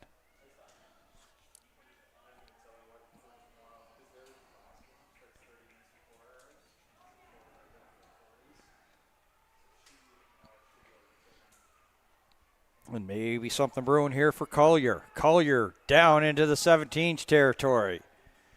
After the play being around midfield, finally somebody getting down into the zone. There's a push. Grace Hilton again. Grace Hilton trying to get, and Mancinini did chase her down to stop the try. So she's been getting tries and stopping tries. Mancinini with speed brought it and saved a try there for the U16s. As the 17s happy to kick it back out. Taking a little bit of a bounce. Takes a friendly bounce there for Kinsman. Right in the middle, not much there as the U17s got downfield there to defend it after kicking it from their own try zone.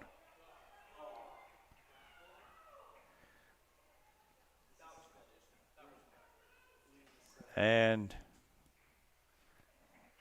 into touch.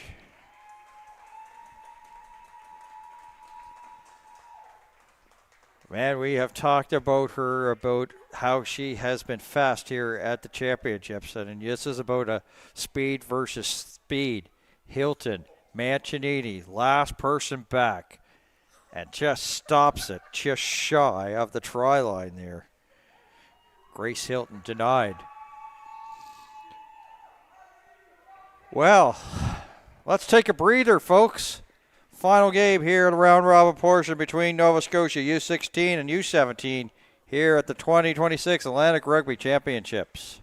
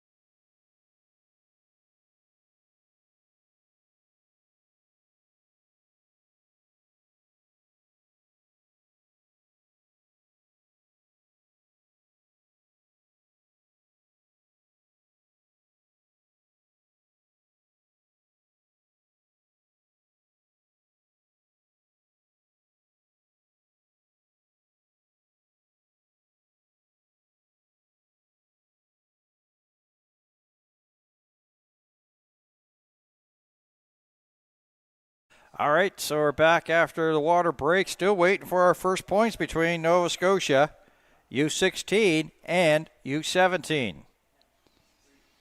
U17, they are once again in the grays with the stripes, and the darks are U16.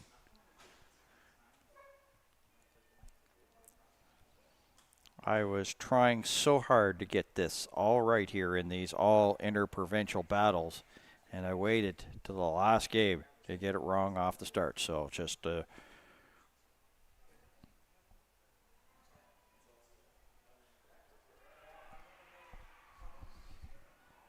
27th game. So when you look at 27 games, there's definitely a little more air factor. There's a ball that's bounced there for Kinsman. That's going to result in the knock-on for Nova Scotia U16.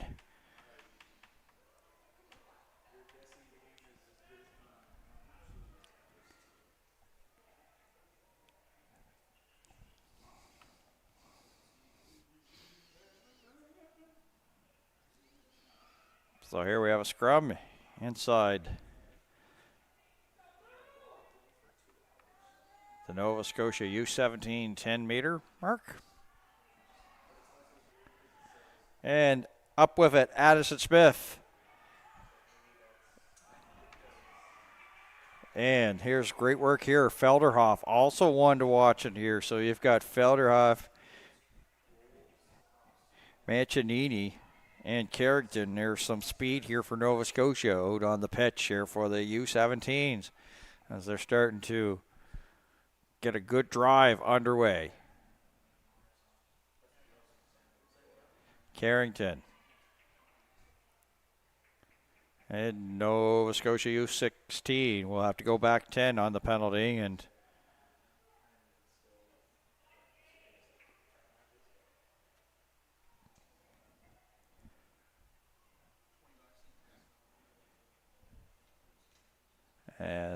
goes into touch.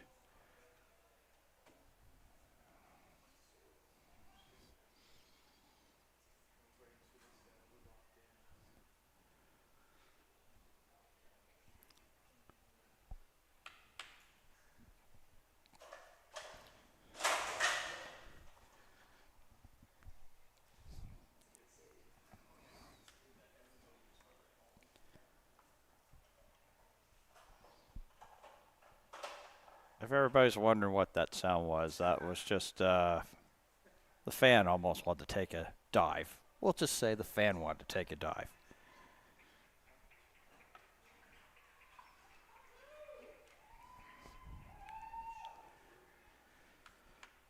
And the U16s come up with the ball. So the drive there by Nova Scotia U17s comes to an end, and now up the pitch is the U16s.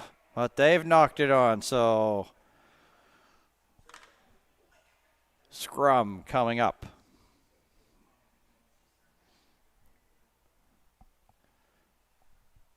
Heck of a turnout here. Like we have almost like VIP seating underneath the roof here at McAdam Field, and seats with backs on them, and most of them are pretty much all used up.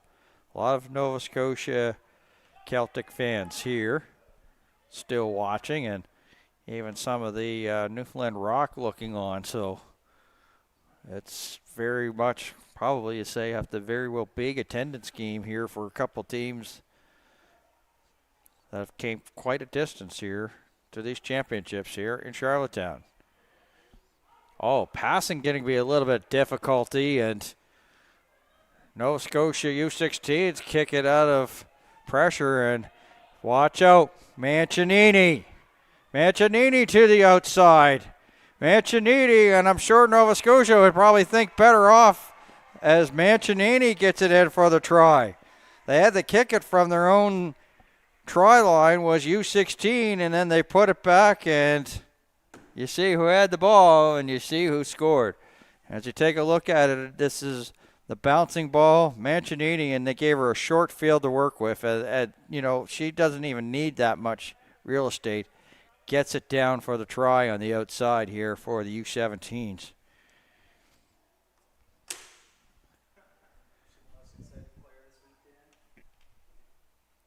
Pretty much the most exciting player of the week. My producer, director, Dylan asked me, and it's like, I'll answer that question.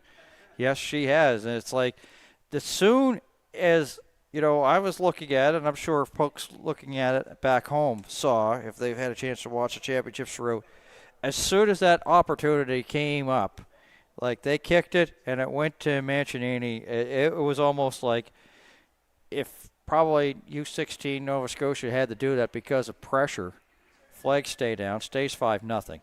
But to finish off that, if Nova Scotia maybe want to try to kick it away, don't kick any balls to Mancinini. It's almost like they could have gone somewhere else, but they just had too much pressure. They were dropping some passes. They were feeling the heat from the U17. So, that was the situation there for the U16s.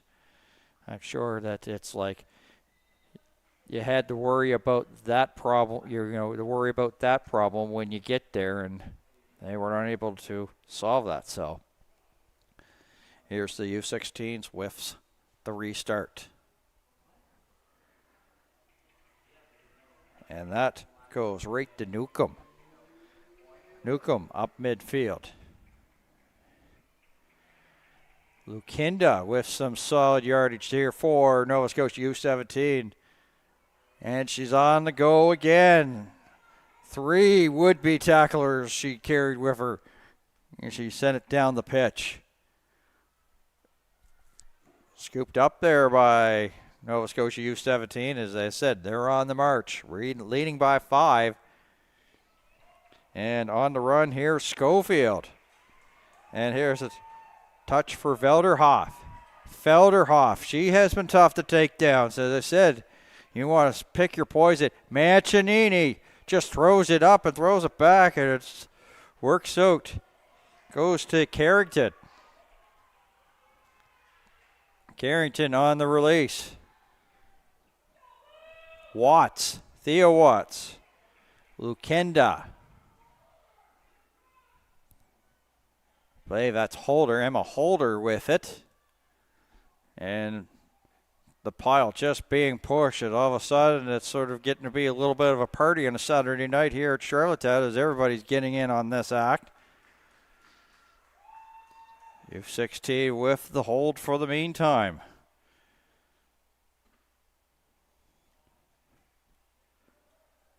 Team's digging in, getting set for a scrum.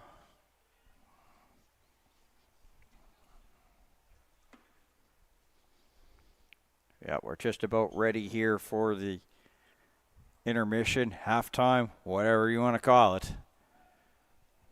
Good matchup between two provinces. Between the province, 2 teams here in this inter-provincial battle with Nova Scotia. And trying to pick that up was Addison Smith, and not done fairly. So referee talking to the U16, so we'll see what they have in terms of what they opt to do. Hilton was going to go talk to her teammates about it. Now the captain once again back talking with the referee, and the decision made. And most likely what has been in this situation all weekend long, been a scrum, and here it is once again.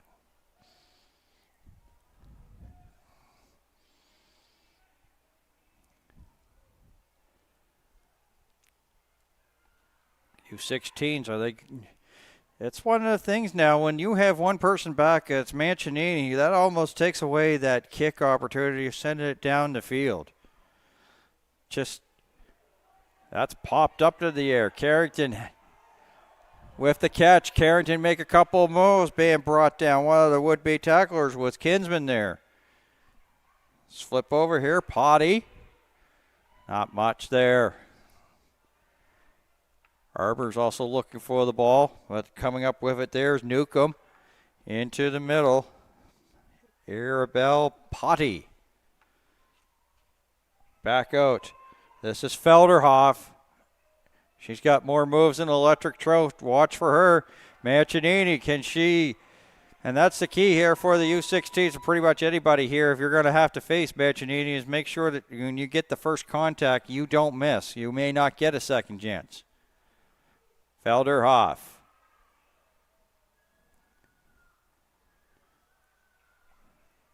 Simonson to the outside, pass on the turf here, and Carrington was trying to go for the kick, and a little bit of big time collision, but she seems to be all right. Play knocked on.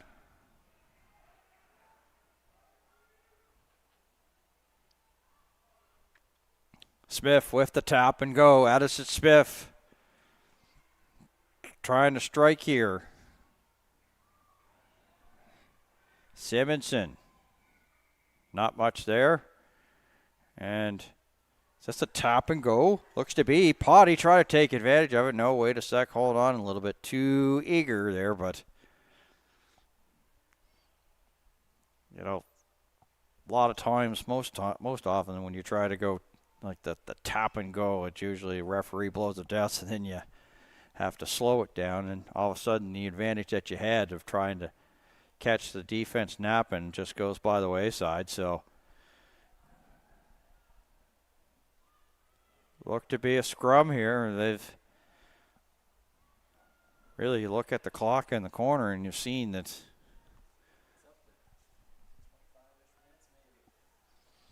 Yeah, so yeah, about five extra minutes added on there. So what Dylan tells me, producer Dylan. Thea Watts, pass back outside Mancinini, and sometimes Mancinini is the only one that could stop herself, and she couldn't come up with it. U16s have it, but they're having some difficulty again. Could this be a try here? Wait a sec, it's going to be held up, and that's how this first half ends, and I'm sure that the U16s are quite happy because the idea of kicking it out of your own try line down to 15, that was the difference maker in this game so far. 5-0 for Nova Scotia U17 over the U16s. Final day of round robin, final game of round robin. Tune in for the finish of this one between Nova Scotia U16 and U17 here on Maritime Athletic Profiles. We're at half.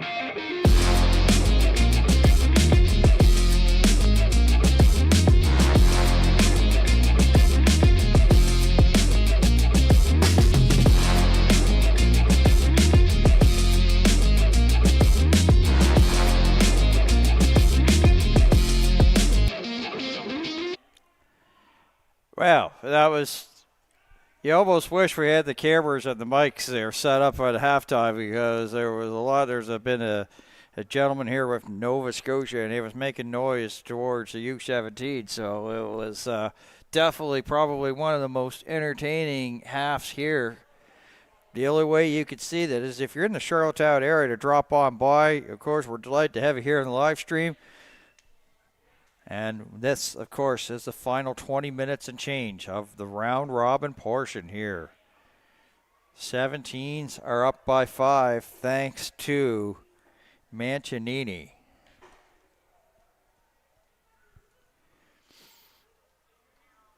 There's a pass that right into the foot.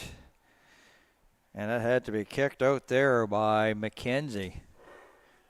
Almost disaster there for this U16s. They've had just a little bit of errors. It was just probably an error. They were having difficulties with passes.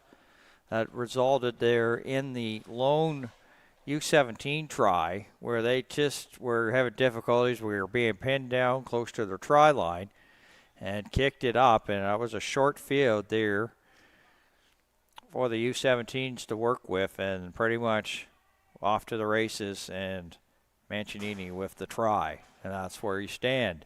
If you just joined us here on Maritime Athletic Profiles YouTube, Dan Hobson along for the call as Lukinda was trying to go up with it, but referees halted play once again. Looks to be that the sun trying to get out late stages here, but we haven't had a lot of sun today. Been mostly a mix of cloud and cloud, to be honest. Supposed to be a mix of sun cloud. Possibilities of showers here tonight. It was a 30% chance during the day, 60% chance during the night, and into the overnight. But nothing has come from the skies yet here in Charlottetown.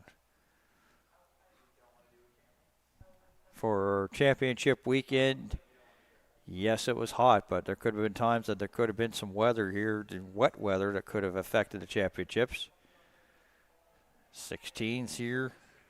Just trying to stretch this pitch out.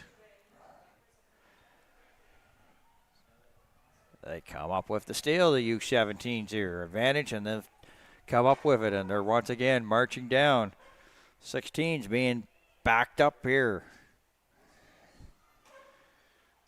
So U17's trying to go get a little bit more points. 5 points may not be enough here.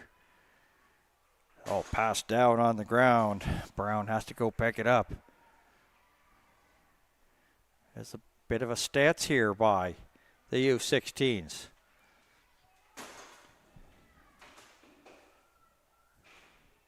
And this is Lukinda. Lukinda dragging that pile of U16 players with her. Making it with intense. Lukinda again. Not yet. 16's trying to hold it up. Trying to get it in there, I believe, is Arbors. Maybe another opportunity, and this time they finally get it. Third or fourth time the charm there for the U17s.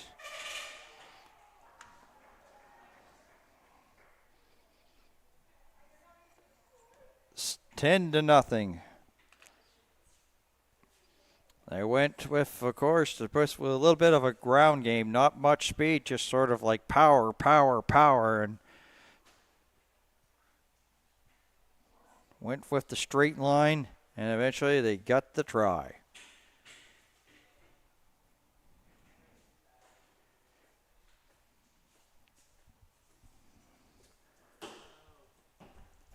Carrington. Hoping to line up here for this. Getting it lined up here for the conversion here to make it a 12-point game. Crowd will tell you.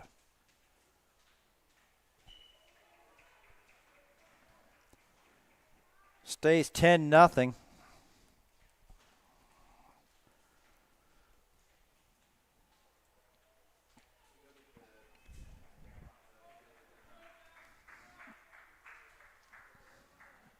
So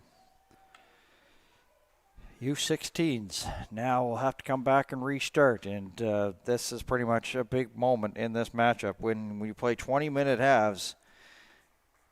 Not a lot of time. Like you get used to, of course, to seeing like the 30, the 35s, the 40s in university levels, and you know you think you have a lot of time. In the 20-minute halves, not quite the case. So U17 here, sort of controlling this matchup, and we have to be not really surprised here. With this is, of course,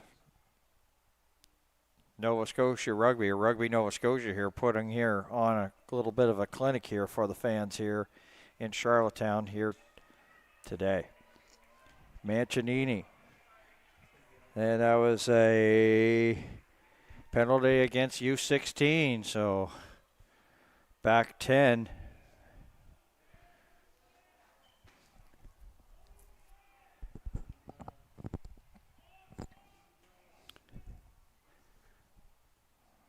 looks to be that they'll just tap and go. They've put a little fake, and that just sort of like froze Nova Scotia. They were standing right on the midfield stripe, and they just didn't move, thinking of the line out we're thinking they're going to put it into touch for a line out. Not the case. They tapped and go, and they were sort of flat-footed, and that sort of gained some real estate here, some yardage here for the U17s, but it's all for naught as now they've been penalized, and they'll have to go back 10.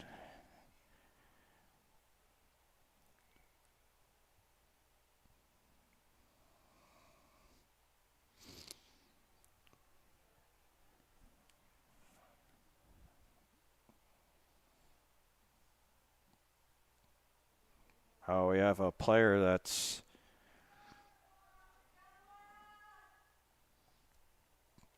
hurt here. She's going to go get some attention at the tent, so she's been referees, of course, when you see blood, you have to come off the pitch. So that's the case in point. Lily Garrett will come into the game here.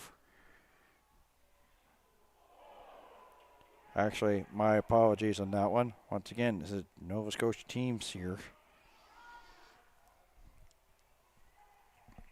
This is U16.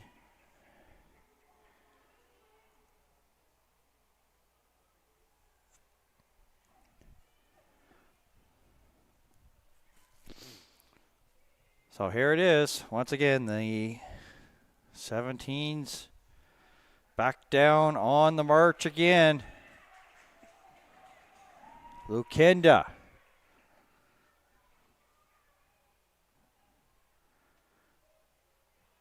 And they'll throw it back here. This is Felderhoff.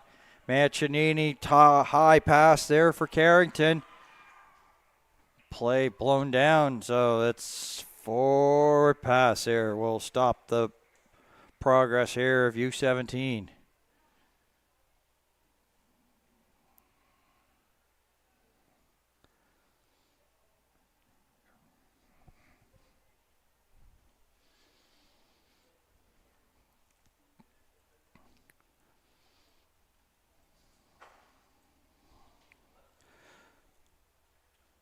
Take a look at Riley Peck checking back in, or coming into this match here for the U17s as they've made some substitutions, and all of a sudden now it's getting to be a battle of attrition. Is basically these teams are sort of taking it to each other, and it's Annika Simonson that's went off, and she's getting some help there by the tents. Laura White seems to be bundled up or packaged up here by the medical staff on attendance here, and just making her way to the bench. We'll see if she checks back into this game. In the meantime, we've got scrum, and it's being kicked back there by the hookers of U16, and they've won this, and they need to get something going here, down by 10. We'll get to this late stages here of the second half. Bouncing ball, and that's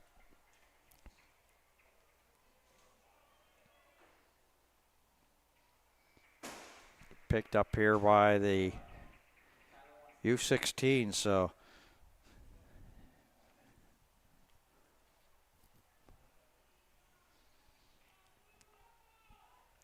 penalty here for the U17. So options. It looks to be they could do the tap and go, or they can basically kick it in the touch. And it looks to be tap and go. Dawood up the gut. Nothing fancy there for Gwendolyn Dawood. A pig dog player, so she plays her rugby for Dartmouth. Swing back. Purcell. Once again, Carrington. Pushed back here by the U16s.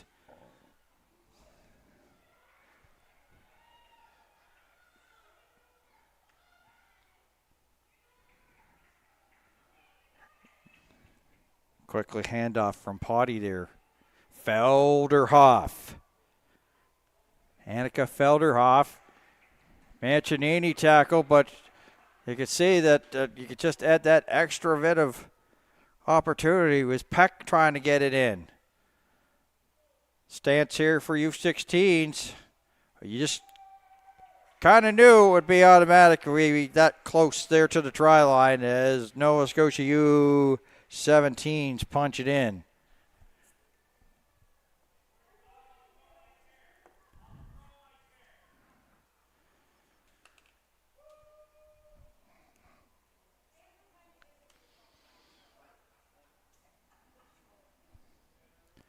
$15-0. We have a chance here to make it 17-0. Off the foot here of Sophia Carrington.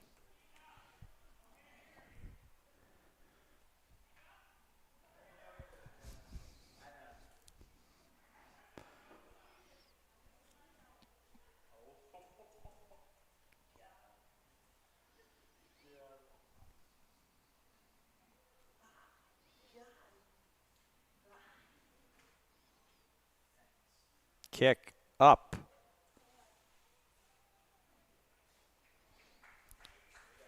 $15-0 still here for the U17s.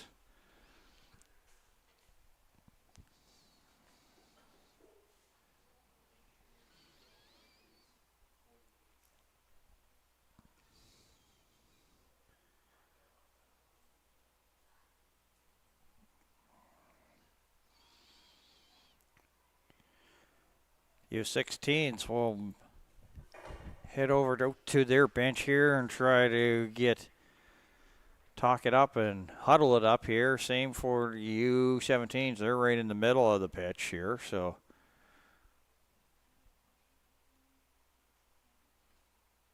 we'll keep it here as we've got no more breaks the rest of the way here for the round robin portion of the championships. And that's all Nova Scotia battle. And we've seen a lot that sometimes the 17s have been able to come on top of the 16s in the interprovincial matchups. And this is how the round robin will end here.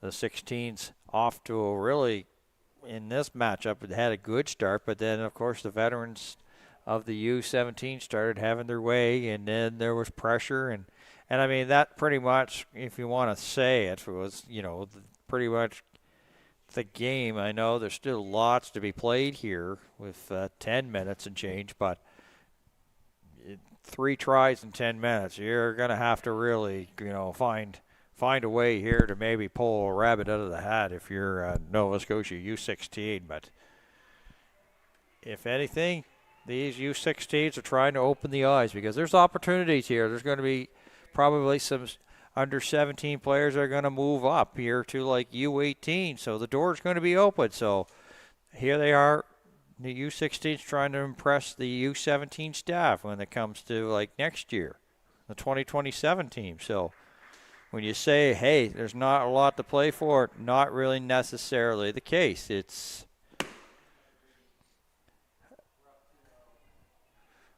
not necessarily the situation. So this is sort of like a little bit of an eye-opening game, and so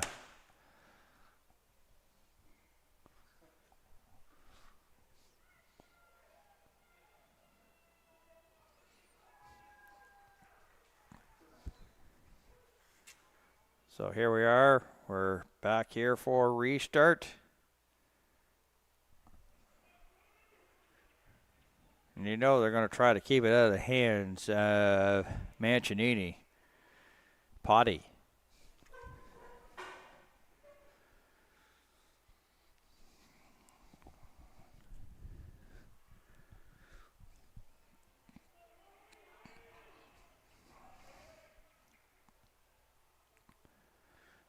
Good positive yardage there. Once again, that's Isabel Lukinda had it.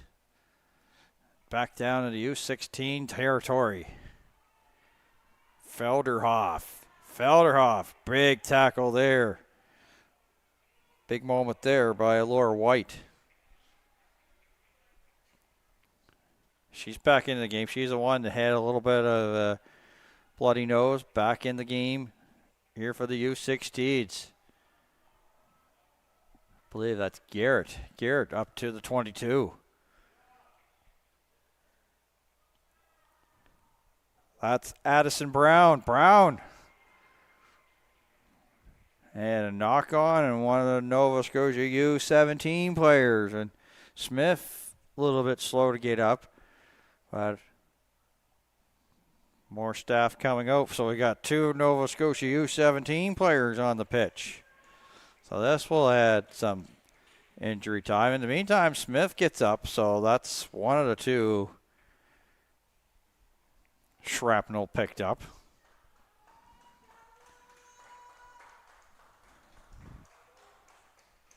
So one of the 2 bodies, Zay okay, back in the huddle. Stevens will report for duty here for the U17s.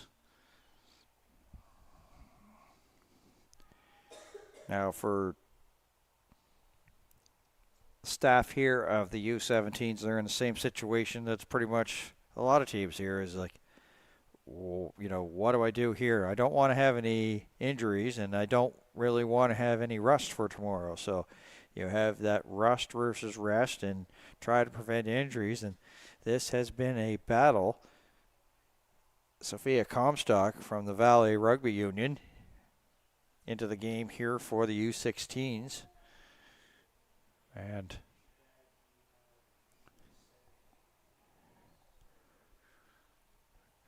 have been able to identify the injured U17 player.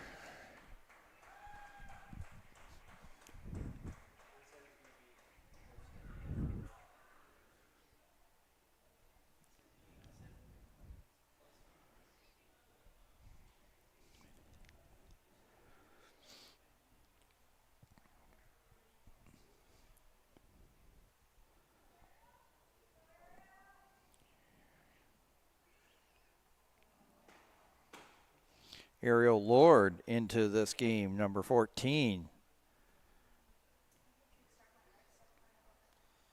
So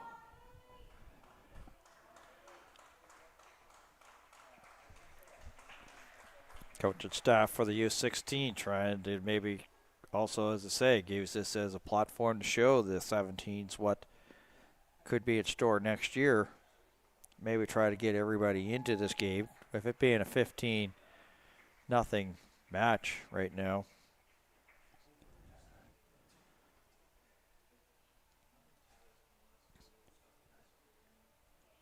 And they are now getting a little bit of assistance here with that Nova Scotia U17 player. And it's good that she's getting very gingerly, but still walking with a little bit of an aid, but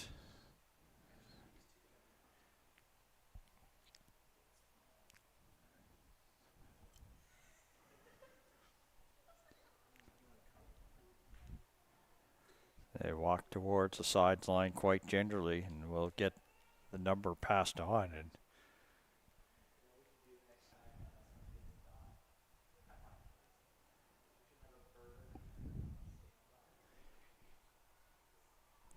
as Lily Garrett, looking based upon the numbers that I've seen, the injured U17.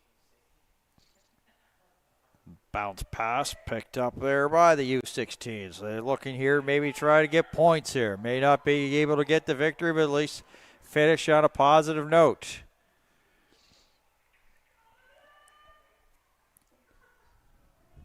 Verdas. Another ball that sort of bounced onto the turf there. It's picked up by Kinsman. And U17 will have to go back 10.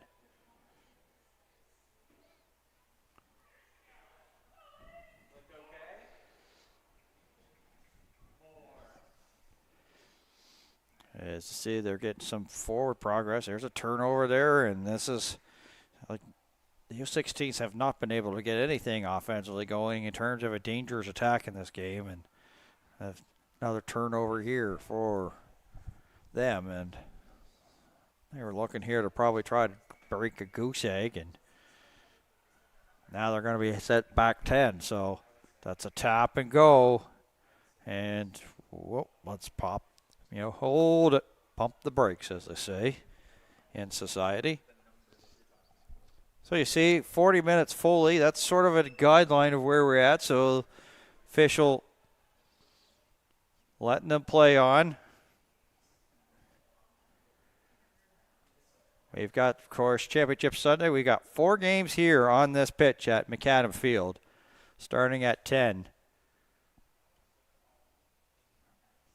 So field dwindling down here at the championships. Championship Sunday tomorrow. And we'll start the coverage at 10 a.m.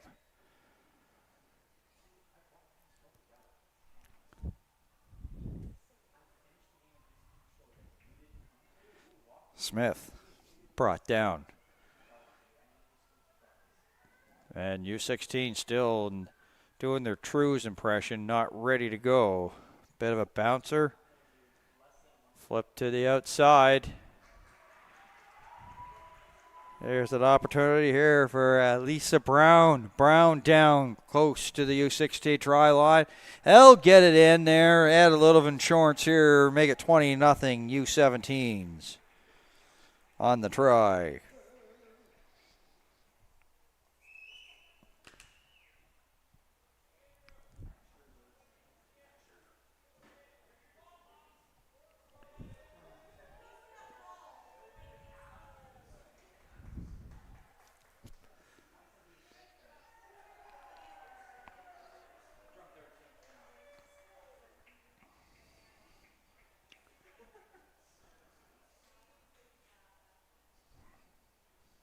Maybe looking at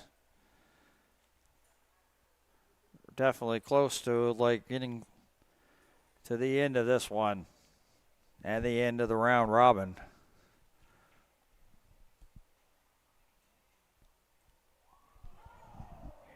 Doink! Carrington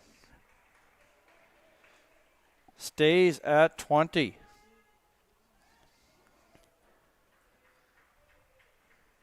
Referee heading up the midfield, looking at his watch here, and once again. So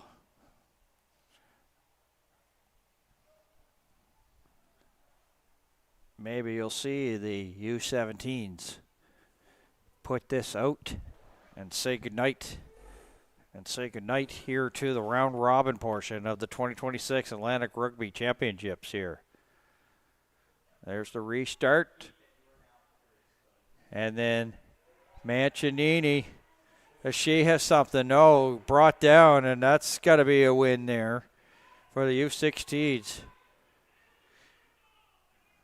That's the thing, is they've kept it to her to have a single try in this. U16s would like to get a steal and maybe try to get points before the end of this one. Into a little bit of extra time here. Sent back, kicked up. Mishandled there by the U16 to result in the knock-on. And once again, official looking at his watch. He's got the official time, not ours. Ours is a guideline.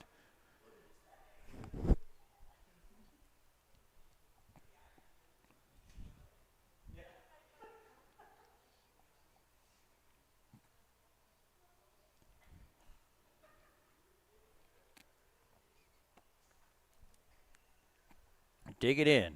Trench work here for this scrum. And it's not done fairly here by the U16, so they're going to be penalized 10. Wait a second. Hold on.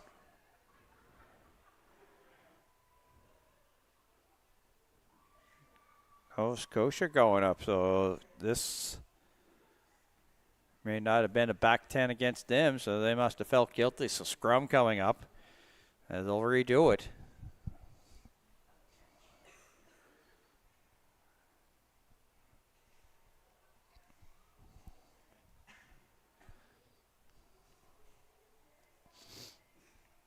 I think the ladies are having fun playing each other here because I see the coaches sort of talking back and forth, and usually if it's sort of like rivalry, there's like not friendly conversation, but you can see the laughs as Addison Smith going down, and brought down on a tackle there by Barry Stevens. Holder.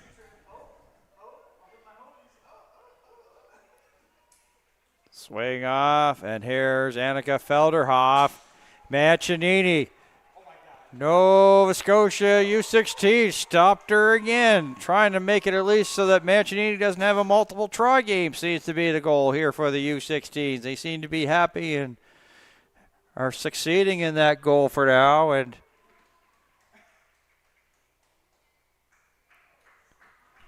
that's how this one ends. 20-0, and that's how the round robin ends. Nova Scotia U17 blanks the U16. So we've got, as I said, here on McAdam Field, Championship Sunday, we've got games starting at 10, and we'll be here to hand out the hardware and the medals. So after 3 days, Championship Sunday is upon us here. And keep an eye on the social to see who's going to be facing each other as we basically sign off here for day number 3. Want to thank the entire crew for their work. We've got Ella, Kaylee, Liam, Ethan, and of course directing here, the producer, Dylan. So for all of them, my name's Dan. Thank you for tuning in. Thank you for watching. This has been the 2026 Atlantic Rugby Championships here on Maritime Athletic Profiles. Good night, everybody.